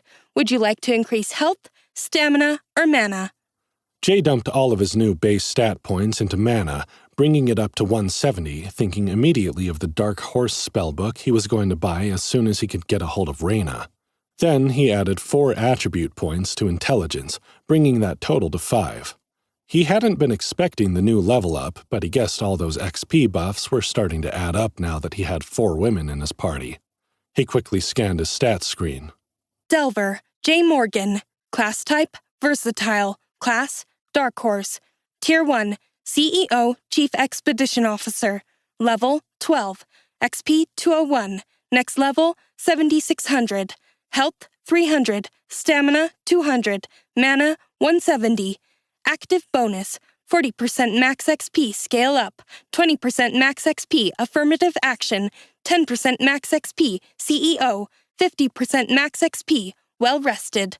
Unassigned attribute points, 0. Strength, 10. Agility, 10. Intelligence, 5. Constitution, 16. Beetle Black Scarab Armor. Set bonus, Constitution plus 6, HP plus 50. Willpower, 2. Charisma, 10. Active skills, on-the-job training, asset management, pound it, crush the competition, golden gazelle, agile, GOAT. Passive abilities, scale up 4, affirmative action 3, environmental resistance 1, Arctic, dungeon site 4, stealth 4, trailblazer 2. Perks, panty dropper, bootstrapper. Vocational skills, gathering, horticulturist 1, profession, field medic 1, profession, fletching 1, crafting, apothecary 1, crafting, survival 1, crafting, research and development 4. He didn't have any notifications for new skills or abilities, but there was a new note from Nova awaiting his attention. Still nothing from Reyna, which made him increasingly worried. Even as Jay's eyes cleared, there was still a bright light he couldn't blink away. A beam of white radiance burst from the hole where the monolith had sat, like a gate leading to heaven. As Jay focused on it with his dungeon sight, a description materialized. You have discovered a gateway to floor 3. You require a key to proceed. Jay stumbled forward, still reeling from the blast. "Girls, the beam of light," he said, pointing but not wanting to look at it. "That's the way down to the next floor, but we still need a key." There wasn't one on the Revenant, Molly said, sounding worried. All four of them looked to where the undead giant's body had been and were surprised to find it had disappeared after Molly had looted it. Jay could hardly believe there had been nothing of value on the monster. But then again, nothing about this floor had worked the way it was supposed to. He turned his attention to the pile of ectoplasm and chunks of spectral flesh that had once been Captain Mooney and his gang. There was a glow in the air similar to the light of the wisps that guided his trailblazer ability. Like the little sparks of life that had animated to ghastly soldiers were leaving their broken bodies for good. "Dahlia," Jay said, a suspicion nagging at him. "Take out your corporeal artifact and hold it over that pile." The shadow worker gave him a strange look, then pulled the arm from her inventory, holding it with both hands as she approached the gory heap of translucent body parts. As if they were being sucked in by a powerful force beyond their control, the soul lights moved through the air toward the artifact, just as the shades had done to Jay's. Dahlia's eyes went wide as the arm began to glow, and the description changed to soul-charged artifact. "Whoa," she gasped. "What happened?" "I think you just prevented their souls from being returned to the surface," Jay said with a grin. "Captain Mooney and his Sickle Moon psychos will not live to haunt another day." An enraged scream tore through the forest beyond the graveyard, startling all of them, and Jay looked up to see a group of shadowy, long-limbed creatures creeping out of the trees. The harvestmen's mouths gaped wide, exposing rows of sharp teeth as they lurched and slouched toward Jay and the three girls. "Oops," Jay said. "I think we just stole their lunch. Let's get those keys now. Everyone start digging." All four of them dropped to their hands and knees, plunging their fists into the pile of goo as they searched each shimmering piece of undead soldier for the copper keys they needed to leave the floor. The harvestmen crept closer, tearing the perpetual darkness of the haunted forest with their high-pitched buzzing shrieks until the air hummed with a maddening pitch. "I can't find anything!" Molly cursed. "It's all just ectoplasm and spectral flesh, which I can't even read the description of." "Just haul everything into the party warehouse," Jay said, keeping his eyes on the approaching monsters. "We can sort through it later. Take everything. As we clear the loot, the bodies should disappear, right?" "It's not working," Lyra said, her blue and gold eyes widening with fear as she watched the harvestmen creep closer. Her ears plastered to the side of her head as she dug frantically through the pile. "There's as much here as there ever was, and there's no keys!" Jay's heartbeat ratcheted up a notch as he tried to figure out what to do. They could always use the party tent again as a last resort, but if there were no keys, that wouldn't do them any good in the long run. Then he slapped his forehead, annoyed at himself for not thinking of it sooner. "I have an idea," he said, flipping open his notes from the bootstrapper perk. "Hurry, Jay," whispered Dahlia, a crowd of skull-faced bunnies piling around her legs like a puffy Victorian bustle skirt, like the creatures were attempting to shield her from the monsters that shrieked from the gravestones. Lo and behold, the note from his anonymous benefactor was waiting for him. Rather than being an electronic message, this time it was an envelope that he had to remove from his inventory to open. Maybe Nova had left him a clue? What looked like a handwritten letter in the same swirling script as the IOU note fell into the palm of his hand. It read, "Meet you on the 3rd floor. Looking forward to that kiss. Copper key, ×4.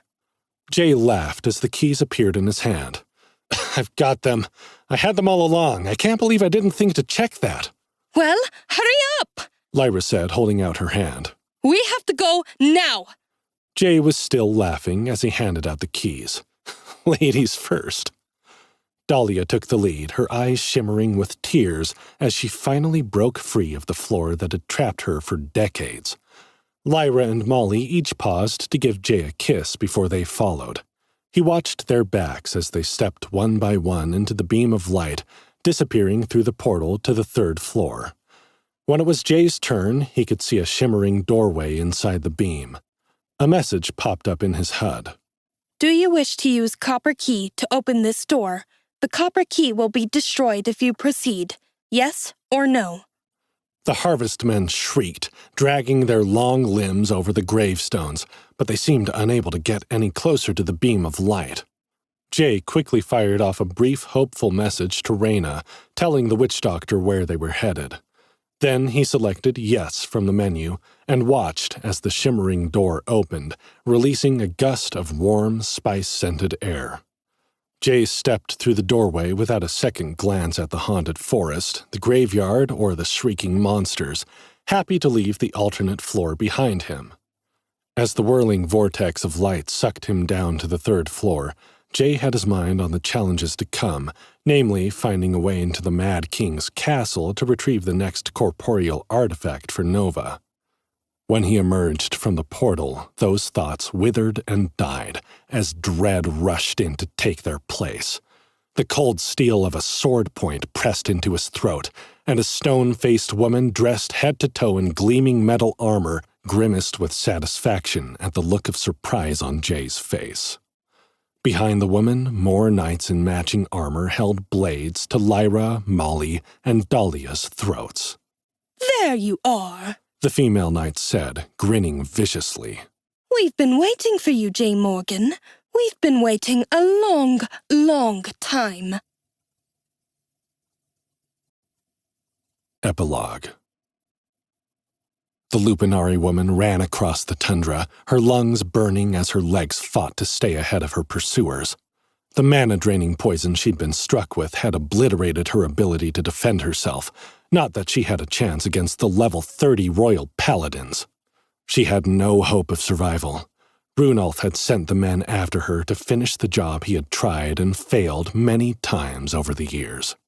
Now that her ex-husband was no longer maintaining any pretense of being loyal to the Venari, Reyna was no longer a threat. He'd sent King Wensher's men after her in the full light of day, as if daring any in the village of Winterhaven to object to this treatment. No, she would not survive this day. But if she could get back to her tent, she may yet be able to do something to help Jay Morgan. The royal paladins pursued her with agonizing slowness. They had stalked her for miles, playing with her, running her down. It was as if they were the wolves and she their prey. Reyna snarled with indignation at the thought of it. These human pets of the king marching through Venari territory like they were the lords of the land. It made her sick, but it was only possible because Runolf had sold them out. Reyna wished she'd had the courage to stand up to him before he'd gotten powerful enough to request personal favors from the king. She still didn't understand how it had happened, what backroom deals must have been going on under her nose for years for Runolf to have climbed up the ranks of King Wensher's favor since that first fateful meeting in the king's court. But it didn't matter now. The royal paladins might play at being wolves, but she was nobody's prey. She still had a few tricks up her sleeves. Her stalkers didn't know they'd come full circle, past the fallow lands, and back toward the village.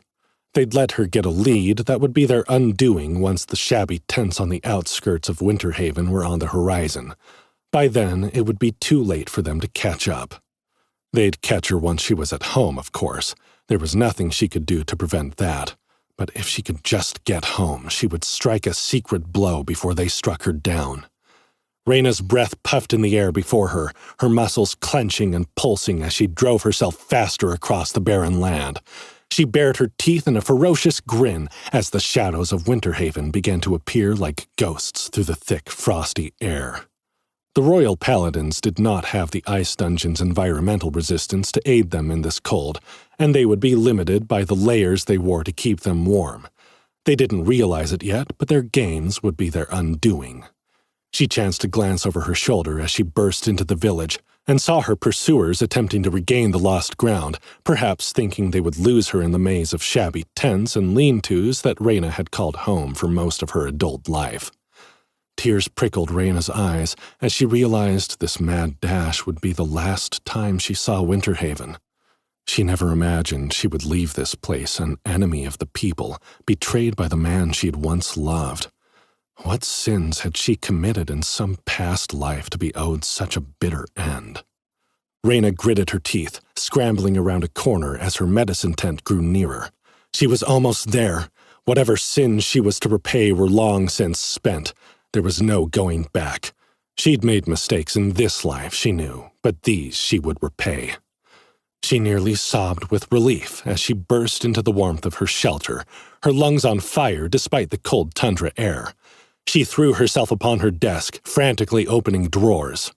Reyna ransacked her supplies like a careless burglar, stuffing everything she could see and touch into the group inventory she shared with Jay Morgan and his party. All her life's supplies, the tools and ingredients of her trade, her spellbooks, her letters, her journals, the collection of all her knowledge of the dungeon would be his. She regretted leaving him like this, regretted the things she should have told him. But he would find the answers to everything she knew, like diamonds scattered across the frozen plain, if he looked hard enough. Besides, the Black Howl knew almost as much as Reyna did, and they would be able to find him when the time was right. And that time was coming upon them more quickly than anyone in Winterhaven realized. By the time the Royal Paladins found her, Reyna was laughing. They no longer seemed to think their little game of wolf and rabbit was quite as much fun. Tears streamed down her face as the king's men advanced upon her with their swords drawn. She couldn't fight back with magic, but as they drew near, she took a few jabs with the only weapon she had left. "You're too late," she said, gasping through her tears as another fit of manic laughter took her. "Too late to save yourselves. Your twisted master, even the pitiful fool who calls himself leader of this wretched town. Kill me if you will, but you're too late. Enjoy the warmth of my blood on your hands, for it may well be the last warmth you feel in this cursed land." Reyna Frostmane didn't have much to take with her into the afterlife, but she had the satisfaction of seeing a flicker of unease in the Royal Paladin's eyes. This she grasped with everything she had, refusing to let it go as the swords plunged into her body. If she could have nothing else, she would take their fear and use it to light her way through the darkness to come. Yes, she did have that. Continued in Arcane Arctic 3, coming September 2024. This is the end of Arcane Arctic 2, a Royal Guard production. If you enjoyed this audiobook, we would love for you to rate and review it. For more books and audiobooks like this one, check us out on royalguardpublishing.com. Also connect with us on social media. We are active on Facebook, TikTok, Twitter, Reddit, and Instagram. We can't wait to hear from you. You have been listening to Arcane Arctic 2, written by Peter North, performed by Evan Glasser and Renee Glasser. Text copyright 2024 Peter North. Production copyright 2024 Royal Guard Publishing LLC. All rights reserved. Audible hopes you have enjoyed this program.